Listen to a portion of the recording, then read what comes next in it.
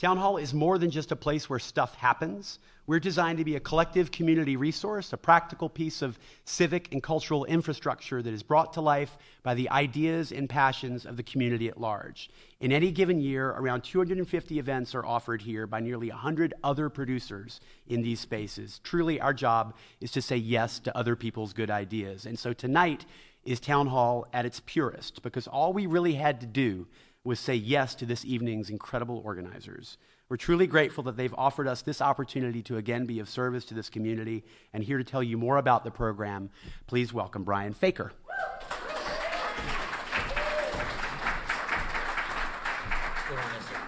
Okay, and I'm moving. All right. So I figured we would all kind of start the evening like this, and I didn't expect us to need microphones. I was wrong. The bar closes at 10:30. I consider that an outrage, but it is what it is. I want to thank the folks, especially now, who are doing the work. On the back there, you will see a big piece of paper with all of the readers' names on it. And we'll be following through the 24 hours as each reader, and that little arrow will tell us where we are. So when you come back, you'll be able to see. I want to thank, for the live feed, Guy Cochran of DVE Store Incorporated and Jacob Stone of Punch Drunk, who went above and beyond, just out of the blue, to bring us the expertise and equipment we needed, including tonight we have the Wowza Clearcaster in the room, which I understand is worth about $1 scabillion. So thank you very much to them. I also want to thank a bunch of people, so I'm going to do this very quickly now. This man right here, Ware Harmon, the executive director of Town Hall Seattle, is one of the true cultural heroes of this city.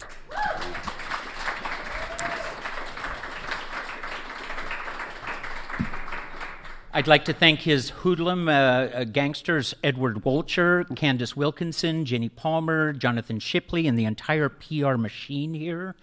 I'd like to thank the folks who are going to support us tonight, Shane, and tonight and through the 24 hours, Shane, Olivia, Haley, Leela, Jacinto, Stephanie, Sasha, KJ, and Bruno, who is in the house at the board tonight. Thank you very much.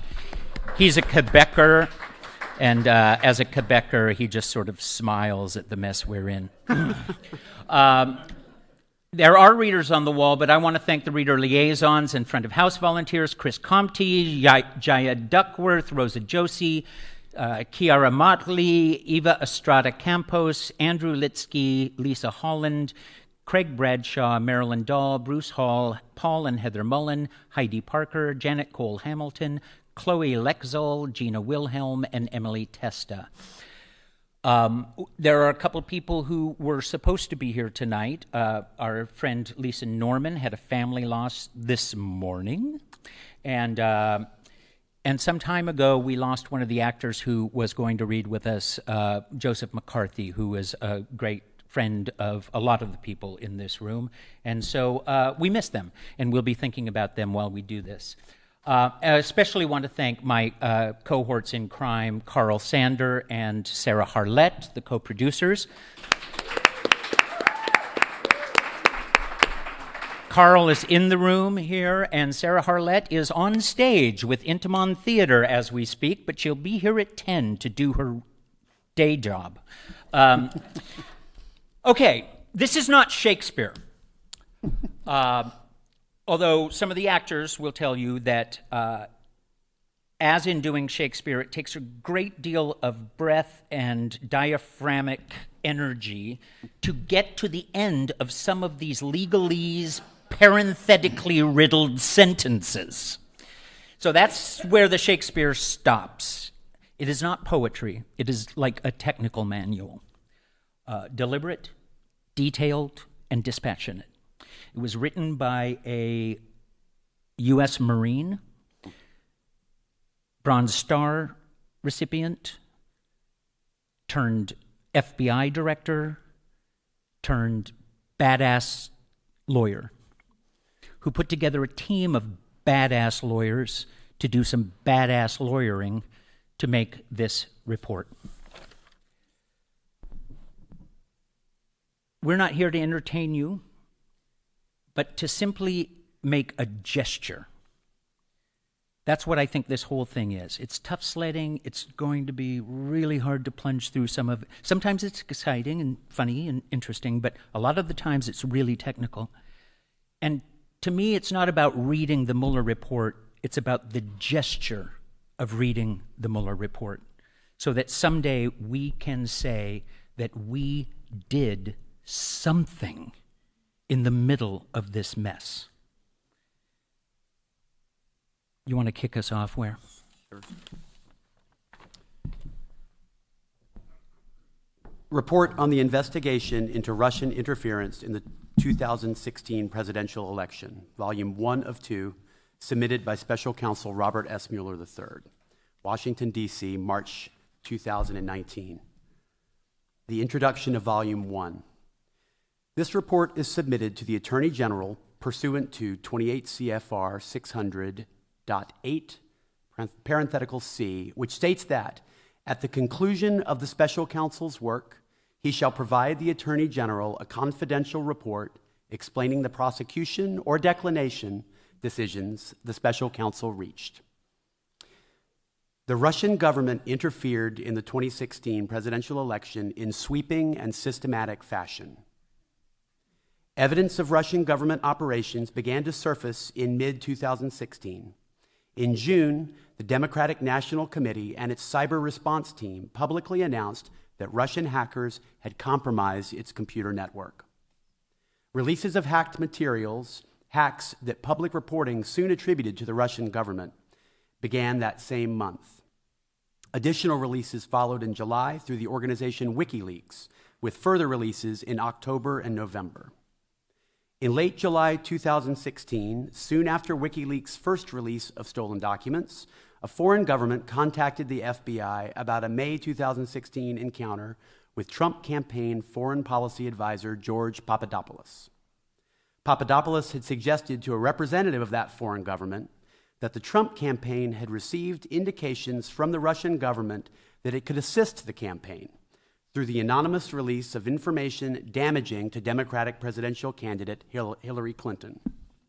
That information prompted the FBI on July 31st, 2016, to open an investigation into whether individuals associated with the Trump campaign were coordinating with the Russian government in its interference activities. That fall, two federal agencies jointly announced that the Russian government directed recent compromises of emails from U.S. persons and institutions, including U.S. political organizations. And these thefts and disclosures are intended to interfere with the U.S. election process. After the election, in late December 2016, the United States imposed sanctions on Russia for having interfered in the election. By early 2017, several congressional committees were examining Russia's interference in the election. Within the executive branch, these investigatory efforts ultimately led to the May 2017 appointment of Special Counsel Robert S. Mueller III. The order appointing the Special Counsel authorized him to investigate the Russian government's efforts to interfere in the 2016 presidential election, including any links or coordination between the Russian government and individuals associated with the Trump campaign. As set forth in detail in this report, the Special Counsel's investigation established that Russia interfered in the 2016 presidential election principally through two operations. First, a Russian entity carried out a social media campaign that favored presidential candidate Donald J. Trump and disparaged presidential candidate Hillary Clinton. Second, a Russian intelligence service conducted computer intrusion operations against entities, employees, and volunteers working on the Clinton campaign, and then released stolen documents. The investigation also identified numerous links between the Russian government and the Trump campaign. Although the investigation established that the Russian government perceived it would benefit from a Trump presidency and worked to secure that outcome, and that the campaign expected it would benefit electorally from information stolen and released through Russian efforts. The investigation did not establish that members of the Trump campaign conspired, coordinated with the Russian government in its election interference activities. Below, we describe the evidentiary considerations underpinning statements about the results of our investigation and the special counsel's charging decisions, and we then provide an overview of the 2 volumes of our report. The report describes actions and events that the special counsel's office found to be supported by the evidence collected in our investigation. In some instances, the report points out the absence of evidence or conflicts in the evidence about a particular fact or event.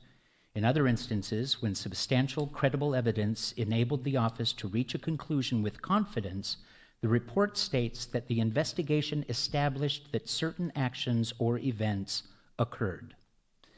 The statement that the investigation did not establish particular facts does not mean there was no evidence of those facts. In evaluating whether evidence about collective action of multiple individuals constituted a crime, we applied the framework of conspiracy law, not the concept of collusion. In so doing, the office recognized that the word collude was used in communications with the acting attorney general confirming certain aspects of the investigation's scope, and that term has frequently been invoked in public reporting about the investigation. But collusion is not a specific offense or theory of liability found in the United States Code, nor is it a term of art in federal criminal law.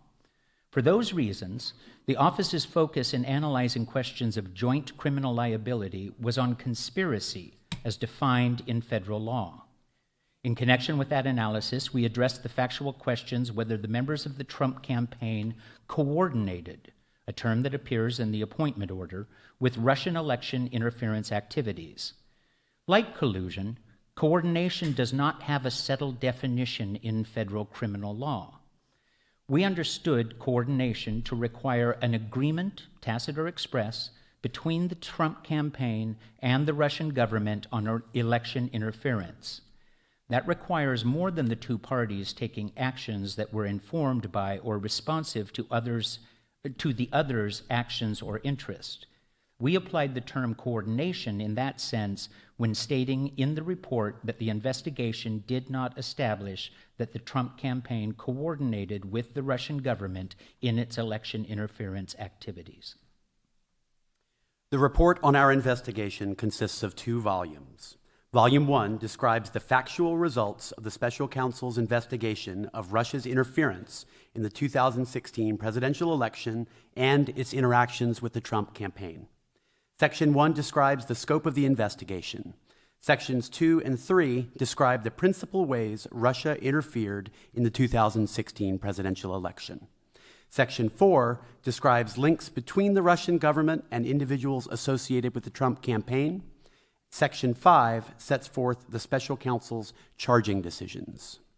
Volume 2 addresses the president's actions toward the FBI's investigation into Russia's interference in the 2016 presidential election and related matters, and his actions toward the special counsel's investigation. Volume 2 separately states its framework and the considerations that guided that investigation. Ladies and gentlemen, welcome to the Mueller investigation, the Mueller report, live. Executive Summary to Volume 1, Russian Social Media Campaign. The Internet Research Agency, IRA, carried out the earliest Russian interference operations identified by the investigation. A social media campaign designed to provoke and amplify political and social discord in the United States. The IRA was based in St. Petersburg, Russia, and received funding from Russian oligarch Yevgeny Prigozhin and companies he controlled. Prigozhin is widely reported to have ties to Russian President Vladimir Putin. Redaction citing harm to ongoing matter. In mid-2014, the IRA sent employees to the United States on an intelligence-gathering mission with instructions, redaction citing harm to ongoing matter. The IRA later used social media accounts and interest groups to sow discord in the U.S. political system through what it termed information warfare. The campaign evolved from a generalized program designed in 2014 and 2015 to undermine the U.S. electoral system, to a targeted operation that by early 2016 favored candidate Trump and disparaged candidate Clinton. The IRA's operation also included the purchase of political advertisements on social media in the names of U.S. persons and entities, as well as the staging of political rallies inside the United States. To organize those rallies, IRA employees posed as U.S. grassroots entities and persons and made contact with Trump supporters and Trump campaign officials in the United States. The investigation did not identify evidence that any U.S. persons conspired or coordinated with the IRA. Section 2 of this report details the office's investigation of the Russian social media campaign. Russian hacking operations. At the same time that the IRA operation began to focus on supporting candidate Trump in early 2016, the Russian government employed a second form of interference: cyber intrusions, hacking, and releases of hacked materials damaging to the Clinton campaign. The Russian intelligence service, known as the Main Intelligence Directorate of the General Staff of the Russian Army, GRU, carried out these operations.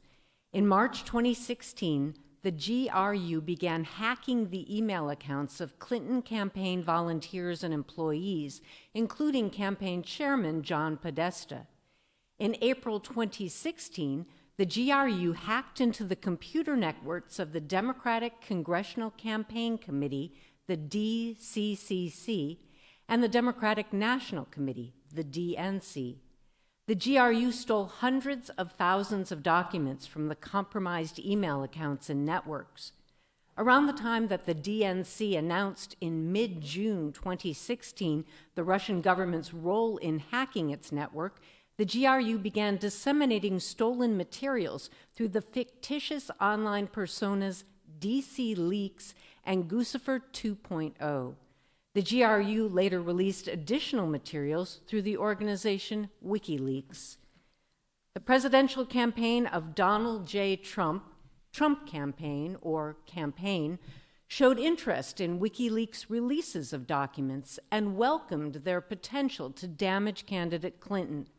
Beginning in 2016, Redacted, citing harm to ongoing matter, forecast to senior campaign officials that WikiLeaks would release information damaging to candidate Clinton. WikiLeaks' first release came in July 2016. Around the same time, candidate Trump announced that he hoped Russia would recover emails described as missing from a private server used by Clinton when she was Secretary of State. He later said he was speaking sarcastically. Redacted, citing harm to ongoing matter. WikiLeaks began releasing Podesta's stolen emails on October 7, 2016, less than 1 hour after a U.S. media outlet released a video considered damaging to candidate Trump. Section 3 of this report details the office's investigation into the Russian hacking operations, as well as other efforts by Trump campaign supporters to obtain Clinton-related emails. Russian contacts with the campaign. The social media campaign and the GRU hacking operations coincided with a series of contacts between Trump campaign officials and individuals with ties to the Russian government. The office investigated whether those contacts reflected or resulted in the campaign conspiring or coordinating with Russia in its election interference activities. Although the investigation established that the Russian government perceived it would benefit from a Trump presidency and worked to secure that outcome, and that the campaign expected it would benefit electorally from information stolen and released through Russian efforts, the investigation did not establish that members of the Trump campaign conspired or coordinated with the Russian government in its election interference activities. The Russian contacts consisted of business connections, offers of assistance to the campaign, invitations for candidate Trump and Putin to meet in person, invitations for campaign officials and representatives of the Russian government to meet, and policy positions seeking improved U.S.-Russian relations. Section 4 of this report details the contacts between Russia and the Trump campaign during the campaign and transition periods, the most salient of which are summarized below in chronological order. 2015. Some of the earliest contacts were made in connection with a Trump Organization real estate project in Russia known as Trump Tower Moscow. Candidate Trump signed a letter of intent for Trump Tower Moscow by November 2015, and in January 2016, Trump Organization executive Michael Cohen emailed and spoke about the project with the Office of Russian Government Press Secretary Dmitry Peskov. The Trump Organization pursued the project through at least June 2016, including by considering travel to Russia by Cohen and candidate Trump. Spring 2016, campaign foreign policy advisor George Papadopoulos made early contact with Joseph Mifsud, a London-based professor who had connections to Russia and traveled to Moscow in April 2016. Immediately upon his return to London from that trip, Mifsud told Papadopoulos that the Russian government had dirt on Hillary Clinton in the form of thousands of emails. 1 week later, in the first weeks of May 2016, Papadopoulos suggested to a representative of a foreign government that the Trump campaign had received indications from the Russian government that it could assist the campaign through the anonymous release of information damaging to candidate Clinton. Throughout that period of time, and for several months thereafter, Papadopoulos worked with Mifsud and 2 Russian nationals to arrange a meeting between the campaign and the Russian government. No meeting took place. Summer 2016. Russian outreach to the Trump campaign continued into the summer of 2016 as candidate Trump was becoming the presumptive Republican nominee for president. On June 9, 2016, for example, a Russian lawyer met with senior Trump campaign officials Donald Trump Jr., Jared Kushner, and campaign chairman Paul Manafort to deliver what the email proposing the meeting had described as, quote, official documents and information that would incriminate Hillary. The materials were offered to Trump Jr. as part of Russia and its government support for Mr. Trump. The written communication setting up the meeting showed that the campaign anticipated receiving information from Russia that could assist candidate Trump's electoral prospects, but the Russian lawyer's presentation did not provide such information. Days after the June 9th meeting, on June 14th, 2016, a cybersecurity firm and the DNC announced that Russian government hackers had infiltrated the DNC and obtained access to opposition research on candidate Trump, among other documents. In July 2016, campaign foreign policy advisor Carter Page traveled in his personal capacity to Moscow and gave the keynote address at the New Economics School. Page had lived and worked in Russia between 2003 and 2007. After returning to the United States, Page became acquainted with at least 2 Russian intelligence officers, one of whom was later charged in 2015 with conspiracy to act as an unregistered agent of Russia. Page's July 2016 trip to Moscow and his advocacy for pro-Russian foreign policy drew media attention. The campaign then distanced itself from Page and by late September 2016 removed him from the campaign. July 2016 was also the month Wikileaks first released emails stolen by the GRU from the DNC. On July 22, 2016, WikiLeaks posted thousands of internal DNC documents revealing information about the Clinton campaign. Within days, there was public reporting that U.S. intelligence agencies had, quote, high confidence that the Russian government was behind the theft of emails and documents from the DNC. And within a week of the release, a foreign government informed the FBI about its May 2016 interaction with Papadopoulos and his statement that the Russian government could assist the Trump campaign. On July 31st, 2016, based on the foreign government reporting, the FBI opened an investigation into potential coordination between the Russian government and individuals associated with the Trump campaign. Separately, on August 2nd, 2016, Trump campaign chairman Paul Manafort met in New York City with his longtime business associate Konstantin Kilimnik, who the FBI assesses to have ties to Russian intelligence. Kilimnik requested the meeting to deliver in person a peace plan for Ukraine that Manafort acknowledged to the special counsel's office was a backdoor way for Russia to control part of eastern Ukraine.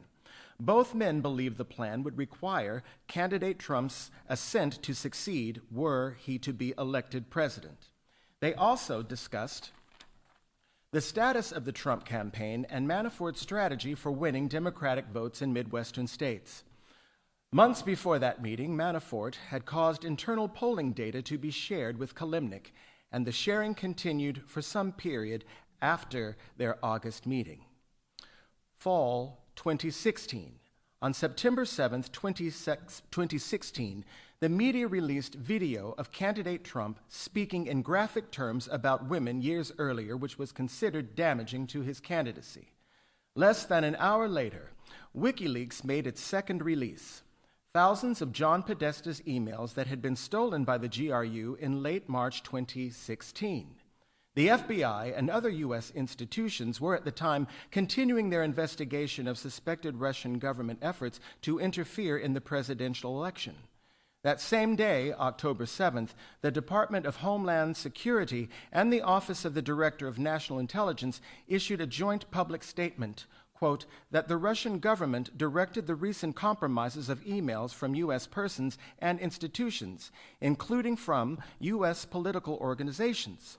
Those thefts and the disclosures of the hacked material through online platforms such as WikiLeaks, the statement continued, are intended to interfere with the U.S. election process, close quote. Post-2016 election. Immediately after the November 8th election, Russian government officials and prominent Russian businessmen began trying to make inroads into the new administration. The most senior levels of the Russian government encouraged these efforts. The Russian embassy made contact hours after the election to congratulate the president-elect and to arrange a call with President Putin. Several Russian businessmen picked up the effort from there. Kirill Dmitriev, the chief executive officer of Russia's sovereign wealth fund, was among the Russians who tried to make contact with the incoming administration. In early December, a business associate steered Dmitriev to Eric Prince, a supporter of the Trump campaign, and an associate of senior Trump advisor Steve Bannon.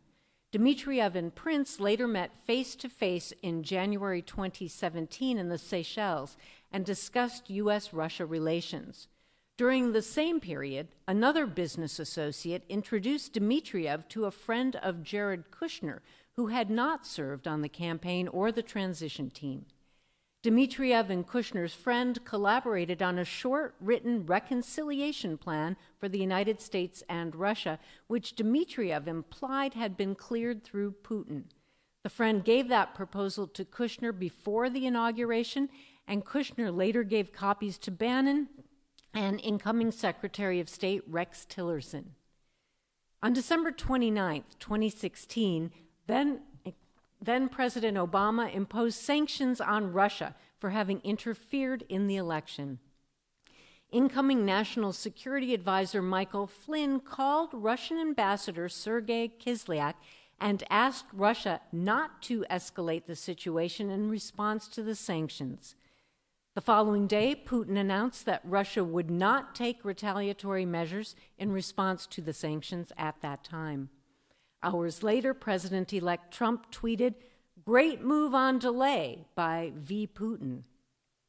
The next day, on December 31st, 2016, Kislyak called Flynn and told him the request had been received at the highest levels and Russia had chosen not to retaliate as a result of Flynn's request.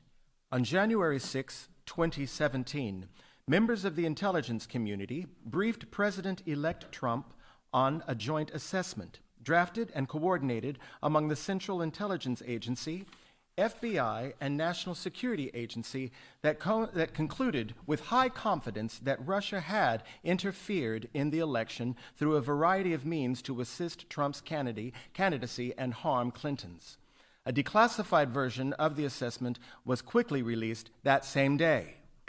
Between mid-January 2017 and early February 2017, 3 congressional committees, the House Permanent Select Committee on Intelligence, HPSCI, the Senate Select Committee on Intelligence, SSCI, and the Senate Judiciary Committee, SJC, announced that they would conduct inquiries or had already been conducting inquiries into Russian interference in the election. Then FBI Director James Comey later confirmed to Congress the existence of the FBI's investigation into Russian interference that had begun before the election.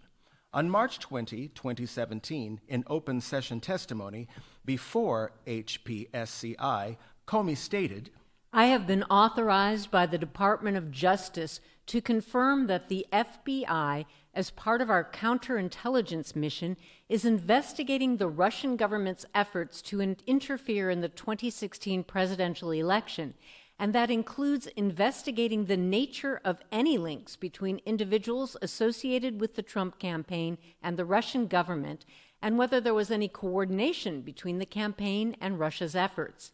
As with any counterintelligence investigation, this will also include an assessment of whether any crimes were committed. The investigation concluded under then-Director Comey for the investigation continued under then-Director Comey for the next 7 weeks until May 9, 2017, when President Trump fired Comey as FBI Director, an action which is analyzed in Volume 2 of the report. On May 17, 2017, Acting Attorney General Rod Rosenstein appointed the special counsel and authorized him to conduct the investigation that Comey had confirmed in his congressional testimony, as well as matters arising directly from the investigation and any other matters within the scope of 28 CFR Section 600.4a, which generally covers efforts to interfere with or obstruct investigation. President Trump reacted negatively to the special counsel's appointment.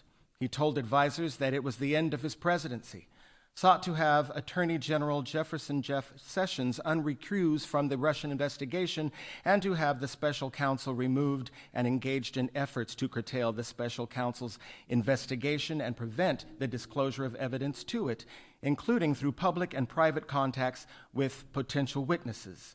And those related actions are described and analyzed in Volume 2 of the report. The special counsel's charging decisions. In reaching the charging decisions described in Volume 1 of the report, the office determined whether the conduct it found amounted to a violation of federal criminal law, chargeable under the principles of federal prosecution.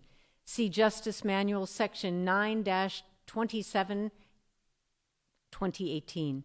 The standard set forth in the Justice Manual is whether the conduct constitutes a crime. If so, whether admissible evidence would probably be sufficient to obtain and sustain a conviction, and whether prosecution would serve a substantial federal interest that could not be adequately served by prosecution elsewhere or through non-criminal alternatives. See Justice Manual. Section 5 of the report provides detailed explanations of the office's charging decisions, which contain 3 main components. First, the office determined that Russia's 2 principal interference operations in the 2016 U.S. presidential election, the social media campaign and the hacking and dumping operations, violated U.S. criminal law. Many of the individuals and entities involved in the social media campaign have been charged with participating in a conspiracy to defraud the United States by undermining through deceptive acts the work of federal agencies charged with regulating foreign influence in U.S. elections, as well as related counts of identity theft. See United States v. Internet Research Agency. Separately, Russian intelligence officers who carried out the hacking into Democratic Party computers and potential email accounts of individuals affiliated with the Clinton campaign conspired to violate, among other federal laws, the Federal Computer Intrusion Statute, and they have been so charged. See United States v. Netyekshio. Redaction cited harm to ongoing matter, personal privacy. Second, while the investigation identified numerous links between individuals with ties to the Russian government and individuals associated with the Trump campaign, the evidence was not sufficient to support criminal charges. Among other things, the evidence was not sufficient to charge any campaign official as an unregistered agent of the Russian government or other Russian principal. And our evidence about the June 9, 2016 meeting and WikiLeaks releases of hacked materials was not sufficient to charge a criminal campaign finance violation. Further, the evidence was not sufficient to charge that any member of the Trump campaign conspired with representatives of the Russian government to interfere with the 2016 election. Third, the investigation established that several individuals affiliated with the Trump campaign lied to the office and to Congress about their interactions with Russian-affiliated individuals and related matters. Those lies materially impaired the investigation of Russian election interference. The office charged some of those lies as violations of the Federal Falsehood Statement Statute. Former National Security Advisor Michael Flynn pleaded guilty to lying about his interactions with Russian Ambassador Kislak during the transition period. George Papadopoulos, a foreign policy advisor during the campaign period, pleaded guilty to lying to investigators about inter alia, the nature and timing of his interactions with Joseph Mifsud, the professor who told Papadopoulos that the Russians had dirt on candidate Clinton in the form of thousands of emails. Former Trump Organization attorney Michael Cohen pleaded guilty to making false statements to Congress about the Trump Moscow project. Redaction cited harm to ongoing matter. And in February 2019, the U.S. District Court for the District of Columbia found that Manafort lied to the office and the grand jury concerning his interactions and communications with Konstantin Kilimnik about Trump campaign polling data and a peace plan for Ukraine. The office investigated several other events that have been publicly reported to involve potential Russian-related contacts. For example, the investigation established that interactions between Russian Ambassador Kislak and Trump campaign officials, both at the candidate's April 2016 foreign policy speech in Washington, D.C., and during the week of the Republican National Convention, were brief, public, and non-substantive. And the investigation did not establish that one campaign official's efforts to dilute a portion of the Republican Party platform on providing assistance to Ukraine were undertaken at the behest of candidate Trump or Russia. The investigation also did not establish that a meeting between Kislak and Sessions in September 2016 at Sessions' Senate office included any more than a passing mention of the presidential campaign. The investigation did not always yield admissible information or testimony or a complete picture of the activities undertaken by subjects of the investigation. Some individuals invoked their Fifth Amendment right against compelled self-incrimination and were not, in the office's judgment, appropriate candidates for grants of immunity. The office limited its pursuit of other witnesses and information, such as information known to attorneys or individuals claiming to be members of the media, in light of internal Department of Justice policies. See, e.g., Justice Manual, Section 9-13.400, 13.410. Some of the information obtained via court process, moreover, was presumptively covered by legal privilege and was screened from investigators by a filter or taint team. Even when individuals testified or agreed to be interviewed, they sometimes provided information that was false or incomplete, leading to some of the false statement charges described above. And the office faced practical limits on its ability to access relevant evidence as well. Numerous witnesses and subjects lived abroad, and documents were held outside the United States. Further, the office learned that some of the individuals we interviewed or whose conduct we investigated, including some associated with the Trump campaign, deleted relevant communications or communicated during the relevant period using applications that feature encryption or do not provide for long-term retention of data or communications records. In such cases, the office was not able to corroborate witness statements through comparison to contemporaneous communications or fully question witnesses without statements that appeared inconsistent with other known facts. Accordingly, while this report embodies factual and legal determinations that the office believes to be accurate and complete to the greatest extent possible, given these identified gaps, the office cannot rule out the possibility that the unavailable information would shed additional light on or cast new light the events described in the report.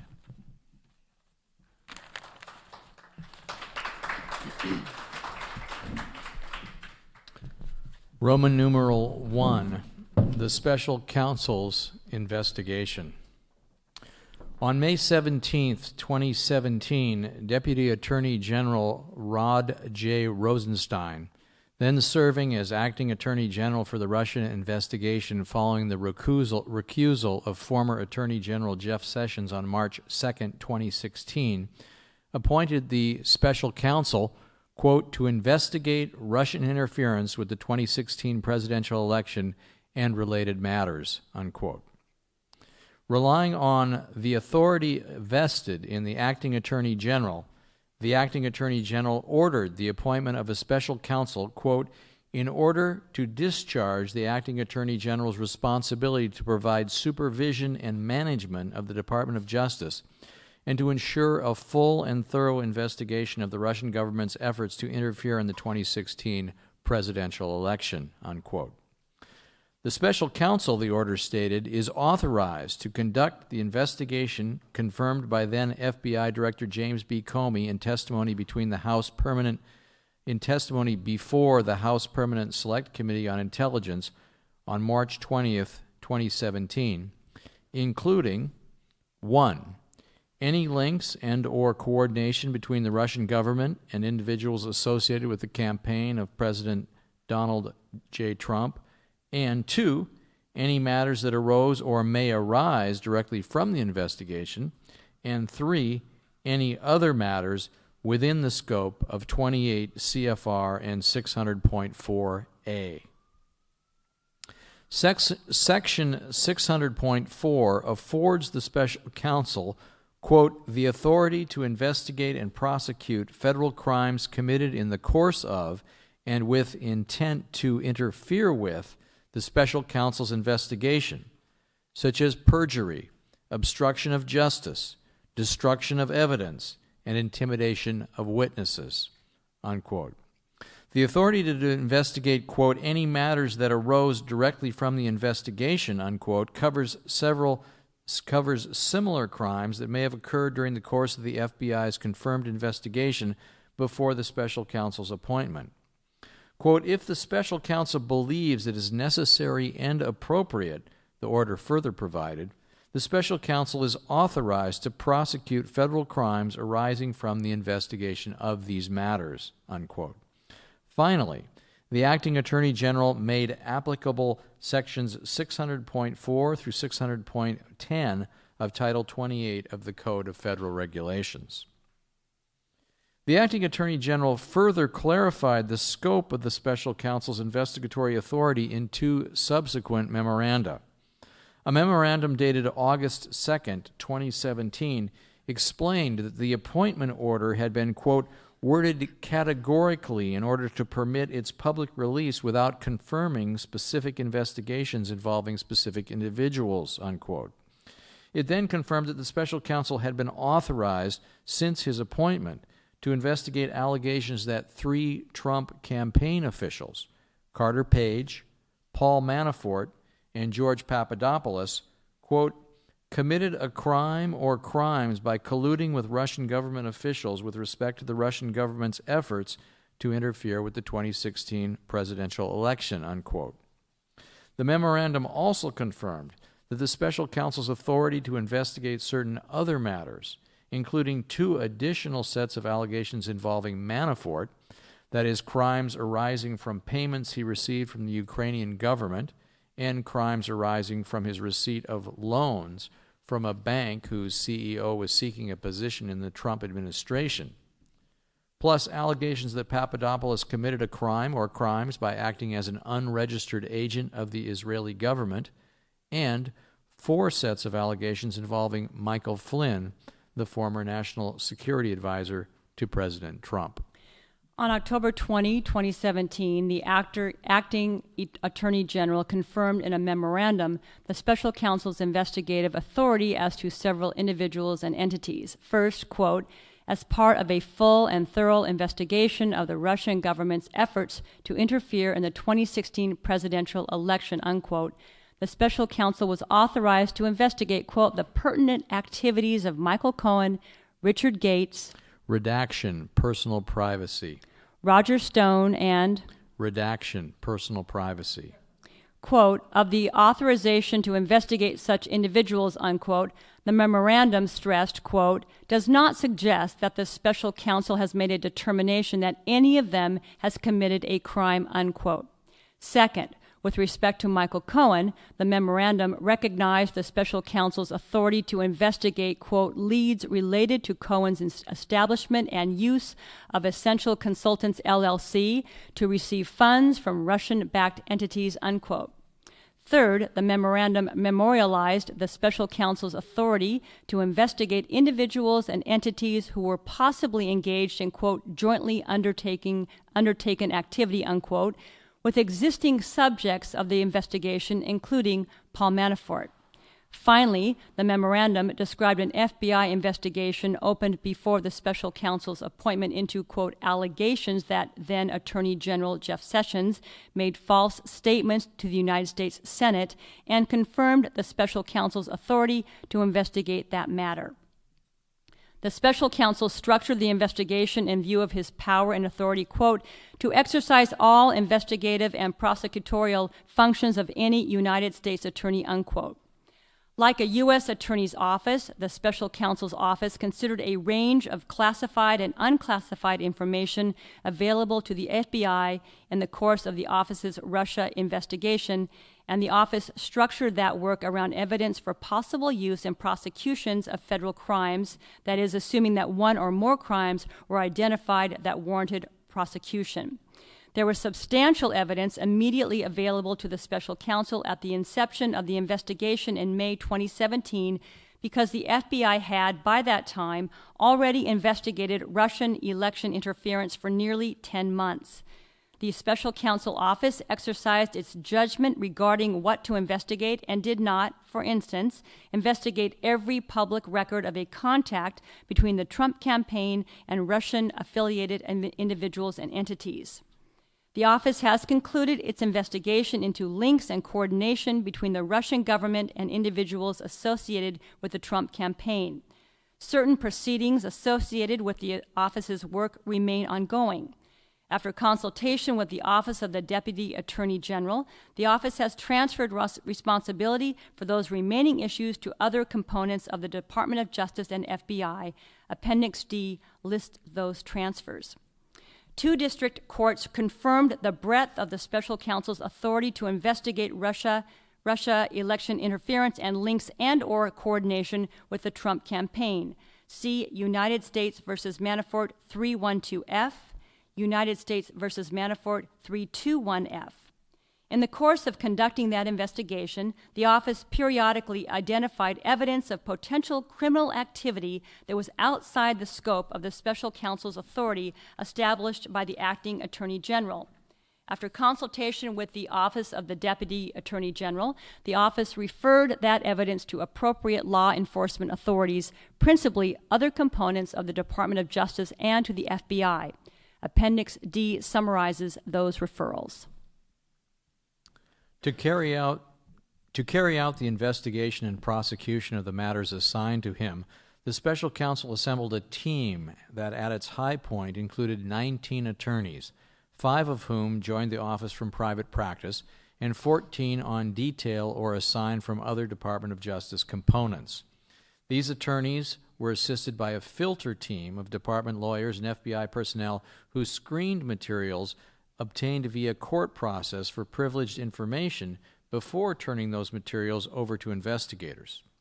A support staff of 3 paralegals on detail from the department's antitrust division, and an administrative staff of 9 responsible for budget, finance, purchasing, human resources, records, facilities, security, information technology, and administrative support. The special counsel attorneys and support staff were co-located with and worked alongside approximately 40 FBI agents, intelligence analysts, forensic accountants, a paralegal, and professional staff assigned by the FBI to assist the special counsel's investigation. Those assigned FBI employees remained under FBI supervision at all times. The matters on which they assisted were supervised by the special counsel. Footnote number 1. FBI personnel assigned to the special counsel's office were required to adhere to all applicable federal law and all department and FBI regulations, guidelines, and policies. An FBI attorney worked on FBI-related matters for the office, such as FBI compliance with all FBI policies and procedures, including the FBI's Domestic Investigations and Operations Guide. That FBI attorney worked under FBI legal supervision, not the special counsel's supervision. During its investigation, the office issued more than 2,800 subpoenas under the auspices of a grand jury sitting in the District of Columbia, executed nearly 500 search and seizure warrants, obtained more than 230 orders for communication records, obtained almost 50 orders authorizing use of pen registers, made 13 requests to foreign governments pursuant to mutual legal assistance treaties, and interviewed approximately 500 witnesses, including almost 80 before a grand jury. From its inception, the office recognized that its investigation could identify foreign intelligence and counterintelligence information relevant to the FBI's broader national security mission. FBI personnel who assisted the office established procedures to identify and convey such information to the FBI. The FBI's Counterintelligence Division met with the office regularly for that purpose for most of the office's tenure. For more than the past year, the FBI also embedded personnel at the office who did not work on the special counsel's investigation, but whose purpose was to review the results of the investigation and to send, in writing, summaries of foreign intelligence and counterintelligence information to FBI HQ and FBI field offices. Those communications and other correspondence between the office and the FBI contain information derived from the investigation, not all of which is contained in this volume. This volume is a summary. It contains, in the office's judgment, that information necessary to account for the special counsel's prosecution and declination decisions and to describe the investigation's main factual results. Roman numeral number 2, Russian, quote, active measures, unquote, social media campaign. The first form of Russian election influence came principally from the Internet Research Agency, LLC, known as IRA, a Russian organization funded by Yevgeny Viktorovich Prigozhin and companies he controlled, including Concord Management and Consulting LLC and Concord Catering, collectively Concord. Footnote number 2. The office is aware of reports that other Russian entities engaged in similar active measures operations targeting the United States. Some evidence collected by the office corroborates those reports, and the office has shared that evidence with other offices in the Department of Justice and FBI.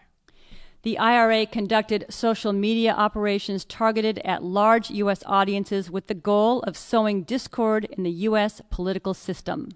Footnote number 3. Redaction, harm to ongoing matter. See also SM 2230634 serial 44 analysis. The FBI case number cited here and other FBI case numbers identified in the report should be treated as law enforcement sensitive given the context. The report contains additional law enforcement sensitive information. These operations constituted, quote, active measures, unquote, a term that typically refers to operations conducted by Russian security services aimed at influencing the course of international affairs. Footnote 4. As discussed in Part 5 below, the active measures investigation has resulted in criminal charges against 13 individual Russian nationals and 3 Russian entities, principally for conspiracy to defraud the United States in violation of 18 U.S.C. and 371. The IRA and its employees began operations targeting the United States as early as 2014. Using fictitious U.S. personas, IRA employees operated social media accounts and group pages designed to attract U.S. audiences. These groups and accounts, which addressed divisive U.S. political and social issues, falsely claimed to be controlled by U.S. activists.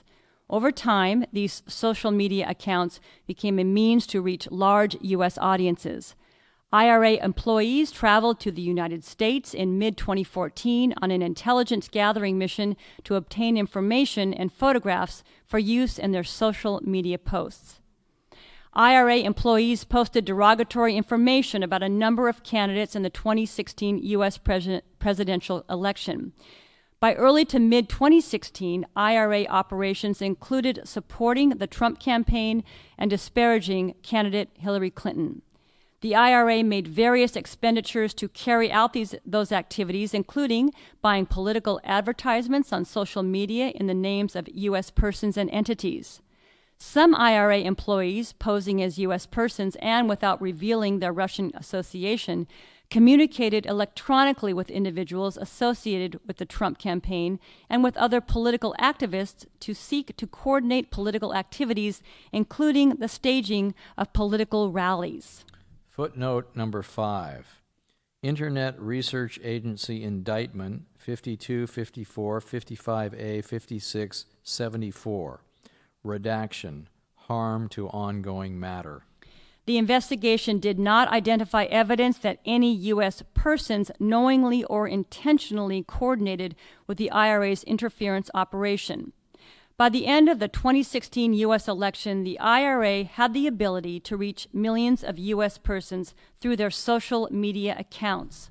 Multiple IRA-controlled Facebook groups and Instagram accounts had hundreds of thousands of U.S. participants. IRA-controlled Twitter accounts separately had tens of thousands of followers, including multiple U.S. political figures who retweeted IRA-created content. In November 2017, a Facebook representative testified that Facebook had identified 470 IRA-controlled Facebook accounts that collectively made 80,000 posts between January 2015 and August 2017. Facebook estimated the IRA reached as many as 126 million persons through its Facebook accounts. Footnote number 6. Social media influence in the 2016 U.S. election hearing before the Senate Select Committee on Intelligence, 115th Congress, 11/1/17. Testimony of Colin Stretch, General Counsel of Facebook, quote, "We estimate that roughly 29 million people were served content in their news feeds directly from the IRA's 80,000 posts over the 2 years. Posts from these pages were also shared, liked, and followed by people on Facebook, and as a result, 3 times more people may have been exposed to a story that originated from the Russian operation.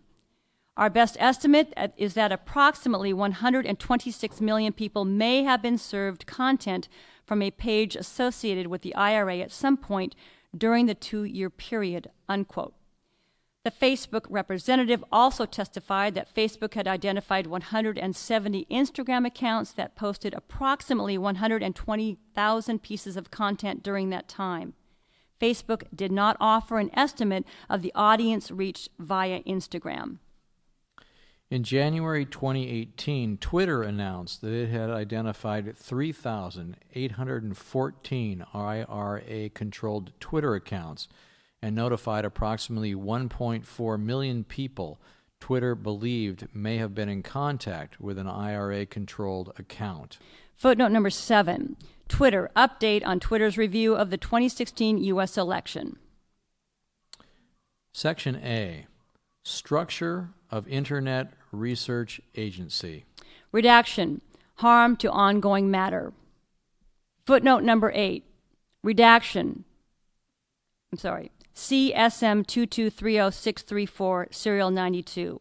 Redaction. Harm to ongoing matter. Footnote number 9. Redaction. Harm to ongoing matter. Footnote number 10.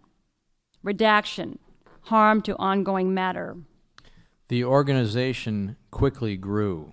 Redaction. Harm to ongoing matter. Footnote number 11. CSM 2230634, serial 86. Redaction. Harm to ongoing matter. Redaction. Harm to ongoing matter. Footnote number 12. Redaction. Harm to ongoing matter. The growth of the organization also led to a more detailed organizational structure. Redaction. Harm to ongoing matter.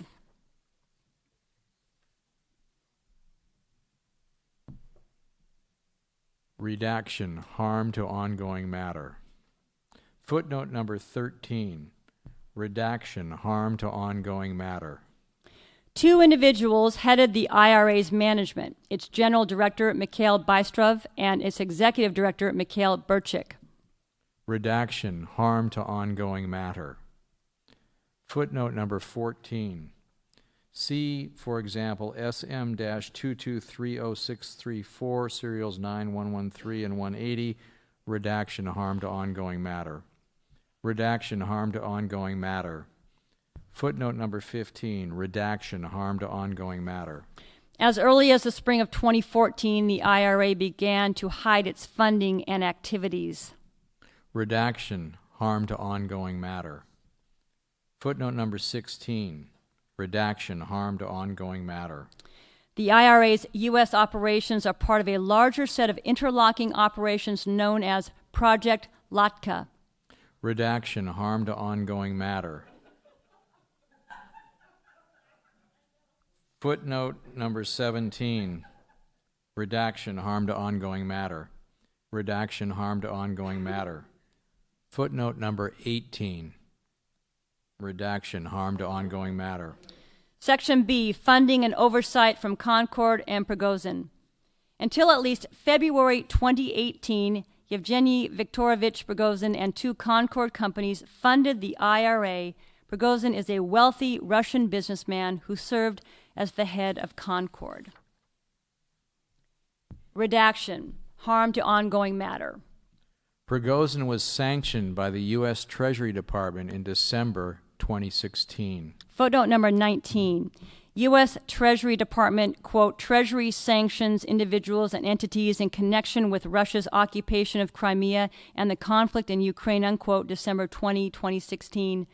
Redaction. Harm to ongoing matter. Footnote number 20. Redaction. Harm to ongoing matter. Footnote number 21. Redaction. Harm to ongoing matter. Numerous media sources have reported on Prigozhin's ties to Putin, and the two have appeared together in public photographs. Footnote number 22. Redaction. Harm to ongoing matter. Footnote number 22. See Neil Makarfarkar, Yevgeny Prigozhin, Russian oligarch indicted by U.S., is known as Putin's cook. New York Times, February 16, 2018. Redaction. Harm to ongoing matter. Footnote number 23. Redaction. Harm to ongoing matter. Redaction. Harm to ongoing matter. Footnote number 24. Redaction. Harm to ongoing matter. Footnote number 25. Redaction. Harm to ongoing matter. Redaction, harm to ongoing matter. Redaction, harm to ongoing matter. Redaction, harm to ongoing matter. Footnote number 26, redaction, harm to ongoing matter. Redaction, harm to ongoing matter. Footnote number 27, redaction, harm to ongoing matter. Redaction, harm to ongoing matter. Redaction, harm to ongoing matter. Footnote number 28. The term troll refers to Internet users, in this context, paid operatives, who post inflammatory or otherwise disruptive content on social media or other websites. Redaction, harm to ongoing matter.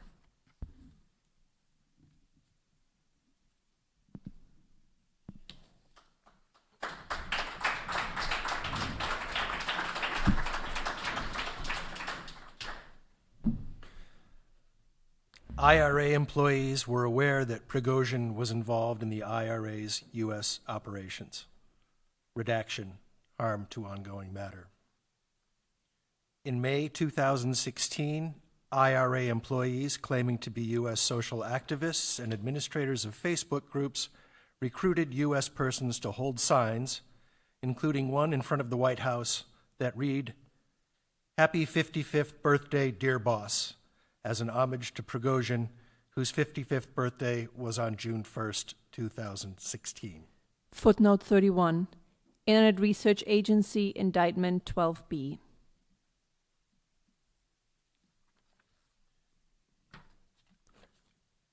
Before we continue, a lot of references are to the IRA, and wanted to reiterate that the IRA is the Internet Research Agency, a Russian company based in St. Petersburg that engages in online influence operations on behalf of Russian businesses and political interests and is funded by Concord.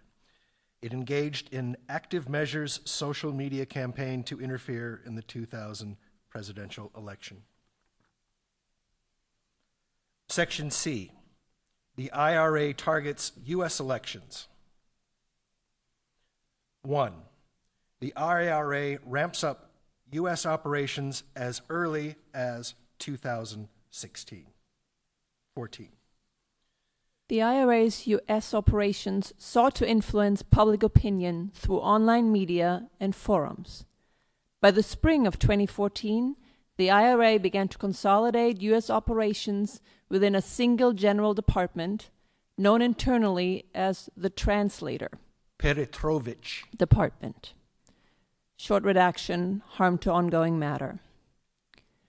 IRA subdivided the Translator Department into different responsibilities, ranging from operations on different social media platforms, to analytics, to graphics, and IT.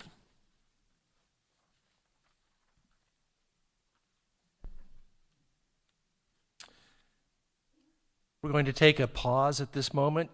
There are about 2 or 3 pages of redacted information due to harm to ongoing matter, so please have a beverage, do what you need to do, and we will resume about 5 or 10 minutes. Redactions. Redactions encompass a total of 7.5% of the Mueller report and are in 4 categories. 1. Grand jury. Federal law says that matters before grand juries should remain private. Grand jury information accounts for 38% of the redactions in the Mueller report. 2. Investigative technique. If released, this information could compromise future intelligence gathering, such as sources or methods of intelligence collection. Investigative technique accounts for 10% of the redactions. 3. Harm to ongoing matter. This includes information that is related to or could influence ongoing cases. During the Mueller investigation, several spin-off cases arose and are now being investigated by federal prosecutors. Harm to ongoing matter accounts for 45% of the redactions. 4. Personal privacy. Justice Department policy prohibits divulging people's names during an investigation unless they are indicted. Personal privacy accounts for 7% of the total redactions.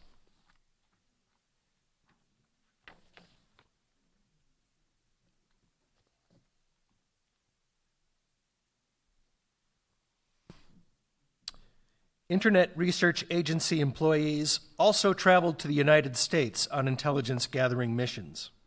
In June 2014, 4 Internet Research Agency employees applied to the U.S. Department of State to enter the United States while lying about the purpose of their trip and claiming to be 4 friends who had met at a party. Ultimately, 2 IRA employees, Anna Bogacheva and Alexandra Krylova, received visas and entered the United States on June 4th, 2014. Prior to traveling, Krylova and Bogacheva compiled itineraries and instructions for the trip. 2. Yeah, there's some redactions. Redactions. 2. U.S. operations through IRA-controlled social media accounts. Dozens of IRA employees were responsible for operating accounts and personas on different U.S. social media platforms. The IRA referred to employees assigned to operate the social media accounts as specialists. Footnote 42, redacted, harm to ongoing matter. Starting as early as 2014, the IRA's U.S. operations included social media specialists focusing on Facebook, YouTube, and Twitter. Footnote redacted. The IRA later added specialists who operated on Tumblr and Instagram accounts. Footnote redacted. Initially, the Internet Research Agency created social media accounts that pretended to be the personal accounts of U.S. persons. Footnote 45, Facebook ID Alex Anderson, Facebook ID Andrea Hansen, Facebook ID Gary Williams, Facebook ID Lakeisha Richardson. By early 2015, the IRA began to create larger social media groups or public social media pages that claimed, falsely, to be affiliated with U.S. political and grassroots organizations. In certain cases, the IRA created accounts that mimicked real U.S. organizations. For example, one IRA-controlled Twitter account, @10_GOP, purported to be connected to the Tennessee Republican Party. Footnote 46. The account claimed to be the, quote, unofficial Twitter of Tennessee Republicans, end of quote, and made posts that appeared to be endorsements of the state political party. Quote, Tennessee GOP backs @real Donald Trump, period. Hashtag Make America Great Again. Hashtag TNGOP. Hashtag Tennessee. Hashtag GOP. End of quote. More commonly, the Internet Research Agency created accounts in the names of fictitious U.S. organizations and grassroots groups and used these accounts to pose as anti-immigration groups, Tea Party activists, Black Lives Matter protesters, and other U.S. social and political activists. The IRA closely monitored the activity of its social media accounts. We then have about a page of redactions and redacted footnotes due to harm to ongoing matter. By February 2016, internal IRA documents refer to support for the Trump campaign and opposition to candidate Clinton. Footnote: the IRA posted content about the Clinton candidacy before Clinton officially announced her presidential campaign. The IRA-controlled social media accounts criticized Clinton's record as Secretary of State and promoted various critiques of her candidacy. The IRA also used other techniques. For example, redaction, harm to ongoing matter, directions to IRA operators, redaction, harm to ongoing matter, main idea to use any opportunity to criticize Hillary Clinton and the rest, except Sanders and Trump, we support them. Redaction, harm to ongoing matter. The focus of the U.S. presidential campaign continued throughout 2016. On a redacted date in 2016, internal redaction, reviewing the IRA-controlled Facebook group Secured Borders, the author criticized the lower number of posts dedicated to criticizing Hillary Clinton and reminded the Facebook specialists it is imperative to intensify criticizing Hillary Clinton. Footnote 51 redacted. IRA employees also acknowledged that their work focused on influencing the U.S. presidential election. There's now roughly a 7-page redaction. I'm sorry, 7-line redaction. Yeah, sorry. 3. U.S. operations through Facebook. Many IRA operations used Facebook accounts created and operated by its specialists. About a half-page redaction citing harm to ongoing matter. IRA Facebook groups active during the 2016 campaign covered a range of political issues and included purported conservative groups, with names such as Being Patriotic, Stop All Immigrants, Secured Borders, and Tea Party News, purported black social justice groups, Black Matters, Blacktivist, and Don't Shoot Us, LGBTQ groups, LGBT United, and religious groups. United Muslims of America.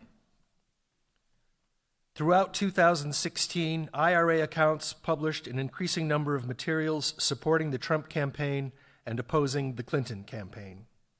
For example, on May 31st, 2016, the operational account Matt Skyber began to privately message dozens of pro-Trump Facebook groups, asking them to help plan a, quote, pro-Trump rally near Trump Tower, end of quote. To reach larger U.S. audiences, the IRA purchased advertisements from Facebook that promoted the IRA groups on the news feeds of U.S. audience members. According to Facebook, the IRA purchased over 3,500 advertisements, and the expenditures totaled approximately $100,000. Footnote number 56, social media influence on the 2016 U.S. election, hearing before the Senate Select Committee on Intelligence, 115th Congress, November 1st, 2017, testimony of Colin Stretch, General Counsel of Facebook. During the U.S. presidential campaign, many Internet Research Agency purchased advertisements explicitly supported or opposed a presidential candidate or promoted U.S. rallies organized by the IRA, discussed below. As early as March 2016, the IRA purchased advertisements that overtly opposed the Clinton campaign. For example, on March 18, 2016, the IRA purchased an advertisement depicting candidate Clinton and a caption that read in part, quote, if one day God lets this liar into the White House as a president, that day would be a real national tragedy, end of quote. Similarly, on April 6, 2016, the IRA purchased advertisements for its account Black Matters, calling for a flash mob of U.S. persons to, quote, take a photo with hashtag Hillary Clinton for Prison 2016 or hashtag No Hillary 2016. IRA purchased advertisements featuring Clinton were, with very few exceptions, negative.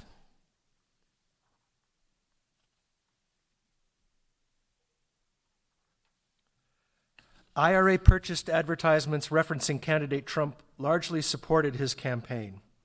The first known Internet Research Agency advertisement explicitly endorsing the Trump campaign was purchased on April 19, 2016. The IRA bought an advertisement for its Instagram account, Tea Party News, asking U.S. persons to help them make a patriotic team of young Trump supporters by uploading photos with the hashtag Kids for Trump. In subsequent months, the IRA purchased dozens of advertisements supporting the Trump campaign, predominantly through the Facebook groups Being Patriotic, Stop All Invaders, and Secured Borders. Collectively, the Internet Research Agency's social media accounts reached tens of millions of US persons. Individual IRA social media accounts attracted hundreds of thousands of followers. For example, at the time they were deactivated by Facebook in mid-2017, the IRA's United Muslims of America Facebook group had over 300,000 followers. The Don't Shoot Us Facebook group had over 250,000 followers, the Being Patriotic Facebook group, had over 200,000 followers, and the Secured Borders Facebook group, had over 130,000 followers. According to Facebook, in total, the IRA-controlled accounts made over 80,000 posts before the deactivation in August 2017, and these posts reached at least 29 million US persons and, quote, may have reached an estimated 126 million people, end of quote. Footnote 62, Social Media Influence in the 2016 U.S. Election, hearing before the Senate Select Committee on Intelligence, 115th Congress. November 1st, 2017, testimony of Colin Stretch, General Counsel of Facebook. Section 4, U.S. operations through Twitter. A number of Internet Research Agency employees assigned to the translator department served as Twitter specialists. There's then a redaction of approximately 4 lines due to harm to ongoing matter. The IRA's Twitter operations involved 2 strategies. First, IRA specialists operated certain Twitter accounts to create individual U.S. personas, redaction, harm to ongoing matter. Separately, the IRA operated a network of automated Twitter accounts, commonly referred to as bot network, that enabled the IRA to amplify existing content on Twitter.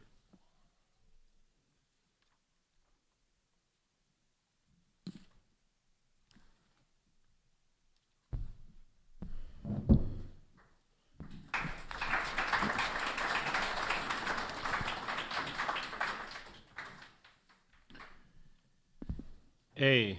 Individualized accounts. Redaction, harm to ongoing matter. Redaction, harm to ongoing matter. Redaction, harm to ongoing matter. The IRA operated individualized Twitter accounts similar to the operation of its Facebook accounts by continuously posting original content to the accounts while also communicating with U.S. Twitter users directly through public tweeting or Twitter's private messaging. The IRA used many of these accounts to attempt to influence U.S. audiences on the election. Individualized accounts used to influence the U.S. presidential election included @10GOP, @JenAbrams, claiming to be a Virginian Trump supporter with 70,000 followers, @Pamela Moore 13, claiming to be a Texan Trump supporter with 70,000 followers, and @America First, an anti-immigration persona with 24,000 followers. Footnote 67. Other individualized accounts included @Missouri News US, an account with 3,800 followers that posted pro-Sanders and anti-Clinton material. In May 2016, the IRA created the Twitter account @MarchForTrump, which promoted IRA-organized rallies in support of the Trump campaign. Redaction, harm to ongoing matter. Redaction, harm to ongoing matter. Using these accounts and others, the IRA provoked reactions from users and the media. Multiple IRA-posted tweets gained popularity. Footnote 70. For example, one IRA account tweeted, "To those people who hate the Confederate flag, did you know that the flag and the war wasn't about slavery? It was all about money." The tweet received over 40,000 responses. U.S. media outlets also quoted tweets from IRA-controlled accounts and attributed them to the reactions of real U.S. persons. Footnote 71. Josephine Lucchito and Chris Wells. Most major outlets have used Russian tweets as sources for partisan opinion. Study Columbia Journalism Review, March 8, 2018. See also, Twitter steps up to explain hashtag New York values to Ted Cruz. Washington Post, January 15, 2016. Citing IRA tweet, people are slamming the CIA for claiming Russia tried to help Donald Trump. U.S. News and World Report, December 12, 2016. Similarly, numerous high-profile U.S. persons, including former Ambassador Michael McFaul, Roger Stone, Sean Hannity, and Michael Flynn Jr. Footnote 75. At M. Flynn Jr., 6/22/17, tweet, this is what happens when you add the voiceover of an old documentary about mental illness onto video of SJWs. Retweeted or responded to tweets posted to these IRA-controlled accounts. Multiple individuals affiliated with the Trump campaign also promoted IRA tweets. B. IRA botnet activities. Footnote 76. A botnet refers to a network of private computers or accounts controlled as a group to send specific automated messages. On the Twitter network, botnets can be used to promote and republish, retweet, specific tweets or hashtags in order for them to gain larger audiences. Redaction, harm to ongoing matter. Redaction, harm to ongoing matter. Redaction, harm to ongoing matter.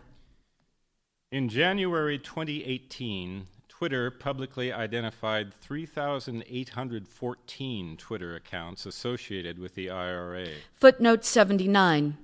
Eli Rosenberg, Twitter to tell 677,000 users they were had by the Russians. Some signs show the problem continues.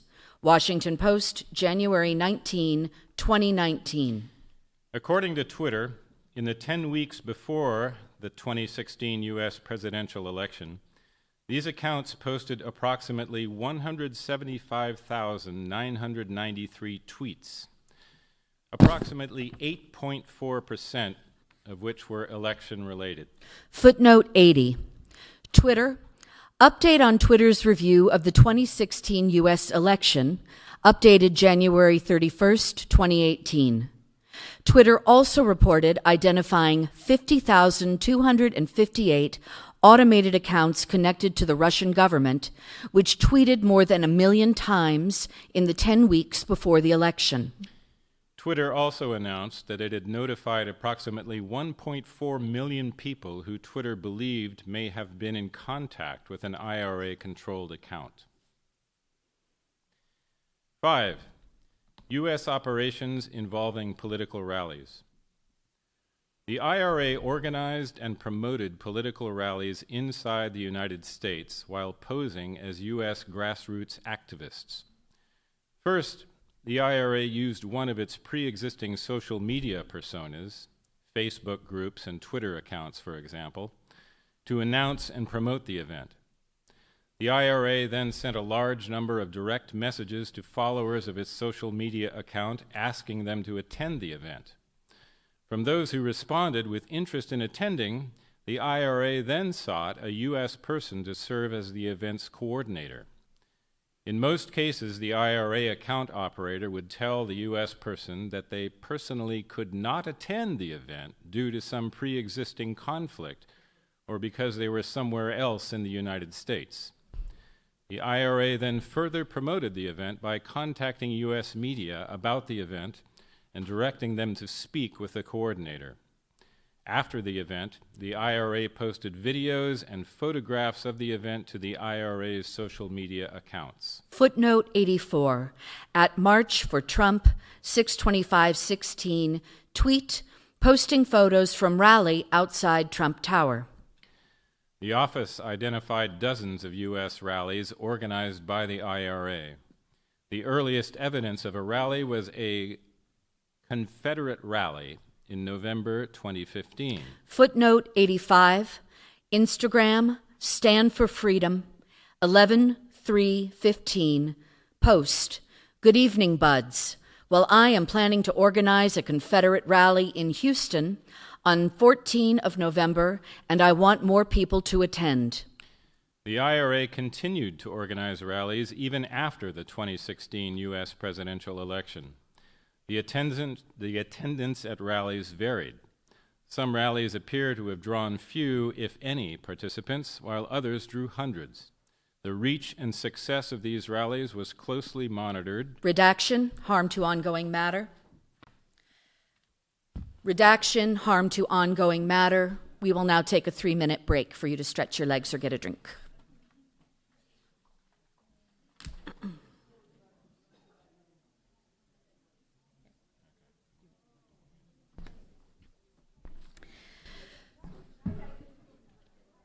From June 2016 until the end of the presidential campaign, almost all of the U.S. rallies organized by the IRA focused on the U.S. election, often promoting the Trump campaign and opposing the Clinton campaign. Pro-Trump rallies included 3 in New York, a series of pro-Trump rallies in Florida in August 2016, and a series of pro-Trump rallies in October 2016 in Pennsylvania. The Florida rallies drew the attention of the Trump campaign, which posted about the Miami rally on candidate Trump's Facebook account, as discussed below. Footnote 86. The pro-Trump rallies were organized through multiple Facebook, Twitter, and email accounts. See, e.g., Facebook ID Matt Skyber, Facebook ID Being Patriotic, Twitter account @MarchForTrump. Rallies were organized in New York on June 25, 2016, Florida on August 20, 2016, and Pennsylvania on October 2, 2016. There is an image of the poster from the Pennsylvania rally, which is a picture of a man in a miner's helmet. He looks to be a miner with the words, "Miners for Trump, bring back our jobs, help Mr. Trump fix it." When, October 2, where Steel Plaza, Pittsburgh, Marconi Plaza, Philly, hashtag Trump Pence 2016. Many of the same IRA employees who oversaw the IRA's social media accounts also conducted the day-to-day recruiting for political rallies inside the United States. Redaction, harm to ongoing matter. 6, targeting and recruitment of U.S. persons. As early as 2014, the IRA instructed its employees to target U.S. persons who could be used to advance its operational goals. Initially, recruitment focused on U.S. persons who could amplify the content posted by the IRA. Redaction, harm to ongoing matter. Redaction, harm to ongoing matter. IRA employees frequently used Redaction, investigative technique. Twitter, Facebook, and Instagram to contact and recruit U.S. persons who followed the group. The IRA recruited U.S. persons from across the political spectrum. For example, the IRA targeted the family of Redaction, personal privacy. And a number of black social justice activists while posing as a grassroots group called, quote, Black Matters US. In February 2017, the persona Black Fist, purporting to want to teach African Americans to protect themselves when contacted by law enforcement, hired a self-defense instructor in New York to offer classes sponsored by Black Fist. The IRA also recruited moderators of conservative social media groups to promote IRA-generated content.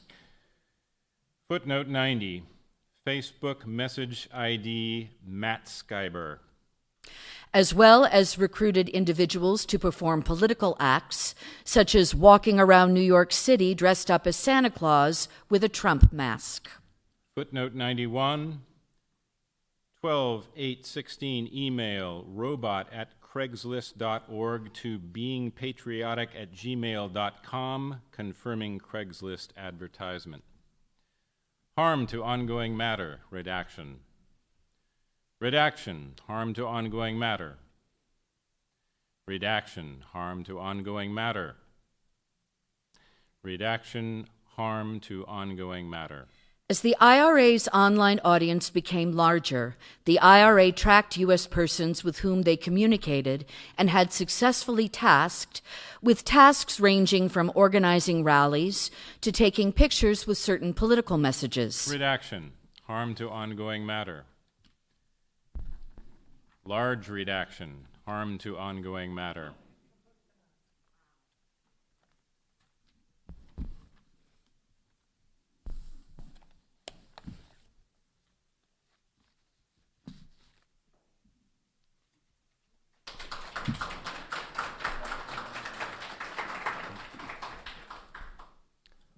Seven, interactions and contacts with the Trump campaign. The investigation identified two different forms of connections between the IRA and members of the Trump campaign. The investigation identified no similar connections between the IRA and the Clinton campaign. First, on multiple occasions, members and surrogates of the Trump campaign promoted, typically by linking, retweeting, or similar methods of reposting, pro-Trump or anti-Clinton content published by the IRA through IRA-controlled social media accounts.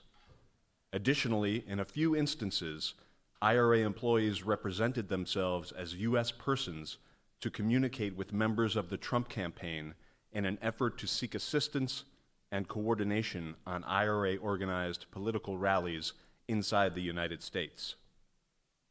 A. Trump campaign promotion of IRA political materials. Among the U.S., quote, leaders of public opinion, unquote, targeted by the IRA were various members and surrogates of the Trump campaign. In total, Trump campaign affiliates promoted dozens of tweets, posts, and other political content created by the IRA. Posts from the IRA-controlled Twitter account @10_GOP were cited or retweeted by multiple Trump campaign officials and surrogates, including Donald J. Trump Jr. Footnote, retweet @10_GOP. Breaking, thousands of names changed on voter rolls in Indiana. Police investigating. #voter fraud. #drain the swamp. Retweet @10_GOP. Breaking, #voter fraud by counting tens of thousands of ineligible mail-in Hillary votes being reported in Broward County, Florida. Trump Jr. retweeted additional @10_GOP content subsequent to the election.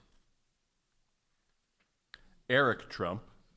Footnote, retweet @10_GOP. Breaking, Hillary shuts down press conference when asked about DNC operatives' corruption and #voter fraud, #debate night, #TrumpB. Kellyanne Conway. Retweet @10GOP. Mother of jailed sailor. Hold Hillary to same standards as my son on classified info. #Hillary's email, #Wienergate. Brad Parscale. Thousands of deplorables chanting to the media, tell the truth. Retweet if you are also done with biased media, ! #Friday feeling. And Michael T. Flynn. Retweeting @10_GOP post that included in part @Real Donald Trump and @Mike Pence will be our next POTUS and VPOTUS. These posts included allegations of voter fraud. Footnote @10GOP. North Carolina finds 2,214 voters over the age of 110. As well as allegations that Secretary Clinton had mishandled classified information. Mother of jailed sailor. No. Yes, mother of jailed sailor. Hold Hillary to same standards as my son on classified info. hashtag Hillary email, hashtag Wienergate.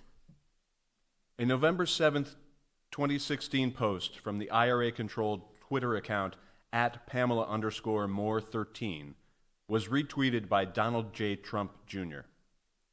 Detroit residents speak out against the failed policies of Obama, Hillary, and Democrats.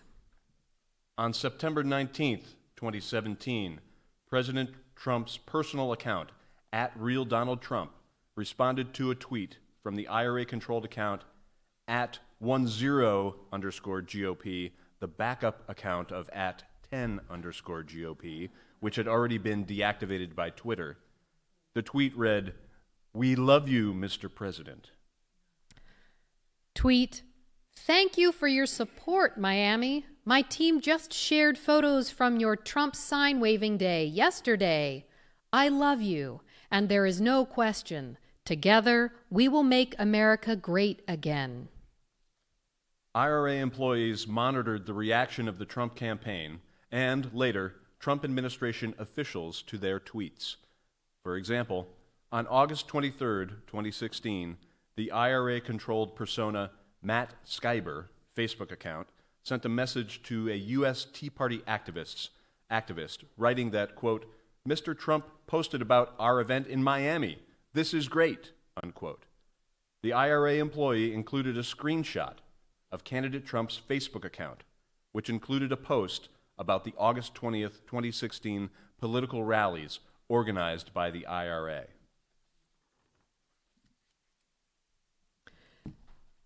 Redaction, harm to ongoing matter.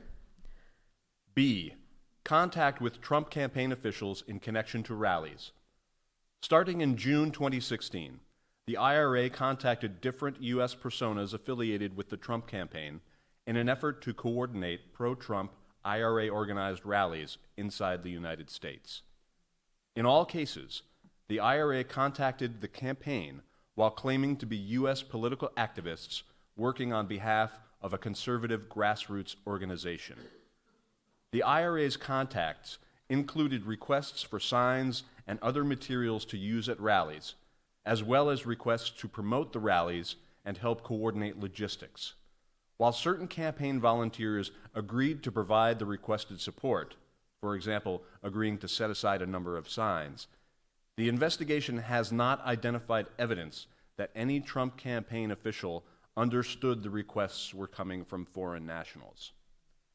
In sum, the investigation established that Russia interfered in the 2016 presidential election through, quote, active measures, unquote, social media campaign carried out by the IRA, an organization funded by Prigozhin and companies that he controlled.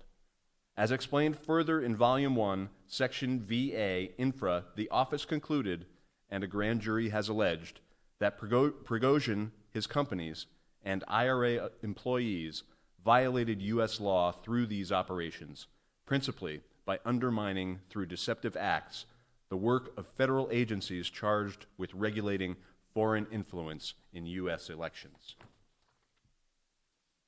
Roman numeral 3, Russian hacking and dumping operations.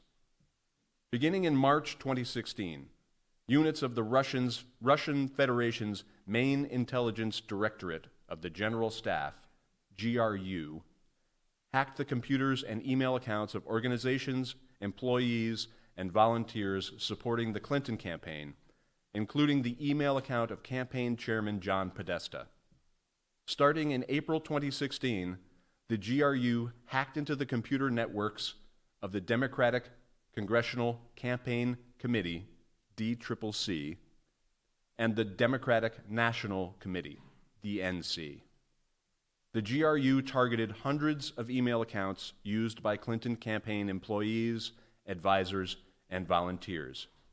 In total, the GRU stole hundreds of thousands of documents from the compromised email accounts and networks.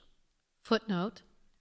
As discussed in Section V below, our office charged 12 GRU officers for crimes arising from the hacking of these computers, principally with conspiring to commit computer intrusions in violation of 18 United States Code Sections 1030 and 371.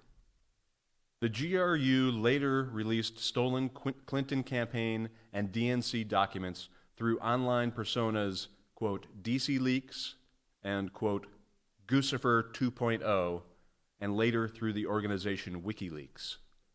The release of the documents was designed and timed to interfere with the 2016 U.S. presidential election and undermine the Clinton campaign.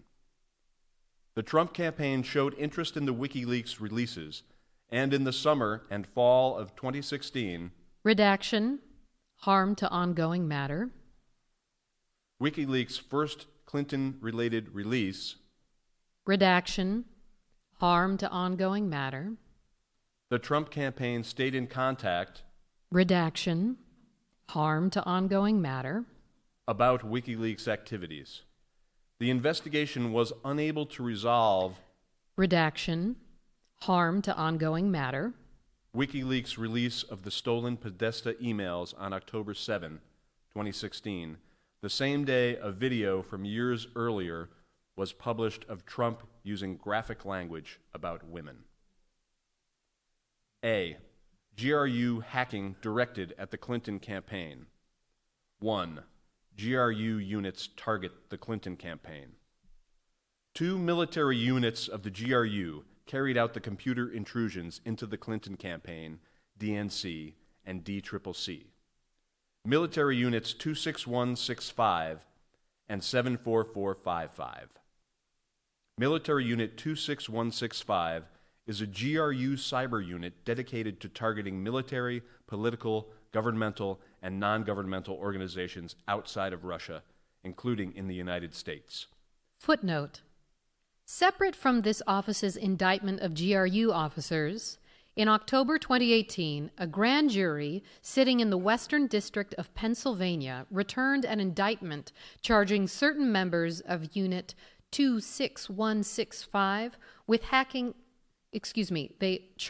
charging certain members of Unit 26165 with hacking the U.S. Anti-Doping Agency, the World Anti-Doping Agency, and other international sport associations. The unit was subdivided into departments with different specialties. One department, for example, developed specialized malicious software, quote, malware, while another department conducted large-scale spear phishing campaigns. Footnote. A spear phishing email is designed to appear as though it originates from a trusted source and solicits information to enable the sender to gain access to an account or network, or causes the recipient to download malware that enables the sender to gain access to an account or network. Redaction, investigative technique. A Bitcoin mining operation to secure Bitcoins used to purchase computer infrastructure used in hacking operations. Footnote. Bitcoin mining consists of unlocking new Bitcoins by solving computational problems. Redaction, investigative technique. Kept its newly mined coins in an account on the Bitcoin exchange platform CEX.io. To make purchases, the GRU routed funds into other accounts through transactions designed to obscure the source of funds. Military Unit 74455 is a related GRU unit with multiple departments that engaged in cyber operations. Unit 74455 assisted in the release of documents stolen by Unit 26165, the promotion of those releases, and the publication of anti-Clinton content on social media accounts operated by the GRU. Officers from Unit 74455 separately hacked computers belonging to state boards of elections, secretaries of state, and U.S. companies that supplied software and other technology related to the administration of U.S. elections. Beginning in mid-March 2016, Unit 26165 had primary responsibility for hacking the DCCC and DNC, as well as email accounts of individuals affiliated with the Clinton campaign. Unit 26165 used Redaction, investigative technique. to learn about Redaction, investigative technique. Different Democratic websites, including Democrats.org, HillaryClinton.com, DNC.org, and DCCC.org. Redaction, investigative technique. Began before the GRU had obtained any credentials or gained access to these networks, indicating that the later DCCC and DNC intrusions were not crimes of opportunity, but rather the result of targeting. GRU officers also sent hundreds of spear phishing emails to the work and personal email accounts of Clinton campaign employees and volunteers. Between March 10, 2016 and March 15, 2016, Unit 26165 appears to have sent approximately 90 spear phishing emails to email accounts at hillaryclinton.com. Starting on March 15, 2016, the GRU began targeting Google email accounts used by Clinton campaign employees, along with a smaller number of DNC.org email accounts. Footnote, redaction, investigative technique. The GRU spear phishing operation enabled it to gain access to numerous email accounts of Clinton campaign employees and volunteers, including campaign chairman John Podesta, junior volunteers assigned to the Clinton campaign's advance team, informal Clinton campaign advisors, and a DNC employee. GRU officers stole tens of thousands of emails from spear phishing victims, including various Clinton campaign-related communications. 2. Intrusions into the DCCC and DNC networks. A. Initial access. By no later than April 12, 2016, the GRU had gained access to the DCCC computer network using the credentials stolen from a DCCC employee who had been successfully spear-phished the week before. Over the ensuing weeks, the GRU traversed the network, identifying different computers connected to the DCCC network. By stealing network access credentials along the way, including those of IT administrators with unrestricted access to the system, the GRU compromised approximately 29 different computers on the DCCC network. Footnote, redaction, investigative technique.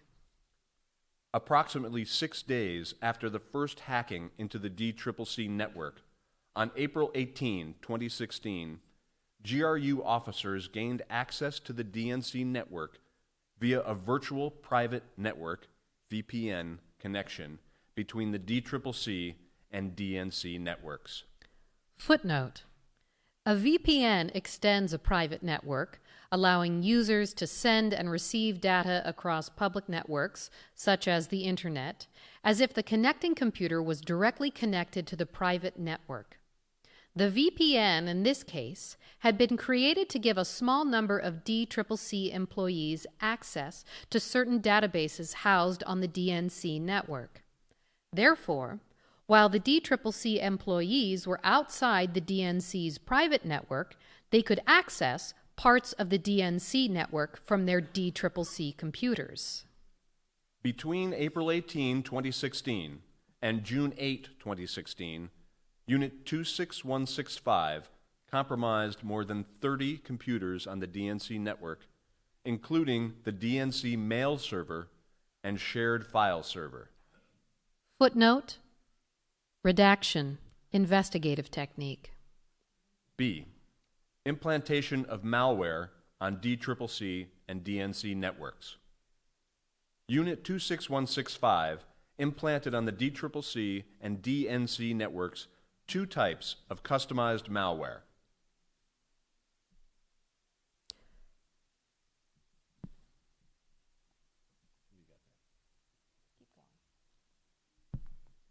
Known as X-Agent and X-Tunnel, Mimikatz, a credential harvesting tool, and RAR.exe, a tool used in these intrusions to compile and compress materials for exfiltration. X-Agent. Footnote, excuse me. Malware is short for malicious software, and here refers to a software's designed to allow a third party to infiltrate a computer without the consent or knowledge of the computer's user or operator. Xagent was a multifunction hacking tool that allowed Unit 26165 to log keystrokes, take screenshots, and gather other data about the infected computers. For example, file directories, operating systems. Footnote, redaction, investigative technique. Xtunnel was a hacking tool that created an encrypted connection between the victim DCCC DNC computers and GRU-controlled computers outside the DCCC and DNC networks that was capable of large-scale data transfers.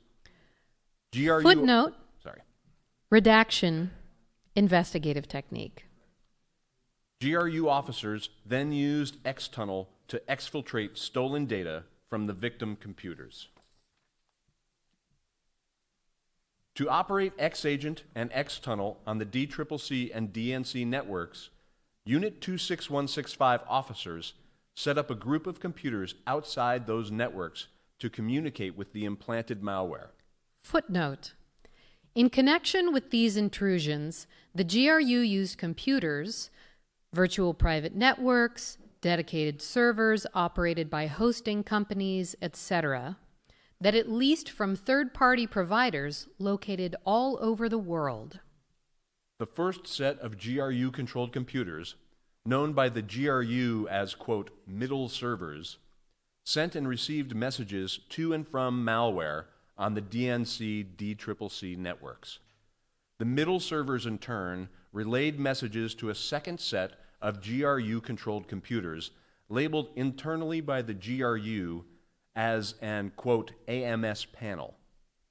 The AMS panel, redaction, investigative technique, served as a nerve center through which GRU officers monitored and directed the malware's operations on the DNC DCCC networks. The AMS panel used to control Xagent during the DCCC and DNC intrusions was housed on a leased computer located near redaction, investigative technique, Arizona. There is now, for about 2/3 of the page, a redaction, and that redaction is all investigative technique.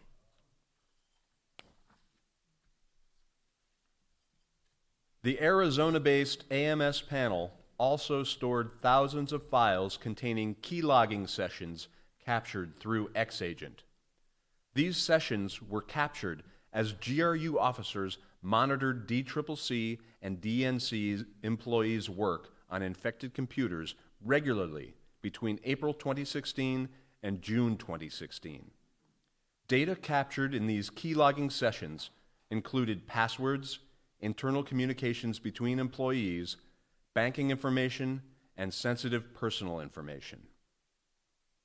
C. Theft of documents from DNC and DCCC networks.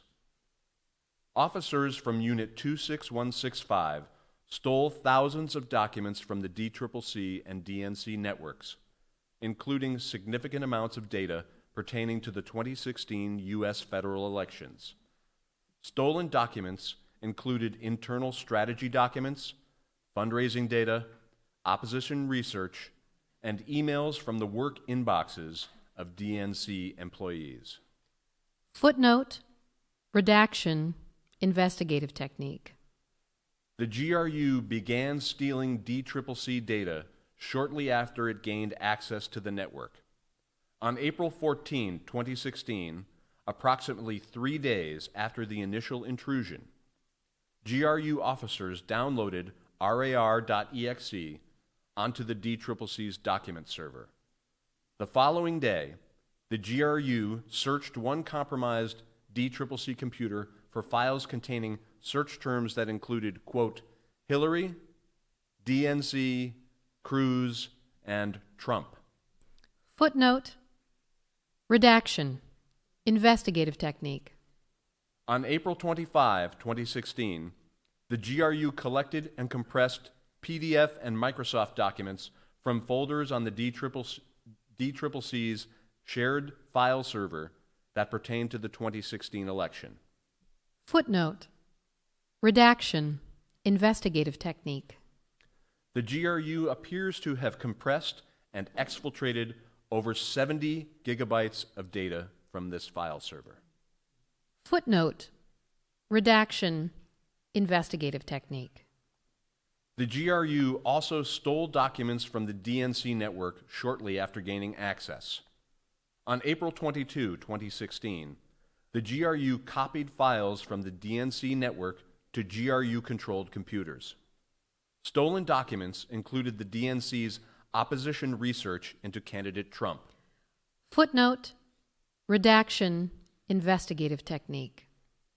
Between approximately May 25, 2016 and June 1, 2016, GRU officers assessed the DNC's mail server from a GRU-controlled computer leased inside the United States. Footnote. Redaction. Investigative technique. As part of its investigation, the FBI later received images of DNC servers and copies of relevant traffic logs.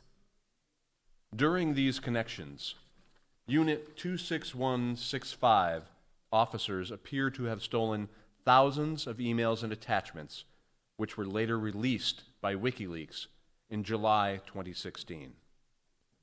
Footnote. The last in-time DNC email released by WikiLeaks was dated May 25, 2016, the same period of time during which the GRU gained access to the DNC's email server. We're going to take a 10-minute break.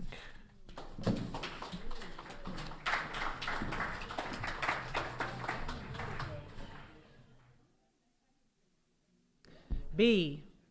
Dissemination of hacked materials. The GRU's operations extended beyond stealing materials and included releasing documents stolen from the Clinton campaign and its supporters. The GRU carried out the anonymous release through two fictitious online personas that it created, DC Leaks and Guccifer 2.0, and later through the organization WikiLeaks. 1. DC Leaks. The GRU began planning the releases at least as early as April 19, 2016, when Unit 26165 registered the domain dcleaks.com through a service that anonymized the registrant. Footnote. Netyeksho indictment, approximately a week before the registration of dcleaks.com, the same actors attempted to register the website electionleaks.com using the same domain registration service. Unit 26165 paid for the registration using a pool of Bitcoin that it had mined. The dcleaks.com landing page pointed to different tranches of stolen documents arranged by victim or subject matter. Other dcleaks.com pages contained indexes of the stolen emails that were being released, bearing the sender, recipient, and date of the email. To control access and the timing of releases, pages were sometimes password protected for a period of time and later made unrestricted to the public. Starting in June 2016, the GRU posted stolen documents onto the website dcleaks.com, including documents stolen from a number of individuals associated with the Clinton campaign. These documents appeared to have originated from personal email accounts, in particular Google and Microsoft accounts. Rather than the DNC and the DCCC computer networks,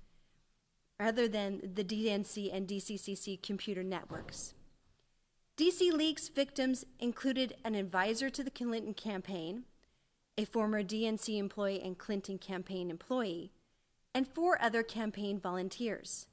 Footnote. Redaction due to investigative technique. The GRU released through dcleaks.com thousands of documents, including personal identifying and financial information, internal correspondence related to the Clinton campaign, and prior political jobs, and fundraising files and information. Footnote. See Internet Archive at dcleaks.com. Additionally, DCLeaks released documents related to redaction, personal privacy, emails belonging to redaction, personal privacy, and emails from 2015 relating to Republican Party employees under the portfolio name, quote, the United States Republican Party, unquote. Quote, the United States Republican Party, unquote, portfolio contained approximately 300 emails from a variety of GOP members, PACs, campaigns, state parties, and businesses dated between May and October 2015. According to open source reporting, these victims shared the same Tennessee-based web hosting company called Smart Tech Corporation. William Bastioni, RNC email was, in fact, hacked by Russians.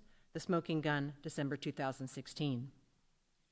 GRU officers operated a Facebook page under the DC Leaks moniker, which they primarily used to promote releases of materials. The Facebook page was administered through a small number of pre-existing GRU-controlled Facebook accounts. GRU officers also used the DC Leaks Facebook account, the Twitter account at DCLeaks_, and the email account dcleaksproject@gmail.com to communicate privately with reporters and other U.S. persons. GRU officers using the DC Leaks persona gave certain reporters early access to archives of leaked files by sending them links and passwords to pages on the DCLeaks.com website that had not yet become public. For example, on July 14th, GRU officers operating under the DC Leaks persona sent a link and password for a non-public DC Leaks webpage to a U.S. reporter via the Facebook account. Similarly, on September 14th, GRU officers sent reporters Twitter direct messages from @DCLeaks_ with a password to another non-public part of the DCLeaks.com website. The DCLeaks.com website remained operational and public until March 2017. 2. Guccifer 2.0. On June 14, 2016, the DNC and its cyber response team announced the breach of the DNC network and suspected theft of DNC documents. In the statements, the cyber response team alleged that Russian state-sponsored actors, which they referred to as Fancy Bear, were responsible for the breach. Footnote. Dmitry Alpernovich, Bears in the Midst, Intrusion into the Democratic National Committee, CrowdStrike blog, June 2016. CrowdStrike updated its post after the June 15th post by Guccifer 2.0, claiming responsibility for the intrusion. Apparently, in response to that announcement on June 15, 2016, GRU officers using the persona Guccifer 2.0 created a WordPress blog. In the hours leading up to the launch of that WordPress blog, GRU officers logged into a Moscow-based server used and managed by Unit 74455 and searched for a number of specific words and phrases in English, including, quote, some 100 sheets, unquote, quote, Illuminati, unquote, and, quote, worldwide known, unquote. Approximately 2 hours after the last of those searches, Guccifer 2.0 published its first post, attributing the DNC server hack to a lone Romanian hacker and using several of the unique English words and phrases that the GRU officers had searched for that day. The same day, June 15th, the GRU also used the Guccifer 2.0 WordPress blog to begin releasing to the public documents stolen from the DNC and the DCC computer networks. The Guccifer 2.0 persona ultimately released thousands of documents stolen from the DNC and the DCCC in a series of blog posts between June 15th and October 18th of 2016. Footnote. Releases of documents on the Gucci for 2.0 blog occurred on 13 separate dates. Released documents included opposition research performed by the DNC, including a memorandum analyzing potential criticisms of candidate Trump, internal policy documents, such as recommendations on how to address politically sensitive issues, analyses of specific congressional races, and fundraising documents. Releases were organized around thematic issues, such as specific states, including Florida and Pennsylvania, that were perceived as competitive in the 2016 U.S. presidential election. Beginning in late 2016, the GRU also used the Gucci for 2.0 persona to release documents directly to reporters and other interested individuals. Specifically, on June 27th, Gucci for 2.0 sent an email to the news outlet The Smoking Gun, offering to provide, quote, exclusive access to some leaked emails linked to Hillary Clinton's staff, unquote. The GRU later sent the reporter a password and link to a locked portion of the DCLeaks.com website that contained an archive of emails stolen by Unit 26165 from a Clinton campaign volunteer in March 2016. That Gucci for 2.0 persona provided reporters access to a restricted portion of the DC Leaks website, tends to indicate that both personas were operated by the same or closely related group of people. Footnote: before sending the reporter the link and password to the closed DC Leaks website, and an apparent effort to deflect attention from the fact that DC Leaks and Gucci for 2.0 were operated by the same organization, the Gucci for 2.0 persona sent the reporter an email stating that DC Leaks was a, quote, WikiLeaks sub-project, unquote, and that Gucci for 2.0 had asked DC Leaks to release the leaked email with, quote, closed access, unquote, to give reporters a preview of them. The GRU continued its release efforts through Gucci for 2.0 into August 2016. For example, on August 15th, the Gucci for 2.0 persona sent a candidate for the U.S. Congress documents related to the candidate's opponent. On August 22nd, 2016, the Gucci for 2.0 persona transferred approximately 2.5 gigabytes of Florida-related data stolen from the DCCC to a U.S. blogger covering Florida politics. On August 22, 2016, the Gucci for 2.0 persona sent a U.S. reporter documents stolen from the DCCC pertaining to the Black Lives Matter movement. The GRU was also in contact through Gucci for 2.0 persona with Redaction, harm to ongoing matter. A former Trump campaign member. Redaction, harm to ongoing matter. In early August 2016. Redaction, harm to ongoing matter. Twitter's suspension of the Gucci for 2.0 Twitter account. After it was reinstated, GRU officers posing as Gucci for 2.0 wrote, Redaction, harm to ongoing matter. Via private message, quote, thank you for writing back. Do you find anything interesting in the docs I posted? Unquote. On August 17th, the GRU added, quote, please tell me if you can help me anyhow. It would be a great pleasure to me, unquote.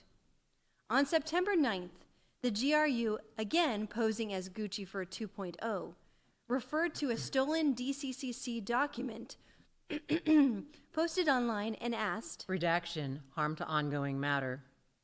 Quote, what do you think of the info on the turnout model for the Democrats' entire presidential campaign? Unquote.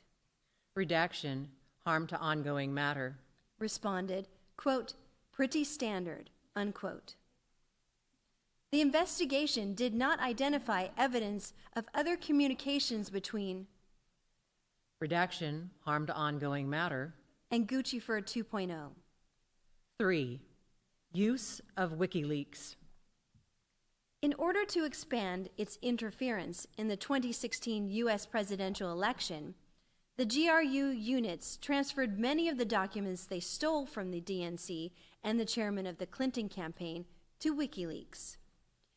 GRU officers used both the DC links and the Gucci for 2.0 personas to communicate with WikiLeaks through Twitter private messaging and through encrypted channels, including possibly through WikiLeaks' private communication system.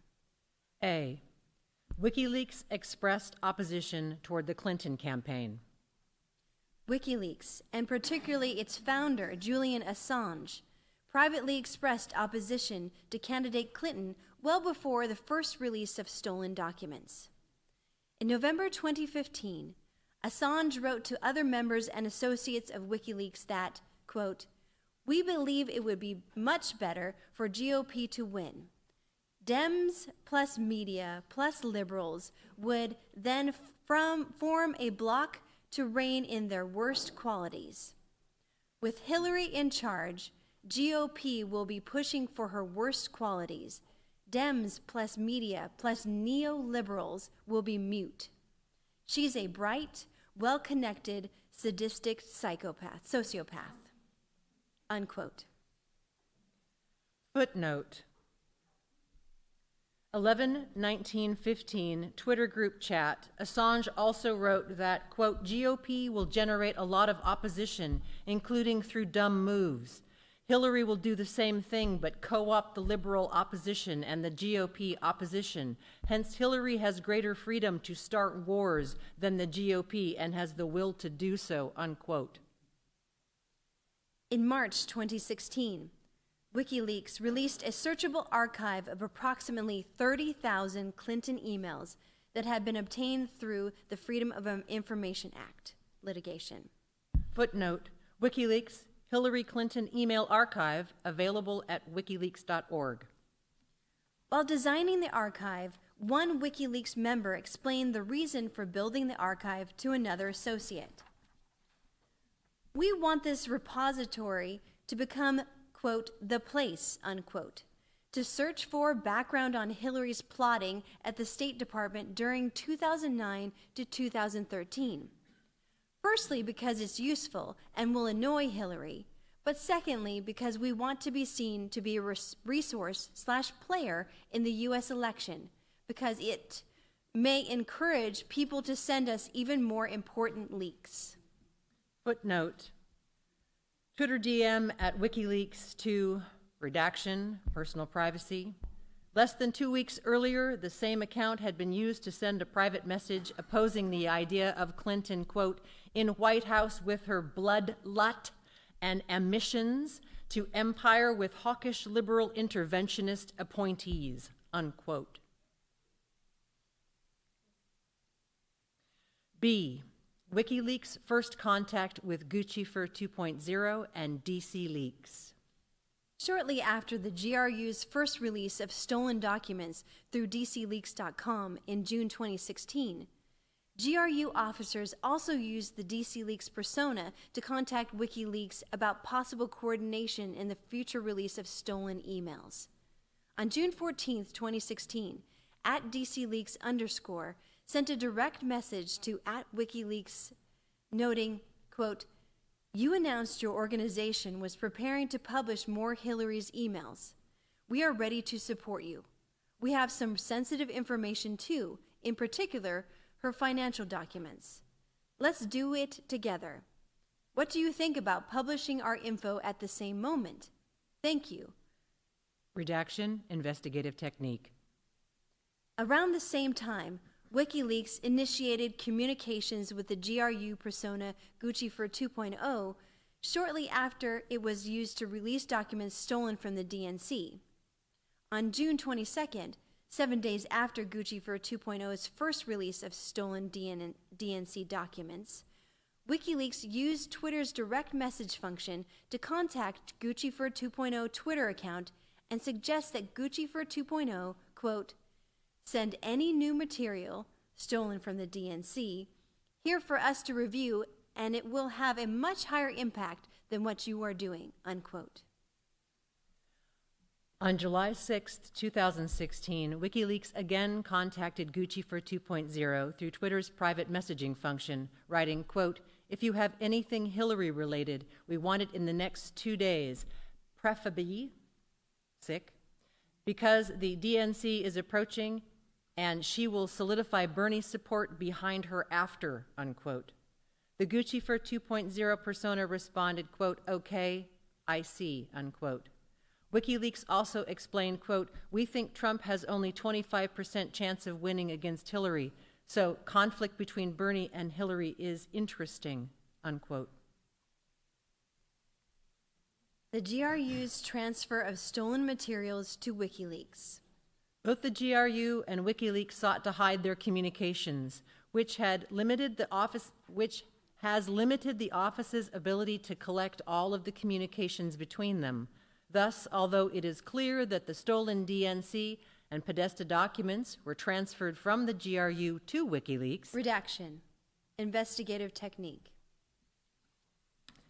The office was able to identify when the GRU, operating through its persona Gucci for 2.0 and DC Leaks, transferred some of the stolen documents to WikiLeaks through online archives set up by the GRU. Assange had access to the internet from the Ecuadorian embassy in London, England. Redaction. Investigative technique.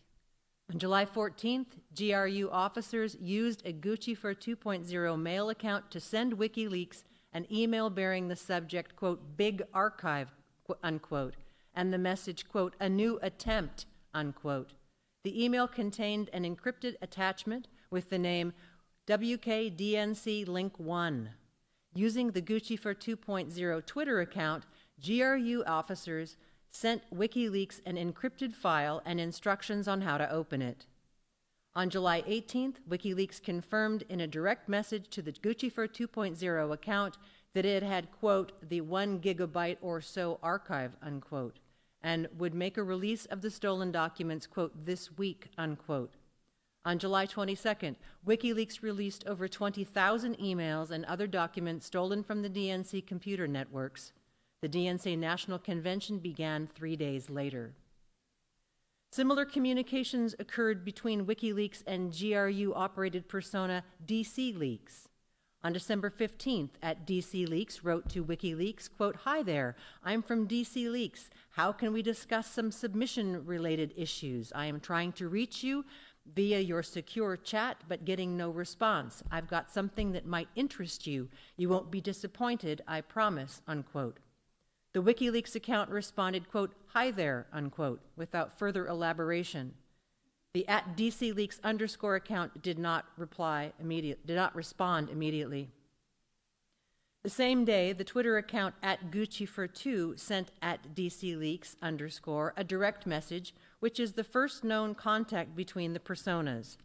During subsequent communications, the Gucci for 2.0 persona informed DC Leaks that WikiLeaks was trying to contact DC Leaks and arrange for a way to speak through encrypted emails. An analysis of the metadata collected from the WikiLeaks site reveals that the stolen Podesta emails show a creation date of September 19, 2016.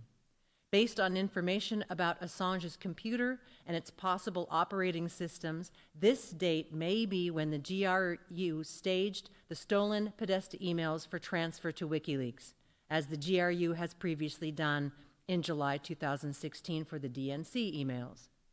The WikiLeaks site also released PDFs and other documents taken from Podesta that were attached to emails in his account. These documents had a creation date of October 2nd, 2016, which appears to be the date the attachments were separately staged by WikiLeaks on its site. Footnote.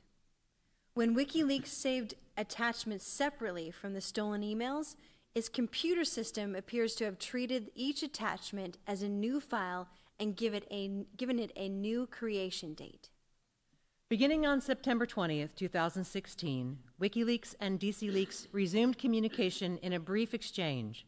On September 22nd, a DC Leaks email account, dcleaksprojects@gmail.com, sent an email to a WikiLeaks account with the subtitle "Submission" and the message, quote, "Hi from DC Leaks," unquote. The email contained a PGP encrypted message with the file name Wikimail. Redaction, investigative technique. The mail, however, bears a number of similarities to the July 14 email in which GRU officers used the Guccifer 2.0 persona to give WikiLeaks access to the archive of DNC files. On September 22nd, the same day the DNC leaks emailed to WikiLeaks, the Twitter account @DCLeaks sent a single message to @WikiLeaks with a string of characters. Redaction, investigative technique. The office cannot rule out that stolen documents were transferred to WikiLeaks through intermediaries who visited during the summer of 2016. For example, public reporting identified Andrew Mueller Megan as a WikiLeaks associate who may have assisted with the transfer of these stolen documents to WikiLeaks. Footnote. Ellen Nakashima, a German hacker, offers a rare look inside the secretive world of Julian Assange and WikiLeaks. Washington Post, January 17th, 2018. And then redaction, investigative technique. On October 7, 2016, WikiLeaks released the first email stolen from the Podesta email account. In total, WikiLeaks released 33 tranches of stolen email between October 7th and November 7th. The releases included private speeches given by Clinton, internal communications between Podesta and other high-ranking members of the Clinton campaign, and correspondence relating to the Clinton Foundation. In total, WikiLeaks released over 50,000 documents stolen from Podesta's personal email account. The last in-time email released from Podesta's account was dated March 22, 2016, 2 days after Podesta received a spear phishing email sent by the GRU. D. WikiLeaks statements dissembling about the source of stolen materials. As reports attributing the DNC and the DCCC hacks to the Russian government emerged, WikiLeaks and Assange made several public statements apparently designed to obscure the source of the material that WikiLeaks was releasing. The file transfer evidence described above and other information uncovered during the investigation discredit WikiLeaks' claim about the source of material that it posted. Beginning in the summer of 2016, Assange and WikiLeaks made a number of statements about Seth Rich, a former DNC staff member who was killed in July 2016. The statement about Rich implies falsely that he had been the source of the stolen DNC emails. On August 9th, the WikiLeaks Twitter account posted, "Announce. WikiLeaks has decided to issue a US $20,000 reward for information leading to conviction for the murder of DNC staff Seth Rich." Likewise, on August 25th, Assange was asked in an interview, quote, "Why are you so interested in Seth Rich's killer?" unquote, and responded, quote, "We're very interested in anything that might be a threat to alleged WikiLeaks sources," unquote. The interviewer responded to Assange's statement by commenting, quote, "I know you don't want to reveal your source, but it certainly sounds like you're suggesting a man who leaked information to WikiLeaks was then murdered," unquote. Assange replied, quote, "If there is someone who is potentially connected to our publication, and that person has been murdered in suspicious circumstances, it doesn't necessarily mean that the two are connected, but it is a very serious matter. That type of allegation is very serious, and it's taken very seriously by us," unquote. Footnote. See Assange, murdered DNC staffer was potential WikiLeaks source. Fox News, August 25th, 2016. Containing video of Assange interview by Megyn Kelly. After the U.S. intelligence community publicly announced its assessment that Russia was behind the hacking operation, Assange continued to deny that the Clinton materials released by WikiLeaks had come from Russian hacking. According to media reports, Assange told a U.S. congressman that the DNC hack was a, quote, "inside job," unquote, and purported to have a, quote, "have physical proof," unquote, that Russia did not give materials to Assange. Footnote. M. Raju and Z. Cohen, A GOP congressman's lonely quest defending Julian Assange. CNN, May 23, 2018. While releasing the stolen emails and documents through DC Leaks, Guccifer 2.0, and Wikileaks, GRU officers continue to target and hack victims linked to the Democratic campaign and eventually to target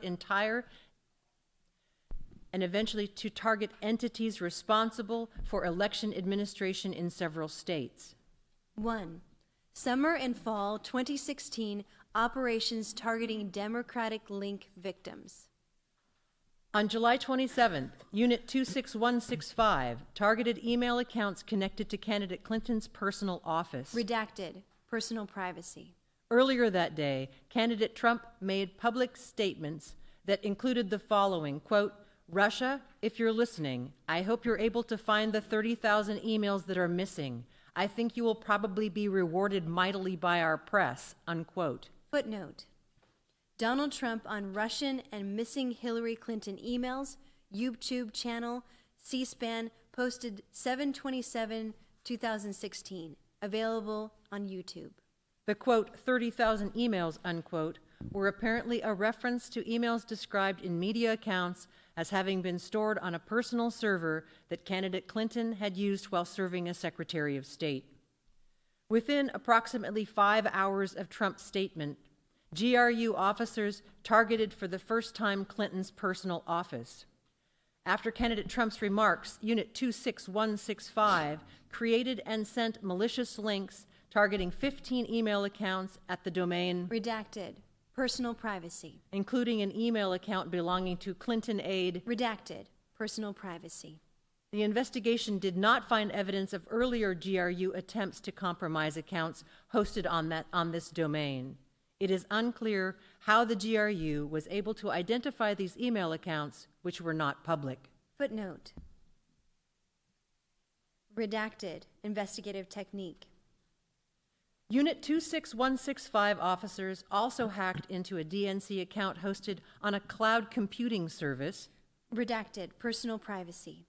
On September 20th, the GRU began to generate copies of the DNC data using Redacted. Personal privacy.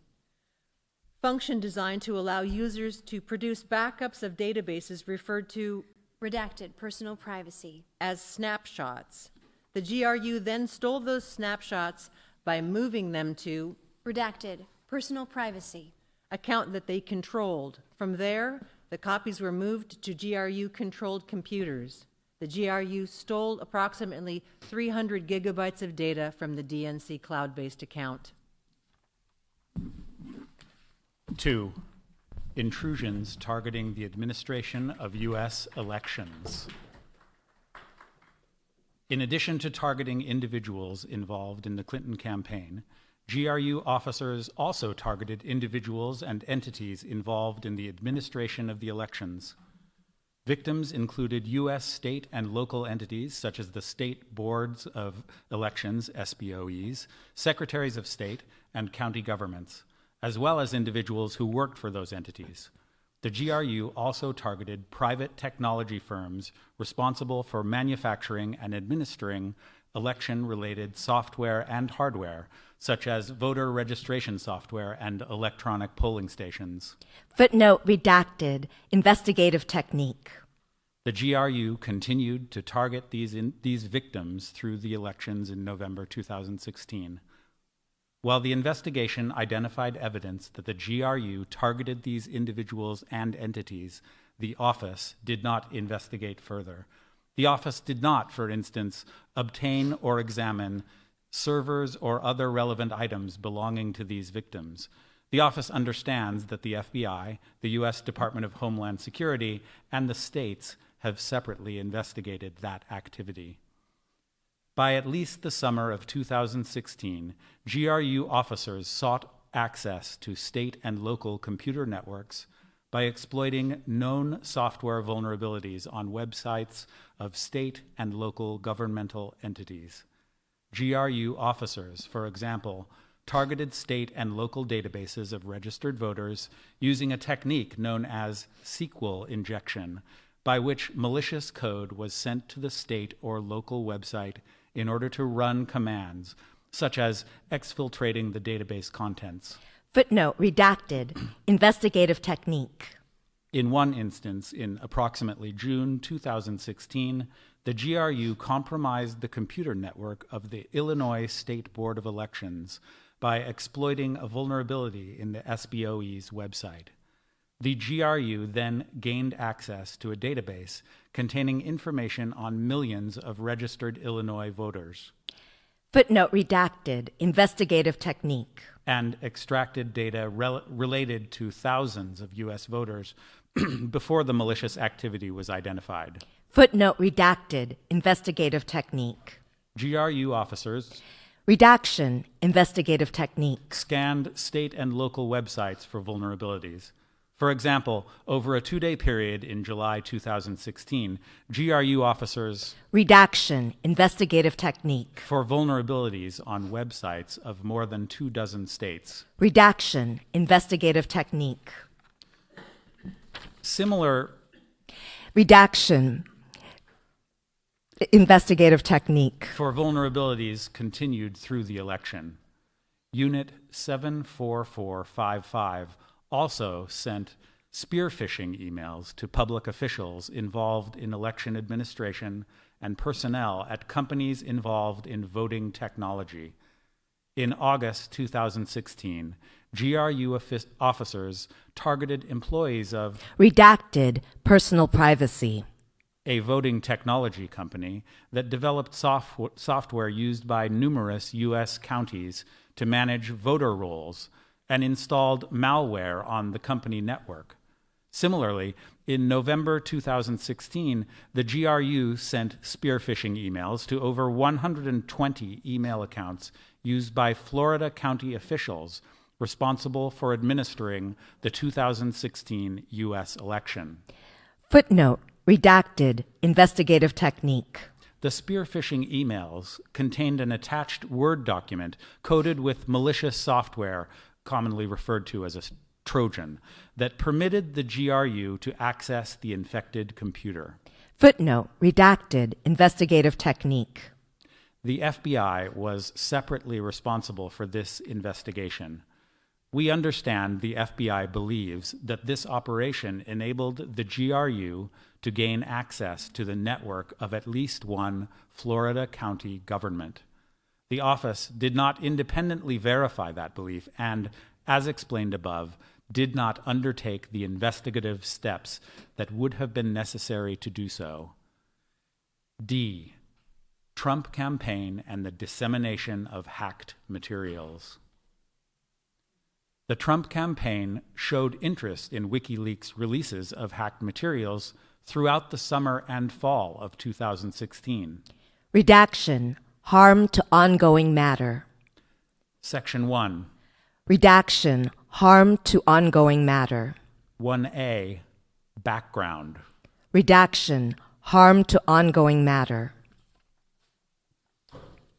1B, contacts with the campaign about WikiLeaks. Redaction, harm to ongoing matter. Footnote, redacted, harm to ongoing matter. On June 12, 2016, Assange claimed in a televised interview to have emails relating to Hillary Clinton which are pending publication. Footnote, see Mahita Gajanan, Julian Assange timed DNC email release for Democratic Convention, time, July 27, 2016, quoting the June 12, 2016 television interview. But provided no additional context. In debriefings with the office, former Deputy Campaign Chairman Rick Gates said that Redaction, harm to ongoing matter. Footnote, in February 2018, Gates pleaded guilty, pursuant to a plea agreement, to a superseding criminal information charging him with conspiring to defraud and commit multiple offenses, i.e., tax fraud, failure to report, foreign bank accounts, and acting as an unregistered agent of a foreign principal against the United States, as well as making false statements to our office. Superseding criminal information, United States versus Richard W. Gates III, document 195, Gates superseding criminal information. Plea agreement, United States versus Richard W. Gates III, document number 205, Gates plea agreement. Gates has provided information and in-court testimony that the office has deemed to be reliable. Gates recalled candidate Trump being generally frustrated that the Clinton emails had not been found. Paul Manafort, who would later become campaign chairman. Redaction, harm to ongoing matter. Footnote. As explained further in Volume 1, Section 4A8, Manafort entered into a plea agreement with our office. We determined that he breached the agreement by being untruthful in proffer sessions and before the grand jury. We have generally recounted his version of events in this report only when his statements are sufficiently corroborated to be trustworthy. To identify issues on which Manafort's untruthful responses may themselves be of evidentiary value, or to provide Manafort's explanations for certain events, even when we were unable to determine whether that explanation was credible. His account appears here principally because it aligns with those of other witnesses. Footnote, redacted, grand jury. Michael Cohen, former executive vice president of the Trump Organization and special counsel to Donald J. Trump.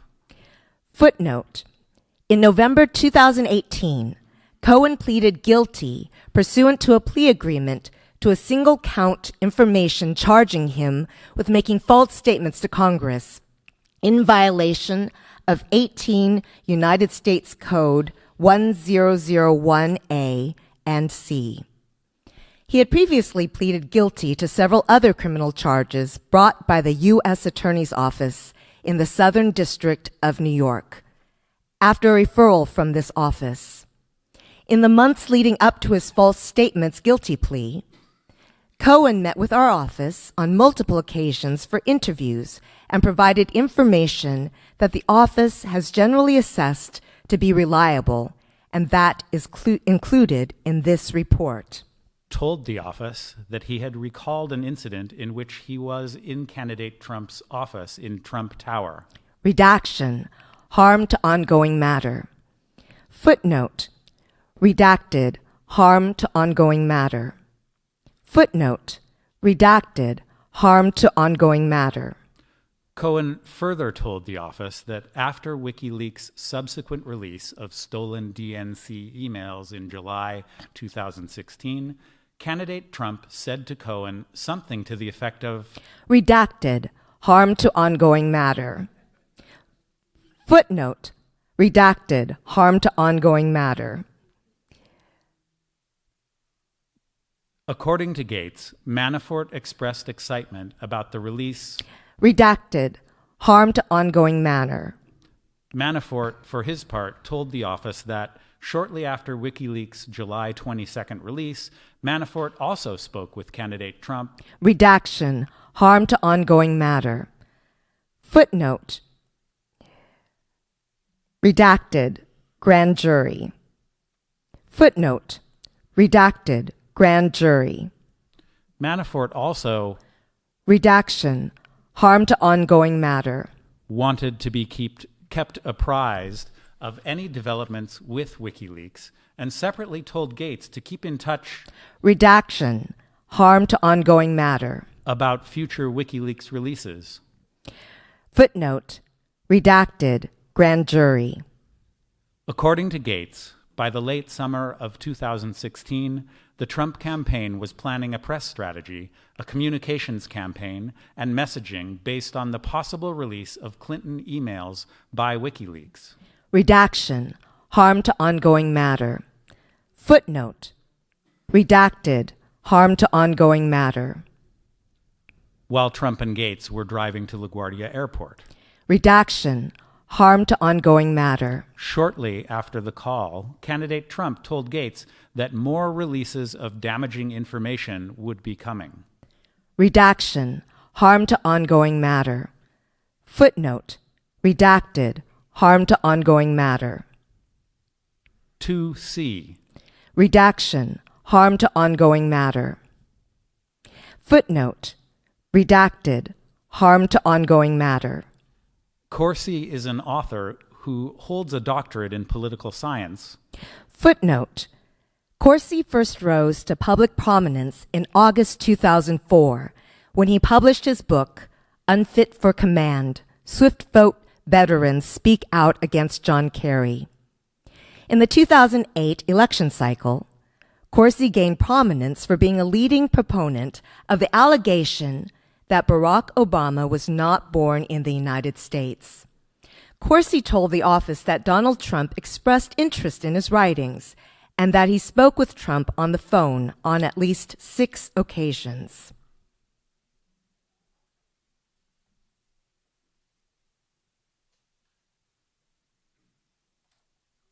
Redaction, harm to ongoing matter. Footnote, Corsi, October 31st, 2018. Redaction, grand jury.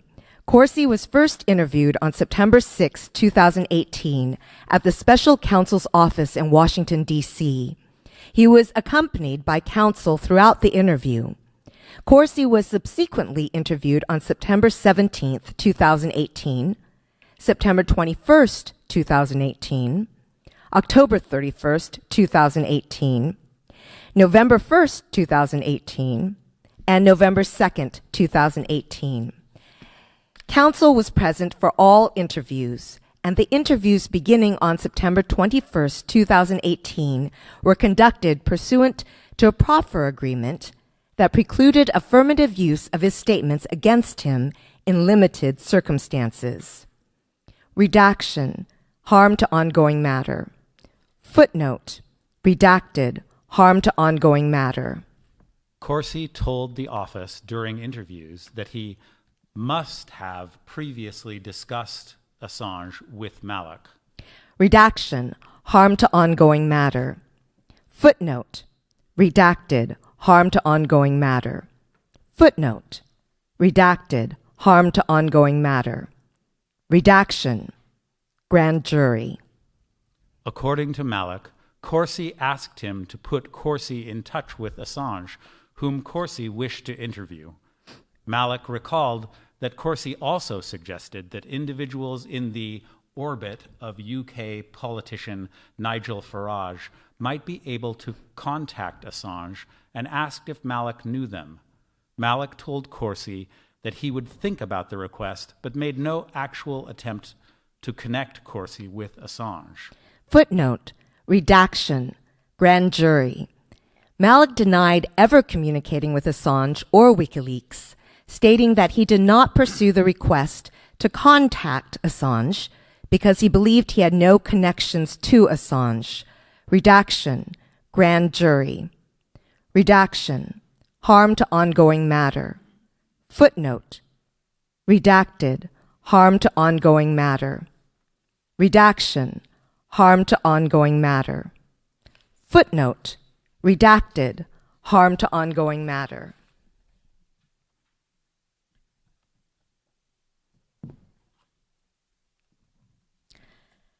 Malak stated to investigators that beginning in or about August 2016, he and Corsi had multiple FaceTime discussions about WikiLeaks. Redaction, harm to ongoing matter.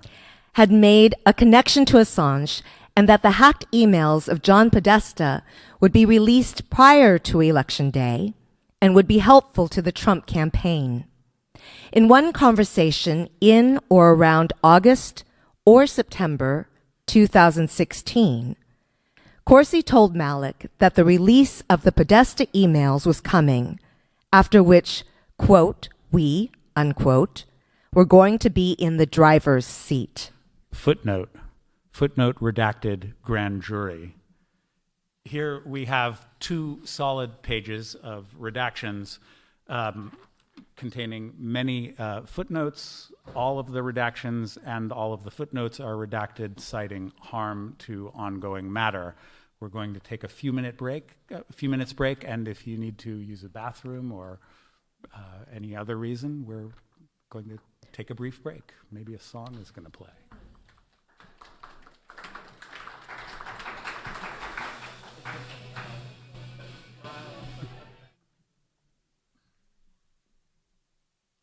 Welcome back from break. Where we left off, there was a whole lot of redactions citing harm to ongoing matter.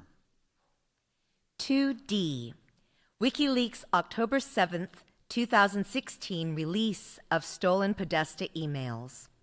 On October 7th, 2016, 4 days after the Assange press conference, Redaction, harm to ongoing matter. The Washington Post published an Access Hollywood video that captured comments by candidate Trump some years earlier, and that was expected to adversely affect the campaign. Footnote: candidate Trump can be heard off camera making graphic statements about women. Less than an hour after the video's publication, WikiLeaks released the first set of emails stolen by the GRU from the account of Clinton campaign chairman John Podesta. Long redaction citing harm to ongoing matter, containing 4 footnotes, all redacted for harm to ongoing matter. Corsi said that, because he had no direct means of communicating with WikiLeaks, he told members of the news site WND, who were participating on a conference call with him that day, to reach Assange immediately. Footnote: in a later November 2018 interview, Corsi stated, redaction, harm to ongoing matter, that he believed Malik was on the call, but then focused on other individuals who were on the call invitation, which Malik was not. Separate travel records show that at the time of the call, Malik was aboard a transatlantic flight. Corsi at one point stated that after WikiLeaks' release of stolen emails on October 7, 2016, he concluded Malik had gotten in contact with Assange. Corsi said that because he had no direct means of claimed that the pressure was enormous and recalled telling the conference call the Access Hollywood tape was coming. Footnote: during the same interview, Corsi also suggested that he may have sent out public tweets because he knew Assange was reading his tweets. Our office was unable to find evidence of any such tweets. Corsi stated that he was convinced that his efforts had caused WikiLeaks to release the emails when they did. In a later November 2018 interview, Corsi stated that he thought that he had told people on a WND conference call about the forthcoming tape and had sent out a tweet asking whether anyone could contact Assange, but then said that maybe he had done nothing. The office investigated Corsi's allegations about the events of October 7, 2016, but found little corroboration for his allegations about the day. Footnote: footnote redacted, mostly citing harm to ongoing matter, but also grand jury.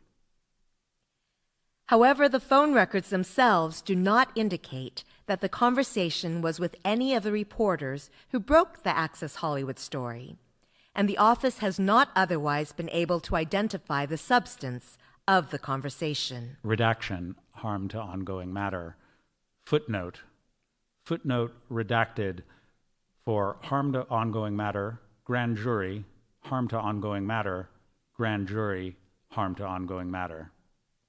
However, the office has not identified any conference call participant or anyone who spoke to Corsi that day who says that they received non-public information about the tape from Corsi or acknowledged having contacted a member of WikiLeaks on October 7, 2016, after a conversation with Corsi.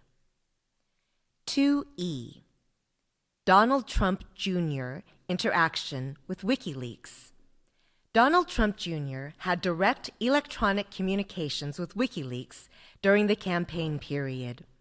On September 20, 2016, an individual named Jason Fishbein sent WikiLeaks the password for an unlaunched website focused on Trump's, quote, unprecedented and dangerous, unquote, ties to Russia. PutinTrump.org. Footnote. September 20th, 2016, Twitter direct message from @JasonFishbein to @WikiLeaks. September 21st, 2016, messages redacted personal privacy @jabber.cryptoparty and redacted personal privacy @jabber.cryptoparty.is. When interviewed by our office, Fishbein produced what he claimed to be logs from a chat room in which the participants discussed U.S. politics. One of the other participants had posted the website and password that Fishbein sent to WikiLeaks. WikiLeaks publicly tweeted, quote, let's bomb Iraq, progress for America PAC to launch PutinTrump.org at 9:30 a.m. Oops, password is PutinTrump, PutinTrump.org, end quote. Several hours later, WikiLeaks sent a Twitter direct message to Donald Trump Jr. Quote, a PAC-run anti-Trump site, PutinTrump.org, is about to launch. The PAC is a recycled pro-Iraq war PAC. We have guessed the password. It is PutinTrump. See about for who is behind it. Any comments? End quote. Footnote. September 20th, 2016, Twitter direct message from @WikiLeaks to @DonaldJ.Trump Jr. Several hours later, Trump Jr. emailed a variety of senior campaign staff. Guys, I got a weird Twitter DM from WikiLeaks. See below. I tried the password, and it works, and the About section they reference contains the next pick in terms of who is behind it. Not sure if this is anything, but it seems like it's really WikiLeaks asking me as I follow them, and it is a direct message. Do you know the people mentioned and what the conspiracy they are looking for could be? These are just screenshots, but it's a fully built-out page claiming to be a PAC. Let me know your thoughts, and if we want to look into it. Footnote, September 21st, 2016 email from Trump Jr. to Conway et al. Trump Jr. attached a screenshot of the, quote, about, unquote, page for the unlaunched site PutinTrump.org. The next day, after the website had launched publicly, Trump Jr. sent a direct message to WikiLeaks. Quote, off the record, I don't know who that is, but I'll ask around. Thanks, end quote. Footnote, September 21st, 2016, Twitter direct message from @DonaldJ.Trump Jr. to @WikiLeaks. On October 3rd, 2016, WikiLeaks sent another direct message to Trump Jr. asking, quote, you guys, end quote, to help disseminate a link alleging candidate Clinton had advocated using a drone to target Julian Assange. Trump Jr. responded that he already, quote, had done so, end quote, and asked, quote, what's behind this Wednesday leak I keep reading about? Footnote, October 3rd, 2016, Twitter direct messages between Donald J. Trump Jr. and @WikiLeaks. End quote. WikiLeaks did not respond. On October 12th, 2016, WikiLeaks wrote again that it was, quote, great to see you and your dad talking about our publications. Strongly suggest your dad tweets this link if he mentions us, WLSearch.tk, end quote. Footnote. At the time, the link took users to a WikiLeaks archive of stolen Clinton campaign documents. WikiLeaks wrote that the link would help Trump in, quote, digging through, end quote, leaked emails and stated, quote, We just released Podesta emails, Part 4, end quote.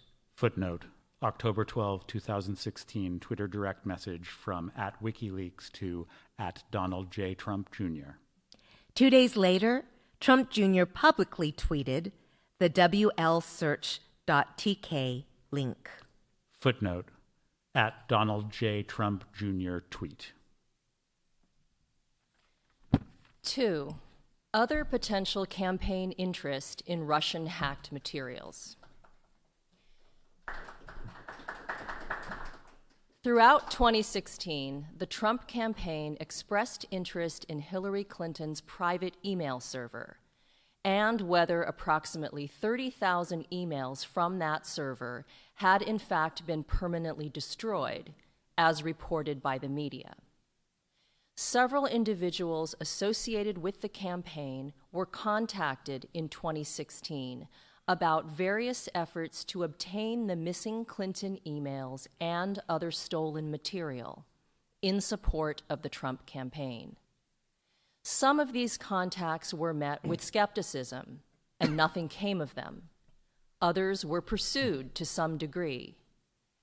The investigation did not find evidence that the Trump campaign recovered any such Clinton emails, or that these contacts were part of a coordinated effort between Russia and the Trump campaign. 2A. Henry Onkiansky, a.k.a. Henry Greenberg. In the spring of 2016, Trump campaign advisor Michael Caputo learned through a Florida-based Russian business partner that another Florida-based Russian, Henry Onkiansky, who also went by the name Henry Greenberg, claimed to have information pertaining to Hillary Clinton. Caputo notified Roger Stone and brokered communication between Stone and Onkiansky. Onkiansky and Stone set up a May 2016 in-person meeting.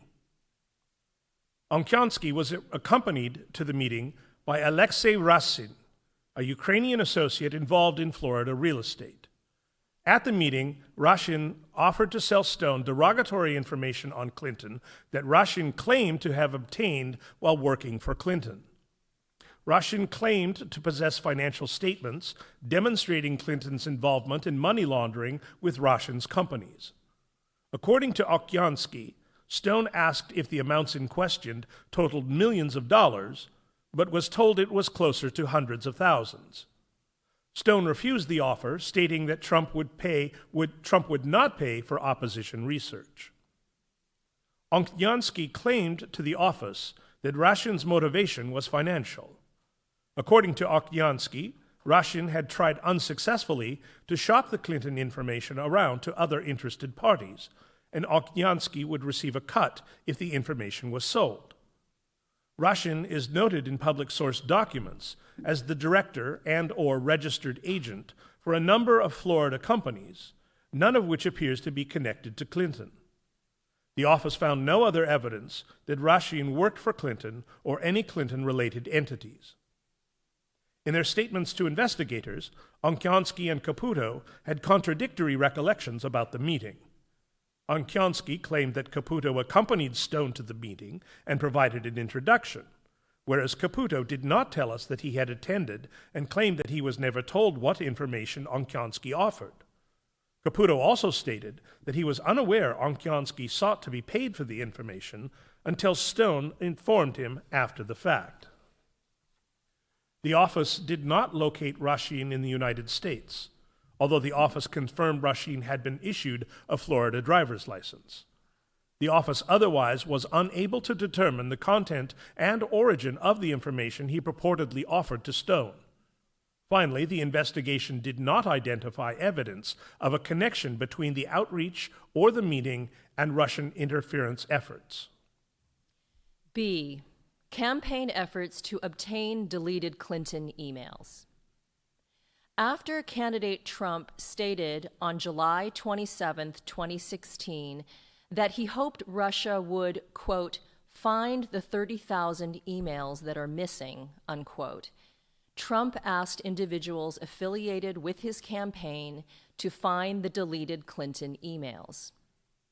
Michael Flynn, who would later serve as National Security Advisor in the Trump administration, recalled that Trump made this request repeatedly, and Flynn subsequently contacted multiple people in an effort to obtain the emails.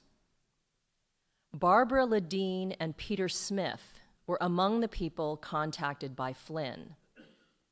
Ledeen, a longtime Senate staffer who had previously sought the Clinton emails, provided updates to Flynn about her efforts throughout the summer of 2016. Smith, an investment advisor who was active in Republican politics, also attempted to locate and obtain the deleted Clinton emails. Ledeen began her efforts to obtain the Clinton emails before Flynn's request, as early as December 2015. On December 3, 2015, she emailed Smith a proposal to obtain the emails, stating, quote, "Here is the proposal I briefly mentioned to you. The person I described to you would be happy to talk with you either in person or over the phone. The person can get the emails which, 1, were classified, and 2, were purloined by our enemies. That would demonstrate what needs to be demonstrated," unquote. Attached to the email was a 25-page proposal stating that the, quote, "Clinton email server was, in all likelihood, breached long ago," unquote, and that the Chinese, Russian, and Iranian intelligence services could, quote, "reassemble the server's email content," unquote. The proposal called for a 3-phase approach. The first 2 phases consisted of open source analysis. The third phase consisted of checking with certain intelligence sources, quote, "that have access through liaison work with various foreign services," unquote, to determine if any of those services had gotten to the server. The proposal noted, quote, "Even if a single email was recovered and the provenance, of that email was a foreign service, it would be catastrophic to the Clinton campaign," unquote. Smith forwarded the email to 2 colleagues and wrote, quote, "We can discuss to whom it should be referred," unquote. On December 16, 2015, Smith informed Ledeen that he declined to participate in her, quote, "initiative." According to one of Smith's business associates, Smith believed Ledeen's initiative was not viable at that time. Just weeks after Trump's July 2016 request to find the Clinton emails, however, Smith tried to locate and obtain the emails himself. He created a company, raised tens of thousands of dollars, and recruited security experts and business associates. Smith made claims to others involved in the effort, and those from whom he sought funding, that he was in contact with hackers with, quote, "ties and affiliations to Russia," unquote, who had access to the emails, and that his efforts were coordinated with the Trump campaign. On August 28, 2016, Smith sent an email from an encrypted account with the subject, quote, "Secretary Clinton's unsecured private email server," unquote, to an undisclosed list of recipients, including campaign co-chairman Sam Clovis. The email stated that Smith was, quote, "just finishing 2 days of sensitive meetings here in D.C. with involved groups to poke and probe on the above. It is clear that the Clintons' home-based, unprotected server was hacked with ease by both state-related players and private mercenaries. Parties with varying interests are circling to release ahead of the election," unquote. On September 2, 2016, Smith directed a business associate to establish KLS Research LLC in furtherance of his search for the deleted Clinton emails. One of the purposes of KLS Research was to manage the funds Smith raised in support of his initiative. KLS Research received over $30,000 during the presidential campaign, although Smith represented that he had raised even more money. Smith recruited multiple people for his initiative, including security experts, to search for and authenticate the emails. In early September 2016, as part of his recruitment and fundraising effort, Smith circulated a document stating that his initiative was, quote, in coordination, unquote, with the Trump campaign, quote, to the extent permitted as an independent expenditure organization, unquote. The document listed multiple individuals affiliated with the Trump campaign, including Flynn, Clovis, Bannon, and Kellyanne Conway. Footnote. The same recruitment document listed Jerome Corsi under, quote, independent groups / organizations / individuals, unquote, and described him as an, quote, established author and writer from the right on President Obama and Secretary Clinton, unquote. The investigation established that Smith communicated with at least Flynn and Clovis about his search for the deleted Clinton emails, but the office did not identify evidence that any of the listed individuals initiated or directed Smith's efforts. In September 2016, Smith and Ledeen got back in touch with each other about their respective efforts. Ledeen wrote to Smith, quote, wondering if you had some more detailed reports or memos or other data you could share, because we have come a long way in our efforts since we last visited. We would need as much technical discussion as possible so we could marry it against the new data we have found, and then could share it back to you, your eyes only, unquote. Ledeen claimed to have obtained a trove of emails from what she described as the, quote, dark web, unquote, that purported to be the deleted Clinton emails. Ledeen wanted to authenticate the emails and solicited contributions to fund that effort. Eric Prince provided funding to hire a tech advisor to ascertain the authenticity of the emails.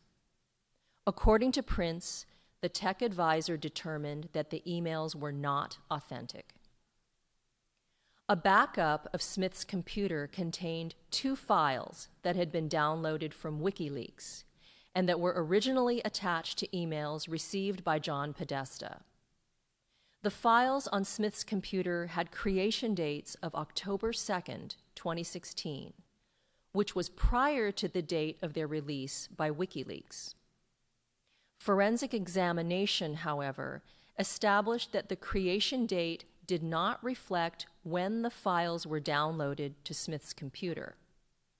It appears the creation date was when Wikileaks staged the document for release, as discussed in Volume 1, Section 3B3C, Supra. Footnote. The forensic analysis of Smith's computer devices found that Smith used an older Apple operating system that would have preserved that October 2nd, 2016 creation date when it was downloaded, no matter what day it was in fact downloaded by Smith. See Volume 1, Section 3B3C, Supra. The office tested this theory in March 2019 by downloading the 2 files found on Smith's computer from WikiLeaks' site using the same Apple operating system on Smith's computer. Both files were successfully downloaded and retained the October 2, 2016 creation date. See SM 2284941, Serial 62. The investigation did not otherwise identify evidence that Smith obtained the files before their release by WikiLeaks. Smith continued to send emails to an undisclosed recipient list about Clinton's deleted emails until shortly before the election. For example, on October 28, 2016, Smith wrote that there was a, quote, tug of war going on within WikiLeaks over its planned releases in the next few days, unquote, and that WikiLeaks, quote, has maintained that it will save its best revelations for last. Under the theory, this allows little time for response prior to the U.S. election November 8th, unquote. An attachment to the email claimed that WikiLeaks would release, quote, all 33K deleted emails by November 1st, unquote. No emails obtained from Clinton's server were subsequently released. Smith drafted multiple emails stating or intimating that he was in contact with Russian hackers. For example, in one such email, Smith claimed that in August 2016, KLS Research had organized meetings with parties who had access to the deleted Clinton emails, including parties with, quote, ties and affiliations to Russia, unquote. The investigation did not identify evidence that any such meetings occurred. Associates and security experts who worked with Smith on the initiative did not believe that Smith was in contact with Russian hackers and were aware of no such connection. The investigation did not establish that Smith was in contact with Russian hackers or that Smith, Ledeen, or other individuals in touch with the Trump campaign ultimately obtained the deleted Clinton emails. In sum, the investigation established that the GRU hacked into email accounts of persons affiliated with the Clinton campaign, as well as the computers of the DNC and DCCC. The GRU then exfiltrated data related to the 2016 election from these accounts and computers and disseminated that data through fictitious online personas, DC Leaks and Guccifer 2.0, and later through WikiLeaks. The investigation also established that the Trump campaign displayed interest in the WikiLeaks releases and that redacted, harm to ongoing matter. As explained in Volume 1, Section 5B Infra, the evidence was sufficient to support computer intrusion and other charges against GRU officers for their role in election-related hacking. Redacted, harm to ongoing matter.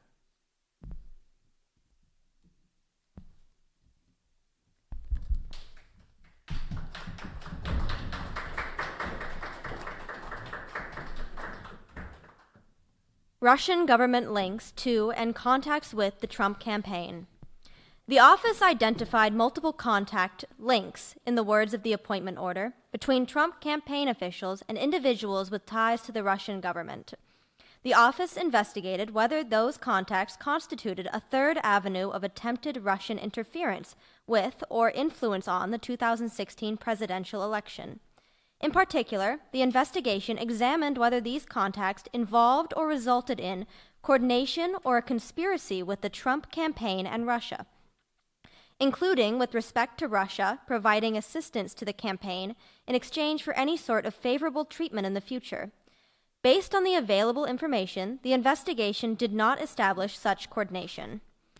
This section describes the principal links between the Trump campaign and individuals with ties to the Russian government, including some contacts with campaign officials or associates that have been publicly reported to involve Russian contacts. Each subsection begins with an overview of the Russian contact at issue, and then describes in detail the relevant facts, which are generally presented in chronological order, beginning with the early months of the campaign and extended through the post-election transition period. A. Campaign period, September 2015 through November 8, 2016. Russian government-connected individuals and media entities began showing interest in Trump's campaign in the months after he announced his candidacy in June 2015. Footnote. For example, on August 18, 2015, on behalf of the editor-in-chief of an internet newspaper, Georgy Asatryan, emailed campaign press secretary Hope Hicks asking for a phone or in-person candidate interview. August 18th, 15. Email, Asatryan to Hicks. One day earlier, the publication's founder and former Russian parliamentarian Konstantin Rykov had registered two Russian websites, Trump2016.ru and DonaldTrump2016.ru. No interview took place. Because Trump's status as a public figure at the time was attributable in large part to his prior business and entertainment dealings, this office investigated whether a business contact with Russia linked individuals and entities during the campaign period. The Trump Tower Moscow project led to or involved coordination of election assistance. Outreach from individuals with ties to Russia continued in the spring and summer of 2016 when Trump was moving forward towards and eventually becoming the Republican nominee for president. As set forth below, the office also evaluated a series of links during this period. Outreach to two of Trump's then recently named foreign policy advisors, including a representation that Russia had dirt on Clinton in the form of thousands of emails. Dealings with a DC-based think tank that specializes in Russia and has connections with its government. A meeting at Trump Tower between the campaign and a Russian lawyer promising dirt on a candidate, Clinton, that was part of Russia and its government support for Trump. Events at the Republican National Convention. Post-convention contacts between Trump campaign officials and Russia's ambassador to the United States, and contacts through campaign chairman Paul Manafort, who had previously worked for a Russia oligarch and a pro-Russian political party in Ukraine. 1. Trump Tower Moscow Project. The Trump Organization has pursued and completed projects outside the United States as part of its real estate portfolio. Some projects have involved the acquisition and ownership through subsidiary corporate structures of property. In other cases, the Trump Organization has executed licensing deals with real estate developers and managing companies, often local to the country where the project was located. Between at least 2013 and 2016, the Trump Organization explored a similar licensing deal in Russia involving the construction of a Trump-branded property in Moscow. The project, commonly referred to as a Trump Tower Moscow or Trump Moscow project, anticipated a combination of commercial, hotel, and residential properties all within the same building. Between 2013 and June 2016, several employees of the Trump Organization, including then-president of the organization Donald J. Trump, pursued a Moscow deal with several Russian enterprises. From the fall of 2015 until the middle of 2016, Michael Cohen spearheaded the Trump Organization's pursuit of a Trump Tower Moscow project, including by reporting on the project status to a candidate Trump and other executives in the Trump Organization. Footnote. As noted in Volume 1, Section 3D1 Supra in November 2018, Cohen pleaded guilty to making false statements to Congress concerning, among other things, the duration of the Trump Tower Moscow project. A. Trump Tower Moscow venture with the Crocus Group 2013 through 2014. The Trump Organization and the Crocus Group, a Russian real estate conglomerate owned and controlled by Aris Algrove, began discussing a Russia-based real estate project shortly after the conclusion of the 2013 Miss Universe pageant in Moscow. Footnote. See Interview of Donald J. Trump, Jr., Senate Judiciary Committee. Quote, following the pageant, the Trump Organization and Mr. Agalarov's company, Crocus Group, began preliminary discussion, potential real estate projects in Moscow, end quote. As has been widely reported, the Miss Universe pageant, which Trump co-owned at the time, was held at the Agalarov-owned Crocus City Hall in Moscow in November 2013. Both groups were involved in organizing the pageant, and Aras Agalarov's son, Eamon, was a musical performer at the event, which Trump attended. Donald J. Trump Jr. served as the primary negotiator on behalf of the Trump Organization. Emin Algrove, son of Aras Algrove, and Ikali Ik Kazavde, represented the caucus group during the negotiations. Footnote, redacted, grand jury. With the occasional assistance of Robert Goldstone. Footnote, redacted, grand jury. In December 2013, Kaldovsky and Trump Jr. negotiated and signed preliminary terms of an agreement for the Trump Tower Moscow project. Footnote, redacted, grand jury. On December 23, 2013, after discussions with Donald J. Trump, the Trump Organization agreed to accept an arrangement whereby the organization received a flat 3.5% commission on all sales, with no licensing fees or incentives. The parties negotiated a letter of intent during January and February 2014. From January 2014 through November 2014, the Trump Organization and Crocus Group discussed development plans for the Moscow project. Sometime before January 24, 2014, the Crocus Group sent the Trump Organization a proposal for the 800-unit, 194-meter building to be constructed at an Algorov-owned site in Moscow called Crocus City, which had also begun the site of the Miss Universe pageant. In February 2014, Ivanka Trump met with Emin Algorov and toured the Crocus City site during a visit to Moscow. Footnote, redacted, investigative technique. From March 2014 through July 2014, the groups discussed design standards and other architectural elements. For example, in July 2014, members of the Trump Organization sent Crocus Group counterparties questions about the demographics of these prospective buyers in the Crocus City area, the development of neighboring parcels in Crocus City, and concepts for redesigning portions of the building. In August 2014, the Trump Organization requested specifications for completing Marriott-branded tower built in Crocus City. Beginning in September 2014, the Trump Organization stopped responding in a timely fashion to correspondence and proposals from the Crocus Group. Footnote, email. Kavaladze to Tropea and McGee, suggesting silence, quote, proves my fear that those guys are bailing out of the project, end quote. Communications between the two groups continued through November 2014 with decreasing frequency. What appears to be the last communication is dated November 24, 2014. The project appears not to have developed past the planning stage, and no construction occurred.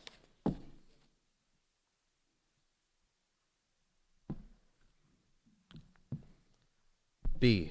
Communications with IC Expert Investment Company and Georgy Ertzkiladze. In the late summer of 2015, the Trump Organization received a new inquiry about pursuing a Trump Tower project in Moscow.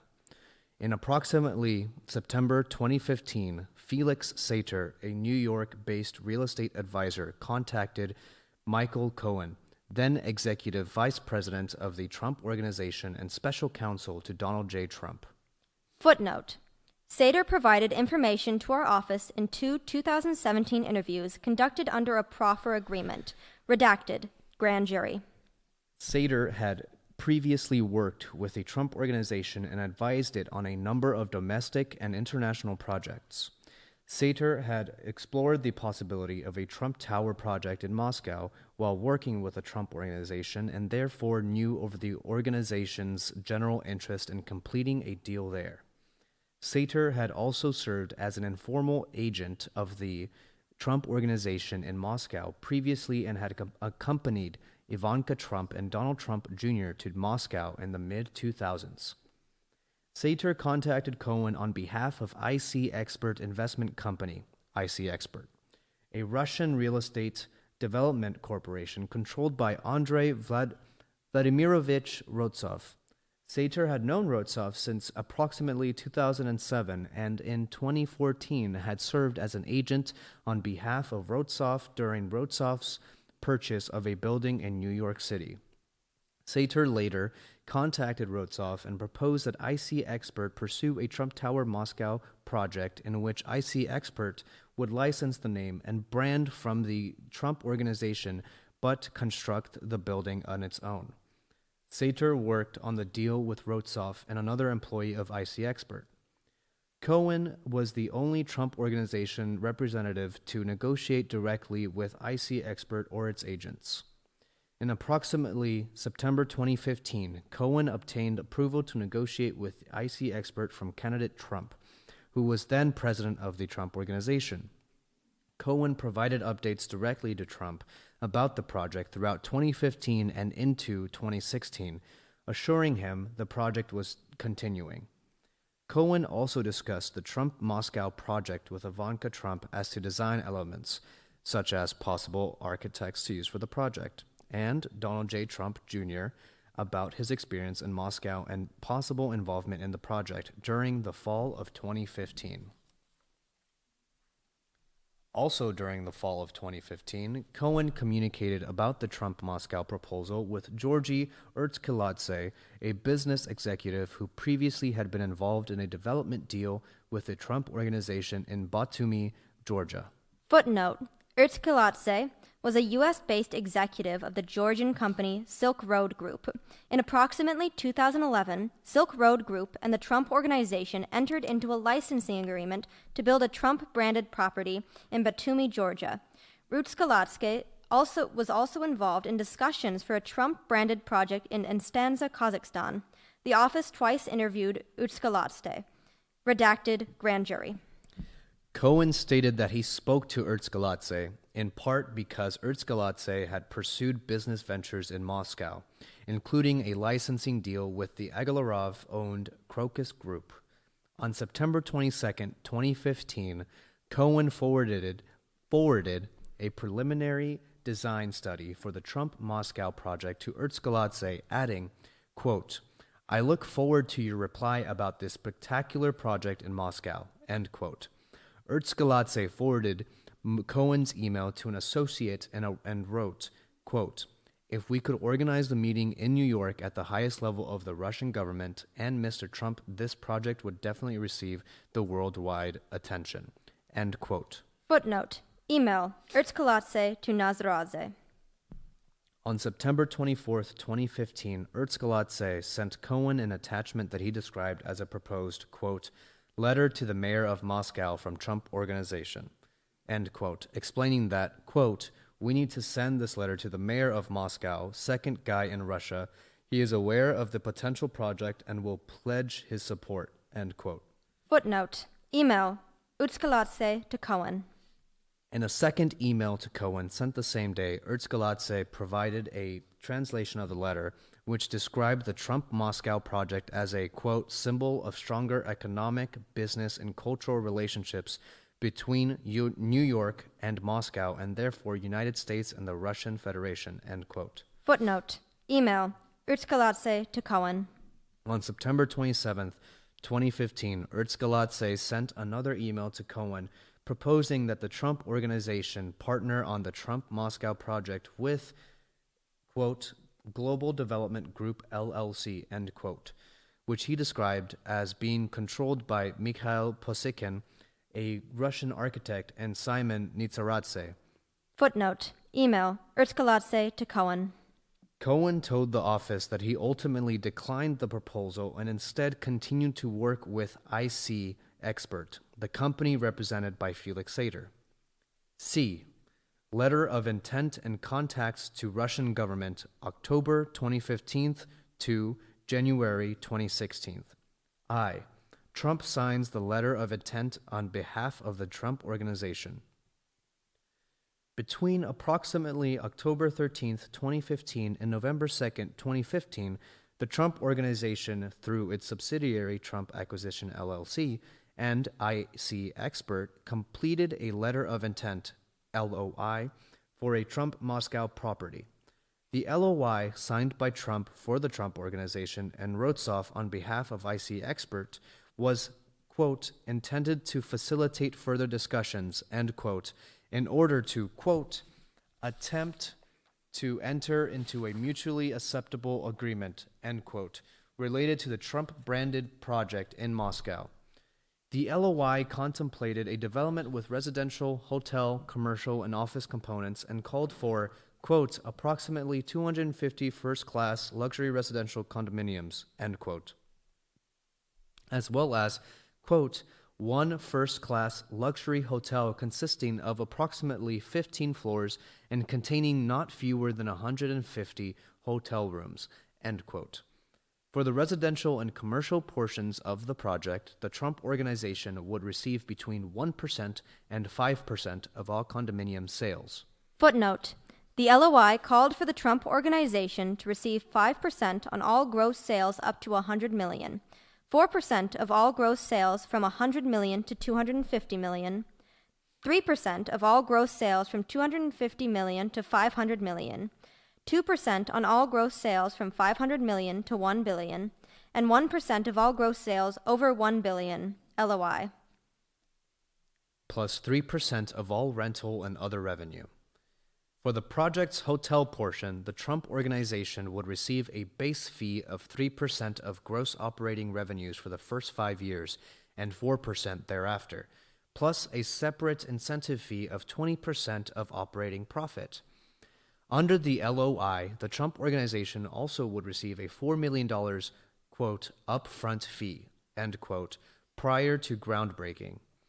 Under these terms, the Trump Organization stood to earn substantial sums over the lifetime of the project, without assuming significant liabilities or financing commitments.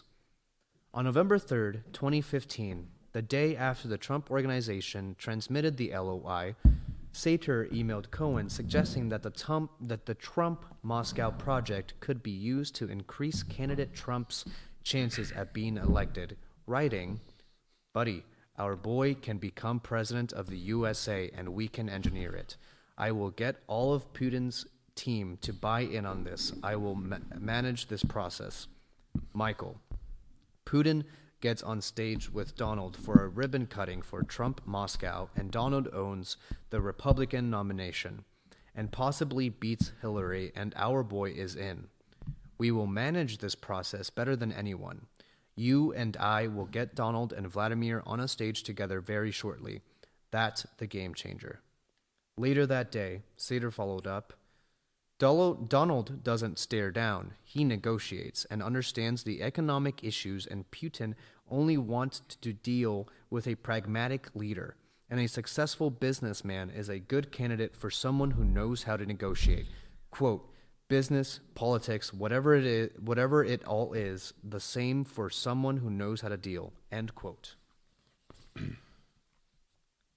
I think I can get Putin to say that at the Trump Moscow press conference. If he says it, we own this election. America's most difficult adversary agreeing that Donald is a good guy to negotiate.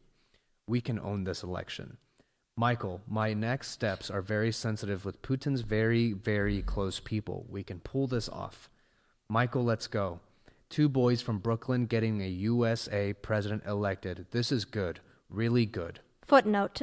November 11th, 2015. Email. Sater to Cohen. According to Cohen, he did not consider the political import of the Trump-Moscow project to the 2018 U.S. presidential election at the time. Cohen also did not recall candidate Trump or anyone affiliated with the Trump campaign discussing the political implications of the Trump-Moscow project with him. However, Cohen recalled conversations with Trump in which the candidate suggested that his campaign would be a significant, quote, infomercial, end quote, for Trump-branded properties. Post-LOI contracts with individuals in Russia.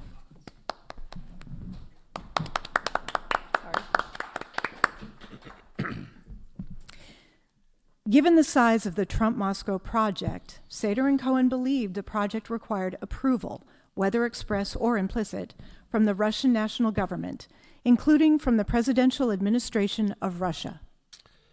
Footnote, grand jury, redaction, Sater, December 15th, 2017. Sater stated that he therefore began to contact the presidential administration through another Russian business contact. In early negotiations with the Trump Organization, Sater had alluded to the need for government approval and his attempts to set up meetings with Russian officials. On October 12, 2015, for example, Sater wrote to Cohen that, quote, all we need is Putin on board and we are golden, unquote, and that a, quote, meeting with Putin and top deputy is tentatively set for the 14th of October. Footnote. October 12th, 2015 email, Seder to Cohen, 8:07 a.m. Redaction. This meeting was being coordinated by associates in Russia and that he had no direct interaction with the Russian government. Approximately a month later, after the LOI had been signed, Lena Erchova emailed Ivanka Trump on behalf of Erchova's then-husband, Dmitry Klokov, to offer Klokov's assistance to the Trump campaign. Footnote. Ivanka Trump received an email from a woman who identified herself as, quote, Lana E. Alexander, close quote, which said in part, quote, if you ask anyone who knows Russian to Google my husband, Dmitry Klokov, you'll see who he is close to and that he has done Putin's political campaigns, close quote. November 16th, 2015, email Erchova to Ivanka Trump. Klokovs was at the time director of external communications for PJSC, Federal Grid Company of Unified Energy System, a large Russian electricity transmission company, and had been previously employed as an aide and press secretary to Russia's energy minister. Ivanka Trump forwarded the email to Cohen. He told the office that, after receiving this inquiry, he had conducted an internet search for Klokov's name and concluded incorrectly that Klokov was a former Olympic weightlifter. Footnote. Cohen, August 7th, 2018, 3:02 at 17. During his interviews with the office, Cohen still appeared to believe that the Klokov he spoke with was that Olympian. The investigation, however, established that the email address used to communicate with Cohen belongs to a different Dmitry Klokov, as described above. Between November 18 and 19, 2015, Klokov and Cohen had at least one telephone call and exchanged several emails. Describing himself in emails to Cohen as a, quote, trusted person, unquote, who could offer the campaign, quote, political synergy and synergy on a government level, unquote, Klokov recommended that Cohen travel to Russia to speak with him and an unidentified intermediary.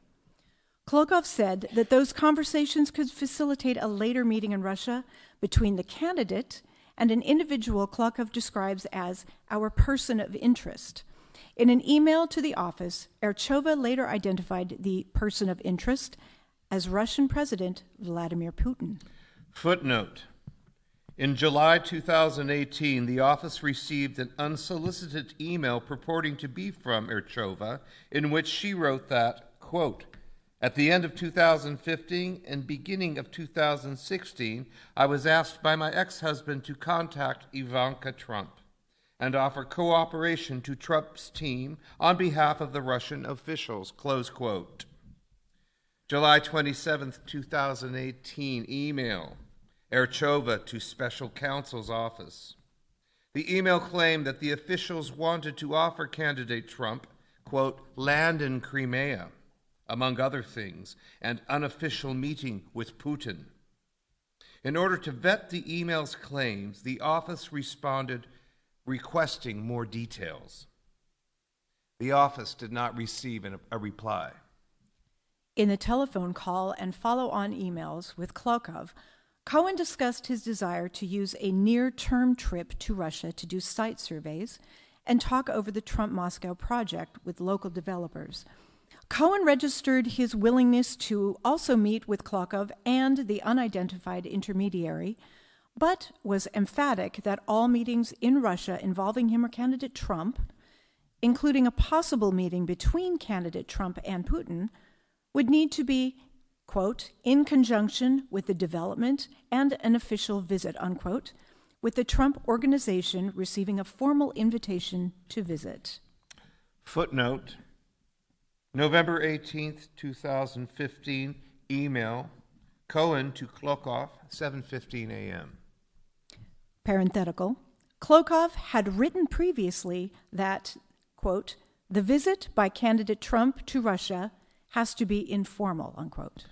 Footnote, November 18th, 2015, email, Klokov to Cohen, 6:51 a.m.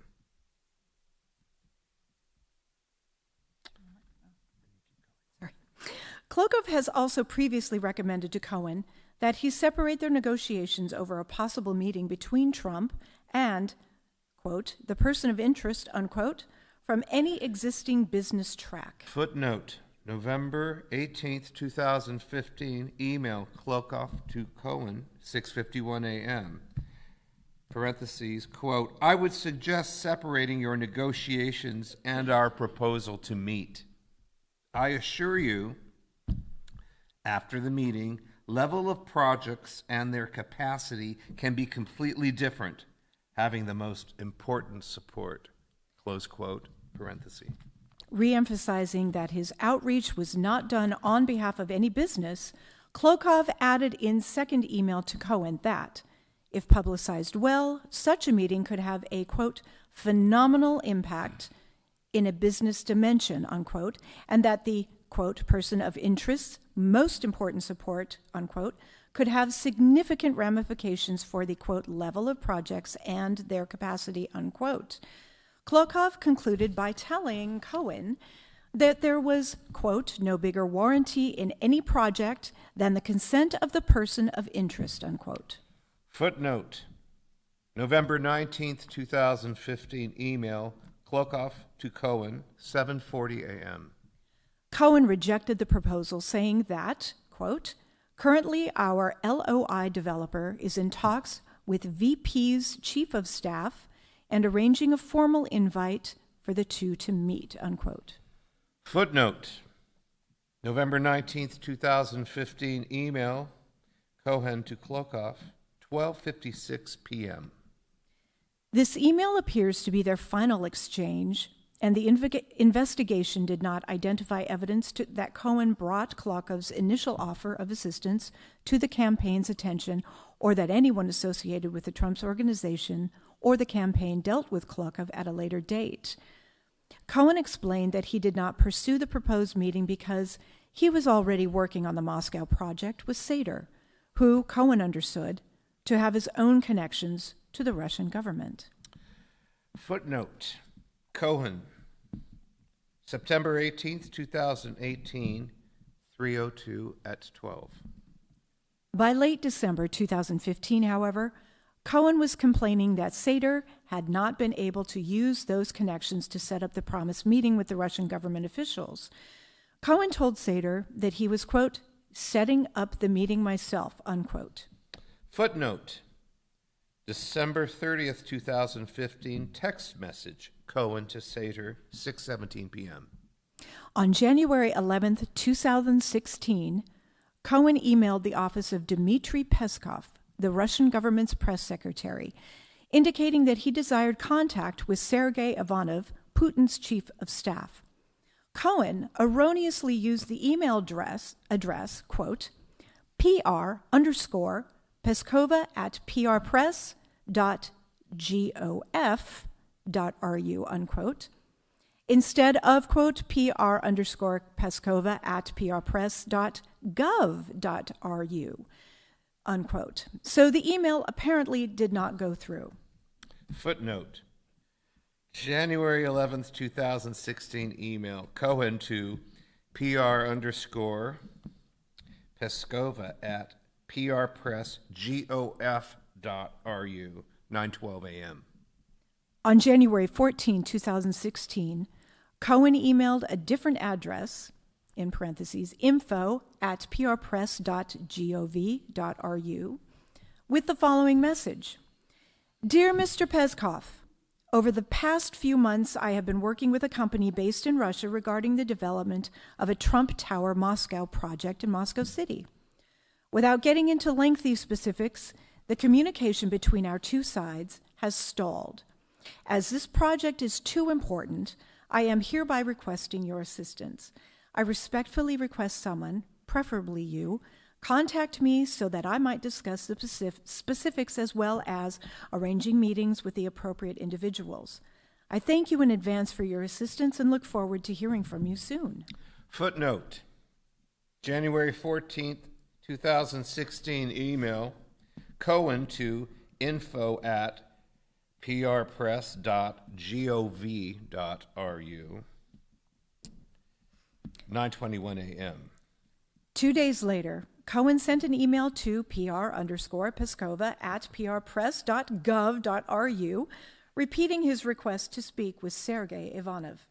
Footnote, January 16th, 2016, email, Cohen to pr_Peskova@prpress.gov.ru, 10:28 a.m.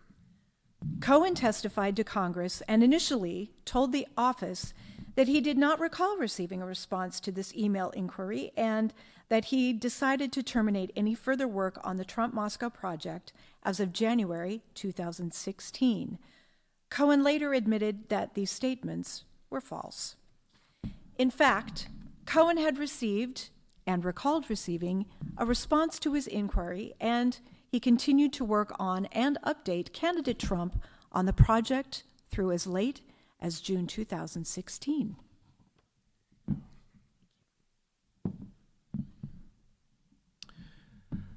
On January 20th, 2016, Cohen received an email from Elena Polyakova, Peskov's personal assistant. Writing from her personal email account, Polyakova stated that she had been trying to reach Cohen and asked that he call her on the personal number that she provided. Footnote, January 20th, 2016 email, Polyakova to Cohen, 5:57 a.m. Quote, Mr. Cohen, I can't get through to both your phones. Please call me, unquote. Shortly after receiving Polyakova's email, Cohen called and spoke to her for 20 minutes. Footnote, telephone records show a 20-minute call on January 20th, 2016 between Cohen and the number Polyakova provided in her email. Call records of Michael Cohen, redacted grand jury.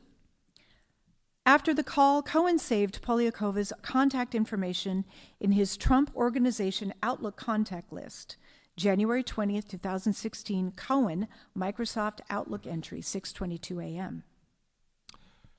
Cohen described to Polyakova his position at the Trump Organization and outlined the proposed Trump-Moscow project, including information about the Russian counterparty with which the Trump Organization had partnered.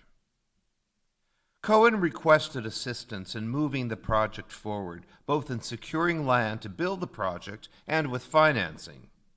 According to Cohen, Polyakova asked detailed questions and took notes, stating that she would need to follow up with others in Russia. Cohen could not recall any direct follow-up from Polyakova or from any other representative of the Russian government, nor did the office identify any evidence of direct follow-up. However, the day after Cohen's call with Polyakova, Sater texted Cohen, asking him to, quote, call me when you have a few minutes to chat. It's about Putin. They called today, close quote. Footnote, January 21st, 2016, text messages, Sater to Cohen.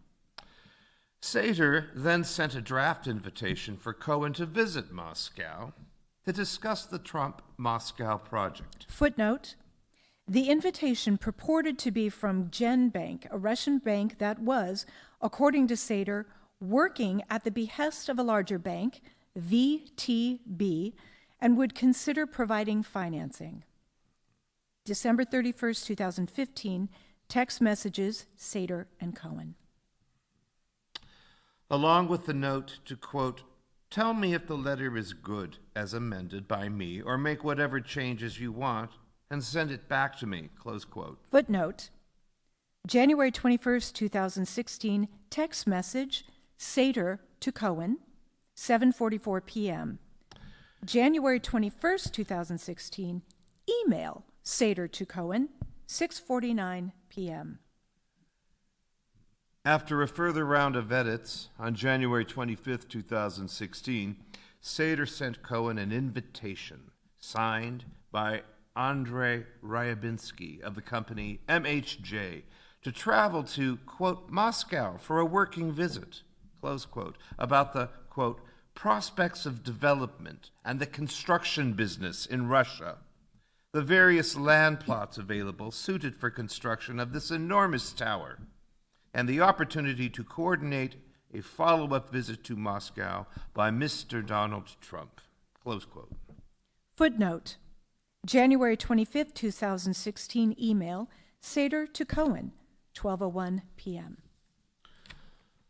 According to Cohen, he elected not to travel at that time because of concerns about the lack of concrete proposals about land plots that could be considered as options for the project.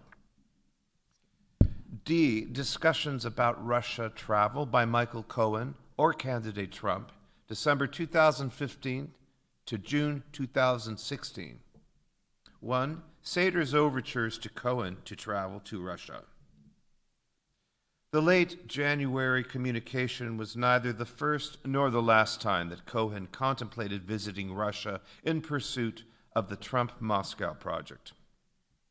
Beginning in late 2015, Sater repeatedly tried to arrange for Cohen and candidate Trump, as representatives of the Trump Organization, to travel to Russia to meet with Russian government officials and possible financing partners. In December of 2015, Sater sent Cohen a number of emails about logistics for traveling to Russia for meetings. Footnote, December 1st, 2015, email Sater to Cohen, 12:41 p.m. Quote, please scan and send me a copy of your passport for the Russian Ministry of Foreign Affairs, unquote. On December 19th, 2015, Sater wrote, please call me.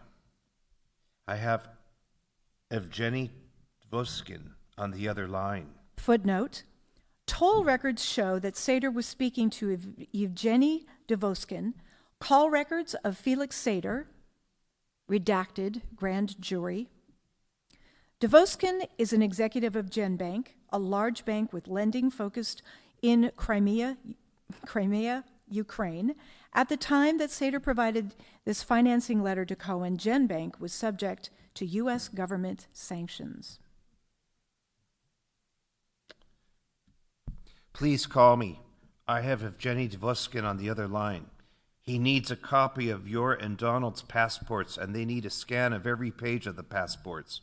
Invitations and visas will be issued this week by VTB Bank to discuss financing for Trump Tower Moscow. Politically, neither Putin's office nor Ministry of Foreign Affairs cannot issue invite, so they are inviting commercially/business. VTB is Russia's two biggest bank, and VTB Bank CEO Andrei Kostin will be at all meetings with Putin, so that it is a business meeting, not political. We will be invited to Russian consulate this week to receive invite and have visa issued. Footnote, December 19, 2015, email Sater to Cohen, 10:50 a.m. Same day, text messages Sater to Cohen, 10:53 a.m. In response, Cohen texted Sater an image of his own passport. Footnote, December 19, 2015, text message Cohen to Sater. Cohen told the office that at one point he requested a copy of candidate Trump's passport from Rona Graff, Trump's executive assistant at the Trump Organization, and that Graff later brought Trump's passport to Cohen's office. The investigation did not, however, establish that the passport was forwarded to Sater. Footnote, on December 21st, 2015, Sater sent Cohen a text message that read, quote, they need a copy of DJT passport, unquote, to which Cohen responded, quote, after I return from Moscow with you with a date for him, unquote. Into the spring of 2016, Sater and Cohen continued to discuss a trip to Moscow in connection with the Trump Moscow project. On April 20th, 2016, Sater wrote Cohen, quote, "The people wanted to know when you are coming," close quote. Footnote, April 20th, 2016, text message, Sater to Cohen, 9:06 p.m. On May 4th, 2016, Sater followed up. "I had a chat with Moscow. Assuming the trip does happen, the question is before or after the convention. I said I believe, but don't know for sure, that it's probably after the convention. Obviously, the pre-meeting trip, parenthesis, you only, close parenthesis, can happen anytime you want, but the two big guys were the question. I said I would confirm and revert. Let me know about if I was right by saying I believe after Cleveland and also when you want to speak to them and possibly fly over."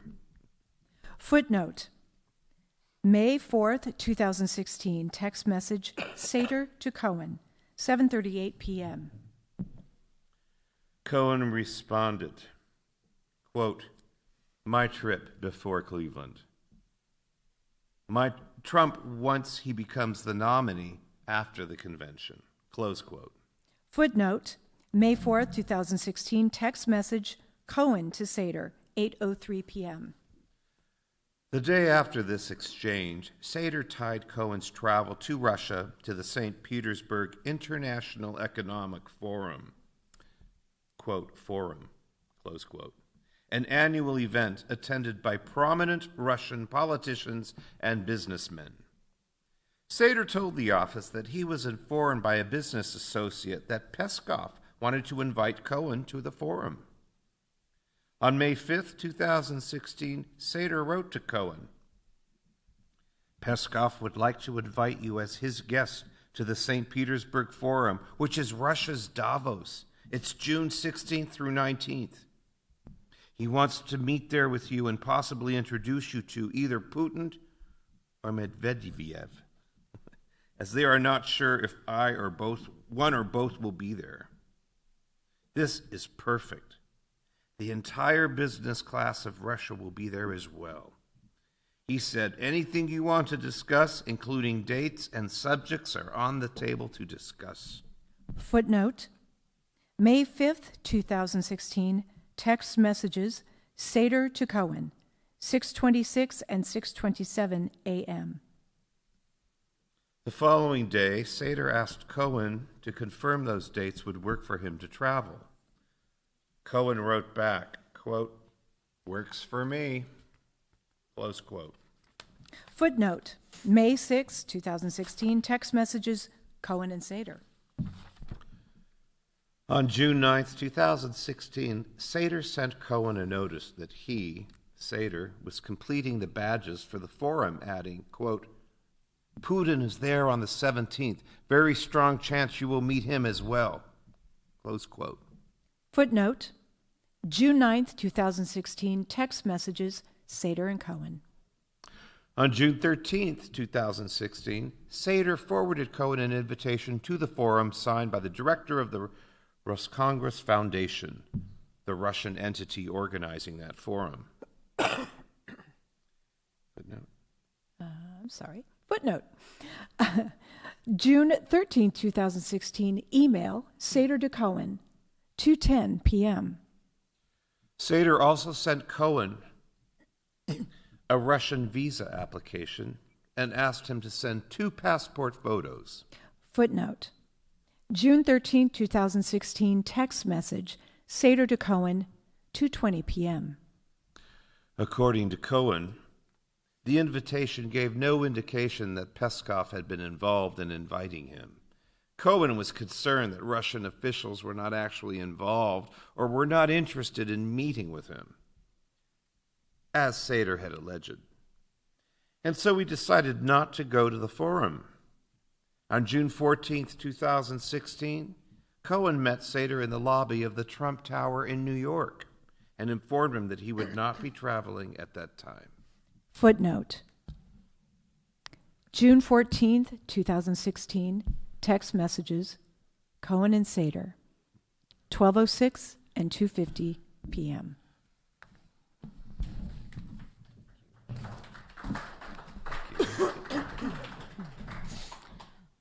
Two, candidate Trump's opportunities to travel to Russia. The investigation identified evidence that, during the period the Trump-Moscow project was under consideration, the possibility of candidate Trump visiting Russia arose in two contexts. First, in interviews with the office, Cohen stated that he discussed the subject of traveling to Russia with Trump twice, once in late 2015 and again in spring 2016. According to Cohen, Trump indicated a willingness to travel if it would assist the project significantly. On one occasion, Trump told Cohen to speak with then-campaign manager Corey Lewandowski to coordinate the candidate's schedule.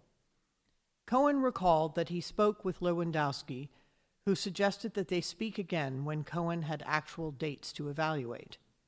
Cohen indicated, however, that he knew that travel prior to the Republican National Convention would be impossible given the candidate's pre-existing commitments to the campaign. Second, like Cohen, Trump received and turned down an invitation to the St. Petersburg International Economic Forum. In late December 2015, Mira Duma, a contact of Ivanka Trump's from the fashion industry, first passed along invitations for Ivanka Trump and candidate Trump from Sergei Prihutka, a deputy prime minister of the Russian Federation. Footnote, email Mira to Ivanka Trump, email iTrump to Graf. On January 14, 2016, Rona Graf sent an email to Duma stating that Trump was, quote, honored to be asked to participate in the highly prestigious, end quote, forum event, but that he would, quote, have to decline, end quote, the invitation given his, quote, very grueling and full travel schedule, end quote, as a presidential candidate. Footnote, email Graf to Mira. Graf asked Duma whether she recommended that Graf, quote, send a formal note to the deputy prime minister, end quote, declining his invitation. Duma replied that a formal note would be, quote unquote, great. Footnote, email Mira to Graf. It does not appear that Graf prepared that note immediately. According to written answers from President Trump. Footnote, as explained in Volume 2 and Appendix C on September 17, 2018, the office sent written questions to the President's counsel. On November 20, 2018, the President provided written answers to those questions through counsel. Graf received an email from Deputy Prime Minister Prihutka on March 17, 2016, again inviting Trump to participate in the 2016 forum in St. Petersburg. Footnote, written responses of Donald J. Trump, November 20, 2018, response to question 4, Part E. Documents show that Ms. Graf prepared for my signature a brief response declining the invitation. 2 weeks later, on March 31, 2016, Graf prepared for Trump's signature a 2-paragraph letter declining the invitation. Footnote, written responses of Donald J. Trump, November 20, 2018, unsigned letter dated March 31, 2016. The letter stated that Trump's, quote, schedule has become extremely demanding, end quote, because of the presidential campaign, that he, quote, already had several commitments in consideration to attending such an important event, end quote. Footnote, unsigned letter. Graf forwarded the letter to another executive assistant at the Trump Organization with instructions to print the document on letterhead for Trump to sign. Footnote, email Graf to Makia. At approximately the same time that the letter was being prepared, Robert Forsman, a New York-based investment banker, began reaching out to Graf to secure an in-person meeting with candidate Trump. According to Forsman, he had been asked by Anton Kobiakov, a Russian presidential aide involved with the Ross Congress Foundation, to see if Trump could speak at the forum. Forsman first emailed Graf on March 31, 2016, following a phone introduction brokered through Trump business associate Mark Burnett, who produced the television show The Apprentice. In his email, Forsman referenced his long-standing personal and professional expertise in Russia and Ukraine, his work setting up an early, quote-unquote, private channel between Vladimir Putin and former U.S. President George W. Bush, and an, quote-unquote, approach he had received from, quote, senior Kremlin officials, end quote, about the candidate. Forsman asked Graf for a meeting with the candidate, Corey Lewandowski, or, quote, another relevant person, end quote, to discuss this and other, quote-unquote, concrete things Forsman felt uncomfortable discussing over, quote-unquote, unsecure email. Footnote, March 31, 2016, email Forsman to Graf. On April 4, 2016, Graf forwarded Forsman's meeting request to Jessica Macchia, another executive assistant to Trump. Footnote, April 4, 2016, email Graf to Macchia. With no response forthcoming, Forsman twice sent reminders to Graf, first on April 26 and again on April 30, 2016. Footnote, April 26, 2016, email Forsman to Graf. Graf sent an apology to Forsman and forwarded his April 26 email, as well as his initial March 2016 email, to Lewandowski. Footnote, April 27, 2016, email Graf to Forsman.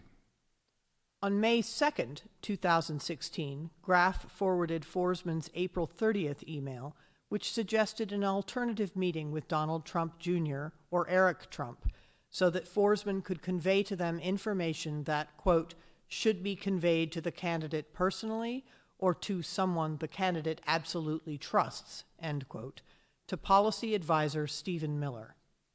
Quote, footnote, May 2nd, 2016, email Graf to S. Miller.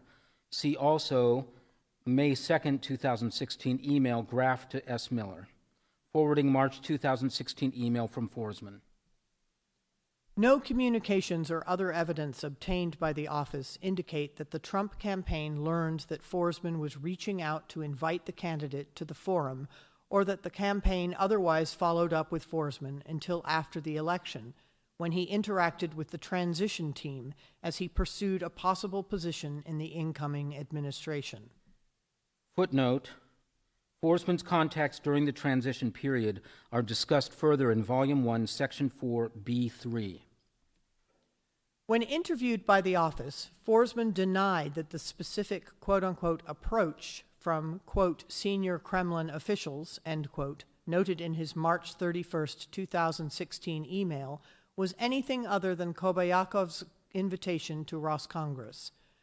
According to Forsman, the quote-unquote concrete things he referenced in the same email were a combination of the invitation itself, Forsman's personal perspectives on the invitation and Russia policy in general, and details of a Ukraine plan supported by a U.S. think tank, East-West Institute. Forsman told the office that Kobayakov had extended similar invitations through him to another Republican presidential candidate and one other politician. Forsman also said that Kobayakov had asked Forsman to invite Trump to speak after that other presidential candidate withdrew from the race, and the other politician's participation did not work out. Finally, Forsman claimed to have no plans to establish a back channel involving Trump, stating the reference to his involvement in the Bush-Putin back channel was meant to burnish his credentials to the campaign. Forsman commented that he had not recognized any of the experts announced as Trump's foreign policy team in March 2016 and wanted to secure an in-person meeting with the candidate to share his professional background and policy views, including that Trump should decline Kobayakov's invitation to speak at the forum.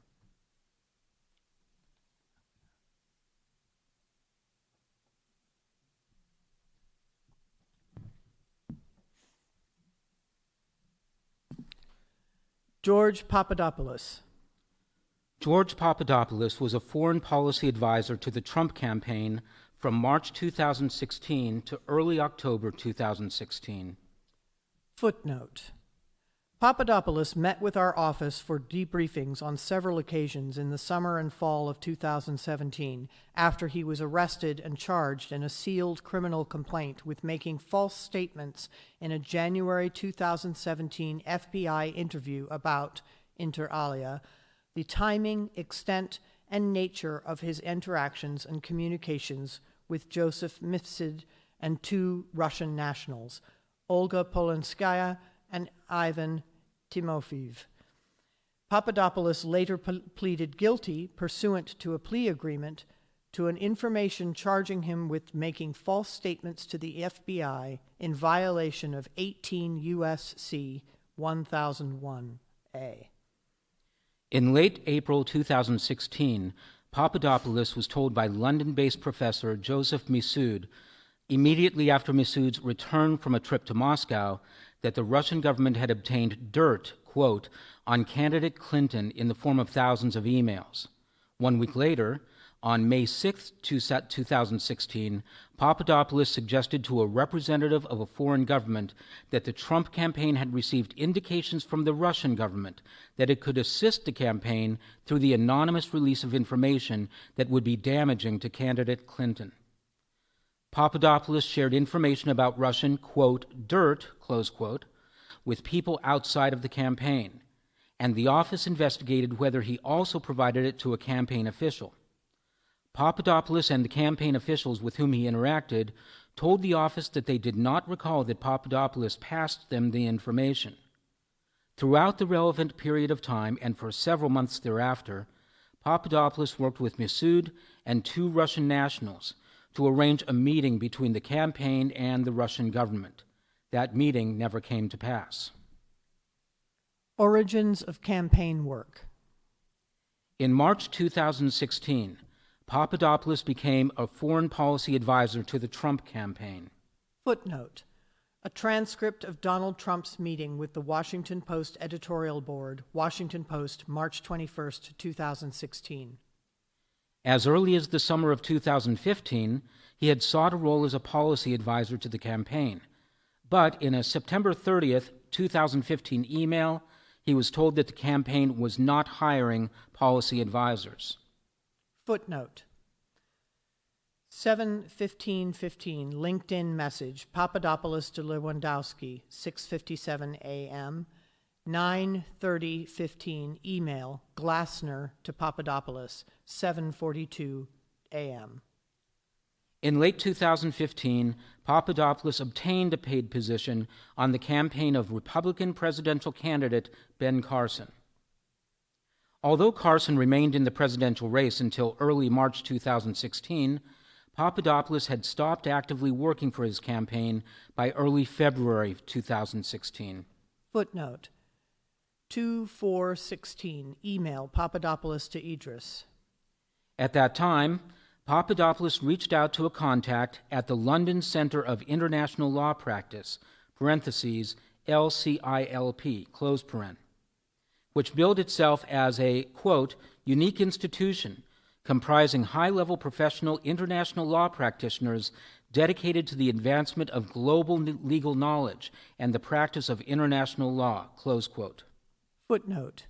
London Centre of International Law Practice at https://www.lcilp.org/via web.archive.org.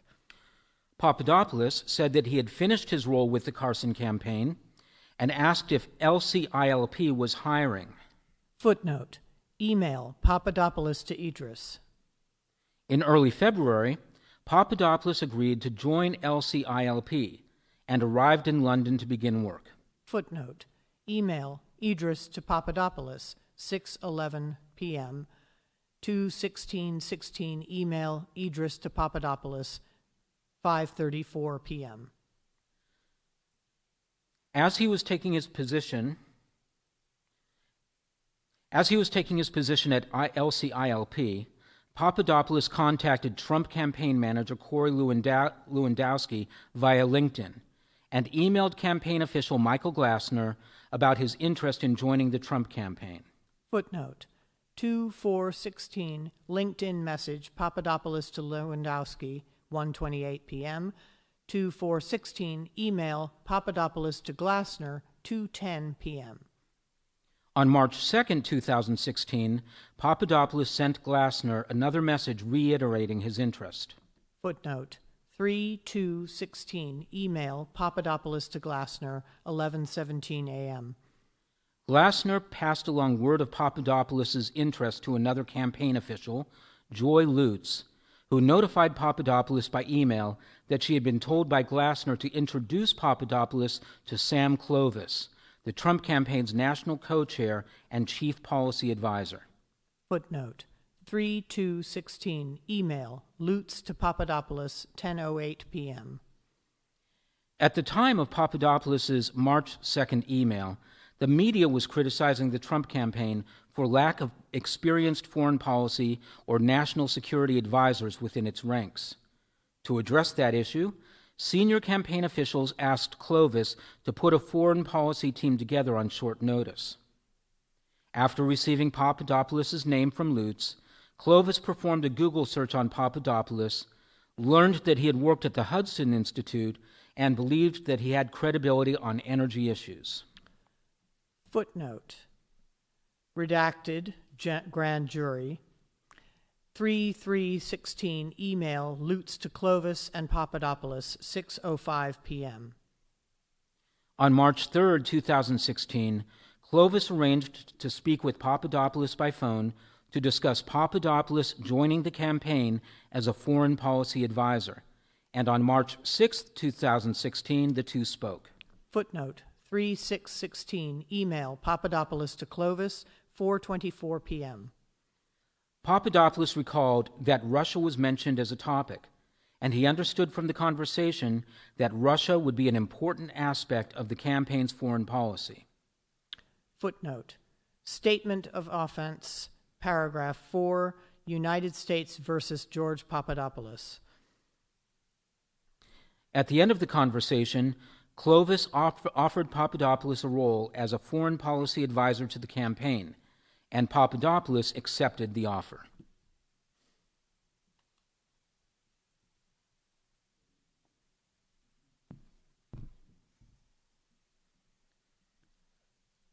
B. Initial Russia-related contacts. Approximately a week after signing on as a foreign policy advisor, Papadopoulos traveled to Rome, Italy, as part of his duties with LCILP. Footnote, Papadopoulos' statement of offense. The purpose of the trip was to meet officials affiliated with Link Campus University, a for-profit institution headed by a former Italian government official. Footnote, Papadopoulos, August 10, 2017. Stephanie Kirschgassner et al., Joseph Missoud, more questions in italics, more questions than answers about mystery professor linked to Russia. The Guardian, October 31st, 2017. Quote, Link Campus University is headed by a former Italian interior minister named Vincenzo Scotti, close quote. During the visit, Papadopoulos was introduced to Joseph Mifsud. Mifsud is a Maltese national who worked as a professor at the London Academy of Diplomacy in London, England. Footnote, Papadopoulos' statement of offense. Although Mifsud worked out of London and was also affiliated with LCILP, the encounter in Rome was the first time that Papadopoulos met him. Mifsud maintained various Russian contacts while living in London, as described further below. Among his contacts was Redaction, investigative technique, harm to ongoing matter. There are 4 more redactions in the following paragraph of the same sort. I'll just note as redaction. A one-time employee of the IRA, the entity that carried out the Russian social media campaign, see Volume 1, Section 2, Supra. In January and February 2016, Mifsud and Redaction. discussed Redaction. possibly meeting in Russia. The investigation did not identify evidence of them meeting. Later, in the spring of 2016, Redaction. was also in contact Redaction. that was linked to an employee of the Russian Ministry of Defense, and that account had overlapping contacts with a group of Russian military-controlled Facebook accounts that included accounts used to promote the DC Leaks releases in the course of the GRU's hack and release operations. See Volume 1, Section 3B1. According to Papadopoulos, Mifsud at first seemed uninterested in Papadopoulos when they met in Rome. Footnote, Papadopoulos' statement of offense. After Papadopoulos informed Mifsud about his role in the Trump campaign, however, Mifsud appeared to take greater interest in Papadopoulos. Footnote, Papadopoulos' statement of offense. The two discussed Mifsud's European and Russian contacts and had a general discussion about Russia. Mifsud also offered to introduce Papadopoulos to European leaders and others with contacts to the Russian government. Papadopoulos told the office that Mifsud's claim of substantial connections with Russian government officials interested Papadopoulos, who thought that such connections could increase his importance as a policy advisor to the Trump campaign. Footnote, Papadopoulos' statement of offense. On March 17, 2016, Papadopoulos returned to London. 4 days later, candidate Trump publicly named him as a member of the Foreign Policy and National Security Advisory Team chaired by Senator Jeff Sessions, describing Papadopoulos as, quote, an oil and energy consultant, end quote, and an, quote unquote, excellent guy. Footnote, Philip Rucker and Robert Costa, italics, Trump questions need for NATO, outlines non-interventionist foreign policy, close italics. Washington Post, March 21, 2016. On March 24, 2016, Papadopoulos met with Mifsud in London. Footnote, Papadopoulos, August 10, 2017, 3/24/16, text messages, Mifsud and Papadopoulos. Mifsud was accompanied by a Russian female named Olga Polonskaya. Mifsud introduced Polonskaya as a former student of his who had connections to Vladimir Putin. Papadopoulos understood at the time that Polonskaya may have been Putin's niece, but later learned that this was not true. Footnote, Papadopoulos, August 10, 2017. Papadopoulos, February 10, 2017. Papadopoulos Internet Search History, March 24, 2016. Parentheses, revealing late morning and early afternoon searches on March 24, 2016 for, quote, Putin's niece, close quote, Olga Putin, close quote, and, quote, Russian President niece Olga, close quote, among other terms. During the meeting, Polonskaya offered to help Papadopoulos establish contacts in Russia and stated that the Russian ambassador in London was a friend of hers. Based on this interaction, Papadopoulos expected Mifsud and Polonskaya to introduce him to the Russian ambassador in London, but that did not occur. Footnote, Papadopoulos' statement of offense. Following his meeting with Mifsud, Papadopoulos sent an email to members of the Trump campaign's Foreign Policy Advisory Team. The subject line of the message was, quote, meeting with Russian leadership, including Putin, end quote. Footnote, March 24, 2016. Email, Papadopoulos to Page et al.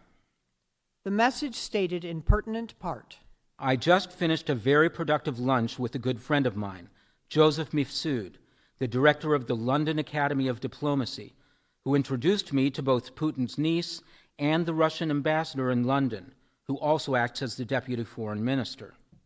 Footnote. Papadopoulos' statements to the campaign were false. As noted above, the woman he met was not Putin's niece. He had not met the Russian ambassador in London, and the ambassador did not also serve as Russia's deputy foreign minister. The topic of the lunch was to arrange a meeting between us and the Russian leadership to discuss U.S.-Russia ties under President Trump. They are keen to host us in a, quote, neutral, close quote, city, or directly in Moscow. They said the leadership, including Putin, is ready to meet with us, and Mr. Trump should be there, and Mr. Trump should there be interest. Waiting for everyone's thoughts on moving forward with this very important issue. Footnote 3/24/16, email Papadopoulos to Page et al., 8:48 a.m. Papadopoulos' message came at a time when Clovis perceived a shift in the campaign's approach toward Russia, from one of engaging with Russia through the NATO framework and taking a strong stance on Russian aggression in Ukraine. Redaction, Grand Jury. Clovis's response to Papadopoulos, however, did not reflect that shift. Replying to Papadopoulos and the other members of the Foreign Policy Advisory Team copied on the initial email, Clovis wrote, "This is most informative. Let me work it through the campaign. No commitments until we see how this plays out. My thought is that we should probably not go forward with any meetings with the Russians until we have had occasion to sit with our NATO allies, especially France, Germany, and Great Britain. We need to reassure our allies that we are not going to advance anything with Russia until we have everyone on the same page. More thoughts later today. Great work." Footnote 3/24/16, email Clovis to Papadopoulos et al., 8:55 a.m.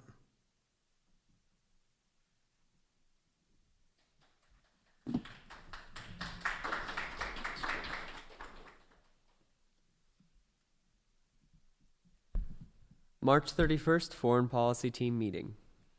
The campaign held a meeting of the Foreign Policy Advisory Team with Senator Sessions and candidate Trump approximately 1 week later, on March 31st, 2016, in Washington, D.C.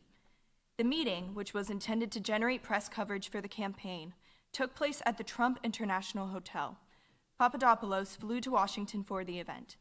At the meeting, Senator Sessions sat at one end of an oval table, while Trump sat at the other. As reflected in the photograph below, which was posted to Trump's Instagram account, Papadopoulos sat between the two seats to Sessions' left. During the meeting, each of the newly announced foreign policy advisors introduced themselves and briefly described their areas of experience or expertise. Papadopoulos spoke about his previous work in the energy sector and then brought up a potential meeting with Russian officials. Specifically, Papadopoulos told the group that he had learned through his contacts in London that Putin wanted to meet with candidate Trump and that these connections could help arrange that meeting. Trump and Sessions both reacted to Papadopoulos' statement. Papadopoulos and campaign advisor J.D. Gordon, who told the investigators in an interview that he had a crystal clear recollection of the meeting, have stated that Trump was interested in and receptive to the idea of meeting with Putin. Papadopoulos understood Sessions to be similarly supportive of his efforts to arrange a meeting. Gordon and two other attendees, however, recall that Sessions generally opposed the proposal, though they differ in their accounts of the concerns he voiced or the strength of the opposition he expressed. George Papadopoulos learns that Russia has dirt in the form of Clinton emails. Whatever Sessions' precise words at the March 31st meeting, Papadopoulos did not understand Sessions or anyone else in the Trump campaign to have directed that he refrain from making further efforts to arrange a meeting between the campaign and the Russian government. To the contrary, Papadopoulos told the office that he understood the campaign to be supportive of his efforts to arrange such a meeting. Accordingly, when he returned to London, Papadopoulos resumed those efforts. Throughout April 2016, Papadopoulos continued to correspond with, meet with, and seek Russia contacts through Mifsud and at times Polanskaya. For example, within a week of her initial March 24th meeting with him, Polanskaya attempted to send Papadopoulos a text message, which email exchanges show to have been drafted or edited by Mifsud, addressing Papadopoulos' wish to exchange with the Russian Federation. When Papadopoulos learned from Mifsud that Polanskaya had tried to message him, he sent her an email seeking another meeting. Polanskaya responded the next day that she was, quote, back in St. Petersburg, but would be very pleased to support Papadopoulos' initiatives between our two countries, and to meet him again. Papadopoulos stated in reply that he thought a good step would be to introduce him to the Russian ambassador in London, and that he would like to talk to the ambassador, quote, or anyone else you recommend about a potential foreign policy trip to Russia, end quote. Mifsud, who had been copied on the email exchanges, replied on the morning of April 11th, 2016. He wrote, quote, "This has already been agreed. I am flying to Moscow on the 18th for a Valdai meeting plus other meetings of the Duma. We will talk tomorrow," end quote. The two bodies referenced by Mifsud are part of or associated with the Russian government. The Duma is a Russian legislative assembly, while Valdai refers to the Valdai Discussion Club, a Moscow-based group that, quote, is close to Russia's foreign policy establishment, end quote. Papadopoulos thanked Mifsud and said that he would see him tomorrow.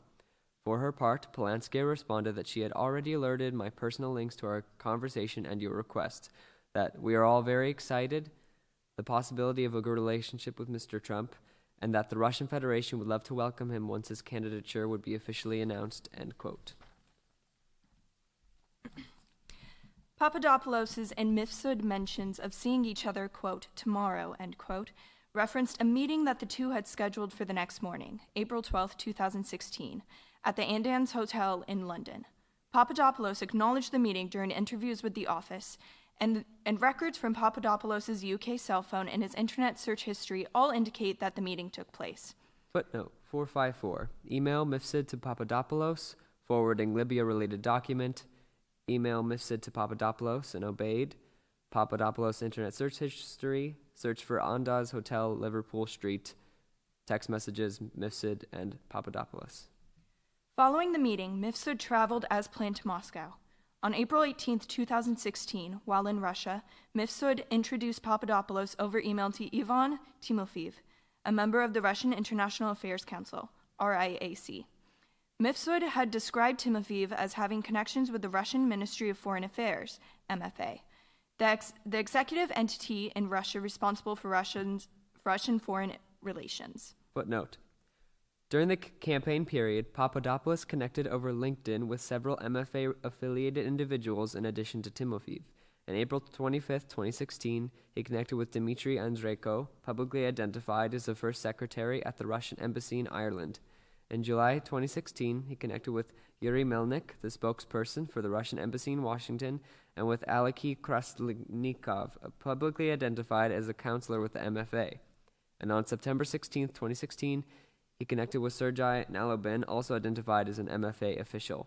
See Papadopoulos LinkedIn connections, redacted, investigative technique. Over the next several weeks, Papadopoulos and Timofeev had multiple conversations over Skype and email about setting, quote, the groundwork, end quote, for, quote, potential, end quote, meeting between the campaign and Russian government officials. Papadopoulos told the office that, on one Skype call, he believed that his conversation with Timofeev was being monitored or supervised by an unknown third party, because Timofeev spoke in an official manner and Papadopoulos heard odd noises on the line. Timofeev also told Papadopoulos in an April 25, 2016 email that he had just spoken, quote, to Igor Ivanov, the president of RIC and former foreign minister of Russia, end quote, and conveyed Ivanov's advice about how to best arrange a, quote, Moscow visit, end quote. After a stop in Rome, Mifsud returned to England on April 25, 2016. The next day, Papadopoulos met Mifsud for breakfast at the Andaz Hotel, the same location as their last meeting. During that meeting, Mifsud told Papadopoulos that he had met with high-level Russian government officials during his recent trip to Moscow. Mifsud also said that on the trip, he learned that the Russians had obtained, quote, dirt, end quote, on candidate Hillary Clinton. As Papadopoulos later stated to the FBI, Mifsud said that the, quote, dirt, end quote, was in the form of, quote, emails of Clinton, end quote, and that they, quote, have thousands of emails, end quote. On May 6, 2016, 10 days after the meeting with Mifsud, Papadopoulos suggested to a representative of a foreign government that the Trump campaign had received indications from the Russian government that it could assist the campaign through the anonymous release of information that would be damaging to Hillary Clinton. Footnote 465. This information is contained in the FBI case opening document and related materials. The foreign government conveyed this information to the U.S. government on July 26, 2016, a few days after WikiLeaks' release of Clinton-related emails. The FBI opened its investigation of potential coordination between Russia and the Trump campaign a few days later based on the information. End footnote. Russia-related communications with the campaign. While he was discussing with his foreign contacts a potential meeting of campaign officials with Russian government officials, Papadopoulos kept campaign officials apprising of his efforts. On April 25, 2016, the day before Mifsud told Papadopoulos about the emails, Papadopoulos wrote to senior policy advisor Stephen Miller that, quote, the Russian government has an open invitation by Putin for Mr. Trump to meet him when he is ready, end quote. And that, quote, the advantage of being in London is that these governments tend to speak a bit more openly in neutral cities, end quote. On April 27, 2016, after his meeting with Mifsud, Papadopoulos wrote a second message to Miller stating that, quote, some interesting messages were coming in from Moscow about a trip when the time is right, end quote. The same day, Papadopoulos sent a similar email to campaign manager Corey Lewandowski, telling Lewandowski that Papadopoulos had, quote, been receiving a lot of calls over the last month about Putin wanting to host Trump and the team when the time is right, end quote. Papadopoulos' Russian-related communications with campaign officials continued throughout the spring and summer of 2016. On May 4, 2016, he forwarded to Lewandowski an email from Timofeyev raising the possibility of a meeting in Moscow, asking Lewandowski whether that was, quote, something we want to move forward with, end quote. The next day, Papadopoulos forwarded the same Timofeyev email to Sam Clovis, adding to the top of the email, quote, Russia update, end quote. He included the same email on May 24, 2016 message to senior campaign official Paul Manafort, under the subject line, quote, request from Russia to meet with Mr. Trump, end quote, stating that, quote, Russia has been eager to meet Mr. Trump for quite some time and have been reaching out to me to discuss, end quote. Manafort forwarded the message to another campaign official without including Papadopoulos and stated, quote, let's discuss. We need someone to communicate that Trump is not doing these trips. It should be someone low level in the campaign so as not to send any signal, end quote.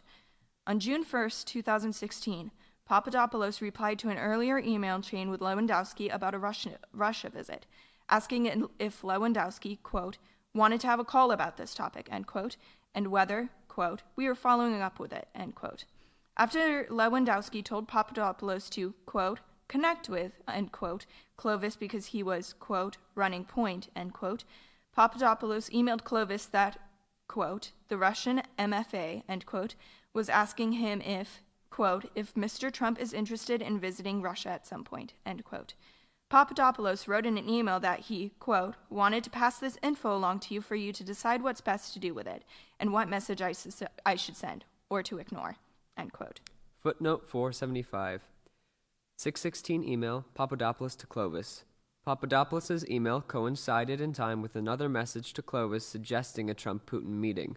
First, on May 15, 2016, David Klein, a distant relative of then-Trump Organization lawyer Jason Greenblatt, emailed Clovis about a potential campaign meeting with Beryl Lazar, the chief rabbi of Russia. The email stated that Klein had contacted Lazar in February about a possible Trump-Putin meeting and that Lazar was a very close confidant of Putin.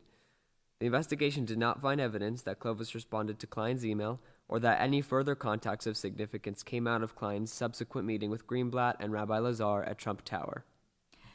After several email and Skype exchanges with Timofeyev, Papadopoulos sent one more email to Lewandowski on June 19, 2016, Lewandowski's last day as campaign manager. Footnote 477, redacted grand jury.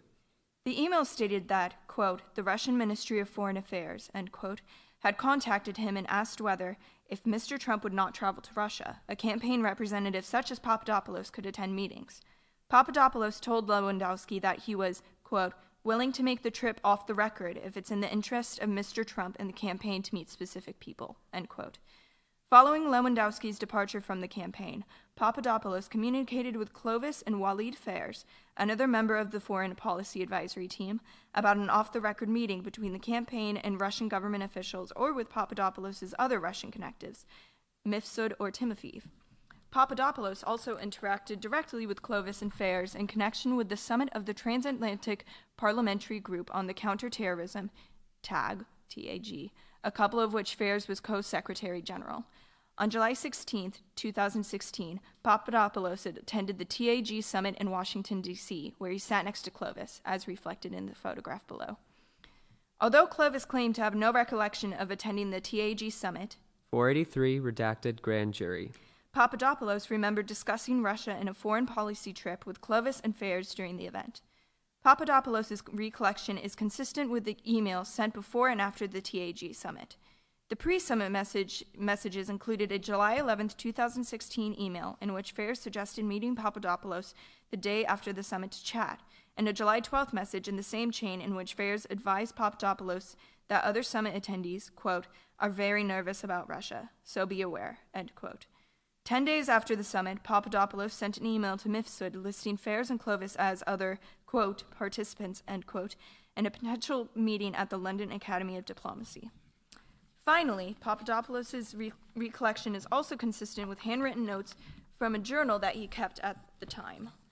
Those notes, which are reprinted in part below, appear to refer to potential September 2016 meetings in London which representatives of the, quote, office of Putin, end quote, and suggest that Fairs, Clovis, and Papadopoulos, quote, Walid/Sam, me, end quote, would attend without the official backing of the campaign, quote, no official letter/no message from Trump, end quote. Footnote 489. Papadopoulos declined to assist in deciphering his notes, telling investigators that he could not read his own handwriting from the journal. Papadopoulos. The notes, however, appear to read as listed in the column to the left of the image above, which I'll read. September. Have an exploratory meeting, or lose. In September, if allowed, they will blast Mr. Trump. We want the meeting in London/England. Walid, Sam, me. No official letter/no message from Trump. They are talking to us. It is a lot of risk. Office of Putin. Explore. We are a campaign. Off Israel, Egypt. Willingness to meet the FM, SP with Walid Sam. FM coming. Useful to have a session with him. Later communications indicate that Clovis determined that he, Clovis, could not travel. On August 15, 2016, Papadopoulos emailed Clovis that he had received requests from multiple foreign governments, quote, even Russia, end quote, for, quote, closed-door workshops/consultations abroad, end quote, and asking whether there was still interest for Clovis, Fairs, and Papadopoulos, quote, to go on that trip, end quote. Clovis copied Fairs on his response, which said that he could not, quote, travel before the election, end quote, but that he, quote, would encourage Papadopoulos and Walid to make the trips, if it is feasible, end quote. Papadopoulos was dismissed from the Trump campaign in early October 2016, after an interview he gave to the Russian news agency Interfax generated adverse publicity.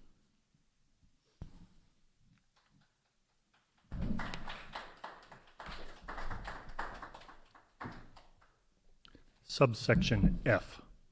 Trump campaign knowledge of dirt.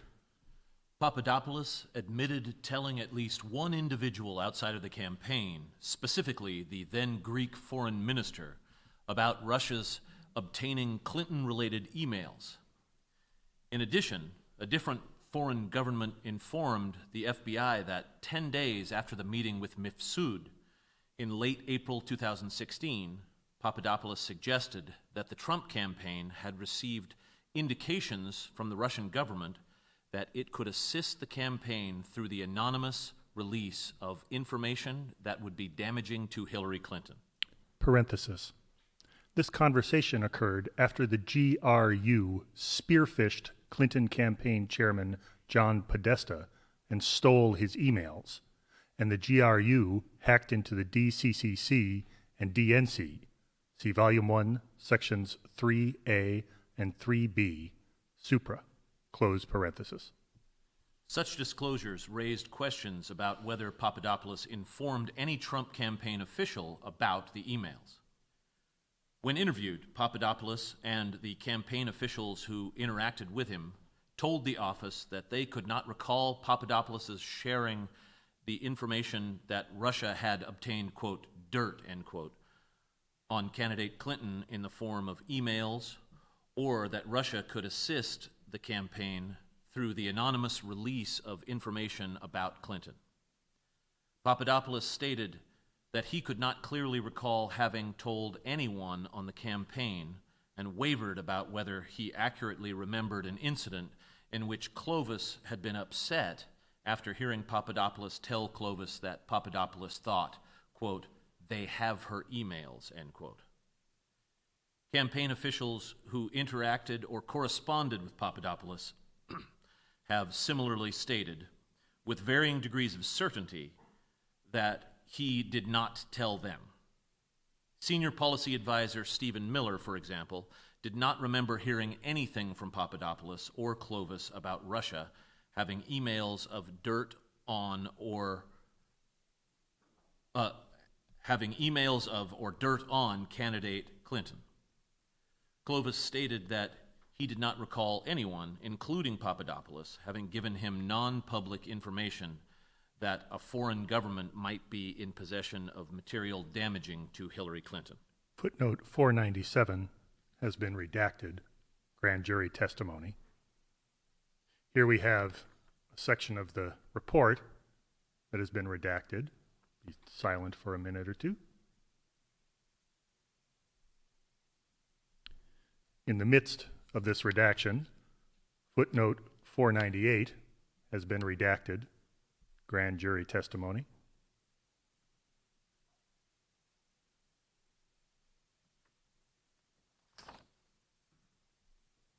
Redaction closes with footnote 499, redacted, grand jury testimony. No documentary evidence and nothing in email accounts or other communications facilities reviewed by the office shows that Papadopoulos shared this information with the campaign. Subsection G, additional George Papadopoulos contact. The office investigated another Russia-related contact with Papadopoulos. The office was not fully able to explore the contact because the individual at issue, Sergei Milyan, remained out of the country since the inception of our investigation and declined to meet with members of the office despite our repeated efforts to obtain an interview. Papadopoulos first connected with Milyan via LinkedIn on July 15, 2016, shortly after Papadopoulos attended a TAG summit with Clovis. 500, 7/15/16, LinkedIn message, Milyan to Papadopoulos. Milyan, an American citizen who is a native of Belarus, introduced himself, quote, as president of New York-based Russian-American Chamber of Commerce, end quote, and claimed that through that position he had, quote, insider knowledge and direct access to the top hierarchy in Russian politics, end quote. 501, 7/15/16, LinkedIn message, Milyan to Papadopoulos. Papadopoulos asked Timofeyev whether he had heard of Milyan. 502, 7/22/16, Facebook message, Papadopoulos to Timofeyev. Although Timofeyev said no, Papadopoulos met Milyan in New York City. The meetings took place on July 30th and August 1st, 2016. Afterwards, Milyan invited Papadopoulos to attend and potentially speak at 2 international energy conferences, including one that was to be held in Moscow in September 2016. The following are all text messages, no longer Facebook messages, between Papadopoulos and Milyan. Papadopoulos ultimately did not attend either conference. On July 31st, 2016, following his first in-person meeting with Milyan, Papadopoulos emailed Trump campaign official Bo Denisic to say that he had been contacted, quote, by some leaders of Russian-American voters here in the U.S. about their interest in voting for Mr. Trump, end quote, and to ask whether he should, quote, put you in touch with their group, U.S.-Russia Chamber of Commerce, end quote. Denisic thanked Papadopoulos, quote, for taking the initiative, end quote, but asked him to, quote, hold off with the outreach to Russian Americans, end quote, because, quote, too many articles, end quote, had already portrayed the campaign, then campaign chairman Paul Manafort, and candidate Trump as, quote, being pro-Russian, end quote. On August 23, 2016, Milyan sent a Facebook message to Papadopoulos promising that he would, quote, share with you a disruptive technology that might be instrumental in your political work for the campaign, end quote. Papadopoulos claimed to have no recollection of this matter. On November 9th, 2016, shortly after the election, Papadopoulos arranged to meet with Milyan in Chicago to discuss business opportunities, including potential work with Russian, quote, billionaires who are not under sanctions, end quote. The meeting took place on November 14th, 2016, at the Trump Hotel and Tower in Chicago. According to Papadopoulos, the two men discussed partnering on business deals, but Papadopoulos perceived that Milyan's attitude toward him changed when Papadopoulos stated that he was only pursuing private sector opportunities and was not interested in a job in the administration. The two remained in contact, however, and had extended online discussions about possible business opportunities in Russia. The two also arranged to meet at a Washington, D.C. bar when they both attended Trump's inauguration in late January 2017. Section 3. Carter Page. Carter Page worked for the Trump campaign from January 2016 to September 2016. He was formally and publicly announced as a foreign policy advisor by the candidate in March 2016. Page was interviewed by the FBI during 5 meetings in March 2017 before the special counsel's appointment. The rest of this footnote has been redacted. Grand jury testimony. Page had lived and worked in Russia, and he had been approached by Russian intelligence officers several years before he volunteered for the Trump campaign. During his time with the campaign, Page advocated pro-Russia foreign policy positions and traveled to Moscow in his personal capacity. Russian intelligence officials had formed relationships with Page in 2008 and 2013, and Russian officials may have focused on Page in 2016 because of his affiliation with the campaign. However, the investigation did not establish that Page coordinated with the Russian government in its efforts to interfere with the 2016 presidential election. Subsection A, background. Before he began working for the campaign in January 2016, Page had substantial prior experience studying Russian policy issues and living and working in Moscow. From 2004 to 2007, Page was the deputy branch manager of Merrill Lynch's Moscow office. There he worked on transactions involving the Russian energy company Gazprom and came to know Gazprom's deputy chief financial officer, Sergei Yatsenko. In 2008, Page founded Global Energy Capital LLC, GEC, an investment management and advisory firm focused on the energy sector in emerging markets. Footnote 519 has been redacted. Grand jury testimony. There is a redaction in the body of the report. Grand jury testimony. Footnoted 520, which has been redacted. Grand jury testimony. The company otherwise had no sources of income, and Page was forced to draw down his life savings to support himself and pursue his business venture. 521, footnote redacted. Page asked Yatsenko to work with him at GEC as a senior advisor on a contingency basis. Redaction in the body of the report. Grand jury testimony. Footnoted 522, page 33017 302 at 10. Rest of the footnote is redacted.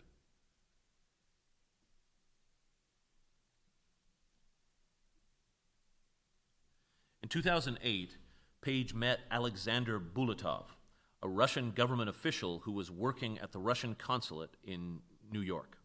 Footnote redacted. Page later learned that Bulatov was a Russian intelligence officer. Redaction in the body of the report. Footnoted Footnote redacted. In 2013, Viktor Podobny, another Russian intelligence officer working covertly in the United States under diplomatic cover, formed a relationship with Page. Footnote partially redacted. Complaint paragraphs 22, 24, 32, United States versus Buryakov, the Buryakov complaint. Podobny met Page at an energy symposium in New York City and began exchanging emails with him. Podobny and Page also met in person on multiple occasions, during which Page offered his outlook on the future of the energy industry and provided documents to Podobny about the energy business. In a recorded conversation on April 8, 2013, Podobny told another intelligence officer that Page was interested in business opportunities in Russia. In Podobny's words, Page, quote, got hooked on Gazprom, thinking that if they have a project, he could rise up. Maybe he can. It's obvious that he wants to earn lots of money, end quote. Podobny said that he had led Page on by, quote, feeding him empty promises, end quote.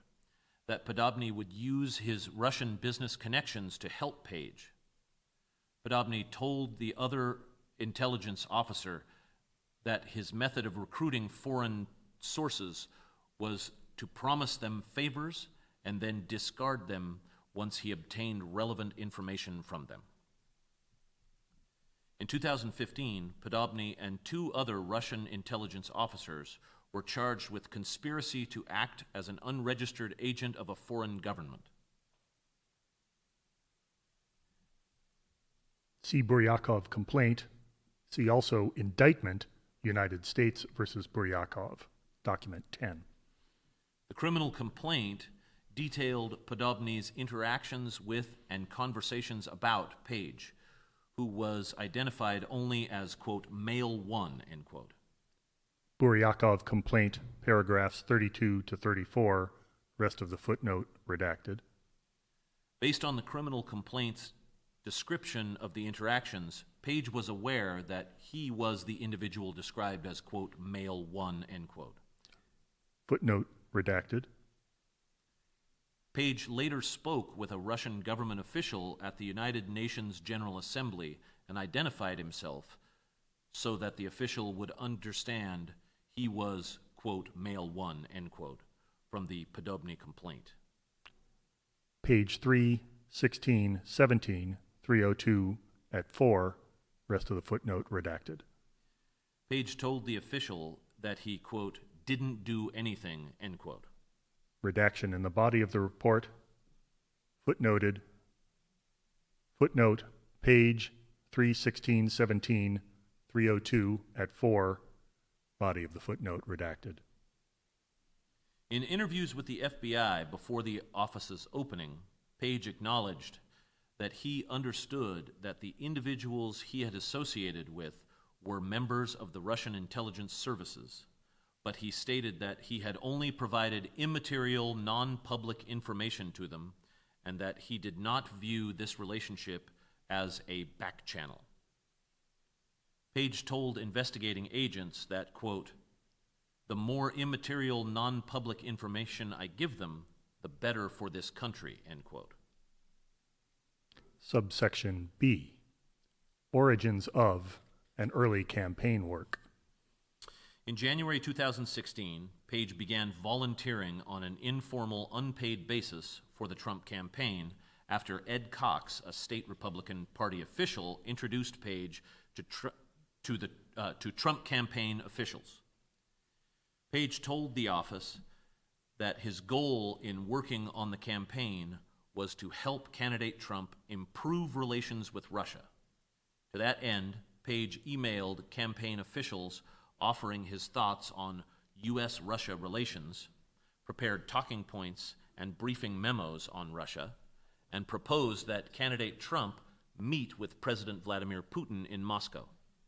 Footnote C, e.g., 1:30:16 email, page to Glassner et alia, 3:17:16 email, page to Clovis, attaching a, quote, President's Daily Brief, close quote, prepared by Page, that discussed the, quote, severe degradation of U.S.-Russia relations following Washington's meddling, close quote, in Ukraine. Rest of this footnote is redacted.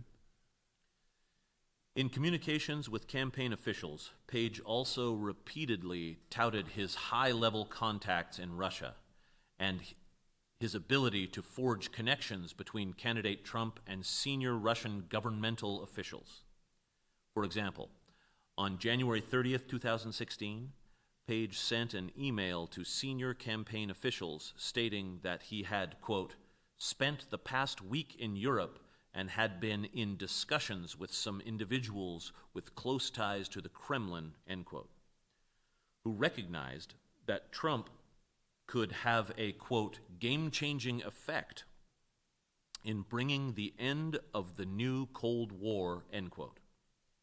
The email stated that, quote, through his discussions with these high-level contacts, end quote, Page believed that, quote, a direct meeting in Moscow between Mr. Trump and Putin could be arranged, end quote. Page closed the email by criticizing U.S. sanctions on Russia. Here we have a redaction in the body of the report, grand jury testimony.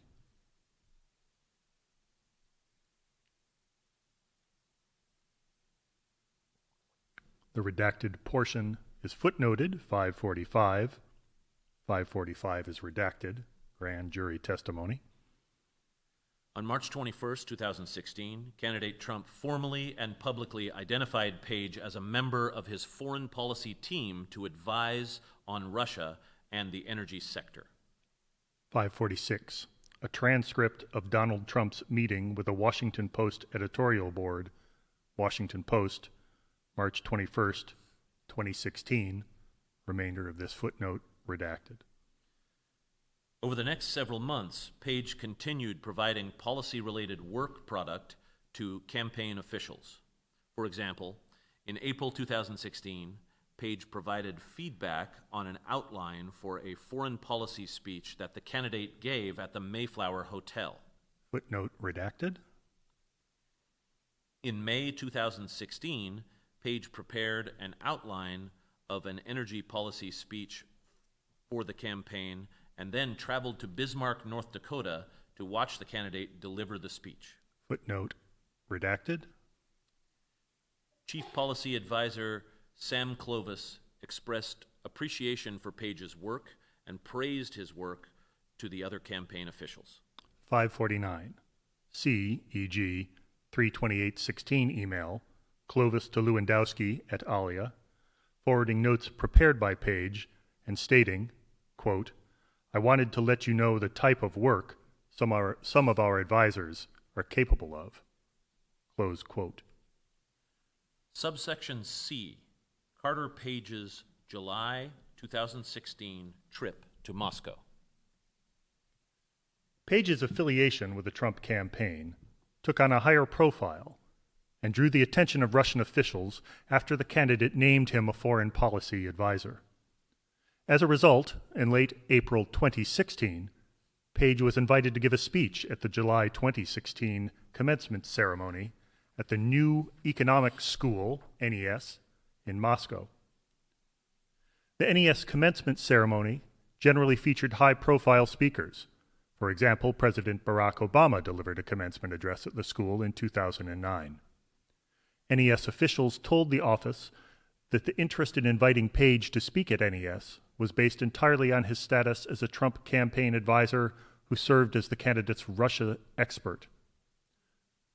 Andrei Krikovich, an associate of Page's and an assistant professor at the Higher School of Economics in Russia, recommended that NES rector Shlomo Weber invite Page to give the commencement address based on his connection to the Trump campaign. Denis Klimentov, an employee of NES, said that when the Russians learned of Page's involvement in the Trump campaign in March 2016, the excitement was palpable. Weber recalled that in summer 2016, there was substantial interest in the Trump campaign in Moscow, and he felt that bringing a member of the campaign to the school would be beneficial. Page was eager to accept the invitation to speak at NES, and he sought approval from Trump campaign officials to make the trip to Russia. Footnote. See 51616 email Page to Fairs et al., referring to submission of, quote, of a, quote, campaign advisor request form, end quote. On May 16, 2016, while that request was still under consideration, Page emailed Clovis, J.D. Gordon, and Walid Fares, and suggested that candidate Trump take his place speaking at the commencement ceremony in Moscow. Footnote. The first part of the footnote is redacted. 516 email Page to Fairs et al. On June 19, 2016, Page followed up again to request approval to speak at the NES event and to reiterate that NES would, quote, love to have Mr. Trump speak at this annual celebration, close quote, in Page's place. Campaign manager Corey Lewandowski responded the same day, saying, quote, if you want to do this, it would be outside, seek, of your role with the DJT for President campaign. I am certain Mr. Trump will not be able to attend. Close quote. In early July 2016, Page traveled to Russia for the NES events. On July 5, 2016, Denis Klimentov, copying his brother Dmitry Klimentov, emailed Maria Zakharova, the director of the Russian Ministry of Foreign Affairs Information and Press Department, about Page's visit and his connection to the Trump campaign. Denis Klimentov said in the email that he wanted to draw the Russian government's attention to Page's visit to Moscow. His message to Zakharova continued, Page is Trump's advisor on foreign policy. He is a known businessman. He used to work in Russia. If you have any questions, I will be happy to help contact him. Close quote. Dmitry Klimentov then contacted Russian Press Secretary Dmitry Peskov about Page's visit to see if Peskov wanted to introduce Page to any Russian government officials. The following day, Peskov responded to what appears to have been the same Denis Klimentov-Zakharova email thread. Peskov wrote, quote, I have read about Page. Specialists say that he is far from being the main one, so I better not initiate a meeting in the Kremlin. Close quote. On July 7, 2016, Page delivered the first of his two speeches in Moscow at NES. In the speech, Page criticized the U.S. government's foreign policy toward Russia, stating that, quote, Washington and other Western capitals have impeded potential progress through their often hypocritical focus on ideas such as democratization, inequality, corruption, and regime change. Footnote. See Carter W. Page, the lecture of Trump's advisor Carter Page in Moscow, YouTube channel, Katahan Think Tank, posted July 7th, 2016, with a YouTube address. Page also provided the FBI with a copy of his speech and slides from the speech. See Carter Page, The Evolution of the World Economy, Trends and Potential, Speech at National Economic Speech, July 7th, 2016. On July 8, 2016, Page delivered a speech during the NES commencement. After Page delivered his commencement address, Russian Deputy Prime Minister and NES board member Arkady Dvorkovich spoke at the ceremony and stated that the sanctions the U.S. had imposed on Russia had hurt the NES. Page and Dvorkovich shook hands at the commencement ceremony, and Weber recalled that Dvorkovich made statements to Page about working together in the future. Redaction. Grand jury. Also, footnote, redacted. Grand jury.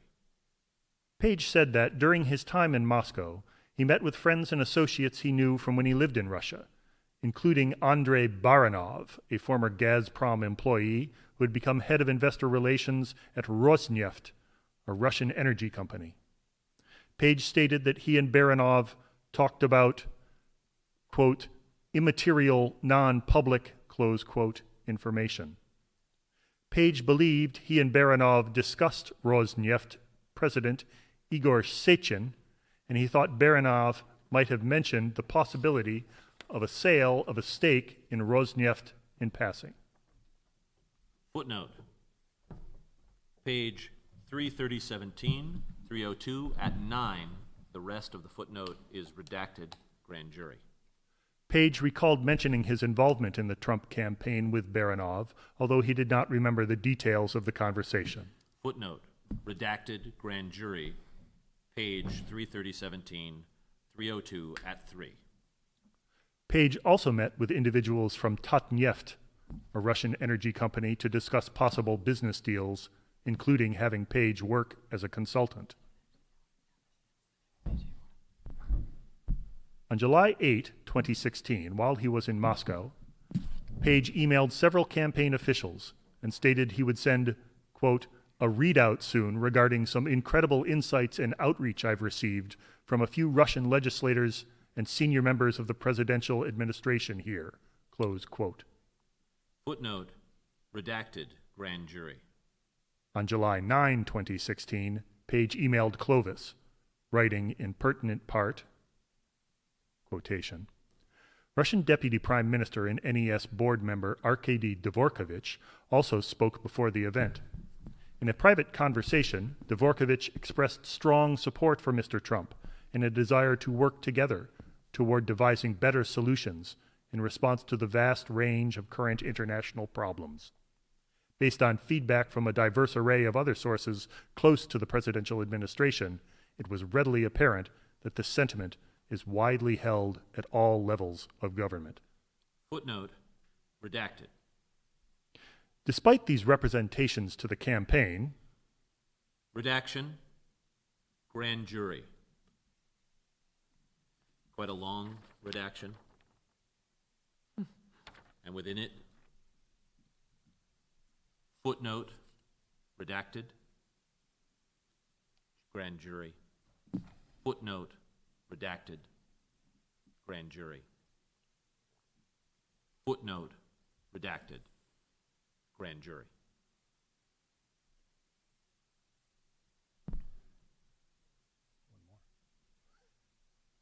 One more footnote, redacted, grand jury.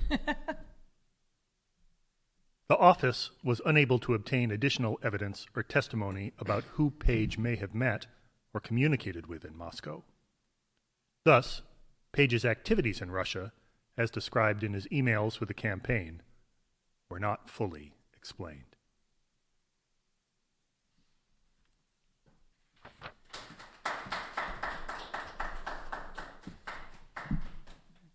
D.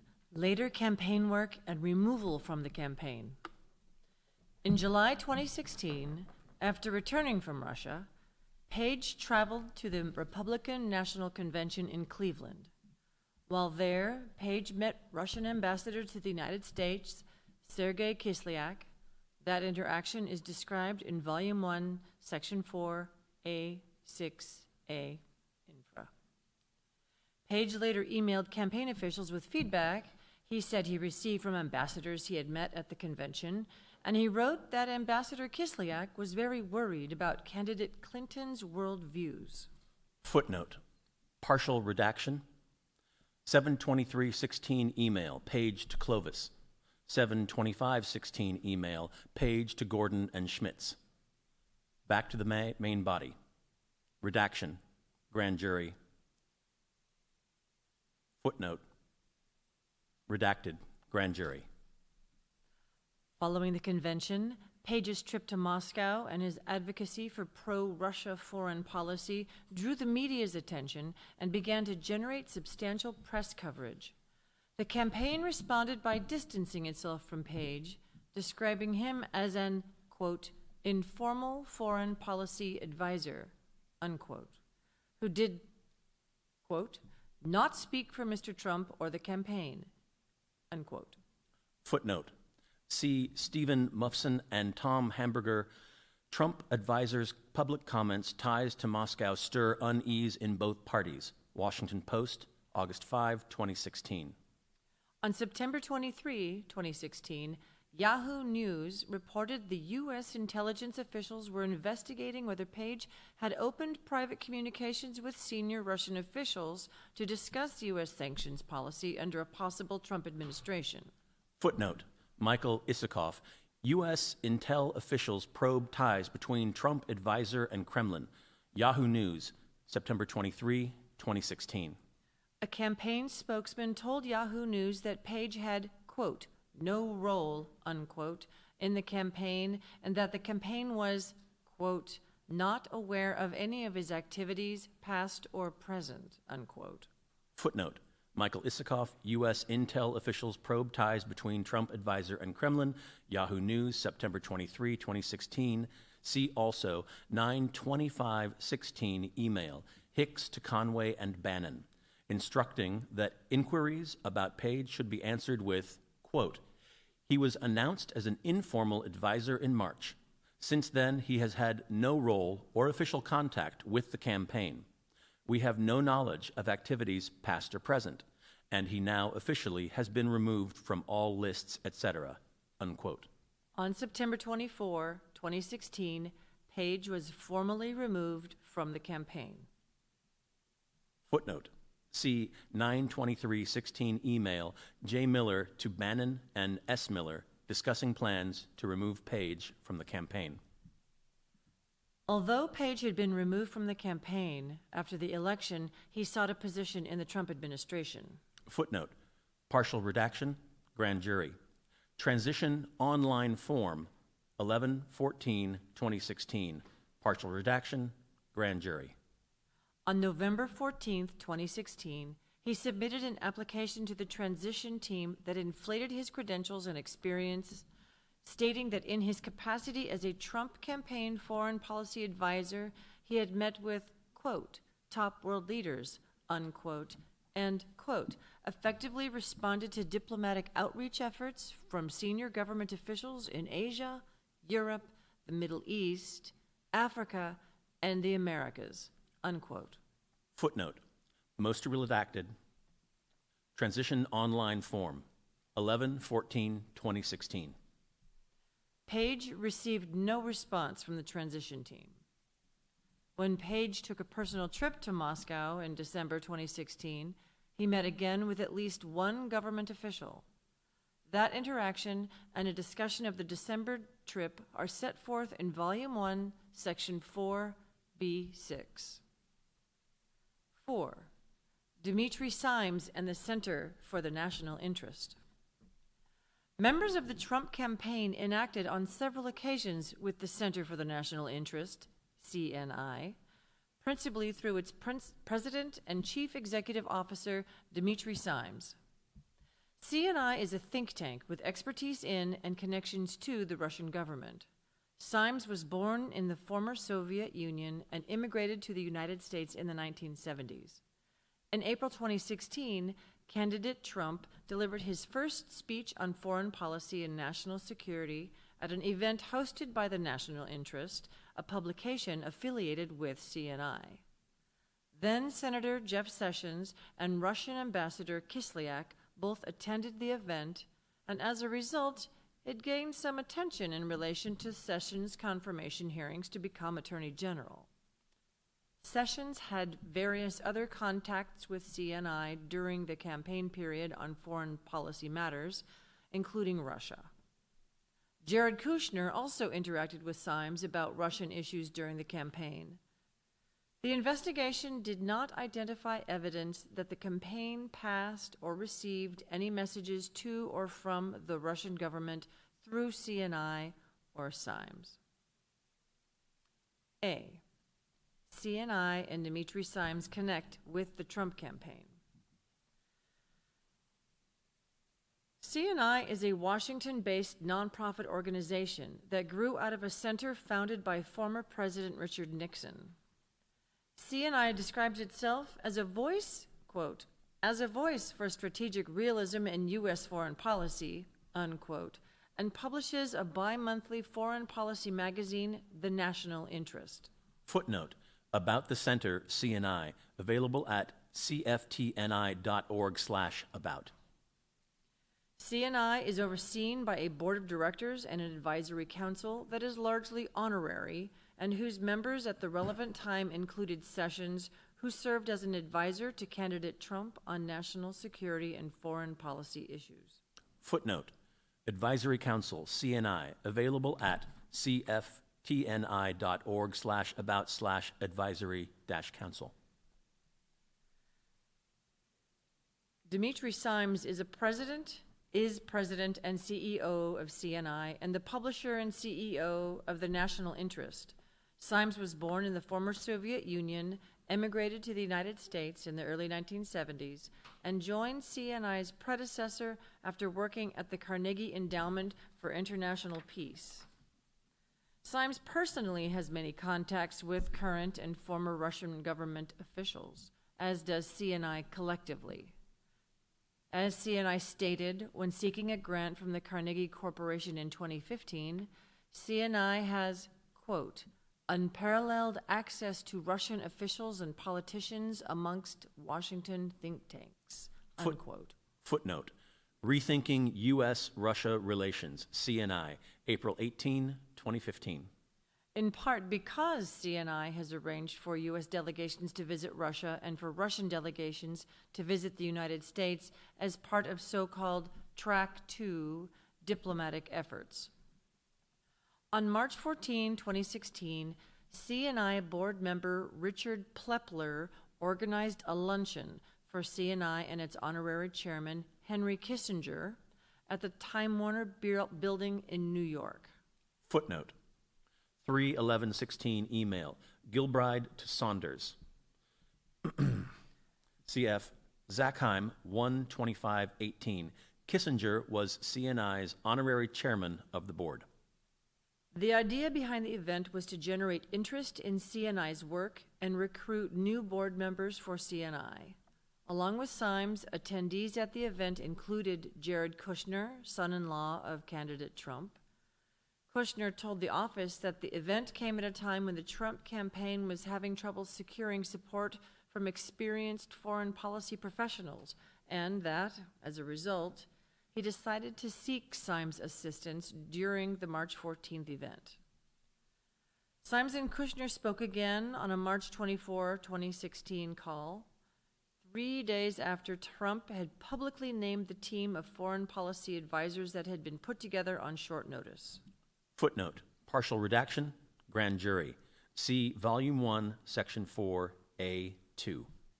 On March 31st, 2016, Simes and Kushner had an in-person one-on-one meeting in Kushner's New York office. During that meeting, Simes told Kushner that the best way to handle foreign policy issues for the Trump campaign would be to organize an advisory group of experts to meet with candidate Trump and develop a foreign policy approach that was consistent with Trump's voice. Simes believed that Kushner was receptive to that suggestion. Simes also had contact with other individuals associated with the Trump campaign regarding the campaign's foreign policy position. For example, on June 17, 2016, Simes sent J.D. Gordon an email with a, quote, memo to Senator Sessions that we discussed at our recent meeting, unquote, and asked Gordon to both read it and share it with Sessions. The memorandum proposed building a, quote, small and carefully selected group of experts, unquote, to assist Sessions with the campaign, operating under the assumption, quote, that Hillary Clinton is very vulnerable on national security and foreign policy issues, unquote. The memorandum outlined key issues for the campaign, including a, quote, new beginning with Russia, unquote. Footnote, 6/17/2016 email, Simes to Gordon.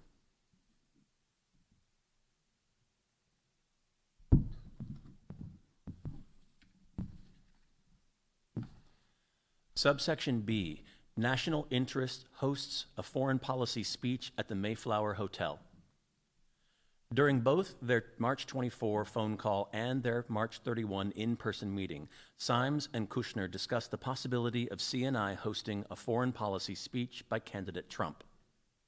Following those conversations, Symes agreed that he and others associated with CNI would provide behind-the-scenes input on the substance of the foreign policy speech, and that CNI officials would coordinate the logistics of the speech with Sessions and his staff, including Sessions' chief staff, Rick Dearborn. Footnote 4, April 6, 2016, email Symes to Burt. In mid-April 2016, Kushner put Symes in contact with senior policy advisor Stephen Miller and forwarded to Symes an outline of the foreign policy speech that Miller had prepared. Footnote April 17, 2016, email Kushner to Symes. For April 14, 2016, email Kushner to Symes and Stephen Miller. Symes sent back to the campaign bullet points with ideas for the speech that he had drafted with CNI Executive Director Paul Saunders and board member Richard Burt. Symes received subsequent draft outlines from Miller, and he and Saunders spoke to Miller by phone about substantive changes to the speech. It is not clear, however, whether CNI officials received an actual draft of the speech for comment. While Saunders recalled having received an actual draft, Symes did not, and the emails that CNI produced to this office do not contain such a draft. After board members expressed concern to Symes that CNI's hosting the speech could be perceived as an endorsement of a particular candidate, CNI decided to have its publication, The National Interest, serve as the host and to have the event at the National Press Club. Footnote, email Symes to Boyd et al., April 22, 2016. Kushner later requested that the event be moved to the Mayflower Hotel, which was another venue that Symes had mentioned during initial discussions with the campaign in order to address concerns about security and capacity. On April 25, 2016, Saunders booked event rooms at the Mayflower to host both the speech and a VIP reception that was to be held beforehand. Footnote, Mayflower Group Sales Agreement. Saunders understood that the reception at which invitees would have the chance to meet candidate Trump would be a small event. Saunders decided who would attend by looking at the list of CNI's invitees to the speech itself and then choosing a subset for the reception. CNI's invitees to the reception included Sessions and Kislak. Footnote, April 25, 2016, email Symes to Kushner. The week before the speech, Symes had informed Kislak that he would be invited to the speech and that he would have the opportunity to meet Trump. When the pre-speech reception began on April 27, a receiving line was quickly organized so that attendees could meet Trump. Sessions first stood next to Trump to introduce him to the members of Congress who were in attendance. After those members had been introduced, Symes stood next to Trump and introduced him to the CNI invitees in attendance, including Kislak. Symes perceived the introduction to be positive and friendly, but thought it clear that Kislak and Trump had just met for the first time. Kislak also met Kushner during the pre-speech reception. The two shook hands and chatted for a minute or two, during which Kushner recalled Kislak saying, "We like what your candidate is saying. It's refreshing." Several public reports state that in addition to speaking to Kushner at the pre-speech reception, Kislak also met or conversed with Sessions at that time. Footnote, Ken Delanian, did Trump, Kushner, Sessions have an undisclosed meeting with Russian? NBC News, June 1, 2016. Julia Yaffe, why did Jeff Sessions really meet with Sergei Kislyak? The Atlantic, June 13, 2017. Sessions stated to investigators, however, that he did not remember any such conversation. Nor did anyone else affiliated with CNI or the National Interest specifically recall a conversation or meeting between Sessions and Kislyak at the pre-speech reception. Footnote, statement regarding President Trump's April 27, 2016 foreign policy speech at the Center for the National Interest, CNI, March 8, 2017. It appears that if a conversation occurred at the pre-speech reception, it was a brief one conducted in public view, similar to the exchange between Kushner and Kislyak. The office found no evidence that Kislak conversed with either Trump or Sessions after the speech, or would have had the opportunity to do so. Symes, for example, did not recall seeing Kislak at the post-speech luncheon, and the only witness who accounted for Sessions' whereabouts stated that Sessions may have spoken to the press after the event, but then departed for Capitol Hill. Saunders recalled, based in part on a food-related request he received from a campaign staff member, that Trump left the hotel a few minutes after the speech to go to the airport. Subsection C, Jeff Sessions' post-speech interactions with CNI. In the wake of Sessions' confirmation hearings as Attorney General, questions arose about whether Sessions' campaign period interactions with CNI, apart from the Mayflower speech, included any additional meetings with Ambassador Kislak or involved Russian-related matters. With respect to Kislak contacts, on May 23, 2016, Sessions attended CNI's Distinguished Service Award dinner at the Four Seasons Hotel in Washington, D.C. Sessions attended a pre-dinner reception and was seated at one of two head tables for the event. Footnote, email, Cantelmo to Saunders and Hagberg, May 23rd, 2016. Email, Baumann to Cantelmo. A seating chart prepared by Saunders indicated that Sessions was scheduled to be seated next to Kislak, who appears to have responded to the invitation by indicating he would attend the event. Footnote. Email, May 23rd, 2016, email Baumann to Cantelmo. Sessions, however, did not remember seeing, speaking with, or sitting next to Kislak at the dinner. Although CNI board member Charles Boyd said he may have seen Kislak at the dinner, Symes, Saunders, and Jacob Heilbrunn, editor of the National Interest, all had no recollection of seeing Kislak at the May 23rd event. Kislak also does not appear in any of the photos from the event that the office obtained. In the summer of 2016, CNI organized at least 2 dinners in Washington, D.C. for Sessions to meet with experienced foreign policy professionals. The dinners included CNI-affiliated individuals such as Richard Burt and Zalmay Khalilzad, a former U.S. ambassador to Afghanistan and Iraq and the person who had introduced Trump before the April 27, 2016 foreign policy speech. Khalilzad also met with Sessions one-on-one separately from the dinners. At the dinners and in the meetings, the participants addressed U.S. relations with Russia, including how U.S. relations with NATO and European countries affected U.S. policy towards Russia. But the discussions were not exclusively focused on Russia. Khalilzad, for example, recalled discussing nation building and violent extremism with Sessions. In addition, Sessions asked Saunders of CNI to draft 2 memoranda not specific to Russia, one on Hillary Clinton's foreign policy shortcomings and another on Egypt.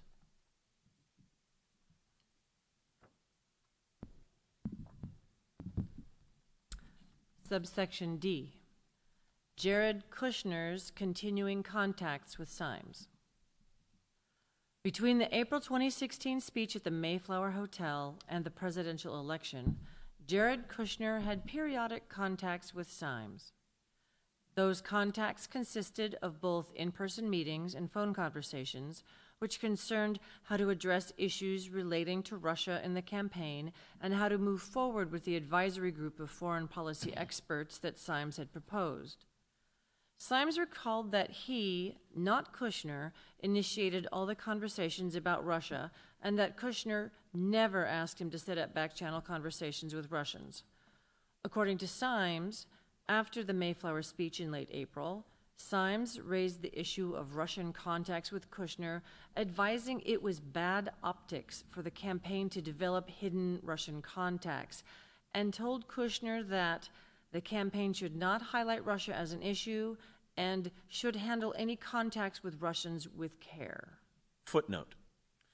During this period of time, the campaign received a request for a high-level campaign official to meet with an officer at a Russian state-owned bank, quote, to discuss an offer that officer claims to be carrying from President Putin to meet with candidate Trump, unquote. 5/17/2016 email, Dearborn to Kushner. Copying Manafort and Gates, Kushner responded, "Pass on this.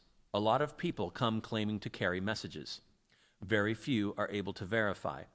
For now, I think we decline such meetings. Most likely, these people go back home and claim they have special access to gain importance for themselves. Be careful." Unquote. 5/17/16, email Kushner to Dearborn. Kushner generally provided a similar account of his interactions with Symes. Among the Kushner-Symes meetings was one held August 17, 2016, at Symes' request in Kushner's New York office. The meeting was to address foreign policy advice that CNI was providing and how to respond to the Clinton campaign's Russia-related attacks on candidate Trump. Footnote: 8/10/2016 meeting invitation, Vargas to Symes. 8/11/16, email Hagan to Manafort. In advance of the meeting, Symes sent Kushner a, quote, Russian policy memo, unquote, laying out, quote, what Mr. Trump may want to say about Russia, unquote. Footnote: 8/9/2016 email Symes to Kushner. The memorandum recommended downplaying Russia as a U.S. foreign policy priority at this time, unquote, and suggested that, quote, some tend to exaggerate Putin's flaws, unquote. The memorandum also recommended approaching general Russian-related questions in the framework of, quote, how to work with Russia to advance important U.S. national interests, unquote, and that a Trump administration, quote, not go abroad in search of monsters to destroy, unquote. The memorandum did not discuss sanctions, but did address how to handle Ukraine-related questions, including questions about Russia's invasion and annexation of Crimea. In a cover email transmitting that memo and a phone call to set up the meeting, Symes mentioned, quote, a well-documented story of highly questionable connections between Bill Clinton, unquote, and the Russian government, quote, parts of which, unquote, according to Symes, had even been, quote, discussed with the CIA and the FBI in the late 1990s and shared with the independent counsel at the end of the Clinton presidency, unquote. Footnote: 8/9/2016 email Symes to Kushner. Kushner forwarded the email to senior Trump campaign officials Stephen Miller, Paul Manafort, and Rick Gates with the note, quote, suggestion only, unquote. Footnote: 8/10/2016 email Kushner to S. Miller. Manafort subsequently forwarded the email to his assistant and scheduled a meeting with Symes. Footnote: 8/11/2016 email Hagan to Manafort. Parenthetical comment. Manafort was on the verge of leaving the campaign by the time of the scheduled meeting with Symes, and Symes ended up meeting only with Kushner. End parenthetical comment. During the August 17th meeting, Symes provided Kushner the Clinton-related information he had promised. Symes told Kushner that redacted, personal privacy, small redaction. Symes claimed that he had received this information from former CIA and Reagan White House official Fritz Ermarth, who claimed to have learned it from U.S. intelligence sources, not from Russians. Symes perceived that Kushner did not find the information to be of interest or use to the campaign because it was, in Symes' word, quote, old news, unquote. When interviewed by the office, Kushner stated that he believed there was little chance of something new being revealed about the Clintons given their long career as public figures, and that he never received from Symes information that could be, quote, operationalized, unquote, for the Trump campaign. Despite Kushner's reaction, Symes believed that he provided the same information at a small group meeting of foreign policy experts that CNI organized for Sessions.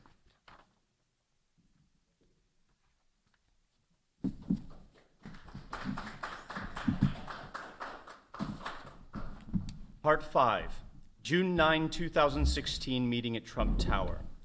On June 9, 2016, senior representatives of the Trump campaign met in Trump Tower with a Russian attorney, expecting to receive derogatory information about Hillary Clinton from the Russian government. The meeting was proposed to Donald Trump Jr. in an email from Robert Goldstone at the request of his then client, Emin Agalarov, the son of a Russian real estate developer, Aris Agalarov.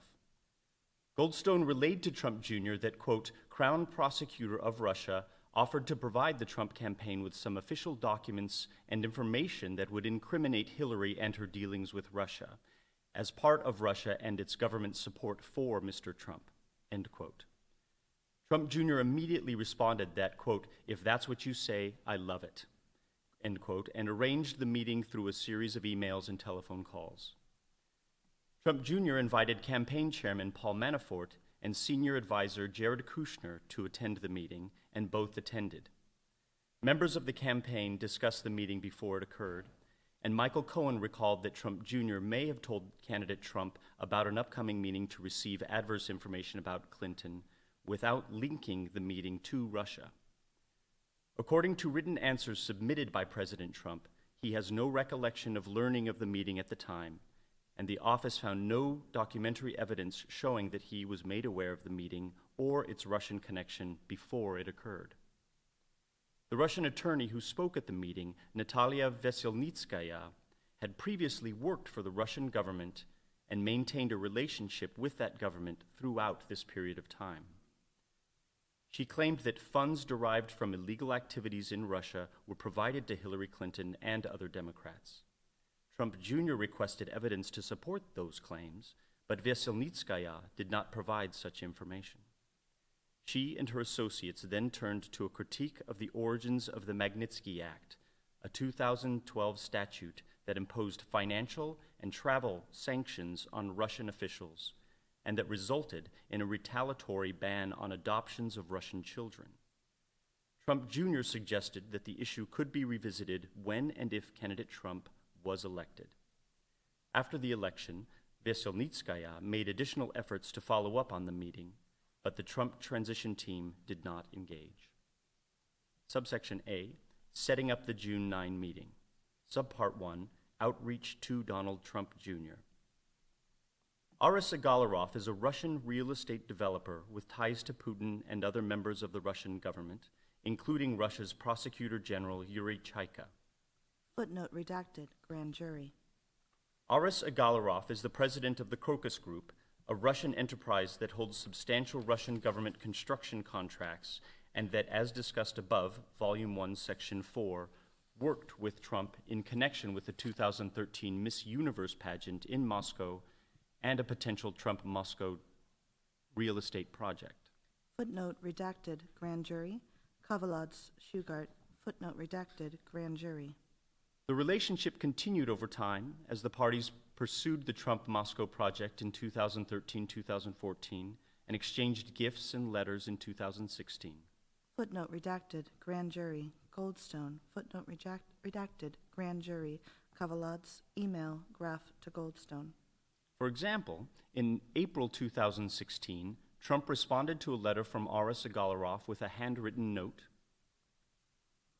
Email, Graf to Goldstone. Aris Agalarov expressed interest in Trump's campaign, passed on congratulations for winning in the primary, and according to one email drafted by Goldstone, an offer of his, quote, support and that of many of his important Russian friends and colleagues, especially with reference to U.S.-Russian relations, end quote. Email, Goldstone to Trump Jr. et al. Footnote redacted, grand jury. On June 3, 2016, Emin Agalarov called Goldstone, Emin's then publicist. Call records of Robert Goldstone, redacted, grand jury. Goldstone is a music and events promoter who represented Emin Agalarov from approximately late 2012 until late 2016. Goldstone, footnote redacted, grand jury, Benyaminov. While representing Emin Agalarov, Goldstone facilitated the ongoing contact between the Trumps and the Agalovs, including an invitation that Trump sent to Putin to attend the 2013 Miss Universe pageant in Moscow. Footnote redacted, grand jury, email, Goldstone to Trump Jr., Benyaminov, Shugart, email, Goldstone to Graf, email, Goldstone to Graf, email, Graf to Shugart, email, Graf to Goldstone, Email Graf to L. Kelly. Email Goldstone to Graf Shugart. Email Goldstone to Graf Shugart. And footnote. Footnote redacted. Grand jury. Redacted. Grand jury. Footnote redacted. Grand jury. Redacted. Grand jury. Footnote redacted. Grand jury. Goldstone understood Redacted. Grand jury. a Russian political connection, and Emma Negalarov indicated that the attorney was a prosecutor. Footnote redacted. Grand jury. Goldstone recalled that the information that might interest the Trumps involved Hillary Clinton. Redacted. Grand jury. Footnote redacted. Grand jury. Redacted. Grand jury. Footnote redacted. Grand jury. The Redacted. Grand jury. mentioned by Emma Negalarov was Natalia Veselnitskaya. In December 2018, a grand jury in the Southern District of New York returned an indictment charging Veselnitskaya with obstructing the Prevazon litigation discussed in the text above. See indictment United States versus Natalia Vladimirovna Veselnitskaya. The indictment alleges, among other things, that Veselnitskaya lied to the district court about her relationship to the Russian Prosecutor General's office and her involvement in responding to a U.S. document request sent to the Russian government. From approximately 1998 until 2001, Veselnitskaya worked as a prosecutor for the Central Administrative District of the Russian Prosecutor's Office. Veselnitskaya's statement to the Senate Committee of the Judiciary. And she continued to perform government-related work and maintain ties to the Russian government following her departure. Testimony of Natalia Veselnitskaya before the Senate Committee on Judiciary. Kier Simmons and Rachel Elbaum. Russian lawyer Veselnitskaya says she didn't give Trump Jr. info on Clinton. NBC News, July 11, 2017. Maria Svetkova and Jack Stubbs, Moscow lawyer who met Trump Jr., had Russian spy agency as client. Reuters, July 21, 2017. Andrew E. Kramer and Sharon Lafreniere, lawyer who was said to have dirt on Clinton, had closer ties to Kremlin than she let on. New York Times, April 27, 2018. She lobbied and testified about the Magnitsky Act, which imposed financial sanctions and travel restrictions on Russian officials, and which was named for a Russian tax specialist who exposed a fraud and later died in a Russian prison. Sergei Magnitsky was a Russian tax specialist who worked for William Browder, a former investment fund manager in Russia. Browder hired Magnitsky to investigate tax fraud by Russian officials, and Magnitsky was charged with helping Browder embezzle money. After Magnitsky died in a Russian prison, Browder lobbied Congress to pass the Magnitsky Act. See Andrew E. Kramer, Turning Tables in Magnitsky Case. Russia accuses nemesis of murder. New York Times, October 22, 2017. Testimony of Natalia Veselnitskaya before the Senate Committee on Judiciary, November 20, 2017. And Rosie Gray, Bill Browder's testimony to the Senate Judiciary Committee, The Atlantic, July 25, 2017. Putin called the statute, quote, a purely political, unfriendly act, end quote. And Russia responded by barring a list of current and former U.S. officials from entering Russia and by halting the adoption of Russian children by the U.S. citizens. Ellen Berry, Russia bars 18 Americans after sanctions by U.S. New York Times, April 13, 2013. Tom Porter, supporters of the Magnitsky Act claim they've been targets of Russian assassination and kidnapping bids. Newsweek, July 16, 2017. Veselnitskaya performed legal work for Denis Katsyev, Testimony of Natalia Veselnitskaya before the Senate Committee on Judiciary. the son of Russian businessman Peter Katsyev, and for his company Prevazon Holdings Limited, which was a defendant in a civil forfeiture action alleging the laundering of proceeds from the fraud exposed by Magnitsky. See Veselnitskaya Declaration, United States versus Prevazon Holdings Limited. See Prevazon Holdings, Second Amended Complaint. Prevazon Holdings, Memorandum in Order. Prevazon Holdings, Deposition of Oleg Lurie. She also appears to have been involved in an April 2016 approach to a U.S. congressional delegation in Moscow offering, quote, confidential information from the Prosecutor General of Russia, end quote, about, quote, interactions between certain political forces in our two countries. C. Gribben, undated one-page document given to congressional delegation. The Russian Prosecutor General is an official with broad national responsibilities in the Russian legal system. See Federated Law on the Prosecutor's Office of the Russian Federation. Shortly after his June 3rd call with Emin Agalarov, Goldstone emailed Trump Jr. Email Goldstone to Trump Jr. Email Goldstone to Donald Trump Jr. at Donald J. Trump Jr. Tweet. The email stated, "Good morning. Emin just called and asked me to contact you with something very interesting. The Crown Prosecutor of Russia met with his father, Aras, this morning, and in their meeting offered to provide the Trump campaign with some official documents and information that would incriminate Hillary and her dealings with Russia and would be very useful to your father.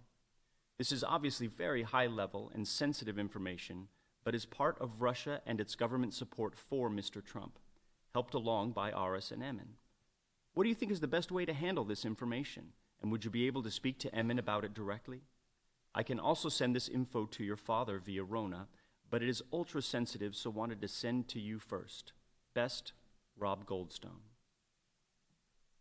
Within minutes of this email, Trump Jr. responded, emailing back, quote, "Thanks, Rob, I appreciate that.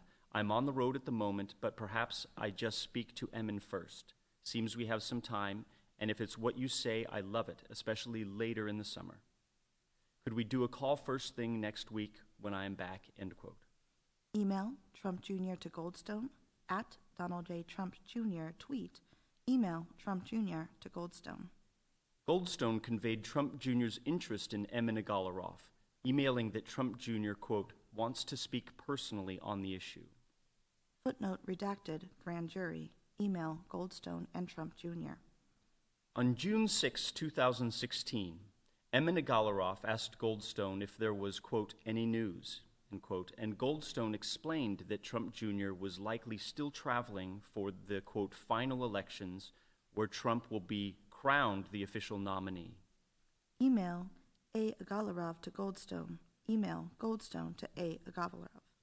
On the same day, Goldstone again emailed Trump Jr., and when asked when Trump Jr. was, quote, "free to talk with Emin about this Hillary info," Email Goldstone to Trump Jr. Email Goldstone to Trump Jr. Trump Jr. asked if they could, quote, "speak now," and Goldstone arranged a call between Trump Jr. and Emin Agalarov. Email Goldstone and Trump Jr. Email Goldstone and Trump Jr. Footnote redacted, grand jury. On June 6 and June 7, Trump Jr. and Emin Agalarov had multiple brief calls. Call records of Donald Trump Jr. Footnote redacted, grand jury. Call records of Donald Trump Jr. Footnote redacted, grand jury. Also on June 6, 2016, Aras Agalarov called Ike Kavaldaz and asked him to attend a meeting in New York with the Trump Organization. Kavaladze, footnote redacted, grand jury. Kavaladze is a Georgian-born naturalized U.S. citizen who worked in the United States for the Crocus Group and reported to Aras Agalarov. Kavaladze, redacted, footnote redacted, grand jury. Kavaladze told the office that in a second phone call on June 6, 2016, Aras Agalarov asked Kavaladze if he knew anything about the Magnitsky Act, and Aras sent him a short synopsis for the meeting and Veselnitskaya's business card. According to Kavaladze, Aras Agalarov said the purpose of the meeting was to discuss the Magnitsky Act, and he asked Kavaladze to translate. Kavaladze. Subpart 2, Awareness of the Meeting Within the Campaign. On June 7, Goldstone emailed Trump Jr. and said that, quote, "Emin asked that I schedule a meeting with you and the Russian government attorney who is flying over from Moscow." Email Goldstone to Trump Jr. at Donald J. Trump Jr. Tweet. Email Goldstone to Trump Jr. Footnote redacted, grand jury. Trump Jr. replied that Manafort, identified as the campaign boss, Jared Kushner, and Trump Jr. would likely attend. Email Trump Jr. to Goldstone at Donald J. Trump Jr. Tweet. Email Trump Jr. to Goldstone. Email Goldstone to Kavaladze. Footnote redacted, grand jury. Goldstone was surprised to learn that Trump Jr., Manafort, and Kushner would attend. Goldstone, footnote redacted, grand jury. Kavaladze, Redacted, grand jury. quote, puzzled by the list of attendees and that he checked with one of Emin Agalarov's assistants, Roman Benyaminov, who said that the purpose of the meeting was for Veselnitskaya to convey, quote, information on Hillary Clinton. Footnote redacted, grand jury. Kavaladze. Email Goldstone to Kavaladze. Benyaminov, however, stated that he did not recall having known or said that. Benyaminov. Early on June 8, 2016, Kushner emailed his assistant asking her to discuss a 3 p.m. meeting the following day with Trump Jr. Email Kushner to Vargas.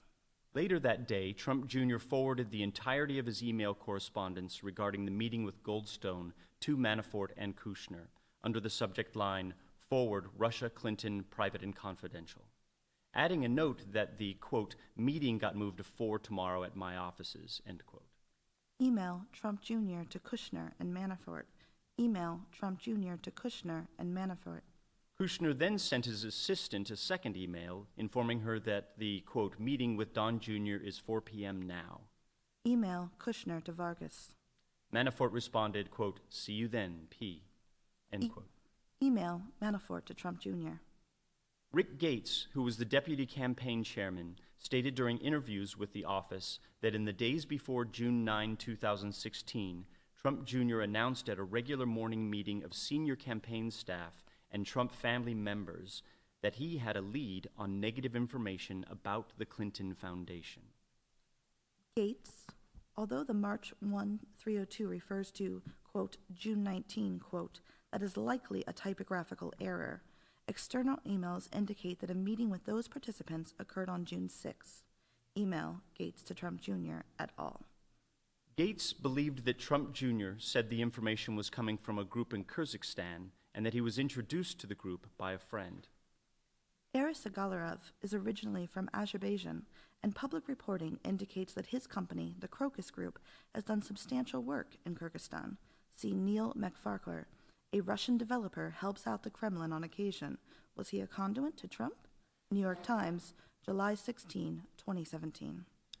Gates recalled that the meeting was attended by Trump Jr., Eric Trump, Paul Manafort, Hope Hicks, and joining late Ivanka Trump and Jared Kushner.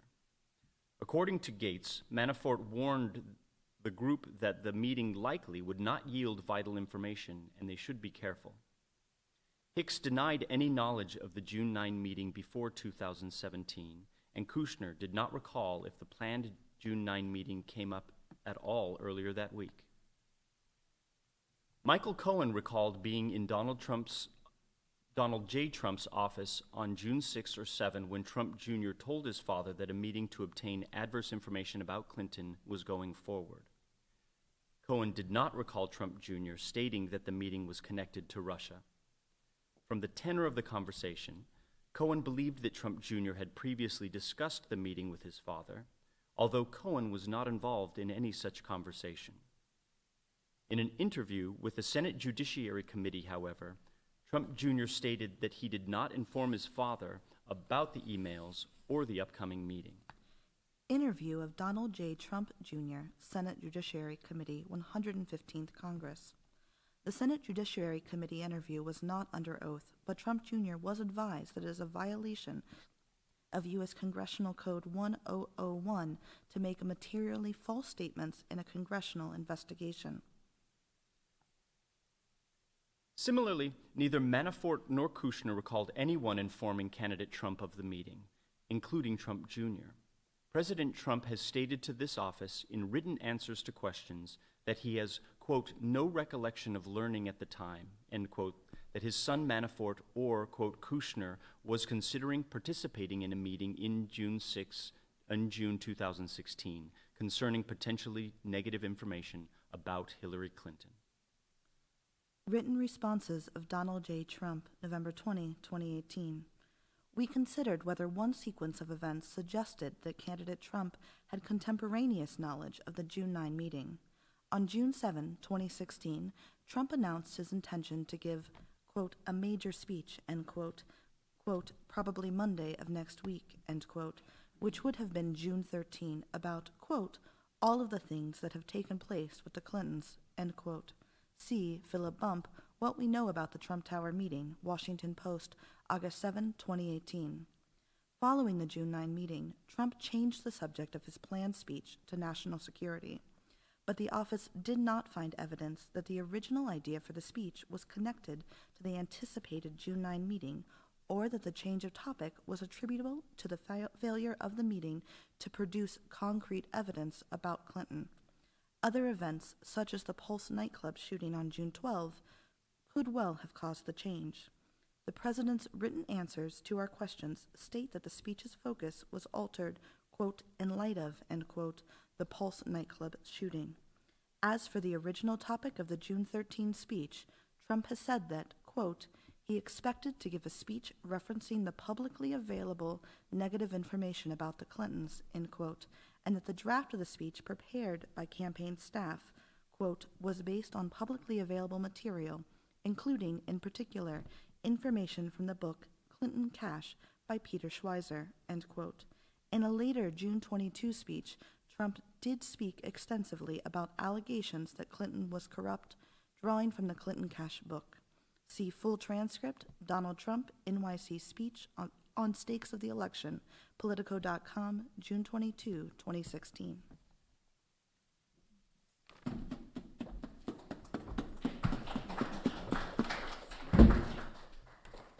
Thank you, folks. We have found ourselves quite ahead of schedule, and readers won't be here for a little bit longer. So we're going to take a half an hour break and resume at about, what is it, 3:30, right? Yep. So we'll see you then. In the meantime, thanks again for tuning in to the Mueller Report Live. We'll be right back.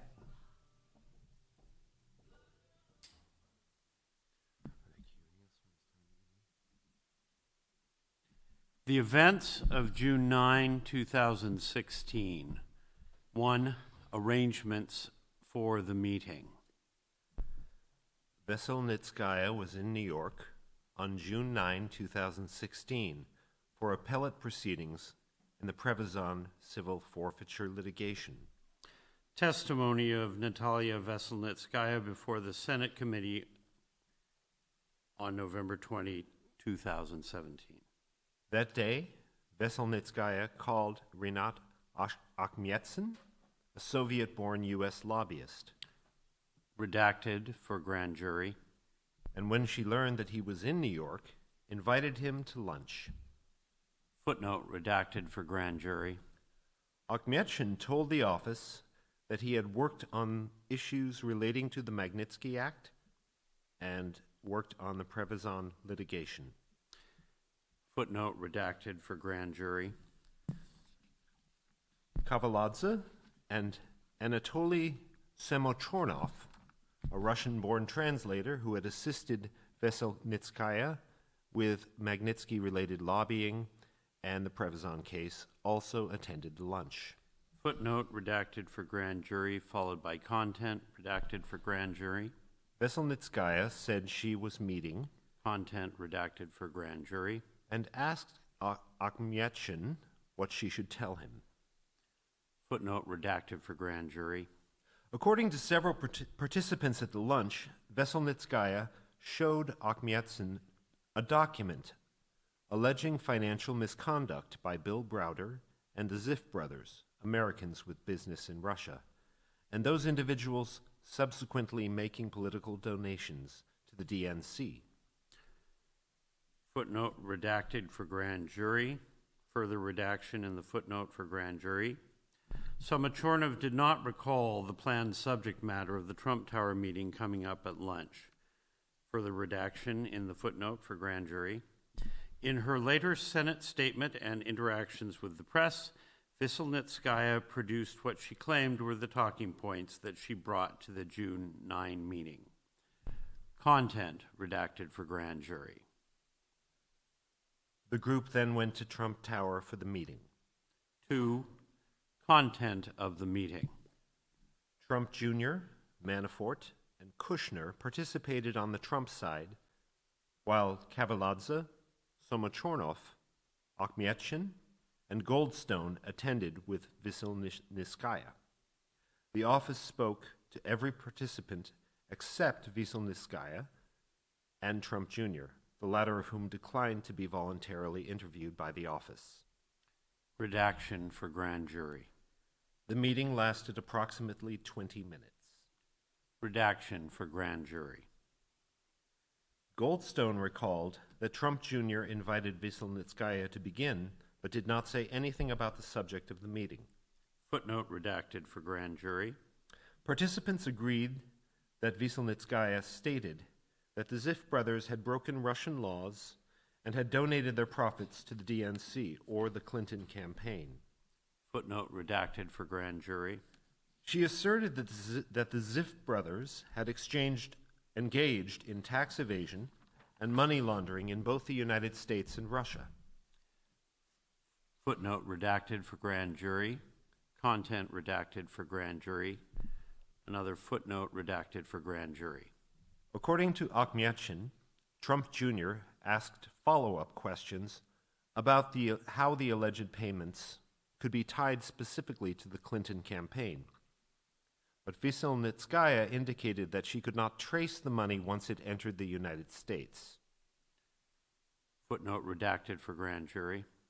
Kavaladze similarly recalled that Trump Jr. asked what they have on Clinton, and Kushner became aggravated and asked, quote, "What are we doing here?" unquote. Footnote redacted for grand jury. Akhmetshin then spoke about U.S. sanctions imposed under the Magnitsky Act and Russia's response prohibiting U.S. adoption of Russian children. Footnote redacted for grand jury. Several participants recalled that Trump Jr. commented that Trump is a private citizen and there was nothing they could do at that time. Footnote redacted for grand jury. Trump Jr. also said that they could revisit the issue if and when they were in government. Footnote redacted for grand jury. Partially. Trump Jr. confirmed this in a statement he made in July 2017 after news of the June 2016 meeting broke. Notes that Manafort took on his phone reflect the general flow of the conversation, although not all of its details. Manafort's notes state, Bill Browder, offshore Cyprus, 130 million shares, companies, not invest loan, value in Cyprus as Inter, Ilichi, active sponsors of RNC, Browder hired Joanna Glover, tied into Cheney, Russian adoption by American families. At some point in the meeting, Kushner sent an iMessage to Manafort stating, quote, "waste of time," unquote, followed immediately by 2 separate emails to assistants at Kushner companies with requests that they call him to give him an excuse to leave. Samochornov recalled that Kushner departed the meeting before it concluded. Viselnitskaya recalled the same when interviewed by the press in July 2017. Footnote partially redacted for grand jury. See also interview of Donald Trump Jr., Senate Judiciary Committee. Viselnitskaya's press interview and written statements to Congress differ materially from other accounts. In a July 2017 press interview, Viselnitskaya claimed that she had no connection to Russian government and had not referred to any derogatory information concerning the Clinton campaign when she met with Trump campaign officials. Viselnitskaya's November 2017 written submission to the Senate Judiciary Committee stated that the purpose of the June 9 meeting was not to connect with, quote, the Trump campaign, unquote, but rather to have, quote, a private meeting with Donald Trump Jr., a friend of my good acquaintance's son, on the matter of assisting me, or my colleagues, in informing the Congress members as to the criminal nature of manipulation and interference with the legislative activities of the U.S. Congress, unquote. In other words, Wisselnitskaya claimed her focus was on Congress and not the campaign. No witness, however, recalled any reference to Congress during the meeting. Wisselnitskaya also maintained that she, quote, attended the meeting as a lawyer for Denis Katsev, unquote, the previously mentioned owner of Prevazon Holdings, but she did not, quote, introduce herself in this capacity, unquote. In a July 2017 television interview, Trump Jr. stated that while he had no way to gauge the reliability, credibility, or accuracy of what Goldstone had stated was the purpose of the meeting, if, quote, someone has information on our opponent, ... maybe this is something. I should hear them out, unquote. Trump Jr. Footnote, Sean Hannity, transcript. Donald Trump Jr., Fox News. Trump Jr. further stated in September 2017 congressional testimony that he thought he should, quote, listen to what Rob and his colleagues have to say, unquote. Depending on what, if any, information was provided, Trump Jr. stated that he could then, quote, consult with counsel and make an informed decision as to whether to give it any further consideration, unquote. After the June 9 meeting was concluded, Goldstone apologized to Trump Jr. Footnote redacted for grand jury. Further footnote redacted for grand jury. According to Goldstone, he told Trump Jr. Redacted for grand jury, and footnote redacted for grand jury. And told Amin Agalarov in a phone call that the meeting was about adoption. Redaction for grand jury.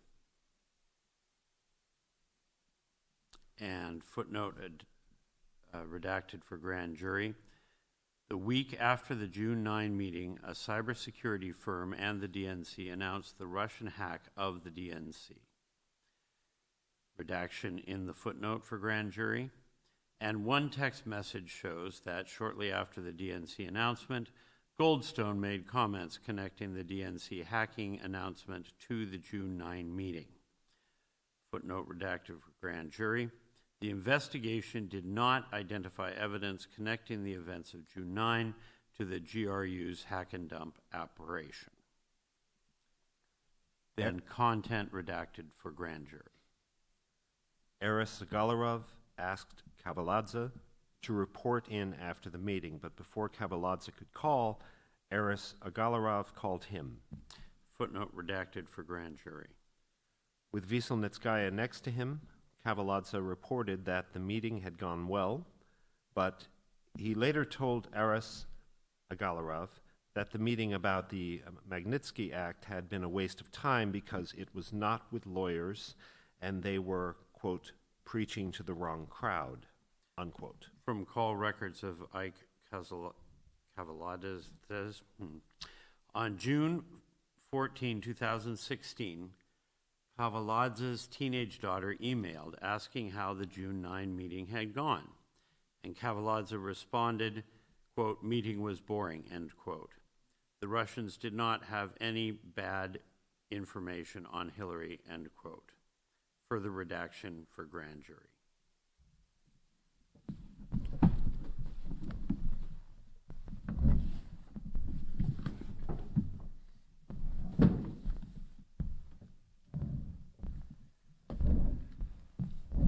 Part C, post-June 9 events. Wisselnitskaya and Aris Agalarov made at least 2 unsuccessful attempts after the election to meet with Trump representatives to convey similar information about Browder and the Magnitsky Act. Footnote, Goldstone, redacted grand jury. On November 23, 2016, Kavaladze emailed Goldstone about setting up another meeting, quote, with T people, end quote, and sent a document bearing allegations similar to those conveyed on June 9. Footnote 11/23/16, email Goldstone and Kavaladze, redacted grand jury. Kavaladze followed up with Goldstone, stating that, quote, Mr. A, end quote, which Goldstone understood to mean Aras Agarilov, called to ask about the meeting. Footnote, text messages, Goldstone and Kavaladze, redacted grand jury. Goldstone emailed the document to Rona Graf, saying that, quote, Aras Agarilov has asked me to pass on this document in the hope it can be passed on to the appropriate team. If needed, a lawyer representing the case is in New York currently and happy to meet with any member of his transition team. Footnote, Goldstone 2/8/18, redacted grand jury. According to Goldstone, around January 2017, Kavaladze contacted him again to set up another meeting, but Goldstone did not make the request. Footnote, redacted grand jury. The investigation did not identify evidence of the transition team following up. Participants in the June 9, 2016 meeting began receiving inquiries from attorneys representing the Trump Organization starting in approximately June 2017. Footnote, redacted grand jury. On approximately June 2nd, 2017, Goldstone spoke with Alan Garton, General Counsel of the Trump Organization, about his participation in the June 9 meeting. The same day, Goldstone emailed Visselnitskaya's name to Garton, identifying her as, quote, the woman who was the attorney who spoke at the meeting from Moscow, end quote. Later in June 2017, Goldstone participated in a lengthier call with Garton and Alan Futerfas, outside counsel for the Trump Organization and subsequently personal counsel for Trump Jr. Footnote, redacted grand jury. On June 27, 2017, Goldstone emailed Emin Agarilov with the subject Trump attorneys and stated that he was, quote, interviewed by attorneys, end quote, about the June 9 meeting who were, quote, concerned because it links Don Jr. to officials from Russia, which is always denied meeting, end quote. Goldstone stressed that he, quote, did say at the time this was an awful idea and a terrible meeting, end quote. Emin Agalarov sent a screenshot of the message to Kavaladze. Footnote, text message E. Agalarov to Kavaladze. The June 9 meeting became public in July 2017. In a July 9, 2017 text message to Emin Agalarov, Goldstone wrote, quote, I made sure I kept you and your father out of this story, end quote. And, quote, if contacted, I can do a dance and keep you out of it, end quote. Footnote, redacted investigative technique. Goldstone added, quote, FBI now investigating, end quote, and, quote, I hope this favor was worth it for your dad. It could blow up, end quote. Footnote, redacted investigative technique and grand jury. On July 12, 2017, Emin Agalarov complained to Kavaladze that his father, Aras, quote, never listens, end quote, to him, and that their relationship with, quote, Mr. T has been thrown down the drain, end quote. Footnote, text messages, Kavaladze and E. Agalarov, grand jury redaction. The next month, Goldstone commented to Emin Agalarov about the volume of publicity the June 9 meeting had generated, stating that his, quote, reputation was basically destroyed by this dumb meeting, which your father insisted on, even though Ike and me told him it would be bad news and not to do so, end quote. Footnote, redacted investigative technique. Goldstone added, quote, I am not able to respond out of courtesy to you and your father, so am painted as some mysterious link to Putin, end quote. Footnote, redacted investigative technique. After public reporting on the June 9 meeting began, representatives from the Trump Organization again reached out to participants. On July 10, 2017, Futerfas sent Goldstone an email with a proposed statement for Goldstone to issue, which read, As the person who arranged the meeting, I can definitively state that the statements I have read by Donald Trump Jr. are 100% accurate. The meeting was a complete waste of time, and Don was never told Ms. Viselnitskaya's name prior to the meeting. Ms. Viselnitskaya mostly talked about the Magnitsky Act and Russian adoption laws, and the meeting lasted 20 to 30 minutes at most. There was never any follow-up, and nothing ever came of the meeting.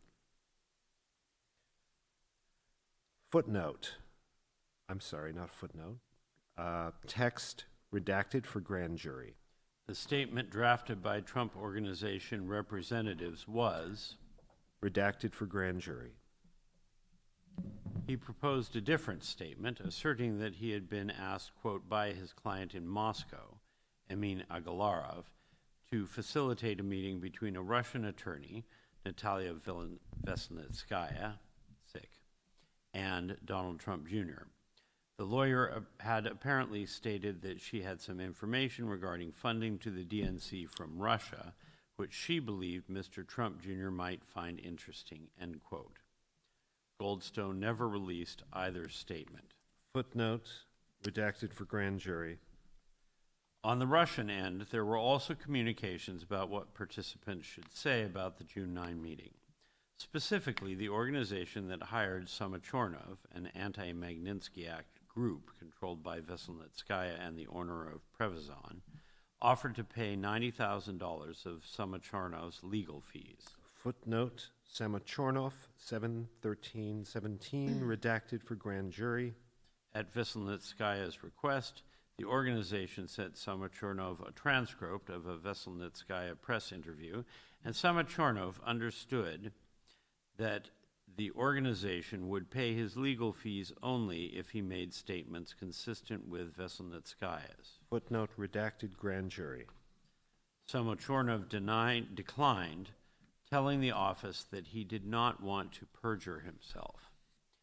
The individual who conveyed Veselnitskaya's request to Samachornov stated that he did not expressly condition payment on following Veselnitskaya's answers, but in hindsight recognized that by sending the transcript, Samachornov could have interpreted the offer of assistance to be conditioned on his not contradicting Veselnitskaya's account. Footnote, redacted, grand jury. Volume 2, Section 2G, Infra, discusses interactions between President Trump, Trump Jr., and others in June and July 2019 regarding the June 9 meeting.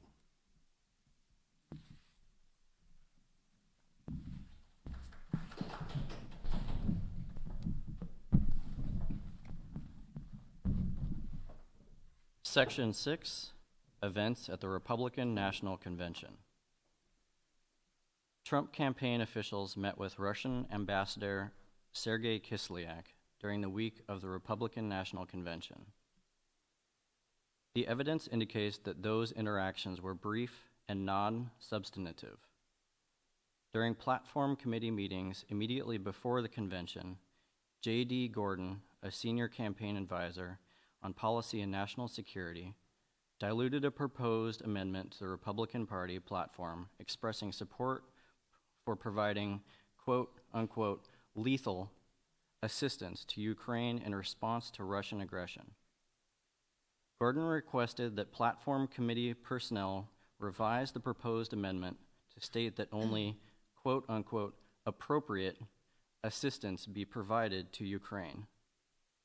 The original sponsor of the quote-unquote lethal assistance amendment stated that Gordon told her, the sponsor, that he was on the phone with candidate Trump in connection with his request to dilute the language.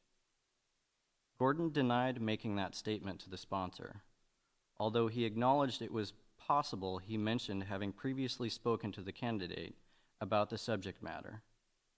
The investigation did not establish that Gordon spoke to or was directed by the candidate to make that proposal.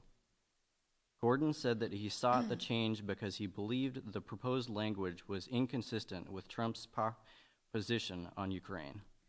Subsection A, Ambassador Kislak's encounters with Senator Sessions and J.D. Gordon the week of the RNC. In July 2016, Senator Sessions and Gordon spoke at the Global Partners in Diplomacy event, a conference co-sponsored by the State Department and the Heritage Foundation held in Cleveland, Ohio, the same week as the Republican National Convention, RNC, or quote-unquote convention. Footnote, Gordon, Sessions, Alan Smith. We now know more about why Jeff Sessions and a Russian ambassador crossed paths at the Republican Convention. Business Insider, March 2017. Approximately 80 foreign ambassadors to the United States, including Kislak, were invited to the conference. Footnote, Global Cleveland and Senator Bob Corker welcome International Republican National Convention guests. On July 2016, Gordon and Sessions delivered their speeches at the conference. In his speech, Gordon stated in pertinent part that the United States should have better relations with Russia. During Sessions' speech, he took questions from the audience, one of which may have been asked by Kislak. When the speeches concluded, several ambassadors lined up to greet the speakers. Gordon shook hands with Kislak and reiterated that he meant what he said in the speech about improving U.S.-Russia relations. Sessions separately spoke with between 6 and 12 ambassadors, including Kislak. Footnote, see also Volume 1, Section 4A, 4B, explaining that Sessions and Kislak may have met 3 months before this encounter during a reception held on April 26, 2016 at the Mayflower Hotel. Although Sessions stated during interviews with the office that he had no specific recollection of what he discussed with Kislak, he believed that the two spoke for only a few minutes and that they would have exchanged pleasantries and said some things about the U.S.-Russia relations. Later that evening, Gordon attended a reception as part of the conference. Gordon ran into Kislak as the two prepared plates of food, and they decided to sit at the same table to eat. They were joined at the table by the ambassadors from Azerbaijan and Kazakhstan, and by Trump campaign advisor Carter Page. Footnote, see also Volume 1, Section 4A, 3D, explaining that Page acknowledged meeting Kislak at this event. As they ate, Gordon and Kislak talked for what Gordon estimated to have been 3 to 5 minutes, during which Gordon again mentioned that he meant what he said in his speech about improving U.S.-Russia relations. Subsection B, change to Republican Party platform. In preparation for the 2016 convention, foreign policy advisors to the Trump campaign, working with Republican National Committee, reviewed the 2012 convention's foreign policy platform to identify divergence between the earlier platform and candidate Trump's positions. The campaign team discussed toning down language from the 2012 platform that identified Russia as the country's #1 threat. Given the candidates' belief that there needed to be better U.S. relations with Russia, the RNC Platform Committee sent the 2016 draft platform to the National Security and Defense Platform Subcommittee on July 10, 2016, the evening before its first meeting to propose amendments. Although only delegates could participate in formal discussions and vote on the platform, the Trump campaign could request changes, and members of the Trump campaign attended committee meetings. John Mashburn, the company's policy director, helped oversee the campaign's involvement in the platform committee meetings. He told the office that he directed campaign staff at the convention, including J.D. Gordon, to take a hands-off approach and to only challenge platform planks if they directly contradicted Trump's wishes. On July 11, 2016, Delegate Diana Denman submitted a proposed platform amendment that included provisions of arms support for Ukraine. The amendment describes Russia's, quote, ongoing military aggression, end quote, in Ukraine and announced, quote, end quote, support for, quote, maintaining and, if warranted, increasing sanctions against Russia until Ukraine's sovereignty and territorial integrity are fully restored, end quote, and for, quote, providing lethal defense weapons to Ukraine's armed forces and greater coordination with NATO on defense planning, end quote. Gordon reviewed the proposed platform changes, including Denman's. Gordon stated that he flagged this amendment because of Trump's stated position on Ukraine, which Gordon personally heard the candidates say at the March 31st foreign policy meeting, namely, that the Europeans should take primary responsibility for any assistance to Ukraine, that there should be improved U.S.-Russia relations, and that he did not want to start World War III over that region. Gordon told the office that Trump's statements on the campaign trail following the March meeting underscored those positions to the point where Gordon felt obliged to object to the proposed platform change and seek its dilution.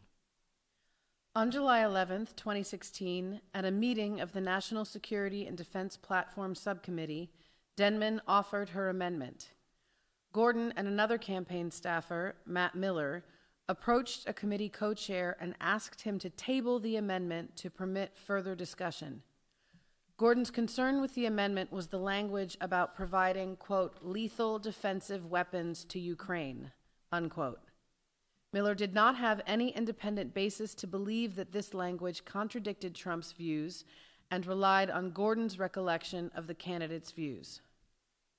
According to Denman, she spoke with Gordon and Matt Miller, and they told her that they had to clear the language and that Gordon was, quote, talking to New York, unquote. Denman told others that she was asked by the two Trump campaign staffers to strike, quote, lethal defense weapons, unquote, from the proposal, but that she refused. Denman recalled Gordon saying that he was on the phone with candidate Trump, but she was skeptical whether that was true.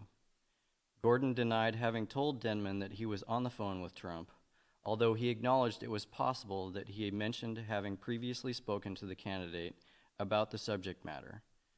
Gordon's phone records reveal a call to Sessions' office in Washington that afternoon, but did not include calls directly to a number associated with Trump. Footnote, call records of J.D. Gordon, redaction, grand jury. Gordon stated to the office that his calls with Sessions were unrelated to the platform change. And according to the president's written answers to the office's questions, he does not recall being involved in the change in language of the platform amendment. Footnote, written responses of Donald J. Trump. Gordon stated that he tried to reach Rick Dearborn, a senior foreign policy advisor, and Mashburn, the campaign policy director. Gordon stated that he connected with both of them, he could not recall if by phone or in person, and apprised them of the language he took issue with in the proposed amendment. Gordon recalled no objection by either Dearborn or Mashburn, and that all three campaign advisors supported the alternative formulation, quote, appropriate assistance. Dearborn recalled Gordon warning them about the amendment, but not weighing in because Gordon was more familiar with the campaign's foreign policy stance. Mashburn stated that Gordon reached him, and he told Gordon that Trump had not taken a stance on the issue and that the campaign should not intervene. When the amendment came up again in the committee's proceedings, the subcommittee changed the amendment by striking the, quote, lethal defense weapons, end quote, language and replacing it with, quote, appropriate assistance, end quote. Gordon stated that he and the subcommittee co-chair ultimately agreed to replace the language about armed assistance with, quote, appropriate assistance. The subcommittee accordingly approved Denman's amendment, but with the term, quote, appropriate assistance, end quote. Gordon stated that, to his recollection, this was the only change sought by the campaign. Sam Clovis, the campaign's national co-chair and chief policy advisor, stated he was surprised by the change and did not believe it was in line with Trump's stance. Mashburn stated that when he saw the word, quote, appropriate assistance, end quote, he believed that Gordon had violated Mashburn's directive not to intervene. Section 7, Post-Convention Contacts with Kislak. Ambassador Kislak continued his efforts to interact with campaign officials with responsibility for the foreign policy portfolio, among them Sessions and Gordon, in the weeks after the convention.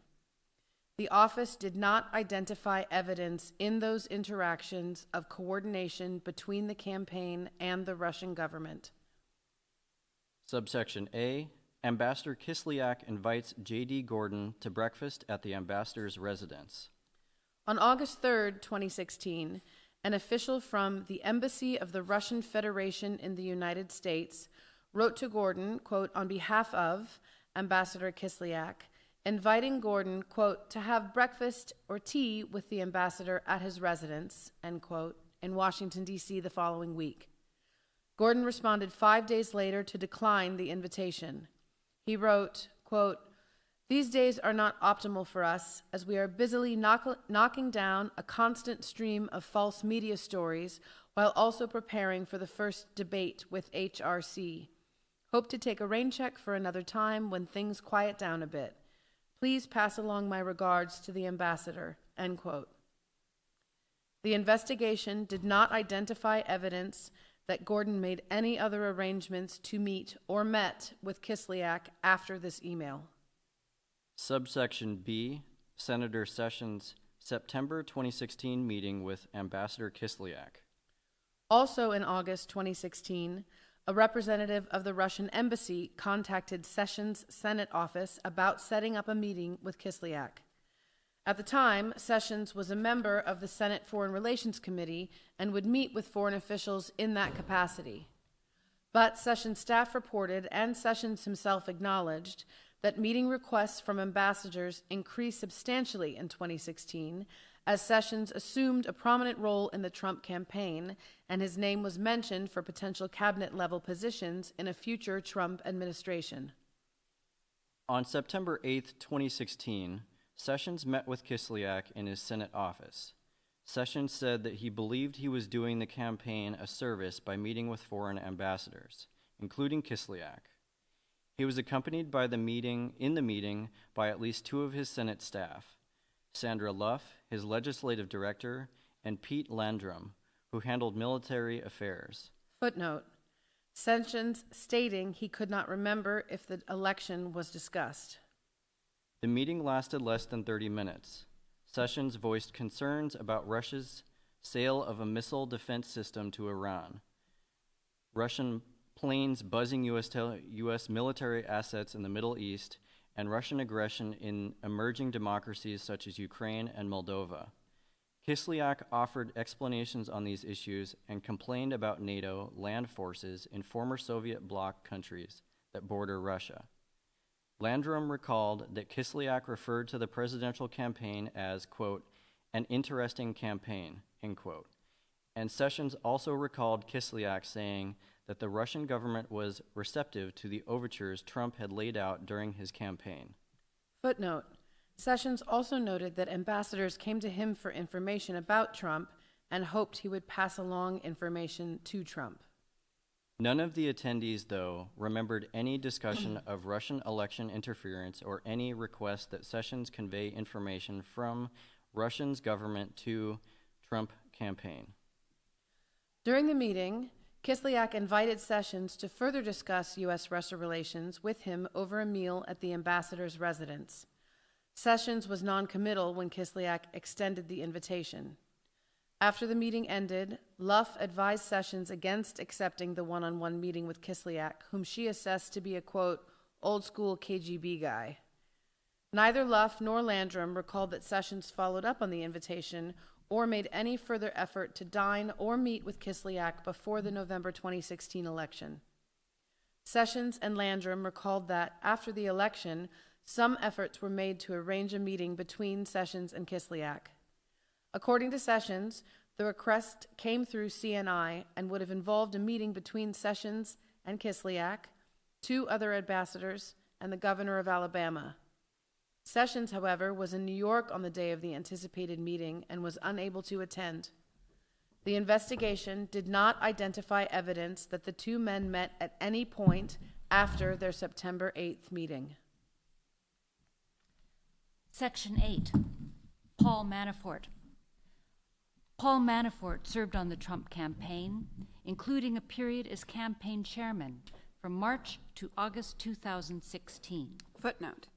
On August 21st, 2018, Manafort was convicted in the Eastern District of Virginia on 8 tax, foreign bank account registration, FBAR, and bank fraud charges. On September 14th, 2018, Manafort pleaded guilty in the District of Columbia to 1, conspiracy to defraud the United States and conspiracy to commit offenses against the United States, money laundering, tax fraud, FBAR, Foreign Agents Registration Act, FARA, and FARA false statements, and 2, conspiracy to obstruct justice, witness tampering. Manafort also admitted criminal conduct with which he had been charged in the Eastern District of Virginia, but as to which the jury hung. The conduct at issue in both cases involved Manafort's work in Ukraine and the money he earned for that work, as well as crimes after the Ukraine work ended. On March 7th, 2019, Manafort was sentenced to 47 months of imprisonment in the Virginia prosecution. On March 13th, the district court in D.C. sentenced Manafort to a total term of 73 months, 60 months on the Count 1 conspiracy, with 30 of those months to run concurrent to the Virginia sentence, and 13 months on the Count 1 conspiracy to be served consecutive to the other 2 sentences. The 2 sentences resulted in a total term of 90 months. Manafort had connections to Russia through his prior work for Russian oligarch Oleg Deripaska, and later through his work for a pro-Russian regime in Ukraine.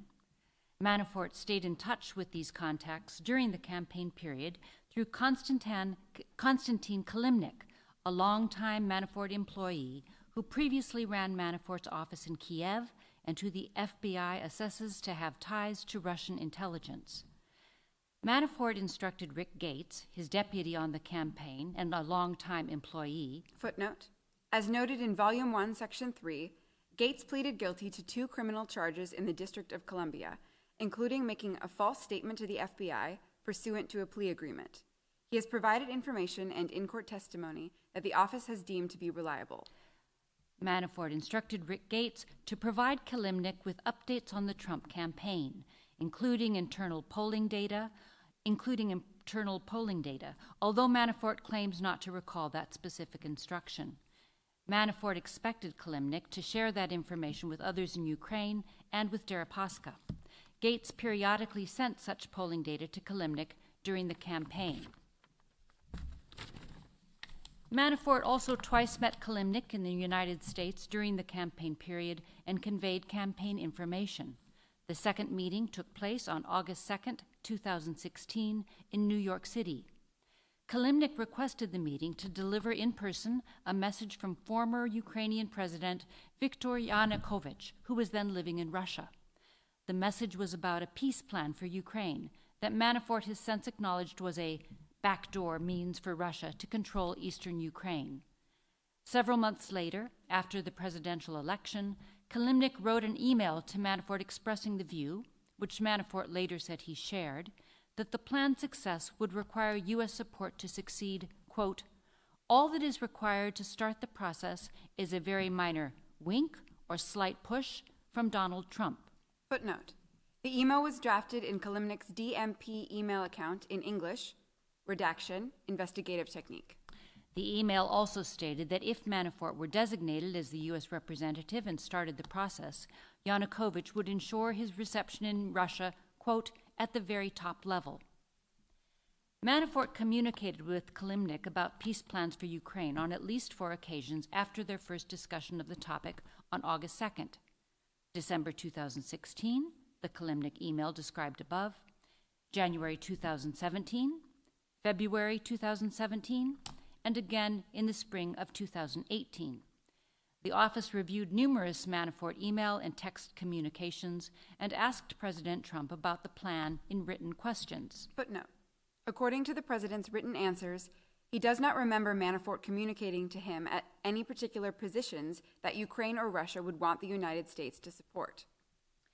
The investigation did not uncover evidence of Manafort's passing along information about Ukrainian peace plans to the candidate or anyone else in the campaign or the administration. The office was not, however, able to gain access to all of Manafort's electronic communications. In some cases, messages were sent using encryption applications. And while Manafort denied that he spoke to members of the Trump campaign or the new administration about the peace plan, he lied to the office and the grand jury about the peace plan in his meetings with Kilimnik, and his unreliability on this subject was among the reasons that the district court found that he breached his cooperation agreement. Footnote. Manafort made several false statements during debriefings. Based on that conduct, the office determined that Manafort had breached his plea agreement and could not be a cooperating witness. The judge presiding in Manafort's D.C. criminal case found by a preponderance of the evidence that Manafort intentionally made multiple false statements to the FBI, the office, and the grand jury concerning his interactions and communications with Kilimnik, and concerning two other issues. Although the report refers at times to Manafort's statements, it does so only when those statements are sufficiently corroborated to be trustworthy. To identify issues on which Manafort's untruthful responses may themselves be of evidentiary value, or to provide Manafort's explanation for certain events, even when we were unable to determine whether that explanation was credible. The office could not reliably determine Manafort's purpose in sharing internal polling data with Kilimnik during the campaign period. Manafort, Redaction, grand jury, did not see a downside to sharing campaign information and told Gates that his role in the campaign would be, quote, good for business, and potentially a way to be made whole for work he previously completed in the Ukraine. As to Deripaska, Manafort claimed that by sharing campaign information with him, Deripaska might see value in their relationship and resolve a, quote, disagreement, a reference to one or more outstanding lawsuits. Because of questions about Manafort's credibility and our limited ability to gather evidence on what happened to the polling data after it was sent to Kilimnik, the office could not assess what Kilimnik, or others he may have given it to, did with it. The office did not identify evidence of a connection between Manafort's sharing polling data and Russia's interference in the election, which had already been reported by U.S. media outlets at the time of the August 2nd meeting. The investigation did not establish that Manafort otherwise coordinated with the Russian government on its election interference efforts. Section A, Paul Manafort's ties to Russia and Ukraine. Manafort's Russian contacts during the campaign and transition periods stem from his consulting work for Deripaska from approximately 2005 to 2009, and his separate political consulting work in Ukraine from 2005 to 2015, including through his company DMP International LLC, DMI. Kilimnik worked for Manafort in Kiev during this entire period and continued to communicate with Manafort through at least June 2018. Kilimnik, who speaks and writes Ukrainian and Russian, facilitated many of Manafort's communications with Deripaska and Ukrainian oligarchs. Section I, Oleg Deripaska consulting work.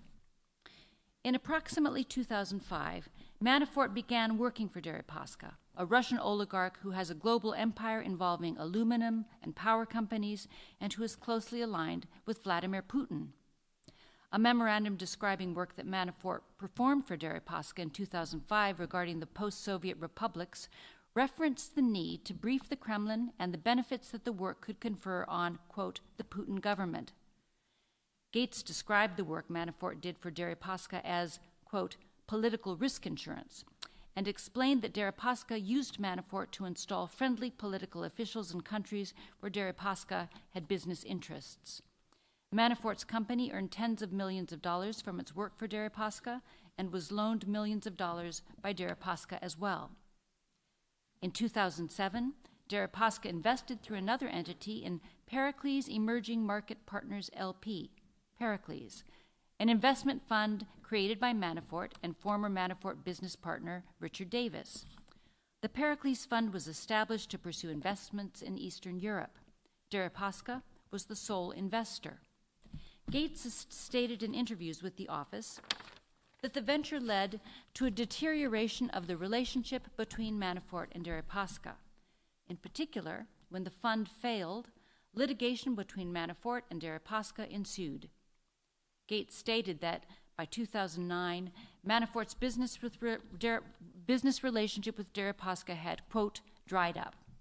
According to Gates, various interactions with Deripaska and his intermediaries over the past few years have involved trying to resolve the legal dispute.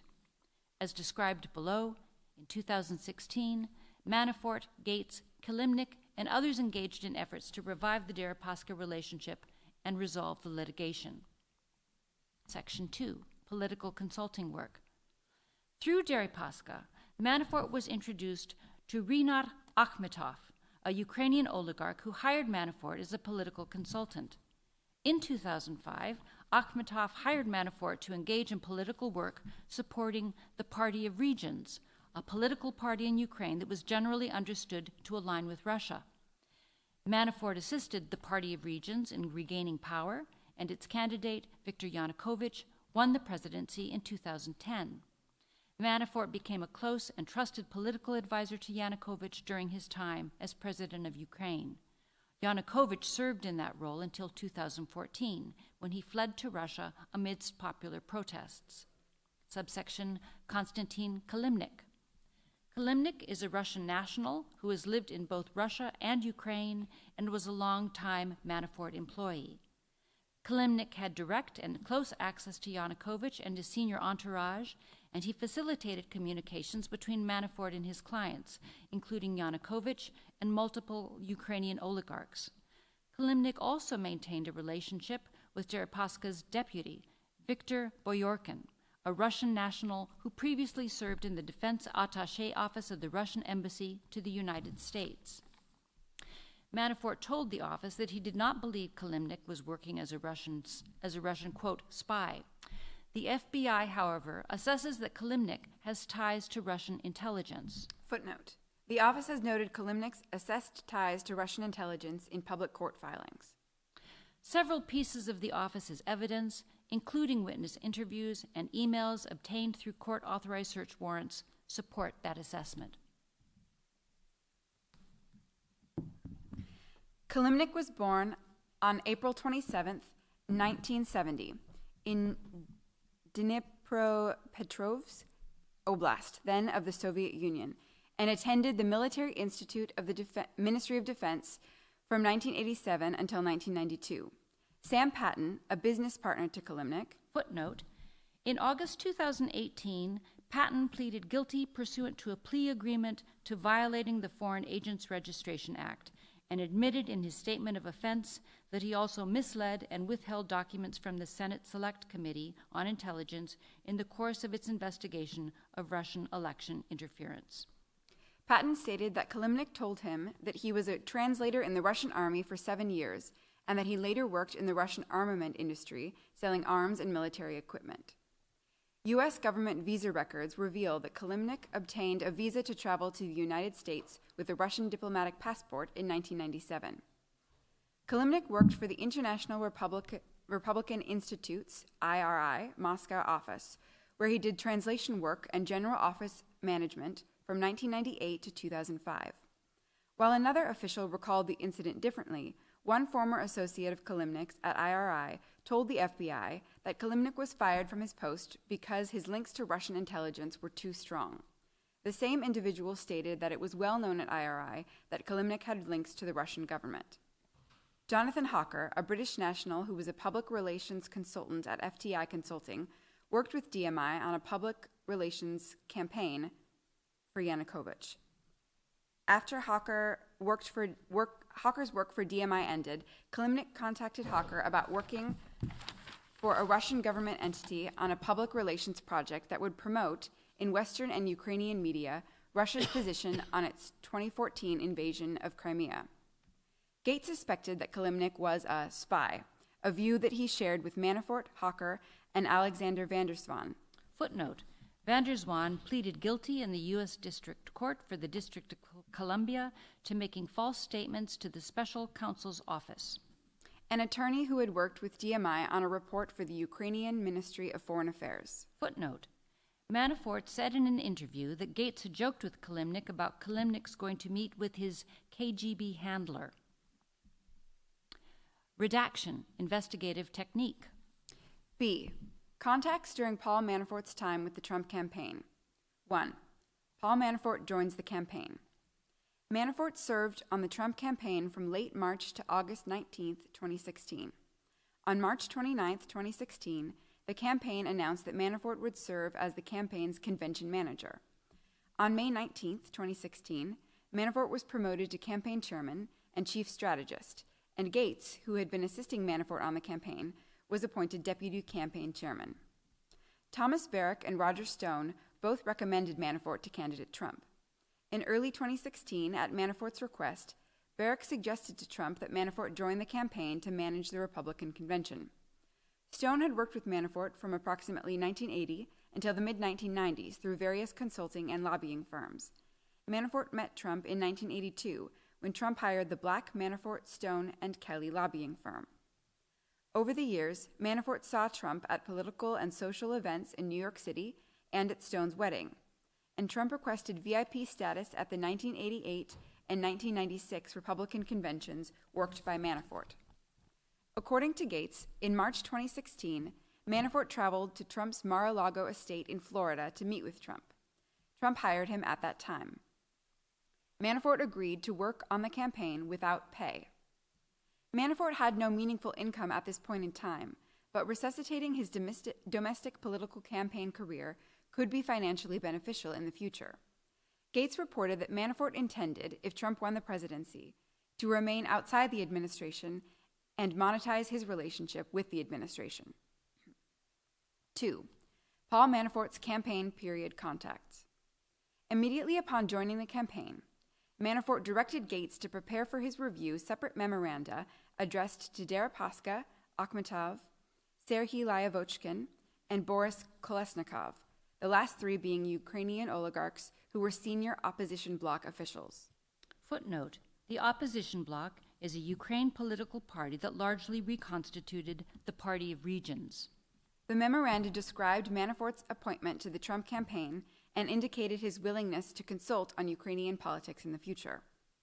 On March 30th, 2016, Gates emailed the memoranda and a press release announcing Manafort's appointment to Kilimnik for translation and dissemination.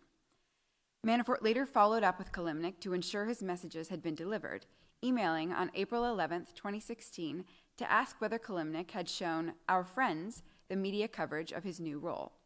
Kilimnik replied, "Absolutely, every article." Manafort further asked, "How do we use to get whole? Has OVD, Oleg Vladimirovich Deripaska, operation seen?" Kilimnik wrote back the same day, "Yes, I have been sending everything to Viktor Boyarkin, Deripaska's deputy, who has been forwarding the coverage directly to OVD." Gates reported that Manafort said that being hired on the campaign would be good for business and increase the likelihood that Manafort would be paid the approximately $2 million he was owed for previous political consulting work in Ukraine.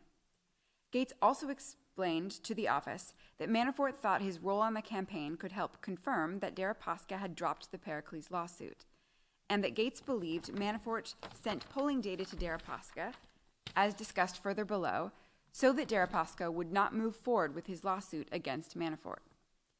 Gates further stated that Deripaska wanted a visa to the United States, that Deripaska could believe that having Manafort in a position inside the campaign or administration might be helpful to Deripaska, and that Manafort's relationship with Trump could help Deripaska in other ways as well. Gates stated, however, that Manafort never told him anything specific about what, if anything, Manafort might be offering Deripaska. Gates also reported that Manafort instructed him in April 2016 or early May 2016 to send Kilimnik campaign internal polling data and other updates so that Kilimnik, in turn, could share it with Ukrainian oligarchs. Footnote: in a later interview with the office, Gates stated that Manafort directed him to send polling data to Kilimnik after a May 7, 2016 meeting between Manafort and Kilimnik in New York.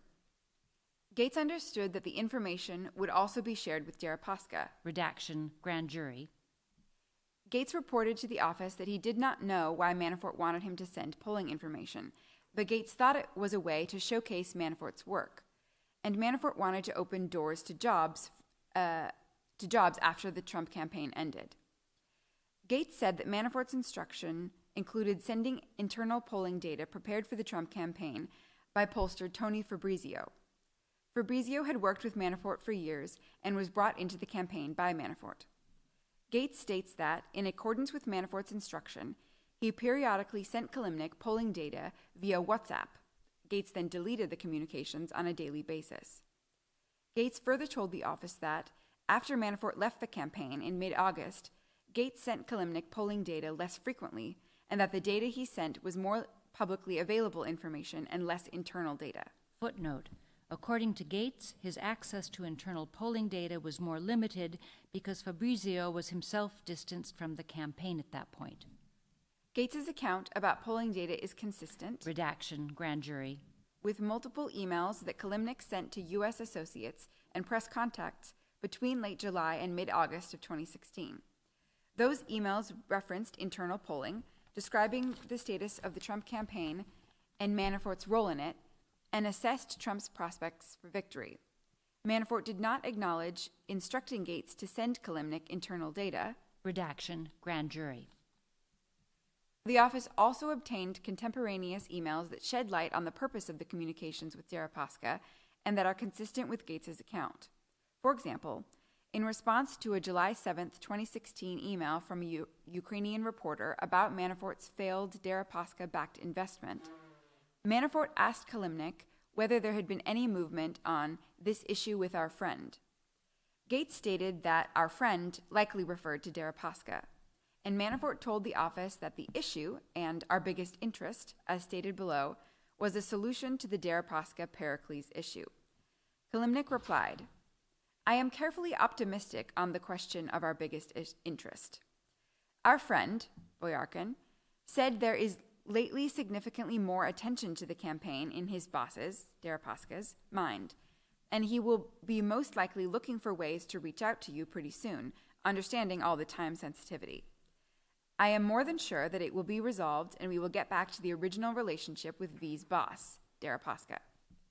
8 minutes later, Manafort replied that Kilimnik should tell Boyarkin's boss, a reference to Deripaska, that if he needs private briefings, we can accommodate. Manafort has alleged to the office that he was willing to brief Deripaska only on public campaign matters and gave an example, why Trump selected Mike Pence as the vice presidential running mate. Manafort said he never gave Deripaska a briefing. Manafort noted that if Trump won, Deripaska would want to use Manafort to advance whatever interests Deripaska had in the United States and elsewhere.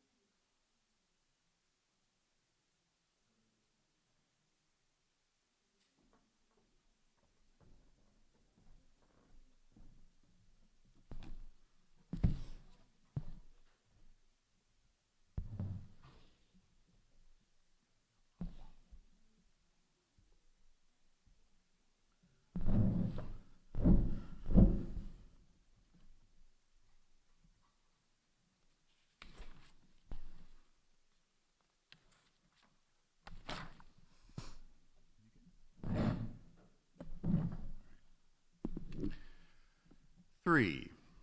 Paul Manafort's 2 campaign period meetings with Konstantin Kilimnik in the United States.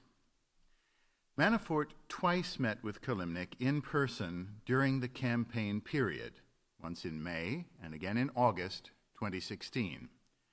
The first meeting took place on May 7, 2016, in New York City. Footnote: investigative technique. In the days leading to the meeting, Kilimnik had been working to gather information about the political situation in Ukraine. That included information gleaned from a trip that former Party of Regions official Yuri Boyko had recently taken to Moscow, a trip that likely included meetings between Boyko and high-ranking Russian officials. Kilimnik then traveled to Washington, D.C. on or about May 5th, 2016. While in Washington, Kilimnik had prearranged meetings with State Department employees. Footnote: 5/7/16 email Kilimnik to Charap and Kimmage. 5/17/16 email Kasanov to Kilimnik. Late on the evening of May 6th, Gates arranged for Kilimnik to take a 3 a.m. train to meet Manafort in New York for breakfast on May 7. According to Manafort, during the meeting, he and Kilimnik talked about events in Ukraine, and Manafort briefed Kilimnik on the Trump campaign, expecting Kilimnik to pass the information back to individuals in Ukraine and elsewhere. Manafort stated that opposition bloc members recognized Manafort's position on the campaign was an opportunity, but Kilimnik did not ask for anything. Kilimnik spoke about a plan of Boyko to boost election participation in the eastern zone of Ukraine, which was the base for the opposition bloc.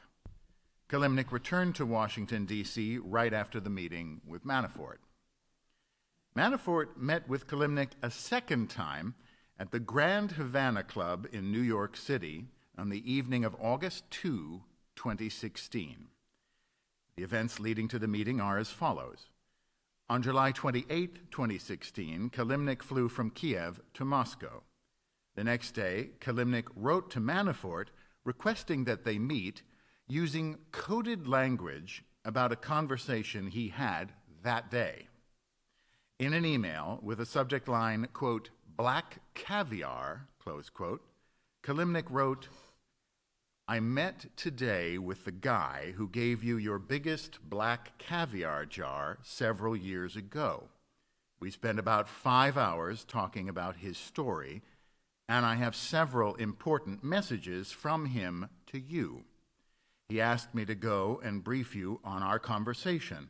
I said I have to run it by you first, but in principle I am prepared to do it. It has to do about the future of his country and is quite interesting." Footnote: 7/29/16 email Kilimnik to Manafort. 10:51 a.m. Manafort identified, quote, "the guy who gave you your biggest black caviar jar," close quote, as Yanukovych. He explained that in 2010, he and Yanukovych had lunch to celebrate the recent presidential election.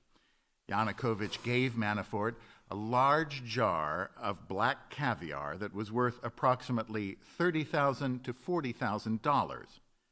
Manafort's identification of Yanukovych as the guy who gave you your biggest black caviar jar is consistent with Kilimnik being in Moscow, where Yanukovych resided, when Kilimnik wrote, quote, "I met today with the guy," close quote, and with a December 2016 email in which Kilimnik referred to Yanukovych as BG. Redaction, grand jury. Footnote: 7/29/16 email Manafort to Kilimnik. Manafort replied to Kilimnik's July 29 email, quote, "Tuesday, August 2, is best.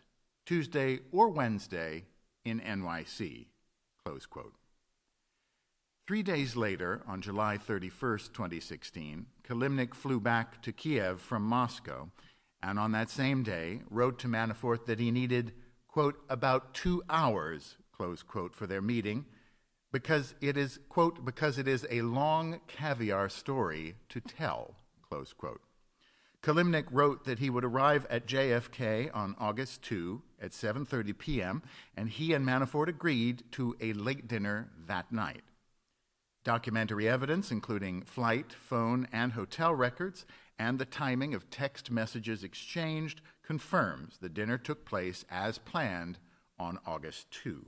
Footnote: Deripaska's private plane also flew to Teterboro Airport in New Jersey on the evening of August 2nd, 2016.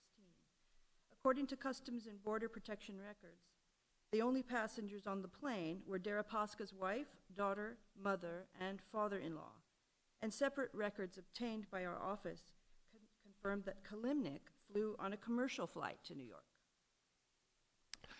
As to the contents of the meeting itself, the accounts of Manafort and Gates, who arrived late to dinner, differ in certain respects, but their versions of events, when assessed alongside available documentary evidence and what Kilimnik told business associate Sam Patton, indicate that at least three principal topics were discussed.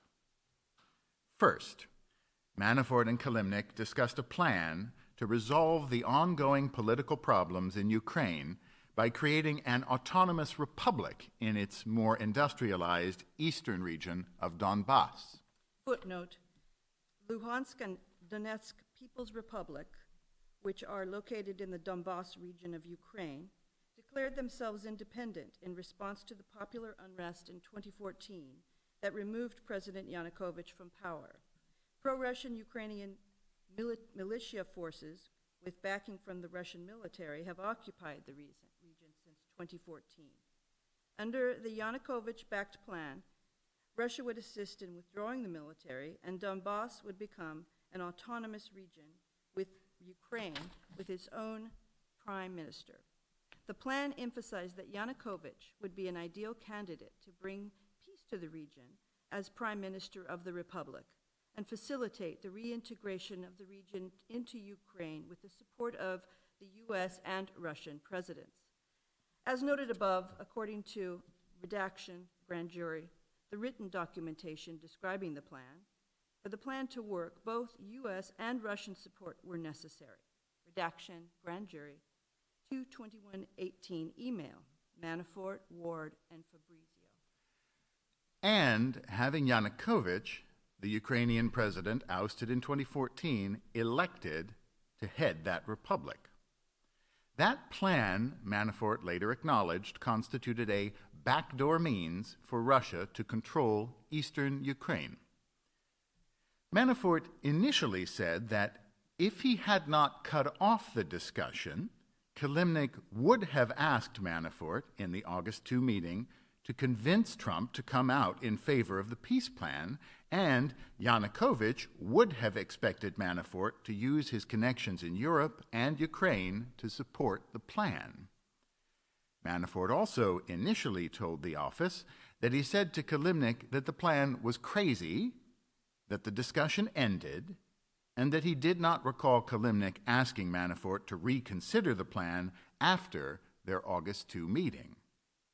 Manafort said Redaction, grand jury, that he reacted negatively to Yanukovych sending, years later, an urgent request when Yanukovych needed him. When confronted with an email written by Kilimnik on or about December 8, 2016, however, Manafort acknowledged Kilimnik raised the peace plan again in that email. Manafort ultimately acknowledged Kilimnik also raised the peace plan in January and February 2017 meetings with Manafort. Redaction, grand jury. Footnote. Redaction, grand jury. Documentary evidence confirms the peace plan discussions in 2018. 2/19/18 email, Fabrizio to Ward, forwarding email from Manafort. 2/21/18 email, Manafort to Ward and Fabrizio. Second, Manafort briefed Kilimnik on the state of the Trump campaign and Manafort's plan to win the election. That briefing encompassed the campaign's messaging and its internal polling data. According to Gates, it also included discussion of battleground states, which Manafort identified as Michigan, Wisconsin, Pennsylvania, and Minnesota. Manafort did not refer explicitly to battleground states in his telling of the August 2 discussion. Redaction, grand jury. Third, according to Gates and what Kilimnik told Patton, Manafort and Kilimnik discussed two sets of financial disputes related to Manafort's previous work in the region.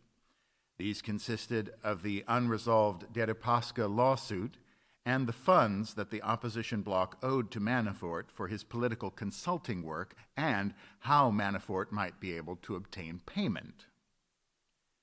After the meeting, Gates and Manafort both stated that they left separately from Kilimnik because they knew the media was tracking Manafort and wanted to avoid media reporting on his connections with Kilimnik. C. Post-resignation activities. Manafort resigned from the Trump campaign in mid-August 2016, approximately 2 weeks after his second meeting with Kilimnik, amidst negative media reporting about his political consulting work for the pro-Russian Party of Regions in Ukraine. Despite his resignation, Manafort continued to offer advice to various campaign officials through the November election. Manafort told Gates that he still spoke with Kushner, Bannon, and candidate Trump, and some of those post-resignation contacts are documented in emails.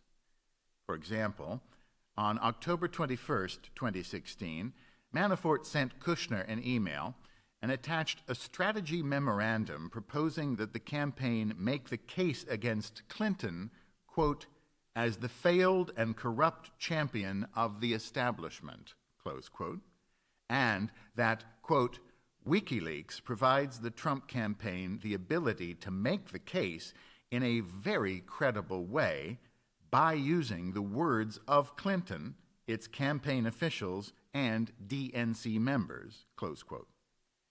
Later, in November 5th, 2016 email to Kushner entitled, quote, Securing the Victory, close quote, Manafort stated that he was, quote, really feeling good about our prospects on Tuesday and focusing on preserving the victory, close quote, and that he was concerned the Clinton campaign would respond to a loss by, quote, moving immediately to discredit the Trump victory and claim voter fraud and cyber fraud, including the claim that the Russians have hacked into the voting machines and tampered with the results, close quote. Trump was elected president on November 8, 2016. Manafort told the office that, in the wake of Trump's victory, he was not interested in an administration job. Manafort instead preferred to stay on the outside and monetize his campaign position to generate business, given his familiarity and relationship with Trump and the incoming administration. Manafort appeared to follow that plan as he traveled to the Middle East, Cuba, South Korea, Japan, and China, and was paid to explain what a Trump presidency would entail. Manafort's activities in early 2017 included meetings related to Ukraine and Russia. The first meeting, which took place in Madrid, Spain, in January 2017, was with Georgy Oganov. Oganov, who had previously worked at the Russian embassy in the United States, was a senior executive at a Deripaska company and was believed to report directly to Deripaska. Footnote. Kalashnikova, 5/17/18. Gary Lee, Soviet Embassy's Identity Crisis, Washington Post, December 20, 1991. Georgy S. Oganov, Executive Profile and Biography, Bloomberg, March 12, 2019. Manafort initially denied attending the meeting. When he later acknowledged it, he claimed that the meeting had been arranged by his lawyers and concerned only the Pericles lawsuit. Other evidence, however, provides reason to doubt Manafort's statement that the sole topic of the meeting was the Pericles lawsuit. In particular, text messages to Manafort from a number associated with Kilimnik suggest that Kilimnik and Boyarkin, not Manafort's counsel, had arranged the meeting between Manafort and Oganov.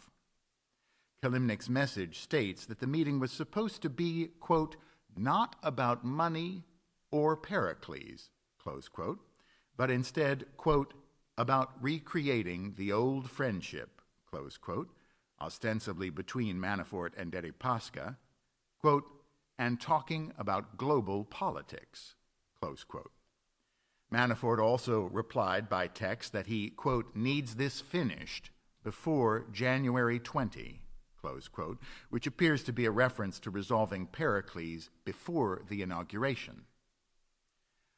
On January 15, 2017, 3 days after his return from Madrid, Manafort emailed K.T. McFarland, who was at that time designated to be Deputy National Security Advisor and was formally appointed to that position on January 20, 2017.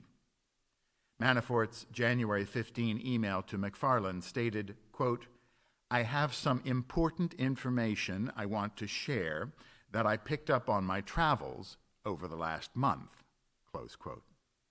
Manafort told the office that the email referred to an issue regarding Cuba, not Russia or Ukraine, and Manafort had traveled to Cuba in the past month. Either way, McFarland, who was advised by Flynn not to respond to the Manafort inquiry, appears not to have responded to Manafort. Footnote. 1:15:17 email, Manafort, McFarland, and Flynn. Manafort told the office that around the time of the presidential inauguration in January, he met with Kilimnik and Ukrainian oligarch Serhiy Lyovochkin at the Westin Hotel in Alexandria, Virginia. During this meeting, Kilimnik again discussed the Yanukovych peace plan that he had broached at the August 2 meeting and in a detailed December 8, 2016 message found in Kilimnik's DMP email account. Footnote. Redaction, grand jury. Investigative technique. Footnote. In that December 8 email, which Manafort acknowledged having read, Kilimnik wrote, quote, all that is required to start the process is a very minor wink or slight push from DT, close quote, an apparent reference to President-elect Trump, quote, and a decision to authorize you to be a special representative and manage this process, close quote. Kilimnik assured Manafort with that authority he, quote, could start the process and within 10 days visit Russia. Yanukovych guarantees your reception at the very top level, close quote, and that, quote, DT could have peace in Ukraine basically within a few months after inauguration, close quote. As noted above, Redaction, grand jury. And statements to the office, Manafort sought to qualify his engagement on and support for the plan. And long redaction, a paragraph, grand jury. On February 26, 2017, Manafort met Kilimnik in Madrid, where Kilimnik had flown from Moscow. Footnote. 2/21/17 email, Zatinaiko to Kilimnik. In his first 2 interviews with the office, Manafort denied meeting with Kilimnik on his Madrid trip, and then, after being confronted with documentary evidence that Kilimnik was in Madrid at the same time as him, recognized that he met him in Madrid.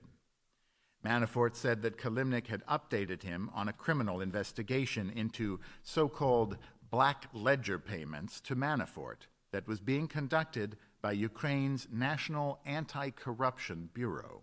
Redaction, grand jury. Footnote. Redaction, grand jury. In resolving whether Manafort breached his cooperation plea agreement by lying to the office, the district court found that Manafort lied about, among other things, his contacts with Kilimnik regarding the peace plan, including the meeting in Madrid. Manafort 2/13/19 transcript at 29:31 and 40. Manafort remained in contact with Kilimnik throughout 2017 and into the spring of 2018. Those contacts included matters pertaining to the criminal charges brought by the office. Footnote: U.S. District Court for the District of Columbia, Manafort. Government opposition to motion to modify. Superseding indictment, United States versus Paul Manafort, Jr. U.S. District Court of District of Columbia, June 8, 2018. And the Ukraine peace plan. In early 2018, Manafort retained his longtime polling firm to craft a draft poll in Ukraine, sent the pollsters a 3-page primer on the plan sent by Kilimnik, and worked with Kilimnik to formulate the polling questions. The primer sent to the pollsters specifically called for the United States and President Trump to support the Autonomous Republic of Donbass with Yanukovych as Prime Minister. And a series of questions in the draft poll asked for opinions on Yanukovych's role in resolving the conflict in Donbass. The poll was not solely about Donbass. It also sought participants' views on leaders apart from Yanukovych as they pertain to the 2019 Ukraine presidential election. The office has not uncovered evidence that Manafort brought the Ukraine peace plan to the attention of the Trump campaign or the Trump administration. Kilimnik continued his efforts to promote the peace plan to the executive branch, for example, U.S. Department of State, into the summer of 2018. Footnote: redacted investigative technique.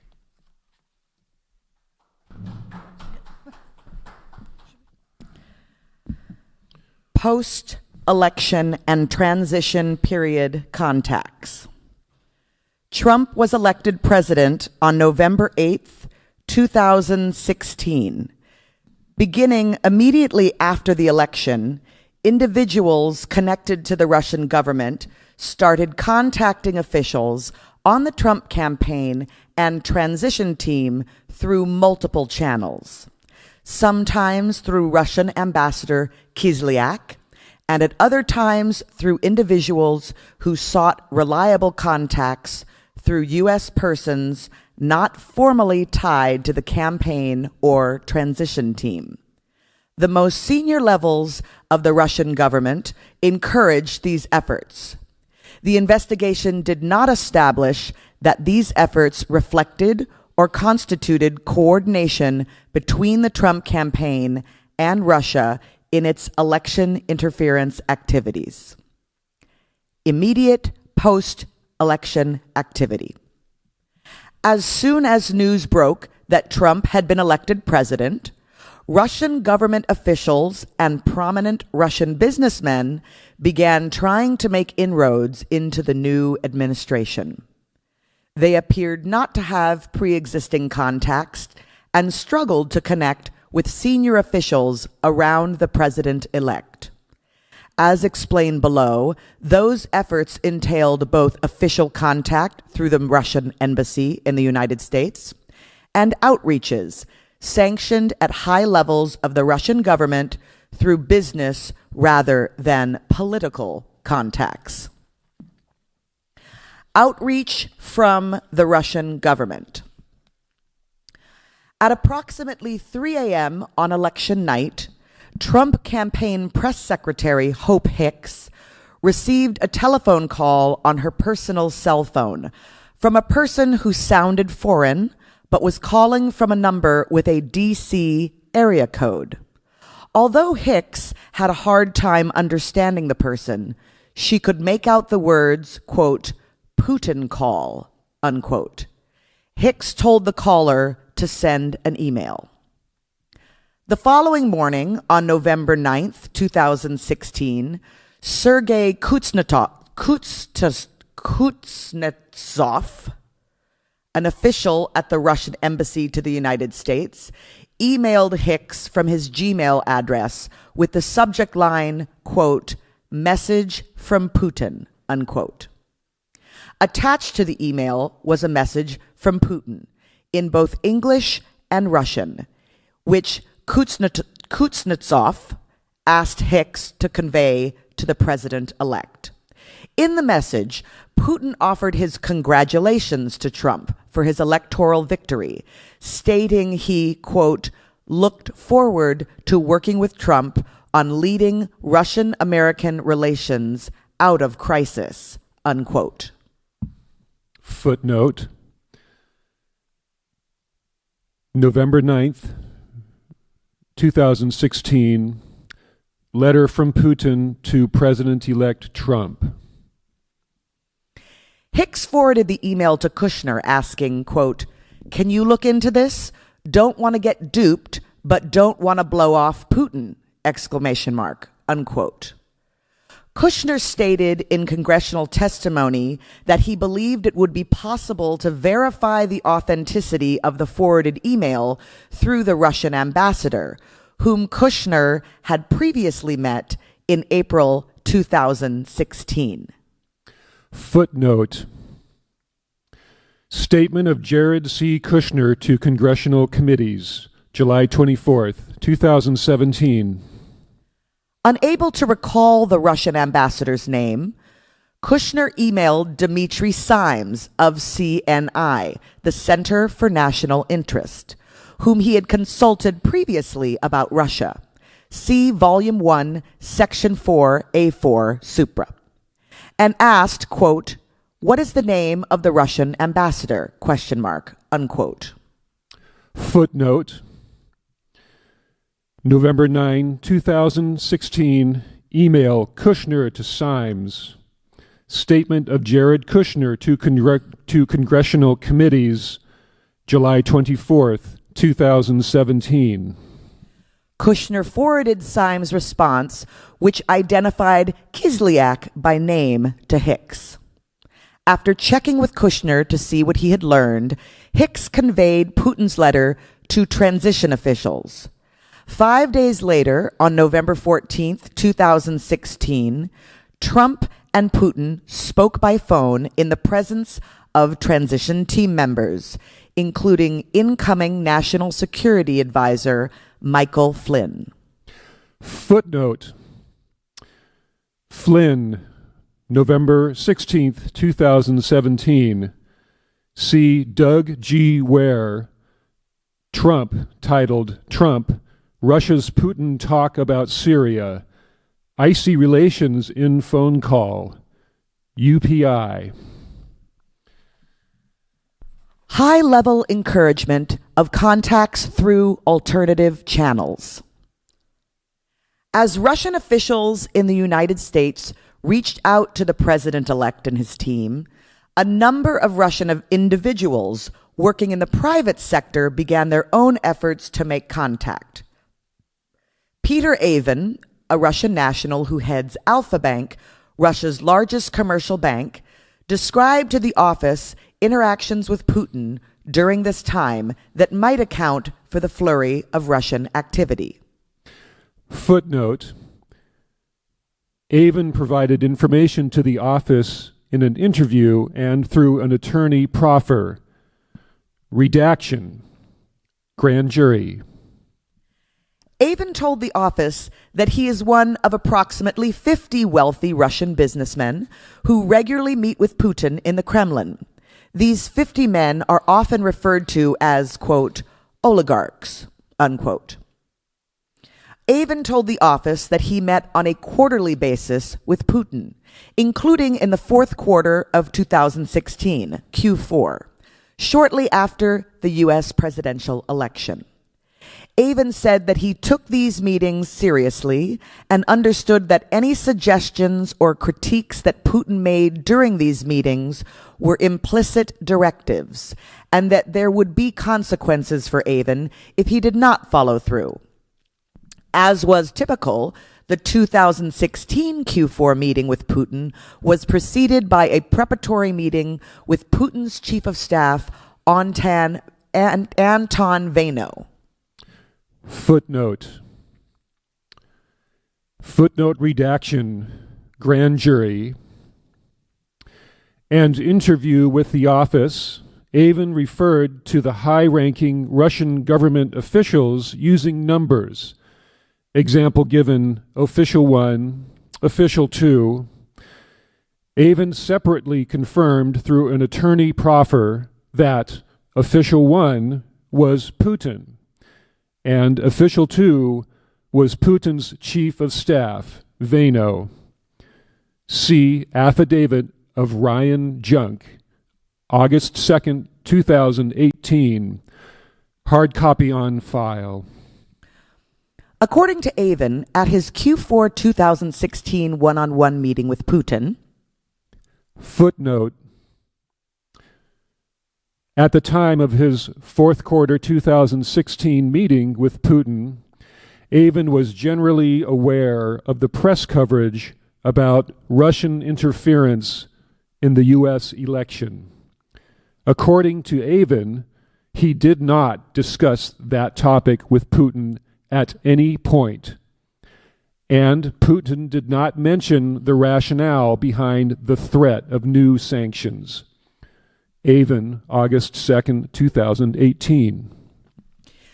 Putin raised the prospect that the United States would impose additional sanctions on Russian interests, including sanctions against Avin and/or Alfa Bank.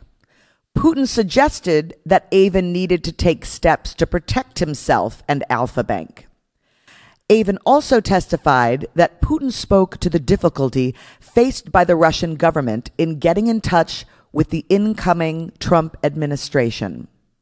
According to Avin, Putin indicated that he did not know with whom formally to speak and generally did not know the people around the president-elect. Avin, redaction, grand jury, told Putin he would take steps to protect himself and the Alfa Bank shareholders from potential sanctions. And one of those steps would be to try to reach out to the incoming administration to establish a line of communication. Footnote.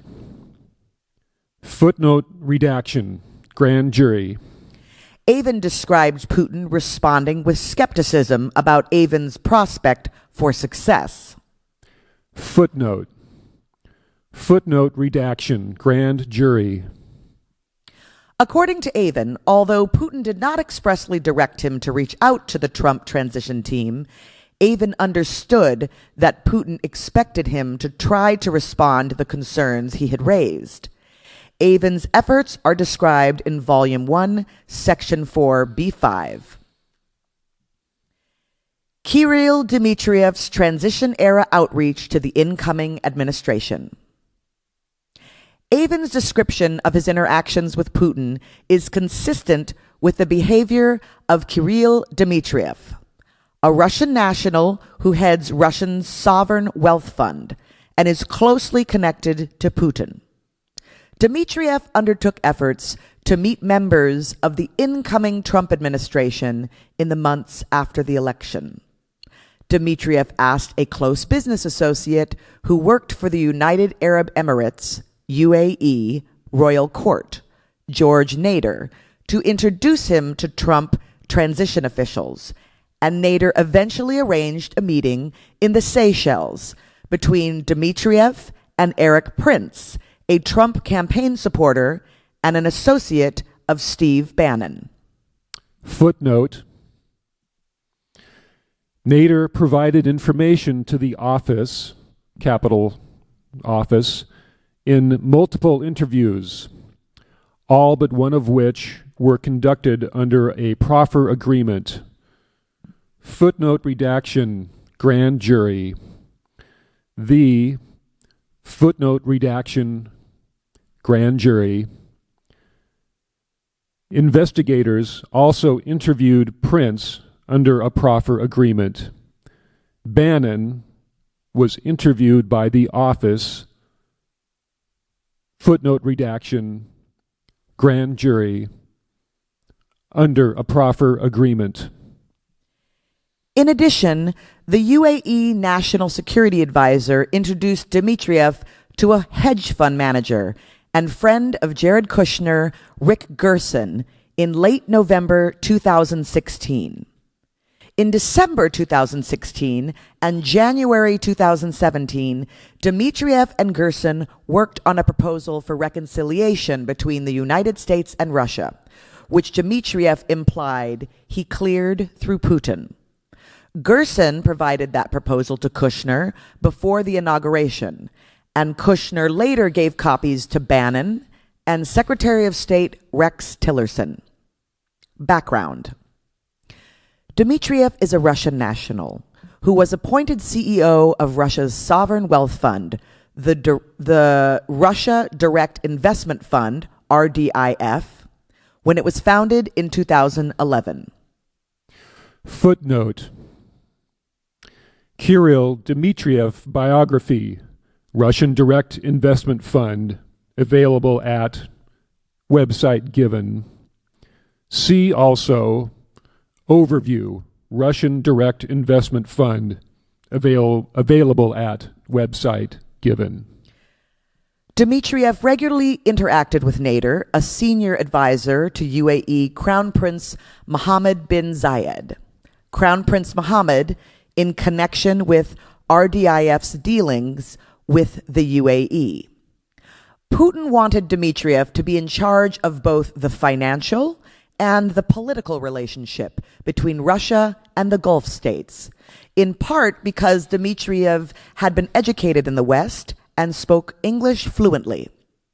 Nader considered Dmitriev to be Putin's interlocutor in the Gulf region and would relay Dmitriev's views directly to Crown Prince Mohammed. Nader developed contacts with both U.S. presidential campaigns during the 2016 election and kept Dmitriev abreast of his efforts to do so. According to Nader, Dmitriev said that his and the government of Russia's preference was for candidate Trump to win, and asked Nader to assist him in meeting members of the Trump campaign. Redaction, grand jury. Nader did not introduce Dmitriev to anyone associated with the Trump campaign before the election. Redaction. And here is an entire paragraph redacted with 5 footnotes inside the redacted paragraph. Footnote 1000 through 1004. And each footnote is redacted, because of grand jury. So an entire paragraph redacted with 5 footnotes in the paragraph, all 5 footnotes redacted, all by grand jury. So here we will pause for 1 minute for the missing paragraph.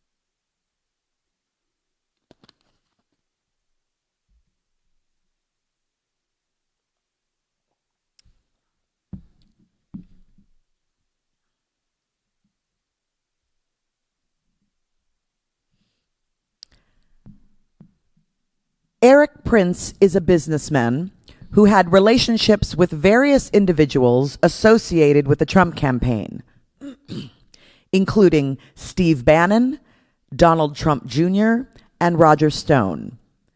Prince did not have a formal role in the campaign, although he offered to host a fundraiser for Trump and sent unsolicited policy papers on issues such as foreign policy, trade, and Russian election interference to Bannon. After the election, Prince frequently visited transition offices at Trump Tower, primarily to meet with Bannon, but on occasion to meet with Michael Flynn and others.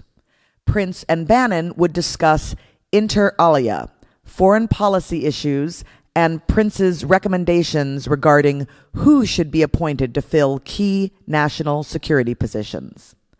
Although Prince was not formally affiliated with the transition, Nader, Redaction, grand jury, received assurances, Redaction, grand jury, that the incoming administration considered Prince a trusted associate.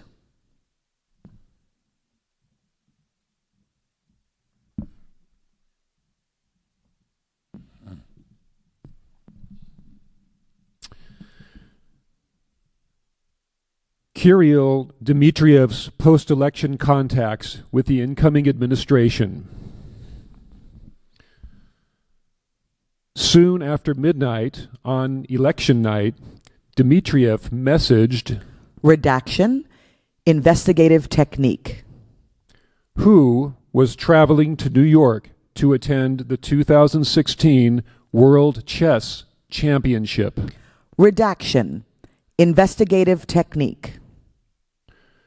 Dmitry Peskov, the Russian Federation's press secretary, who was also attending the World Chess Championship. Redaction, a small paragraph, investigative technique, footnote redaction, investigative technique, footnote redaction, investigative technique. At approximately 2:40 a.m. on November 9th, 2016, news reports stated that candidate Clinton had called President-elect Trump to concede at Redaction, investigative technique, footnote redaction, investigative technique. Wrote to Dmitriev, quote, Putin has won, unquote.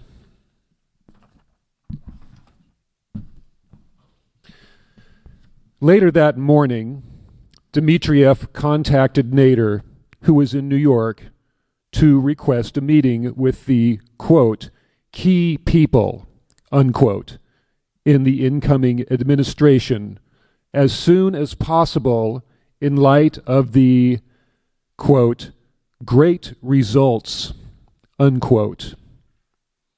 He asked Nader to convey to the incoming administration that, quote, we want to start rebuilding the relationship in whatever is a comfortable pace for them. We understand all of the sensitivities and are not in a rush, end quote. Dmitriev and Nader had previously discussed Nader introducing him to the contacts Nader had made within the Trump campaign. Dmitriev also told Nader that he would ask Putin for permission to travel to the United States, where he would be able to speak to media outlets about the positive impact of Trump's election and the need for reconciliation between the United States and Russia. Later that day, Dmitriev flew to New York, where Peskov was separately traveling to attend the chess tournament. Dmitriev invited Nader to the opening of the tournament and noted that if there was, quote, a chance to see anyone key from the Trump camp, unquote, he, quote, would love to start building for that future, unquote. Dmitriev also asked Nader to invite Kushner to the event so that he, parenthesis, Dmitriev, could meet him. Nader did not pass along Dmitriev's invitation to anyone connected with the incoming administration. Although one World Chess Federation official recalled hearing from an attendee that President-elect Trump had stopped by the tournament. The investigation did not establish that Trump or any campaign or transition team official attended the event. And the president's written answers denied that he had.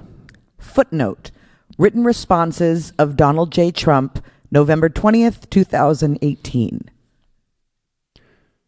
Nader stated that Dmitriev continued to press him to set up a meeting with transition officials and was particularly focused on Kushner and Trump Jr. Dmitriev told Nader that Putin would be very grateful to Nader and that a meeting would make history. Redaction. Grand jury. Redaction. Grand jury. Footnote. Redaction. According to Nader, Dmitriev was very anxious to connect with the incoming administration and told Nader that he would try other routes to do so besides Nader himself. Nader did not ultimately introduce Dmitriev to anyone associated with the incoming administration during Dmitriev's post-election trip to New York. In early December 2016, Dmitriev again broached the topic of meeting incoming administration officials with Nader in January or February. Dmitriev sent Nader a list of publicly available quotes of Dmitriev speaking positively about Donald Trump, quote, in case they were helpful, end quote. Heading Eric Prince and Kirill Dmitriev meet in the Seychelles. George Nader and Eric Prince arrange Seychelles meeting with Dmitriev. Nader traveled to New York in early January 2017 and had lunchtime and dinner meetings with Eric Prince on January 3rd, 2017. Nader and Prince discussed Dmitriev.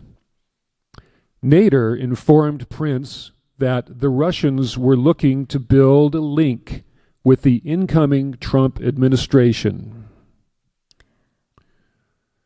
Redaction. He told Prince that Dmitriev had been pushing Nader to introduce him to someone from the incoming administration. Redaction. Grand jury. Nader suggested, in light of Prince's relationship with the transition team officials, that Prince and Dmitriev meet to discuss issues of mutual concern. Redaction. Grand jury. Prince told Nader that he needed to think further about it and to check with transition team officials. After his dinner with Prince, Nader sent Prince a link to a Wikipedia entry about Dmitriev and sent Dmitriev a message stating that he had just met, quote, with some key people within the family and inner circle, unquote, a reference to Prince, and that he had spoken at length and positively about Dmitriev.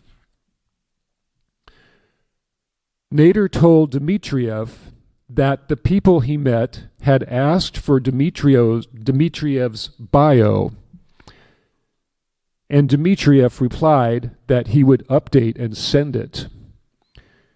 Nader later received from Dmitriev 2 files concerning Dmitriev.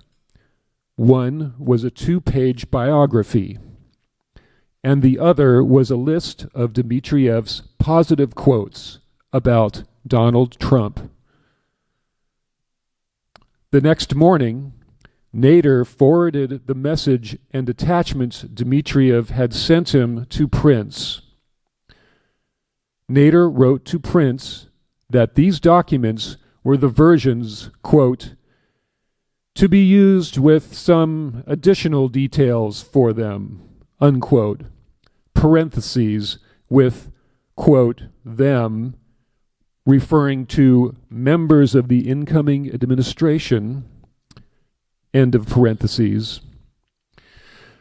Prince opened the attachments at Trump Tower within an hour of receiving them.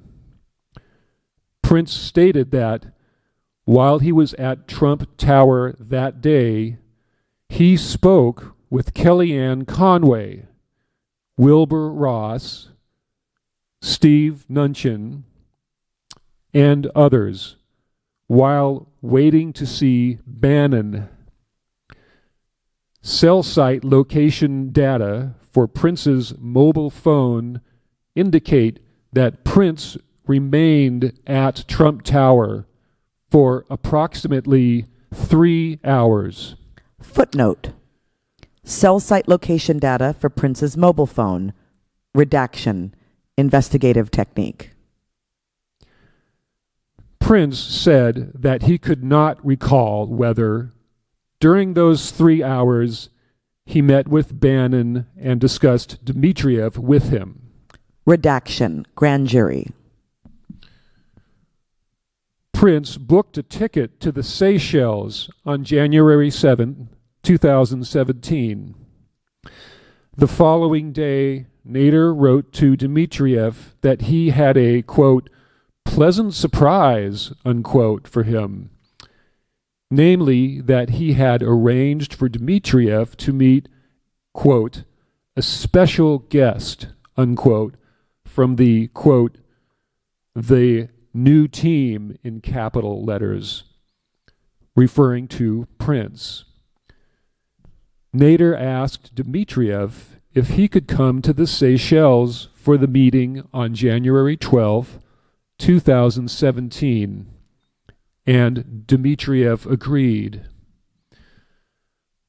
The following day, Dmitriev sought assurance from Nader that the Seychelles meeting would be worthwhile. Redaction. Grand jury.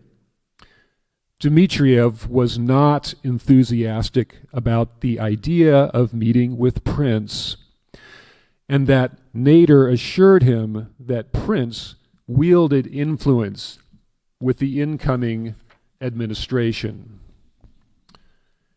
Nader wrote to Dmitriev, quote, this guy, Prince, is designated by Steve Bannon, in parentheses, to meet you, exclamation point.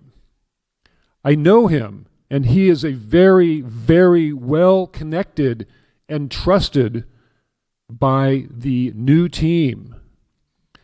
His sister is now Minister of Education, unquote. According to Nader, Prince had led him to believe that Bannon was aware of Prince's upcoming meeting with Dmitriev, and Prince acknowledged that it was fair for Nader to think that Prince would pass information on to the transition team. Bannon, however, told the office that Prince did not tell him in advance about his meeting with Dmitriev. The Seychelles meetings. Dmitriev arrived with his wife in the Seychelles on January 11, 2017, and checked into the Four Seasons Resort, where Crown Prince Mohammed and Nader were staying. Prince arrived that same day. Prince and Dmitriev met for the first time that afternoon in Nader's villa, with Nader present. The initial meeting lasted approximately 30 to 45 minutes. Redaction Grand Jury. Prince described the 8 years of the Obama administration in negative terms and stated that he was looking forward to a new era of cooperation and conflict resolution. According to Prince, he told Dmitriev that Bannon was effective, if not conventional, and that Prince provided policy papers to Bannon. Redaction Grand Jury. Redaction Grand Jury. Footnote Redaction Grand Jury. Redaction Grand Jury. Footnote Redaction Grand Jury. Redaction Grand Jury. Continuing. The topic of Russian interference in the 2016 election did not come up. Redaction Grand Jury. Prince added that he would inform Bannon about his meeting with Dmitriev, and that if there was interest in continuing the discussion, Bannon or someone else on the transition team would do so. Redaction Grand Jury.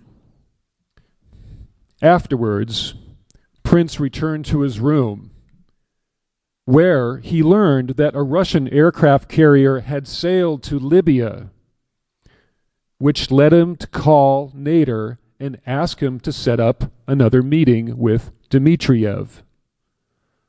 According to Nader, Prince called and said he had checked with his associates back home and needed to convey to Dmitriev that Libya was, quote, off the table, unquote.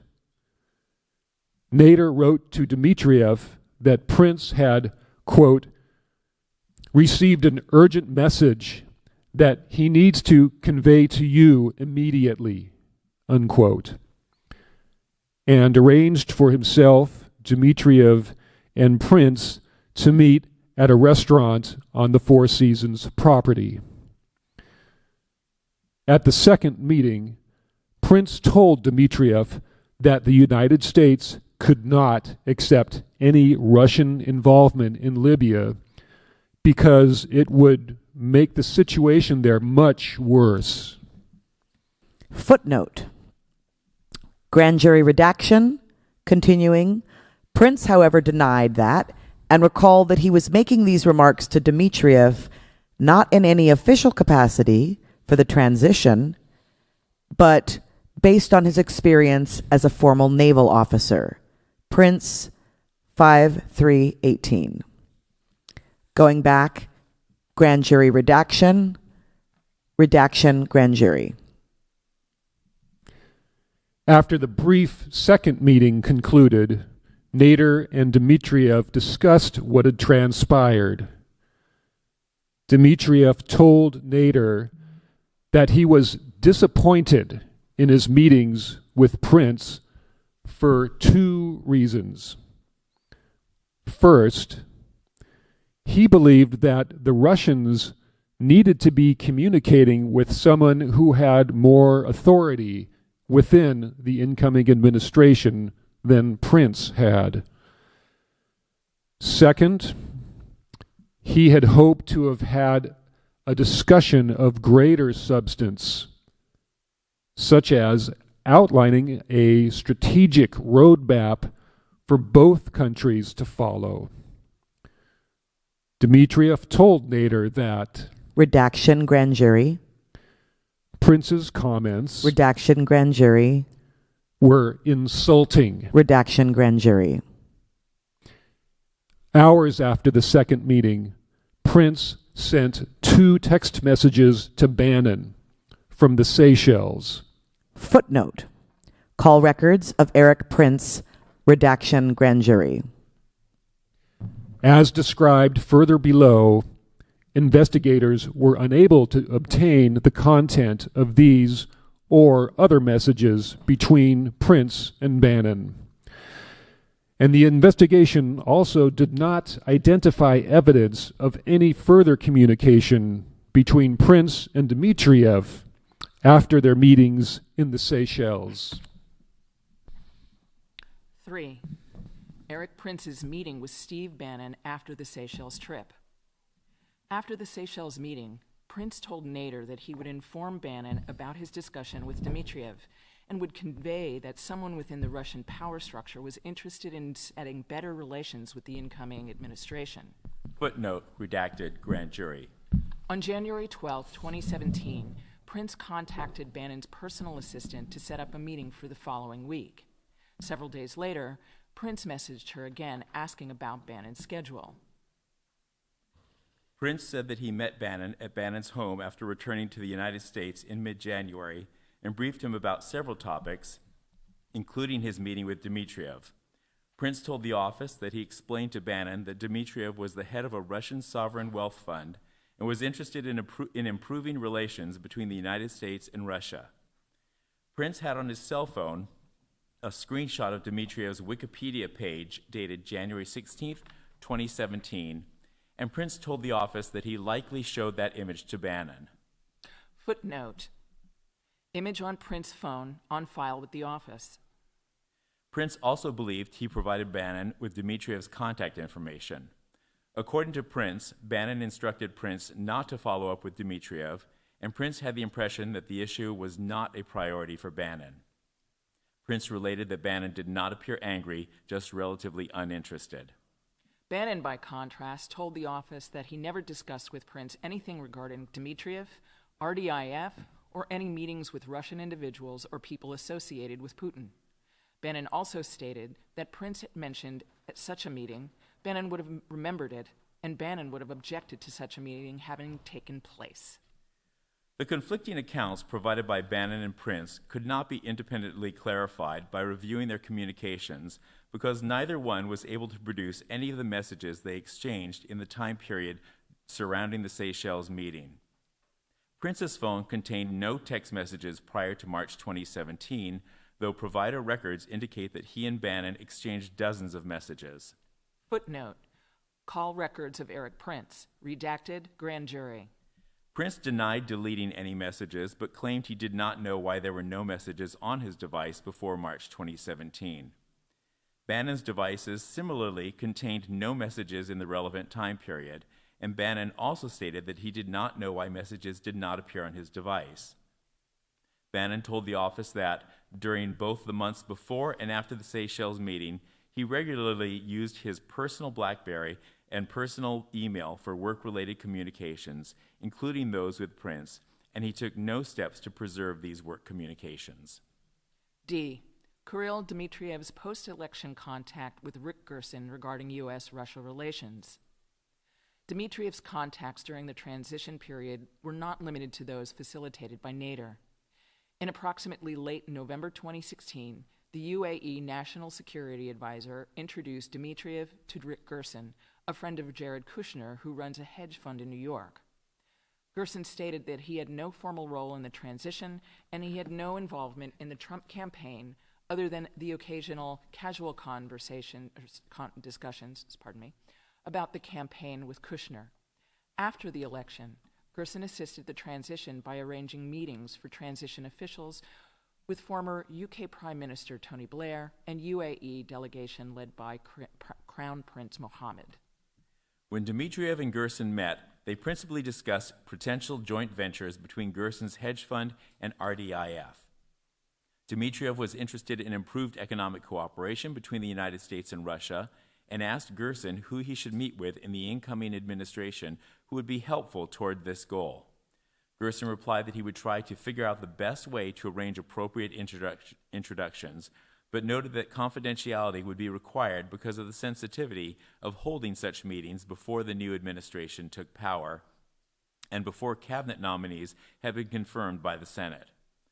Gerson said he would ask Kushner and Michael Flynn who the key person or people were on the topics of reconciliation with Russia, joint security concerns, and economic matters. Dmitriev told Gerson that he had been tasked by Putin to develop and execute a reconciliation plan between the United States and Russia. He noted in a text message to Gerson that if Russia was, quote, approached with respect and willingness to understand our position, we can have major breakthroughs quickly, close quote. Gerson and Dmitriev exchanged ideas in December 2016 about what such a reconciliation plan would include.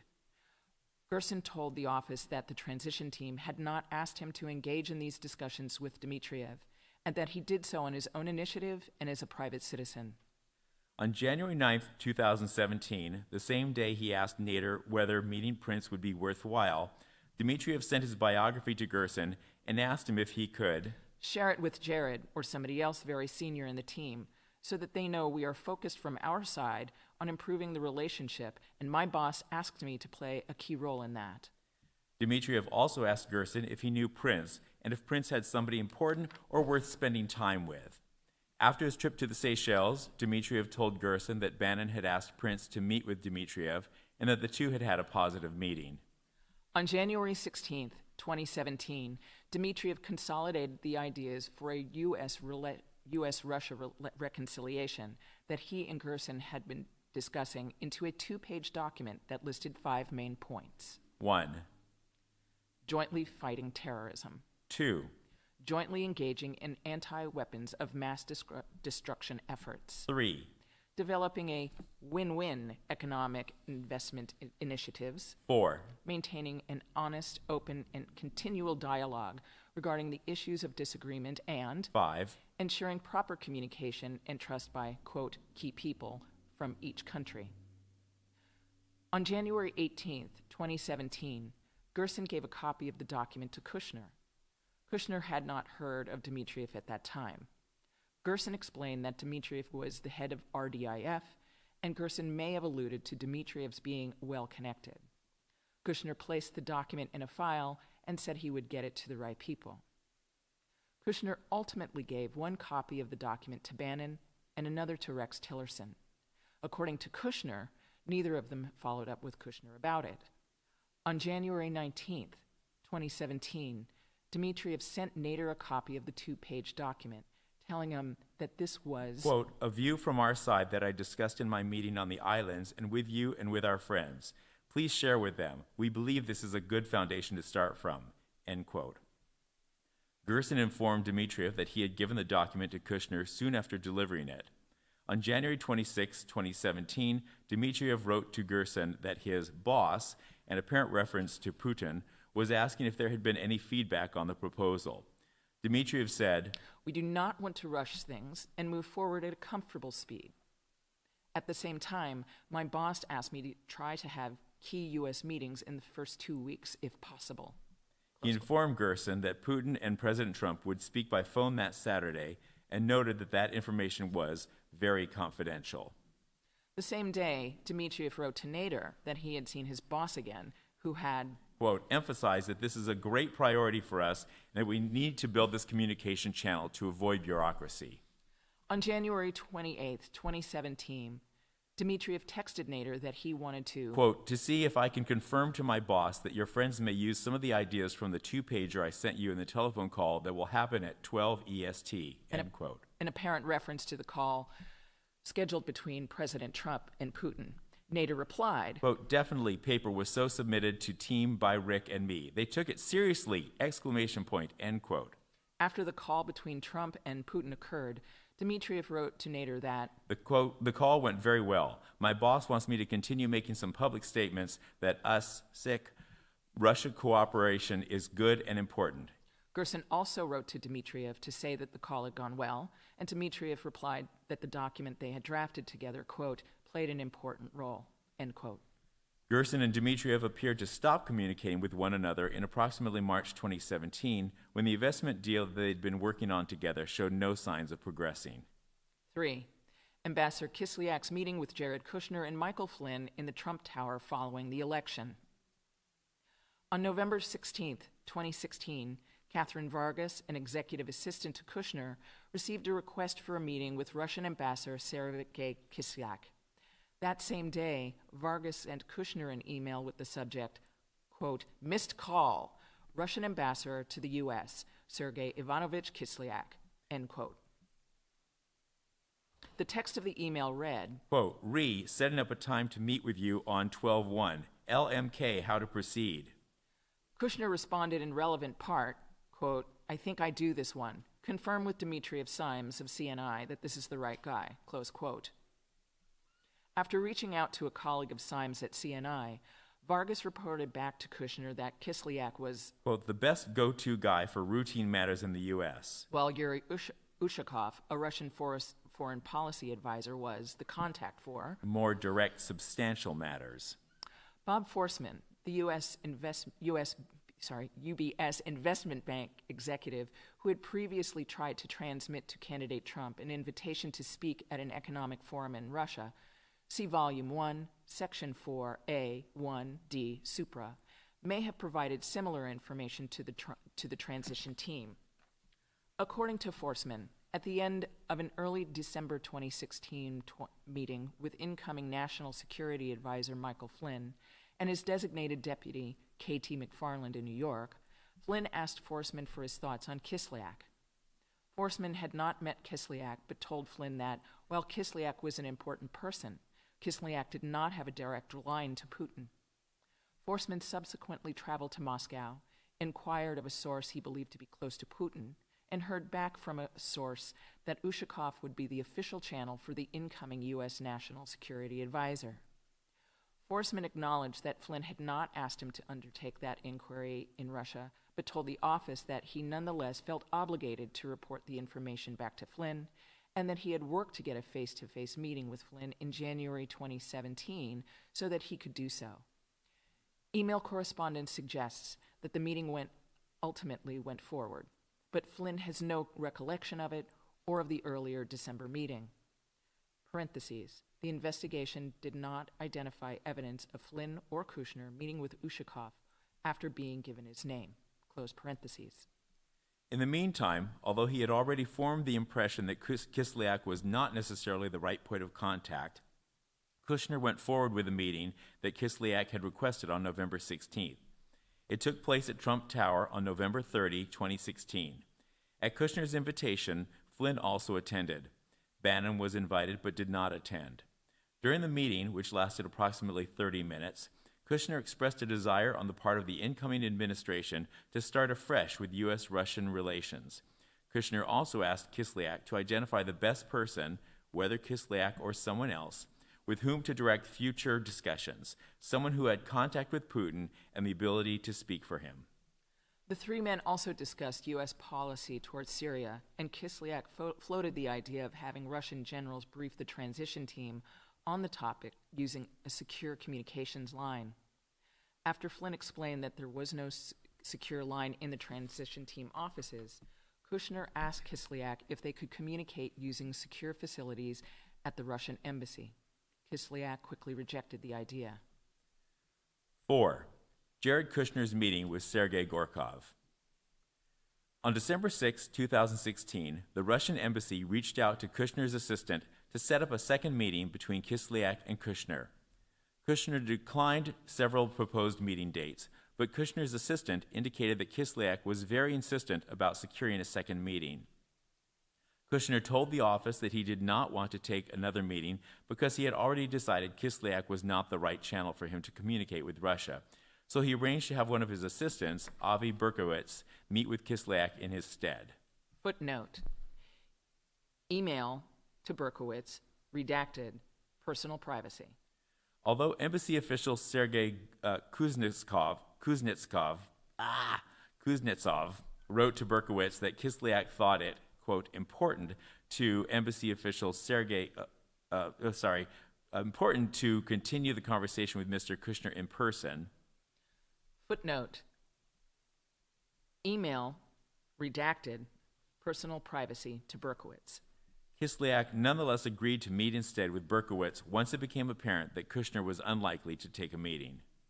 Berkowitz met Kislak on December 12, 2016 at Trump Tower. The meeting lasted only a few minutes, during which Kislak indicated that he wanted Kushner to meet with someone who had a direct line to Putin, Sergei Gorkov, the head of the Russian government-owned bank Veneshikonombank, VEB.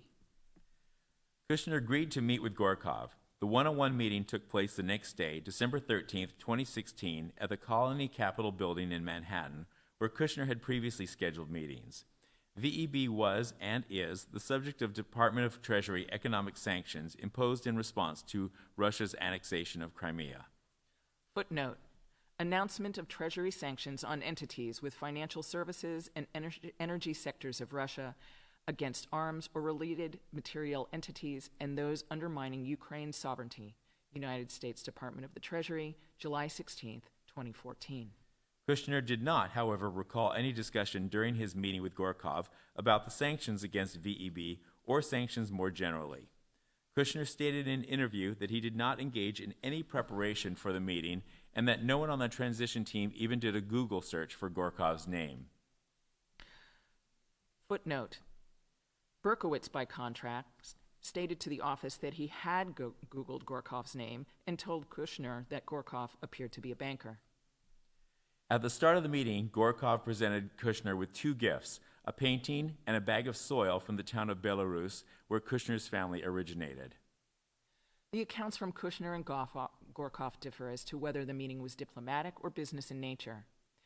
Kushner told the office that the meeting was diplomatic, with Gorkov expressing disappointment with U.S.-Russia relations under President Obama and hopes for improved relations with the incoming administration. According to Kushner, although Gorkov told Kushner a little bit about his bank and made some statements about the Russian economy, the two did not discuss Kushner's companies or private business dealings of any kind. Parentheses.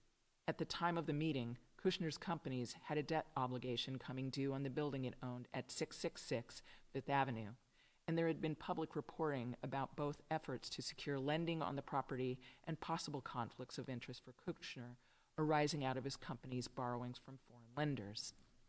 Footnote, by Peter Grant, Donald Trump's son-in-law, Jared Kushner, could face his own conflict of interest questions. Wall Street Journal, November 29, 2016. In contrast, in a 2017 public statement, VEB suggested Gorkov met with Kushner in Kushner's capacity as CEO of Kushner Companies for the purpose of discussing business rather than as part of a diplomatic effort. In particular, VEB characterized Gorkov's meeting with Kushner as part of a series of roadshow meetings with representatives of major U.S. banks and business circles, which included negotiations and discussion of the most promising business lines and sectors. Footnote. Patrick Ravel and Matthew Mosk. Russian banker Sergei Gorkov brushes off questions about meeting with Jared Kushner. ABC News, June 1st, 2017. Forsman, the investment bank executive mentioned in Volume 1, Sections 4A1 and 4B3 Supra, told the office that he had met with Gorkov and VEB Deputy Chairman Nikolai Sikomsky in Moscow just before Gorkov left for New York to meet Kushner. According to Forsman, Gorkov and Sikomsky told him that they were traveling to New York to discuss post-election issues with U.S. financial institutions, that their trip was sanctioned by Putin, and that they would be reporting back to Putin upon their return. The investigation did not resolve the apparent conflict in the accounts of Kushner and Gorkov, or determine whether the meeting was diplomatic in nature, as Kushner stated, focused on business, as VEB's public statement indicated, or whether it involved some combination of these matters or other matters. Regardless, the investigation did not identify evidence that Kushner and Gorkov engaged in any substantive follow-up after the meeting. Rather, a few days after the meeting, Gorkov's assistant texted Kushner's assistant. Quote, "Hi, please inform your side that the information about the meeting had a very positive response, exclamation point, end quote." Over the following weeks, the two assistants exchanged a handful of additional cordial texts. On February 8, 2017, Gorkov's assistant texted Kushner's assistant, Berkowitz, to try to set up another meeting and followed up by text at least twice in the days that followed. According to Berkowitz, he did not respond to the meeting request in light of the press coverage regarding the Russia investigation and did not tell Kushner about the meeting request. 5. Petr Oven's outreach efforts to the transition team. In December 2016, weeks after the one-on-one meeting with Putin described in Volume 1, Section 4B1b Supra, Petr Oven attended what he described as a separate all-hands oligarch meeting between Putin and Russia's most prominent businessmen. Footnote, redacted, grand jury. As in Oven's one-on-one meeting, a main topic of discussion at the oligarch meeting in December 2016 was the prospect of forthcoming U.S. economic sanctions. Footnote, redacted, grand jury. After the December 26 all-hands meeting, Oven tried to establish a connection to the Trump team. Oven instructed Richard Burke to make contact with the incoming Trump administration. Burke was on the board of directors for Letter 1, L1, another company headed by Oven, and had done work for Alpha Bank. Footnote, redacted, grand jury.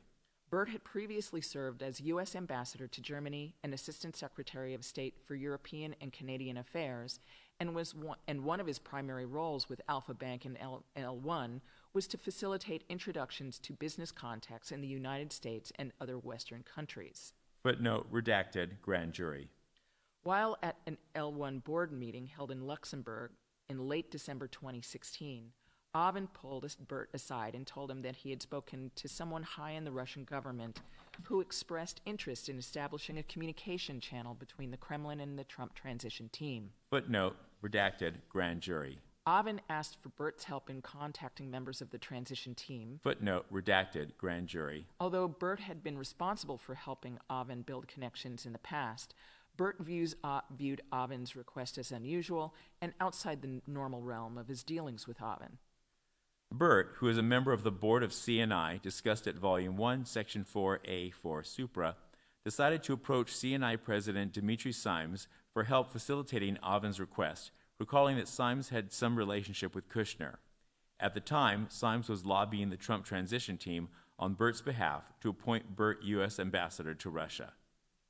Burt contacted Simes by telephone and asked if he could arrange a meeting with Kushner to set up a high-level communications channel between Putin and the incoming administration. Simes told the office that he declined and stated to Burt that setting up such a channel was not a good idea in light of the media attention surrounding the Russia influence in the U.S. presidential election. According to Simes, he understood that Burt was seeking a secret channel, and Simes did not want CNI to be seen as an intermediary between the Russian government and the incoming administration. Based on what Simes had read in the media, he had stated that he had already had concerns that Trump's business connections could be exploited by Russia, and Simes said that he did not want CNI to have any involvement or apparent involvement in facilitating any connection. In an email dated December 22, 2016, Burt recounted for Oven his conversation with Simes. Through a trusted third party, I reached out to the very influential person I mentioned in Luxembourg concerning Project A. There is an interest and an understanding for the need to establish such a channel. But the individual emphasized that at this moment, with so much intense interest in the Congress and the media over the question of cyber hacking and who ordered what, Project A was too explosive to discuss. The individual agreed to discuss it again after the new year. I trust the individual's instincts on this. If this is unclear or you would like to discuss, don't hesitate to call. According to Burke, this, quote, very influential person, close quote, referenced in his emails with Simes, and the reference to a trusted third party was a fabrication, as no such third party existed. Project A was a term that Burke created for Oven's efforts to help establish a communications channel between Russia and the Trump team, which he used in light of the sensitivities surrounding what Oven was requesting, especially in light of the recent attention to Russia's influence in the U.S. presidential election. According to Burt, his report that there was, quote, interest in communications channel reflected Simes' views, not necessarily those of the Trump team. And in any event, Burt acknowledged that he had, quote, added some hype to that sentence to make it sound like there was more interest from the transition team than may have actually existed. Oven replied to Bert's email on the same day saying, quote, "Thank you, all clear," end quote. According to Oven, this statement indicated that he did not want the outreach to continue. Bert spoke to Oven sometime thereafter about his attempt to make contact with the Trump team, explained to Oven that the current environment made it impossible, redacted grand jury. Footnote, redacted grand jury. Bert did not recall discussing Oven's request with Symes again, nor did he recall speaking to anyone else about the request. In the first quarter of 2017, Oven met again with Putin and other Russian officials. Footnote, redacted grand jury. At that meeting, Putin asked about Oven's attempts to build relationships with the Trump administration, and Oven recounted his lack of success. Footnote, redacted grand jury. Redacted grand jury. Footnote, redacted grand jury. Putin continued to inquire about Oven's efforts to connect to the Trump administration in several subsequent quarterly meetings. Footnote, redacted grand jury. Oven also told Putin's chief of staff that he had been subpoenaed by the FBI. As part of that conversation, he reported that he had been asked by the FBI about whether he had worked to create a back channel between the Russian government and the Trump administration. Footnote, redacted grand jury. According to Oven, the official showed no emotion in response to this report and did not appear to care. Footnote, redacted grand jury. 6. Carter Page contact with Deputy Prime Minister Arkady Dvorkovich. In December 2016, more than 2 months after he was removed from the Trump campaign, former campaign foreign policy advisor Carter Page again visited Moscow in an attempt to pursue business opportunities. Footnote, redacted grand jury. Among other meetings, Page contacted Andrei Baranov, head of investor relations at Rosneft, and they discussed the sale of Rosneft, and meetings with Baranov had attended with Rosneft CEO Igor Sechin, redacted grand jury. Redacted grand jury. Redacted grand jury. According to Konstantin Kilimnik, Paul Manafort's associate, Page also gave some individuals in Russia the impression that he had maintained his connections to President-elect Trump. In a December 8, 2016 email intended for Manafort, Kilimnik wrote, quote, Carter Page is in Moscow today sending messages he is authorized to talk to Russia on behalf of DT on a range of issues of mutual interest, including Ukraine, end quote. Footnote, redacted, investigative technique. On December 9, 2016, Page went to dinner with NES employees Shlomo Weber and Andrei Krikovich. Weber had contacted Dvorkovich to let him know that Page was in town and to invite him to stop by the dinner if he wished to do so, and Dvorkovich came to the restaurant for a few minutes to meet with Page. Footnote, redacted, grand jury. Dvorkovich congratulated Page on Trump's election and expressed interest in starting a dialogue between the United States and Russia.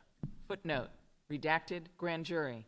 Dvorkovich asked Page if he could facilitate connecting Dvorkovich with individuals involved in the transition to begin a discussion of future cooperation. Footnote, redacted, grand jury.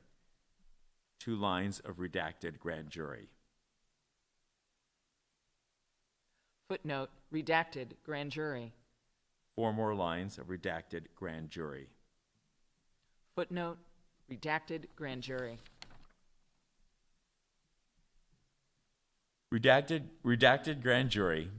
Dvorkovich separately discussed working together in the future by forming an academic partnership. Footnote, redacted, grand jury. 2 lines of redacted grand jury. Footnote, redacted, grand jury. 4 more lines of redacted grand jury. Footnote, redacted, grand jury. 7. Contacts with and through Michael T. Flynn. Incoming National Security Advisor Michael Flynn was the transition team's primary conduit for communications with the Russian ambassador and dealt with Russia on 2 sensitive matters during the transition period: a United Nations Security Council vote and the Russian government's reaction to the United States imposition of sanctions for Russian interference in the 2016 election. Footnote, As discussed further in Volume 1, Section VC4 Infra, Flynn pleaded guilty to making false statements to the FBI in violation of 18 U.S.C. number 101 about these communications with Ambassador Kislak. Plea agreement, United States versus Michael T. Flynn.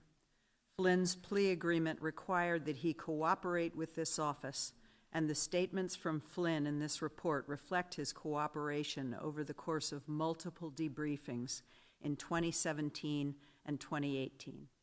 Despite Kushner's conclusion that Kislak did not wield influence inside the Russian government, the transition team turned to Flynn's relationship with Kislak on both issues.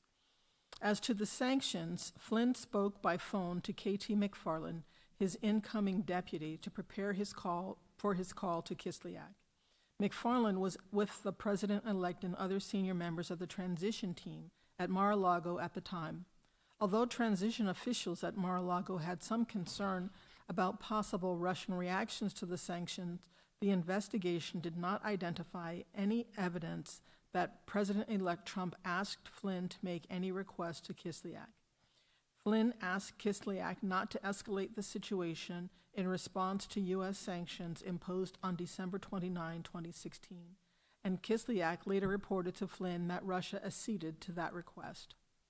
A. United Nations vote on Israeli settlements. On December 21, 2016, Egypt submitted a resolution to the United Nations Security Council calling on Israel to cease settlement activities in Palestinian territory. The Security Council, which includes Russia, was scheduled to vote on the resolution the following day. Footnote. Karen DeYoung, How the U.S. Came to Abstain on a UN Resolution Condemning Israeli Settlements, Washington Post, December 28, 2016. There was speculation in the media that the Obama administration would not oppose the resolution. Footnote. Michelle Nichols and Leslie Roten, U.S. intended to allow passage of UN draft critical of Israel, Reuters, December 21, 2016. According to Flynn, the transition team regarded the vote as a significant issue and wanted to support Israel by opposing the resolution. On December 22, 2016, multiple members of the transition team, as well as President-elect Trump, communicated with foreign government officials to determine their views on the resolution and to rally support to delay the vote or defeat the resolution. Kushner led the effort for the transition team. Flynn was responsible for the Russian government. Footnote. Flynn, November 16th and 17th, 2017, and Kushner, November 1st, 2017, and December 22nd, 2016, email. Kushner to Flynn, December 22nd, 2016, email. McFarland to Redaction, Personal Privacy, et al. Minutes after an early morning phone call with Kushner on December 22nd, Flynn called Kislak. Footnote. Call records of Michael T. Flynn, Redaction, Grand Jury. According to Flynn, he informed Kislak about the vote and the transition team's opposition to the resolution and requested that Russia vote against or delay the resolution. Footnote. Statement of offense, United States versus Michael T. Flynn, December 1st, 2017, document 4. Later that day, President-elect Trump spoke with Egyptian President Abdel Fattah al-Sisi about the vote. Ultimately, Egypt postponed the vote. Footnote. UN vote on Israeli settlement postponed. Potentially indefinitely, unquote. Reuters, December 22nd, 2016. On December 23, 2016, Malaysia, New Zealand, Senegal, and Venezuela resubmitted the resolution. Footnote.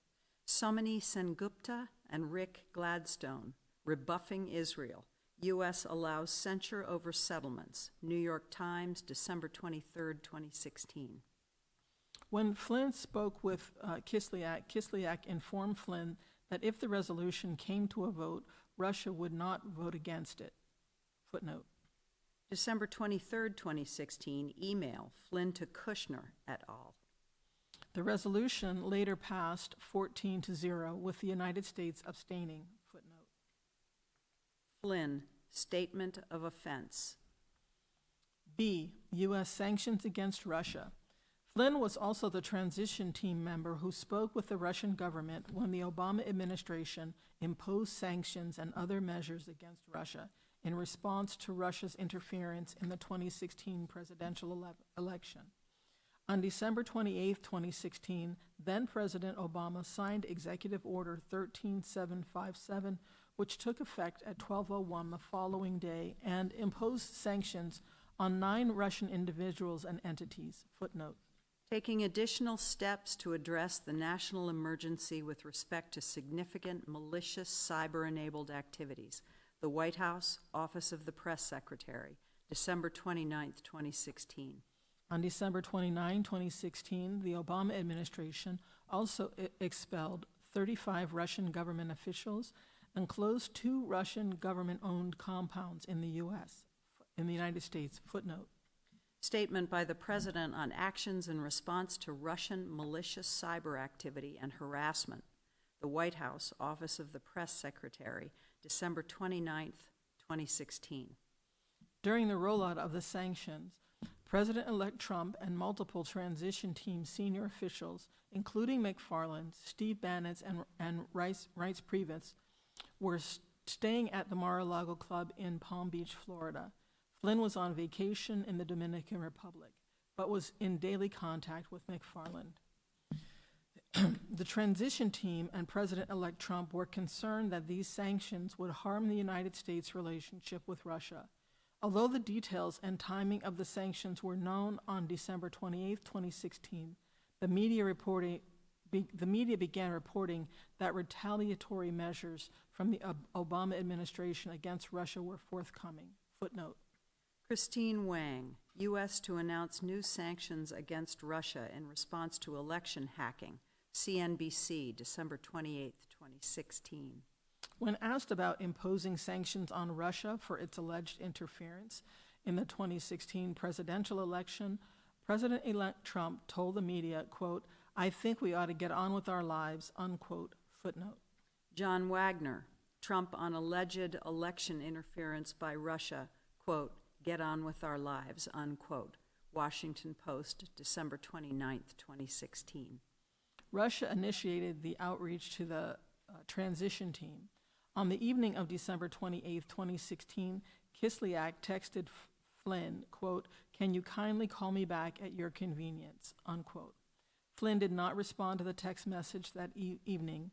Someone from the Russian embassy also called Flynn the next morning at 10:38 a.m., but they did not talk. Footnote. Call records of Michael T. Flynn, redacted, grand jury. The sanctions were announced publicly on December 29, 2016.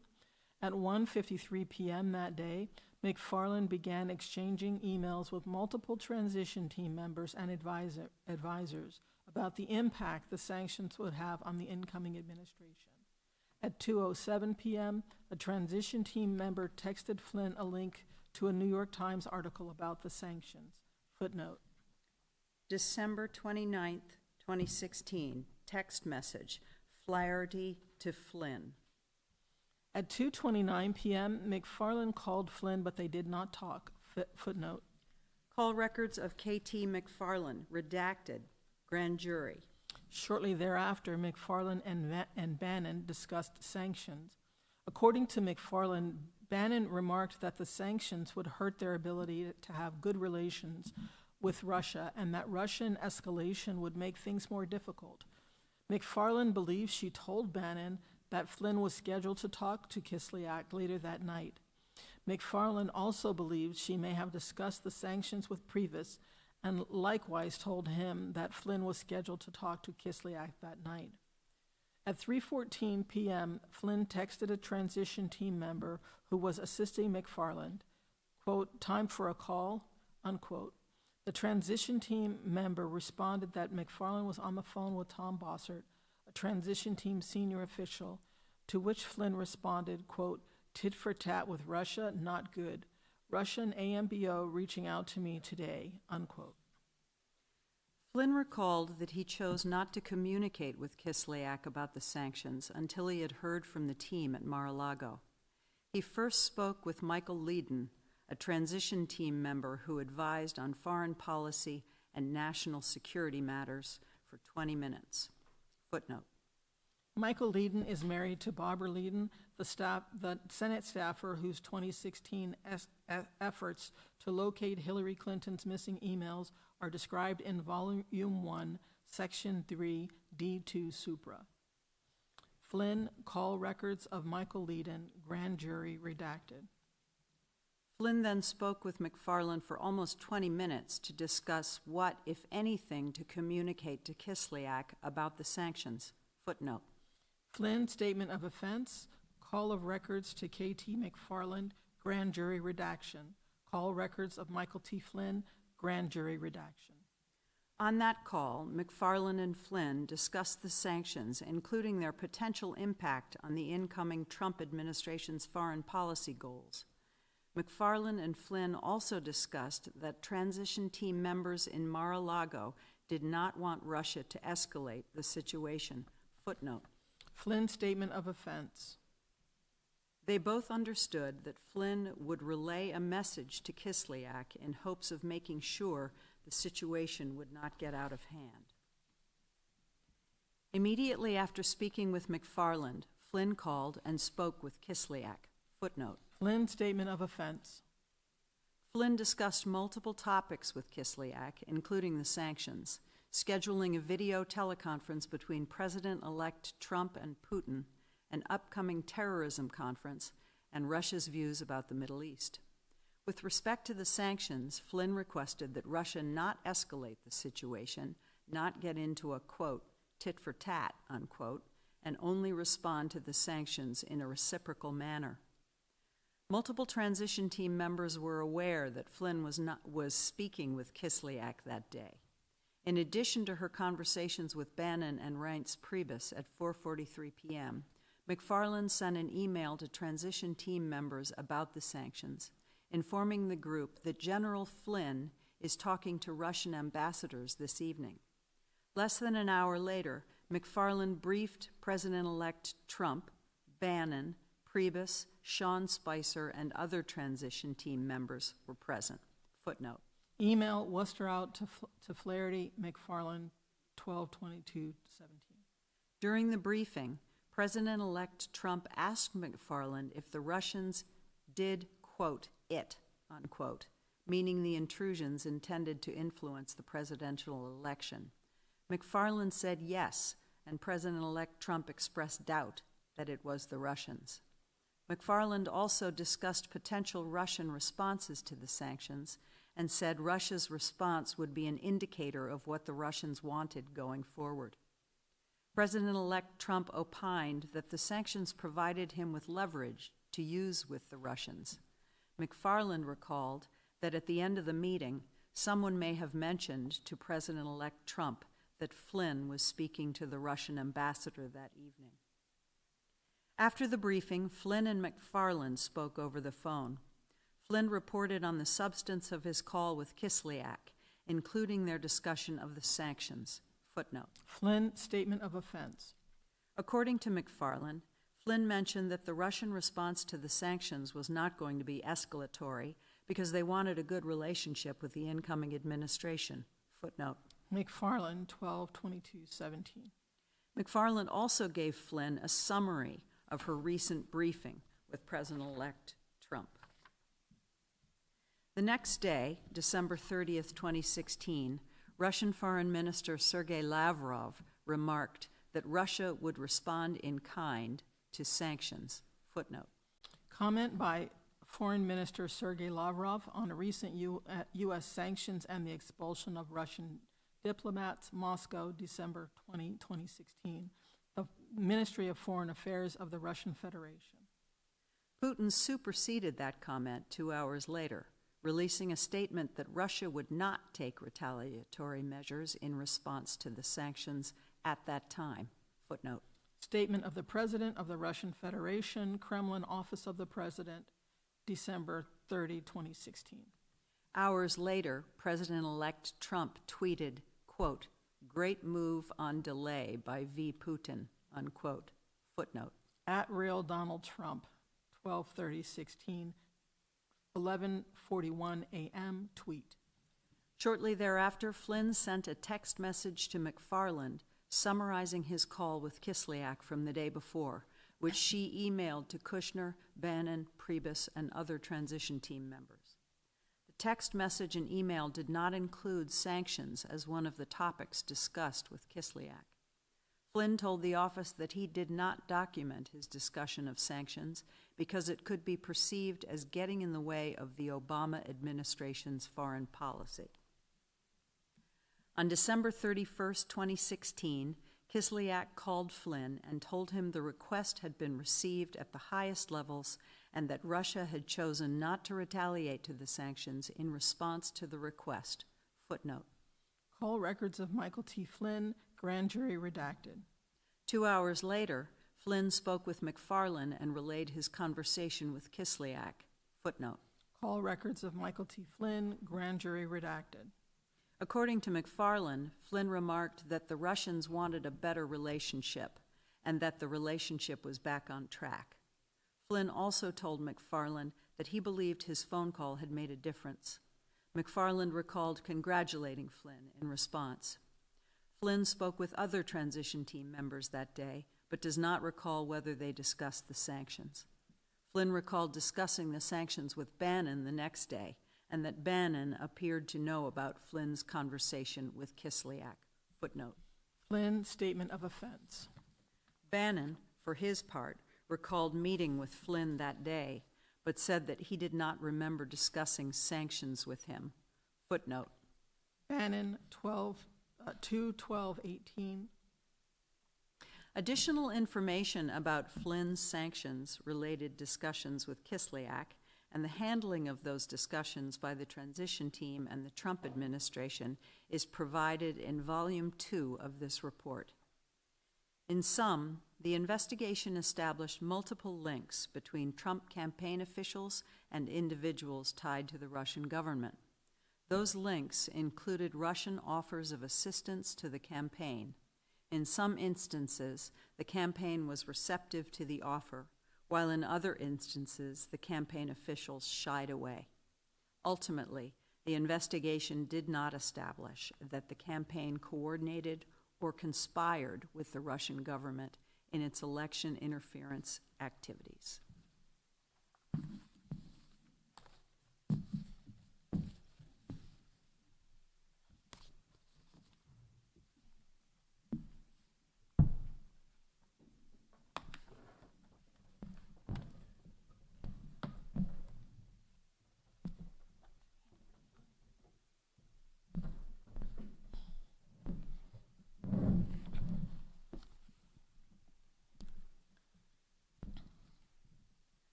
Section 5.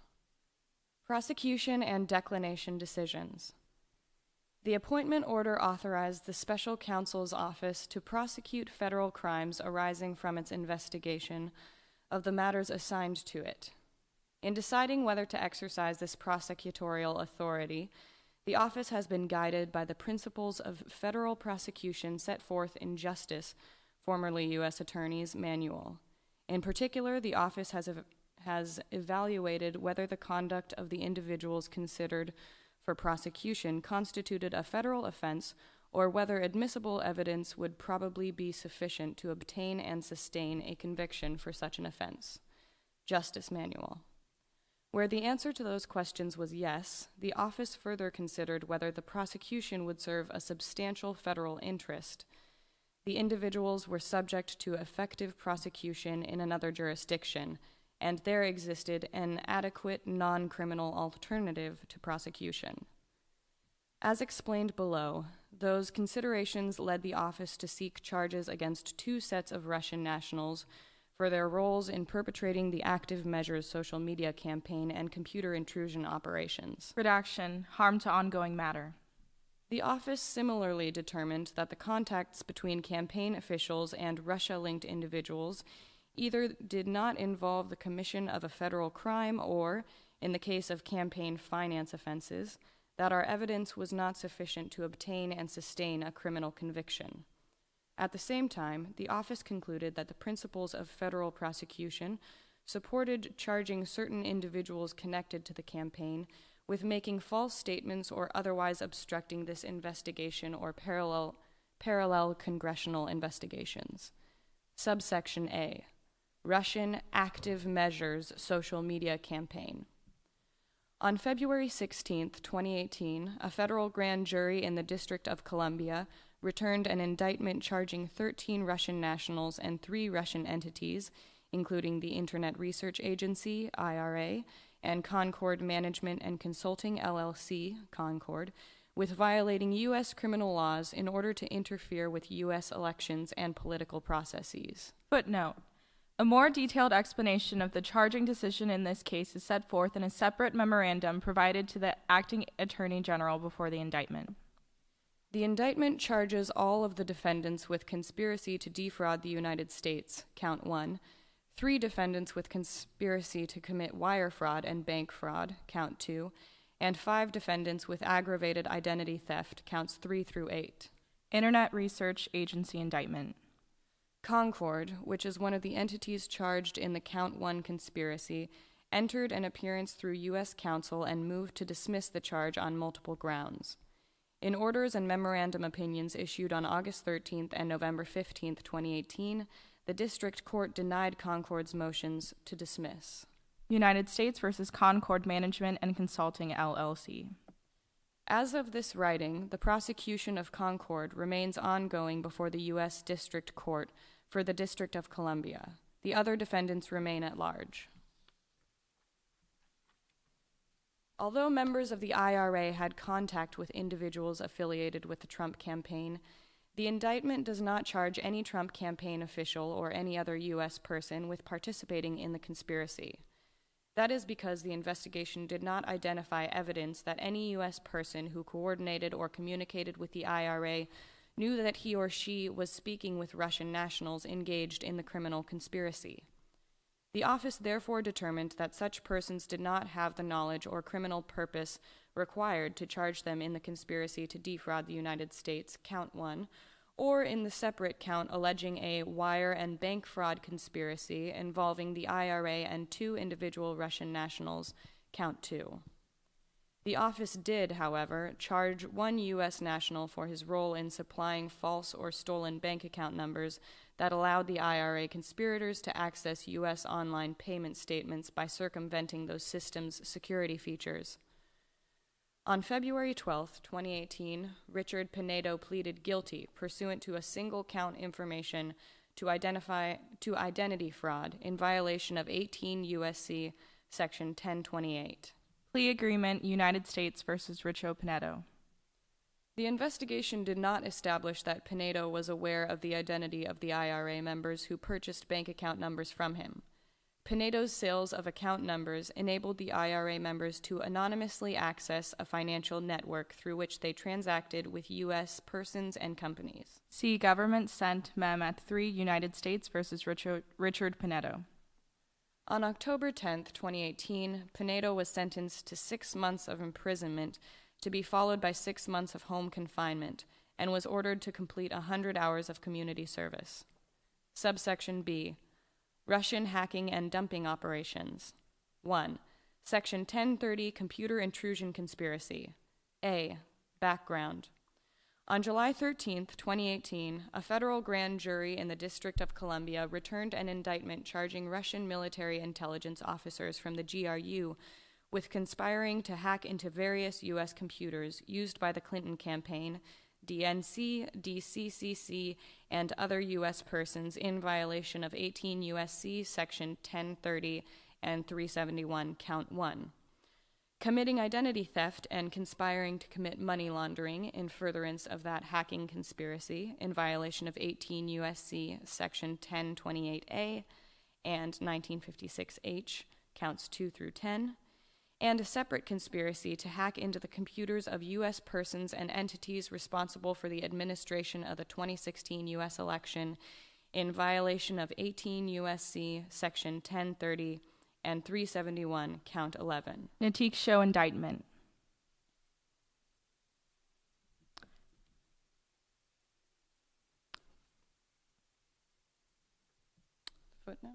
Footnote.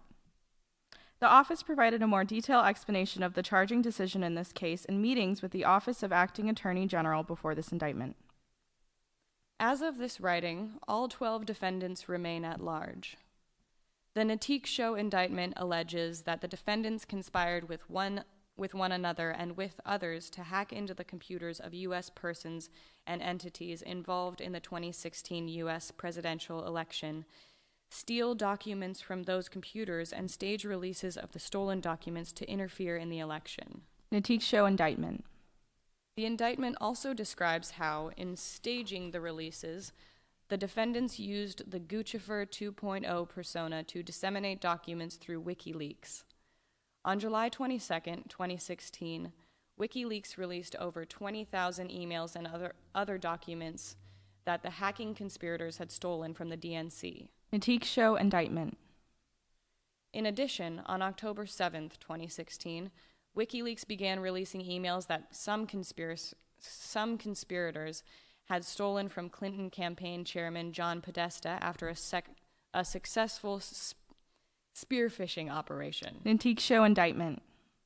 Redaction, harm to ongoing matter. B, charging decision as to... Redaction, harm to ongoing matter. Footnote. The office has also considered but ruled out charges on the theory that the post-hacking sharing and dissemination of emails could constitute trafficking in or receipt of stolen property under the National Stolen Property Act. The statutes comprising the NSPA cover goods, wares, or merchandise, and lower courts have largely understood that the phrase should be limited to tangible items since the Supreme Court decision in Dowling versus United States. One of those post-Dowling decisions, United States versus Brown, specifically held that the NSPA does not reach a computer program in source code form, even though that the code was stored in tangible items. Congress in turn cited that the Brown opinion in explaining the need for amendments to 18 U.S.C. Section 1030 that would ensure that the theft of intangible information by unauthorized use of a computer is prohibited in the same way theft of physical items protected. That sequence of events would make it difficult to argue that hacked emails in electronic form, which are relevant stolen items here, constitute goods, wares, or merchandise within the meaning of the NSPA. Redaction, harm to ongoing matter. This redaction is 2 pages.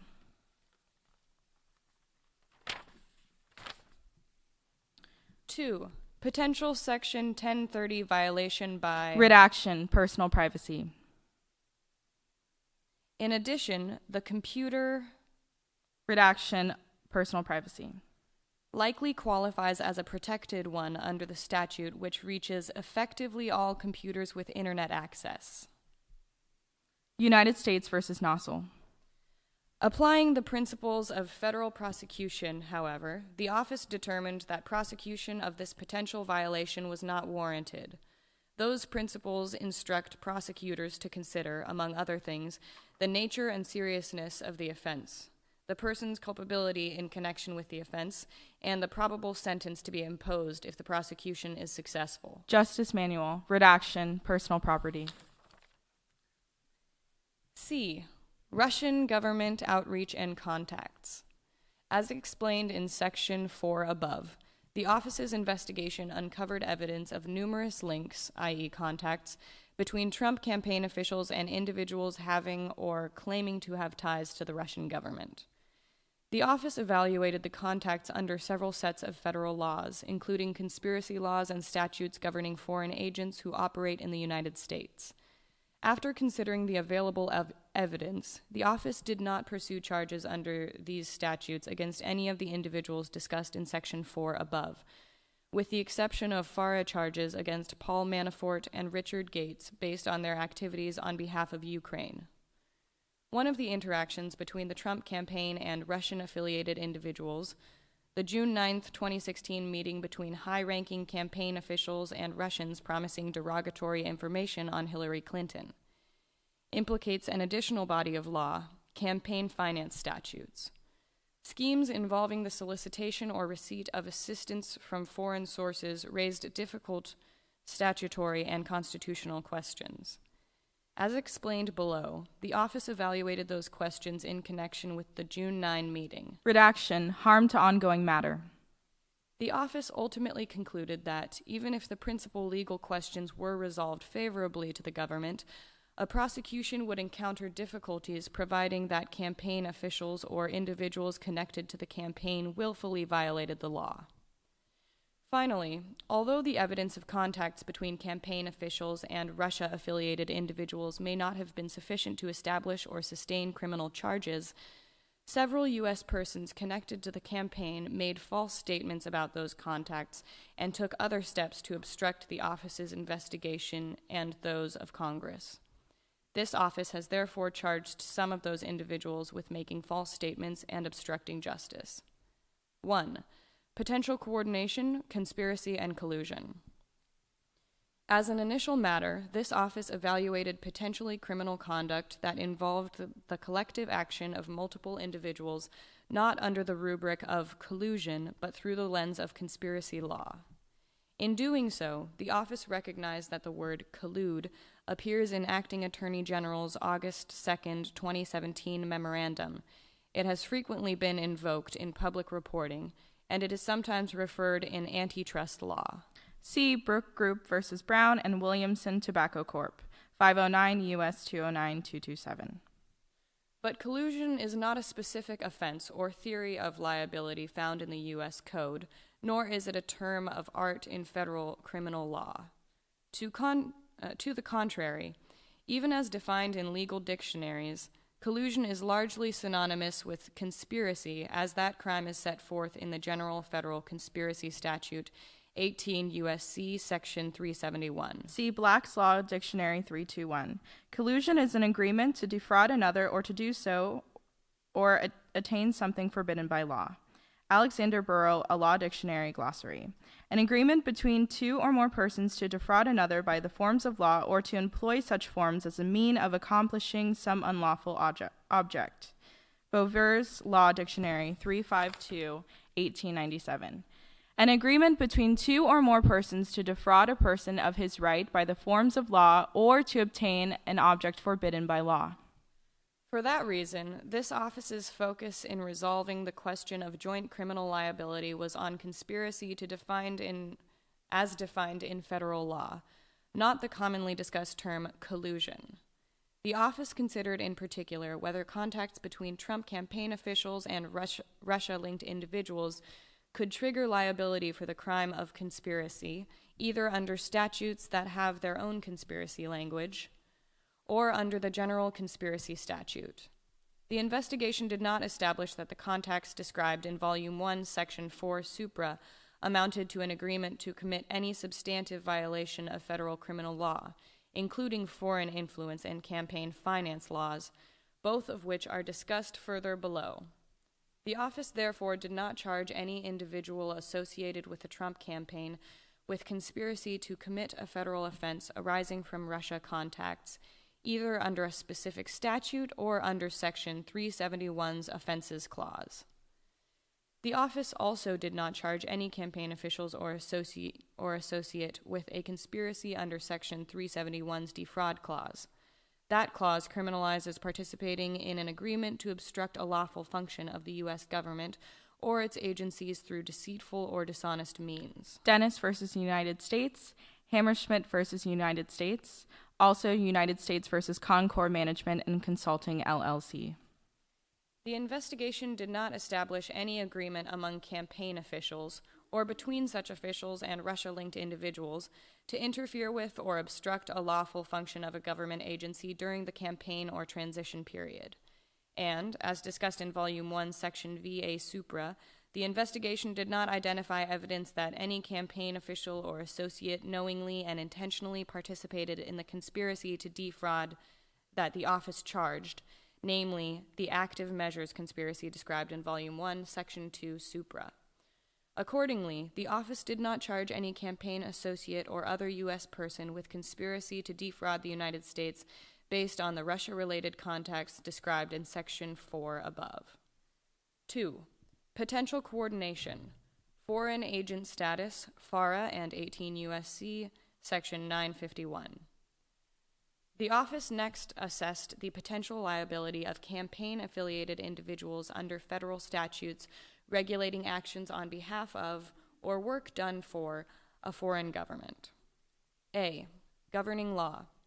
Under 18 U.S.C. Section 951, it is generally illegal to act in the United States as an agent of a foreign government without providing notice to the Attorney General. Although the defendant must act on behalf of a foreign government, as opposed to other kinds of foreign entities, the acts need not involve espionage. Rather, acts of any type suffice for liability. See United States versus Duran, United States versus Latchin, and United States versus DeMacy. An agent of a foreign government is an individual who agrees to operate in the United States subject to the direction or control of a foreign government or official. The crime defined by Section 951 is complete upon knowingly acting in the United States as an unregistered foreign government agent. 18 U.S.C. Section 951. The statute does not require willfulness, and knowledge of the notification requirement is not an element of the offense. United States versus Campa, United States versus Duran, and United States versus DeMacy. The Foreign Agents Registration Act, FARA, generally makes it illegal to act as an agent of a foreign principal by engaging in certain, largely political, activities in the United States without registering with the Attorney General. 22 U.S.C. Section 611 and 621. The triggering agency relationship must be with a foreign principal or a person, any of whose activities are directly or indirectly supervised, directed, controlled, financed, or subsidized in whole or in major part by a foreign principal. 22 U.S.C. Section 611. That includes a foreign government or political party and various foreign individuals and entities. 22 U.S.C. Section 611. A covered relationship exists if a person acts as an agent, representative, employee, or servant, or in any other capacity at the order, request, or under the foreign principal's direction or control. 22 U.S.C. Section 611. It is sufficient if the person agrees, consents, assumes, or purports to act as, or who holds himself out to be, whether or not pursuant to contractual relationship, an agent of a foreign principal. 22 U.S.C. Section 611. The triggering activity is that the agent directly or through any person in the United States, 1, engages in political activities for or in the interests of the foreign principal, which includes attempts to influence federal officials or the public. 2, acts as public relations counsel, publicity agent, information service employee, or political consultant for or in the interests of such foreign principal. 3, solicits, collects, disperses, or dispenses contributions, loans, money, or other things of value for or in the interest of such foreign principal. Or 4, represents the interests of such foreign principal before any federal agency or official. 22 U.S.C. Section 611. It is a crime to engage in a willful violation of any provision of the Act or any regulation thereunder. 22 U.S.C. Section 618. It is also a crime willfully to make false statements or omissions of material facts in FARA registration statements or supplements. 22 U.S.C. Section 618. Most violations have a maximum penalty of 5 years of imprisonment and a $10,000 fine. 22 U.S.C. Section 618. B. Application. The investigation uncovered extensive evidence that Paul Manafort's and Richard Gates' pre-campaign work for the government of Ukraine violated FARA. Manafort and Gates were charged for that conduct and admitted to it when they pleaded guilty to superseding criminal informations in the District of Columbia prosecution. The evidence underlying those charges is not addressed in this report because it was discussed in public court documents and in separate prosecution memorandum submitted to the acting Attorney General before the original indictment in that case. In addition, the investigation produced evidence of FARA violations involving Michael Flynn. Those potential violations, however, concerned a country other than Russia, i.e. Turkey, and were resolved when Flynn admitted to the underlying facts in the statement of offense that accompanied his guilty plea to a false statements charge. Statements of offense, United States versus Michael T. Flynn. Footnote. On 4 occasions, the Foreign Intelligence Surveillance Court... That's the one that's redacted. Oh, redacted. Harm to ongoing matter. The investigation did not, however, yield evidence sufficient to sustain any charge that any individual affiliated with the Trump campaign acted as an agent of a foreign principal within the meaning of FARA or, in terms of Section 951, subject to the direction or control of the government of Russia, or any official thereof. In particular, the office did not find evidence likely to prove beyond a reasonable doubt that campaign officials such as Paul Manafort, George Papadopoulos, and Carter Page acted as agents of the Russian government or at its direction, control, or request during the relevant time period. Footnote. On 4 occasions, the Foreign Intelligence Surveillance Court, FISC, issued warrants based on findings of probable cause to believe that Page was an agent of foreign power. The FISC probable cause findings was based on a different, lower standard than the one governing the office's decision whether to bring charges against Page, which is whether admissible evidence would likely be sufficient to prove beyond a reasonable doubt that Page acted as an agent of the Russian Federation during the period at issue. Redaction, personal privacy. As a result, the office did not charge redaction, personal privacy. Any other Trump campaign official with violating FARA or Section 951 or attempting or conspiring to do so, based on contacts with the Russian government or a Russian principal. Finally, the office investigated whether one of the above campaign advisors, George Papadopoulos, acted as an agent of or at the direction and control of the government of Israel. While the investigation revealed significant ties between Papadopoulos and Israel, and search warrants were obtained in part on that basis, the office ultimately determined that the evidence was not sufficient to obtain and sustain a conviction under FARA or Section 951. 3. Campaign finance. Several areas of the office's investigation involved efforts or offers by foreign nationals to provide negative information about candidate Clinton to the Trump campaign or to distribute that information to the public, to the anticipated benefit of the campaign.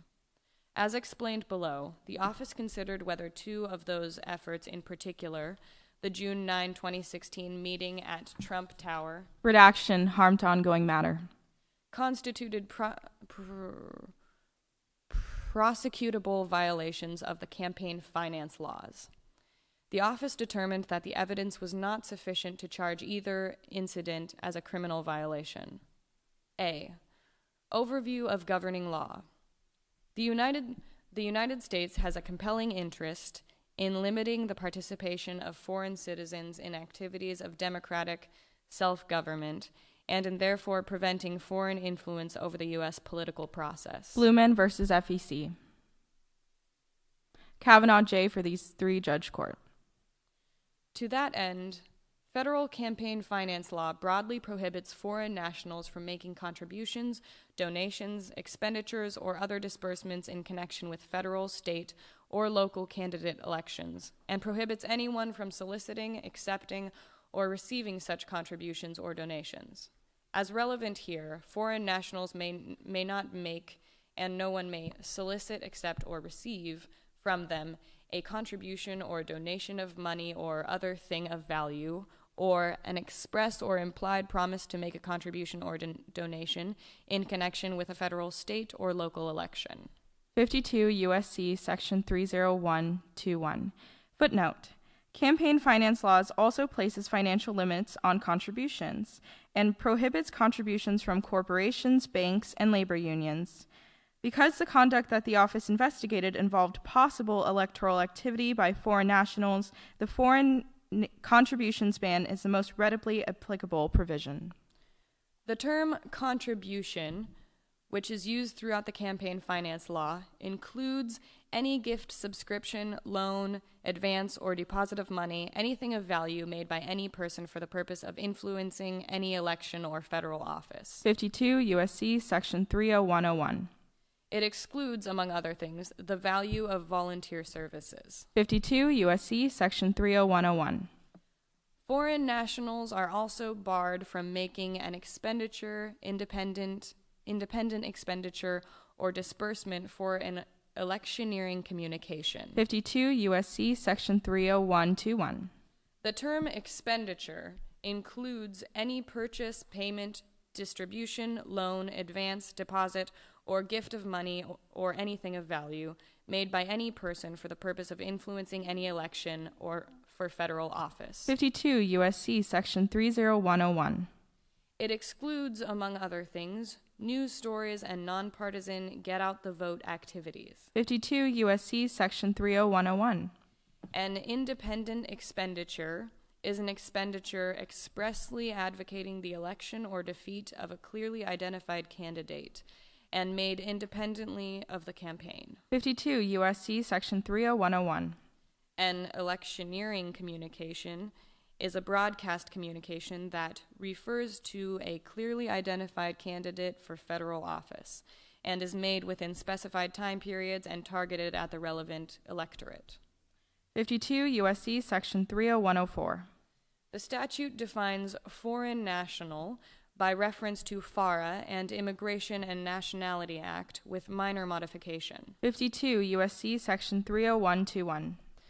That definition yields 5 sometimes overlapping categories of foreign nationals, which include all of the individuals and entities relevant for present purposes, namely foreign governments and political parties, individuals outside of the U.S. who are not legal permanent residents, and certain non-U.S. entities located outside of the U.S. A knowing and willful violation involving an aggregate of 25,000 or more in a calendar year is a felony. 52 U.S.C. Section 30109, C. Blumen, noting that a willful violation will require some proof of the defendant's knowledge of the law. United States versus Daniel Check.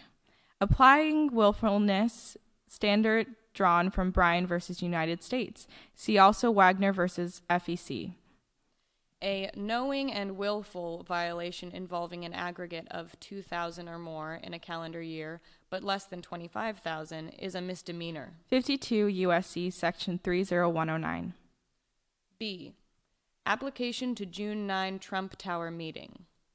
The office considered whether to charge Trump campaign officials with crimes in connection with the June 9 meeting described in Volume 1, Section 4, A5 Supra.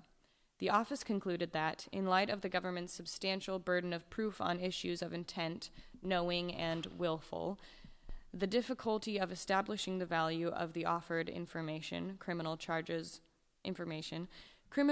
would not meet the Justice Manual standard that the administration evidence will probably be sufficient to obtain and sustain a conviction. Justice Manual. In brief, the key facts are that, on June 3, 2016, Robert Goldstone emailed Donald Trump Jr. to pass along from Amin and Aras Agalarov an offer from Russia's Crown Prosecutor to the Trump campaign of official documents and information that would incriminate Hillary and her dealings with Russia and would be very useful to Trump Jr.'s father. The email described this as very high-level and sensitive information, that is, part of Russia and its government's support to Mr. Trump, helped along by Aras and Amin. Trump Jr. responded, "If it's what you say, I love it, especially later in the summer." Trump Jr. and Amin Agalarov had follow-up conversations and within days scheduled a meeting with Russian representatives that was attended by Trump Jr., Manafort, and Kushner. The communications setting up the meeting and the attendance by high-level campaign representatives support an interference that the campaign anticipated receiving derogatory documents and information from official Russian sources that could assist candidate Trump's electoral prospects. This series of events could implicate the federal election law ban on contributions and donations by foreign nationals. 52 U.S.C. Section 30121.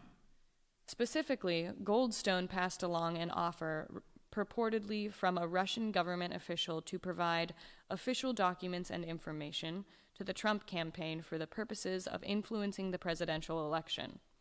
Trump Jr. appears to have accepted that offer and have arranged a meeting to receive those materials. Documentary evidence in the form of email chains supports the inference that Kushner and Manafort were aware of that purpose and attended the June 9 meeting anticipating the receipt of helpful information to the campaign from Russian sources. The office considered whether this evidence would establish a conspiracy to violate the foreign contributions ban in violation of 18 U.S.C. Section 371. The solicitation of an illegal foreign source contribution or the acceptance or receipt of an express or implied promise to make a foreign source contribution, both in violation of 52 U.S.C. Section 30121. There are reasonable agreements that the offered information would constitute a thing of value within the meaning of these provisions, but the office determined that the government would not be likely to obtain and sustain a conviction for two other reasons. First, the office did not obtain admissible evidence likely to meet the government's burden to prove beyond a reasonable doubt that these individuals acted willfully, i.e. with general knowledge of the illegality of their conduct. And second, the government would likely encounter difficulty in proving beyond a reasonable doubt that the value of the promised information exceeded the threshold for a criminal violation. C. 52 U.S.C. Section 30109. I. Thing of value element. A threshold legal question is whether providing to a campaign documents and information of the type involved here would constitute a prohibited campaign contribution. The foreign contribution ban is not limited to contributions of money. It expressly prohibits a contribution or donation of money or other thing of value. 52 U.S.C. Section 30121. Emphasis added. And the term contribution is defined throughout the campaign finance laws to include any gift, subscription, loan, advance, or deposit of money or anything of value. 52 U.S.C. Section 30101. Emphasis added. The phrase thing of value and anything of value are broad and inclusive enough to encompass at least some forms of valuable information. Throughout the United States Code, these phrases serve as terms of art that are construed broadly. United States versus Nilsson. Thing of value includes both tangibles and intangibles. See also 18 U.S.C. Section 201, theft of government property. United States versus Gerard. For example, the term thing of value encompasses law enforcement reports that would reveal the identity of informants. United States versus Gerard. Classified materials. United States versus Fowler. Confidential information about a competitive bid. United States versus Matskin. Secret grand jury information. United States versus Jetter. And information about a witness's whereabouts. United States versus Schecker.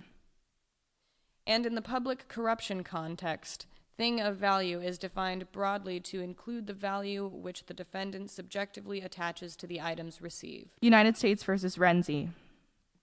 Federal Election Commission, FEC, regulations recognize the value to a campaign of at least some forms of information, stating that the term anything of value includes the provision of any goods or services without charge, such as membership lists and mailing lists. 11 CFR. The FEC has concluded that the phrase includes a state-by-state list of activities. See Citizens for Responsibility and Ethics in Washington versus FEC. Describe the FEC's findings. Likewise, polling data provided to a campaign constitutes a contribution. FEC Advisory Opinion. And in the specific context of the foreign contributions ban, the FEC has concluded that election materials used in previous Canadian campaigns, including flyers, advertisements, door hangers, trifolds, signs, and other printed materials, constitute anything of value, even though the value of these materials may be nominal or difficult to ascertain. FEC Advisory Opinion. These authorities would support the view that candidate-related opposition research given to a campaign for the purpose of influencing an election could constitute a contribution to which the foreign source ban could apply. A campaign can be assisted not only by the provision of funds, but also by the provision of derogatory information about an opponent. Political campaigns frequently conduct and pay for opposition research. A foreign entity that engaged in such research and provided resulting information to a campaign could exert a greater effect on an election and a greater tendency to integrate the donor to the candidate. Ingratiate, the donor to the candidate, than a gift of money or tangible things of value. At the same time, no judicial decision has treated the voluntary provision of uncompensated opposition research or similar information as a thing of value that could amount to a contribution under campaign finance law. Such an interpretation could have implications beyond the foreign source ban. 52 U.S.C. Section 30116, imposing monetary limits on campaign contributions. And raise First Amendment questions. Those questions could be especially difficult where the information consisted simply of the recounting of historically accurate facts. It is uncertain how courts would resolve those issues. 2. Willfulness. Even assuming that the promised documents and information that would incriminate Hillary constitute a thing of value, under campaign finance law, the government would encounter other challenges in seeking to obtain and sustain a conviction. Most significantly, the government has not obtained admissible evidence that is likely to establish the scienter requirement beyond a reasonable doubt. To prove that a defendant acted knowingly and willingly, the government would have to show that the defendant had general knowledge that his conduct was unlawful. U.S. Department of Justice, Federal Prosecution of Election Offenses 123, C. Blumen, noting that a willful violation requires proof of the defendant's knowledge of the law. Daniel Check 917. Knowledge of general unlawfulness. This standard creates an elevated scienter element requiring, at the very least, that application of the law to the facts in question be fairly clear. When there is substantial doubt concerning whether the law applies to the facts of a particular matter, the offender is more likely to have an intent defense. Election Offenses 123. On the facts here, the government would unlikely be able to prove beyond a reasonable doubt that the June 9 meeting participants had general knowledge that their conduct was unlawful. The investigation has not developed evidence that the participants in the meeting were familiar with the foreign contribution ban or the application of federal law to the relevant factual context. The government does not have strong evidence of surreptitious behavior or efforts at concealment at the time of the June 9 meeting. While the government has evidence of later efforts to prevent disclosure of the nature of the June 9 meeting that could circumstantially provide support for a showing of scienter. Volume 2, Section 2.g, Infra. That concealment occurred more than a year later, involved individuals who did not attend the June 9 meeting, and may reflect an intention to avoid political consequences rather than any prior knowledge of illegality. Additionally, in light of the unresolved legal questions about whether giving documents and information of the sort offered here constitutes a campaign contribution, Trump Jr. could mount a factual defense that he did not believe his response to the offer and the June 9 meeting itself violated the law. Given his less direct involvement in arranging the June 9 meeting, Kushner could likely mount a similar defense.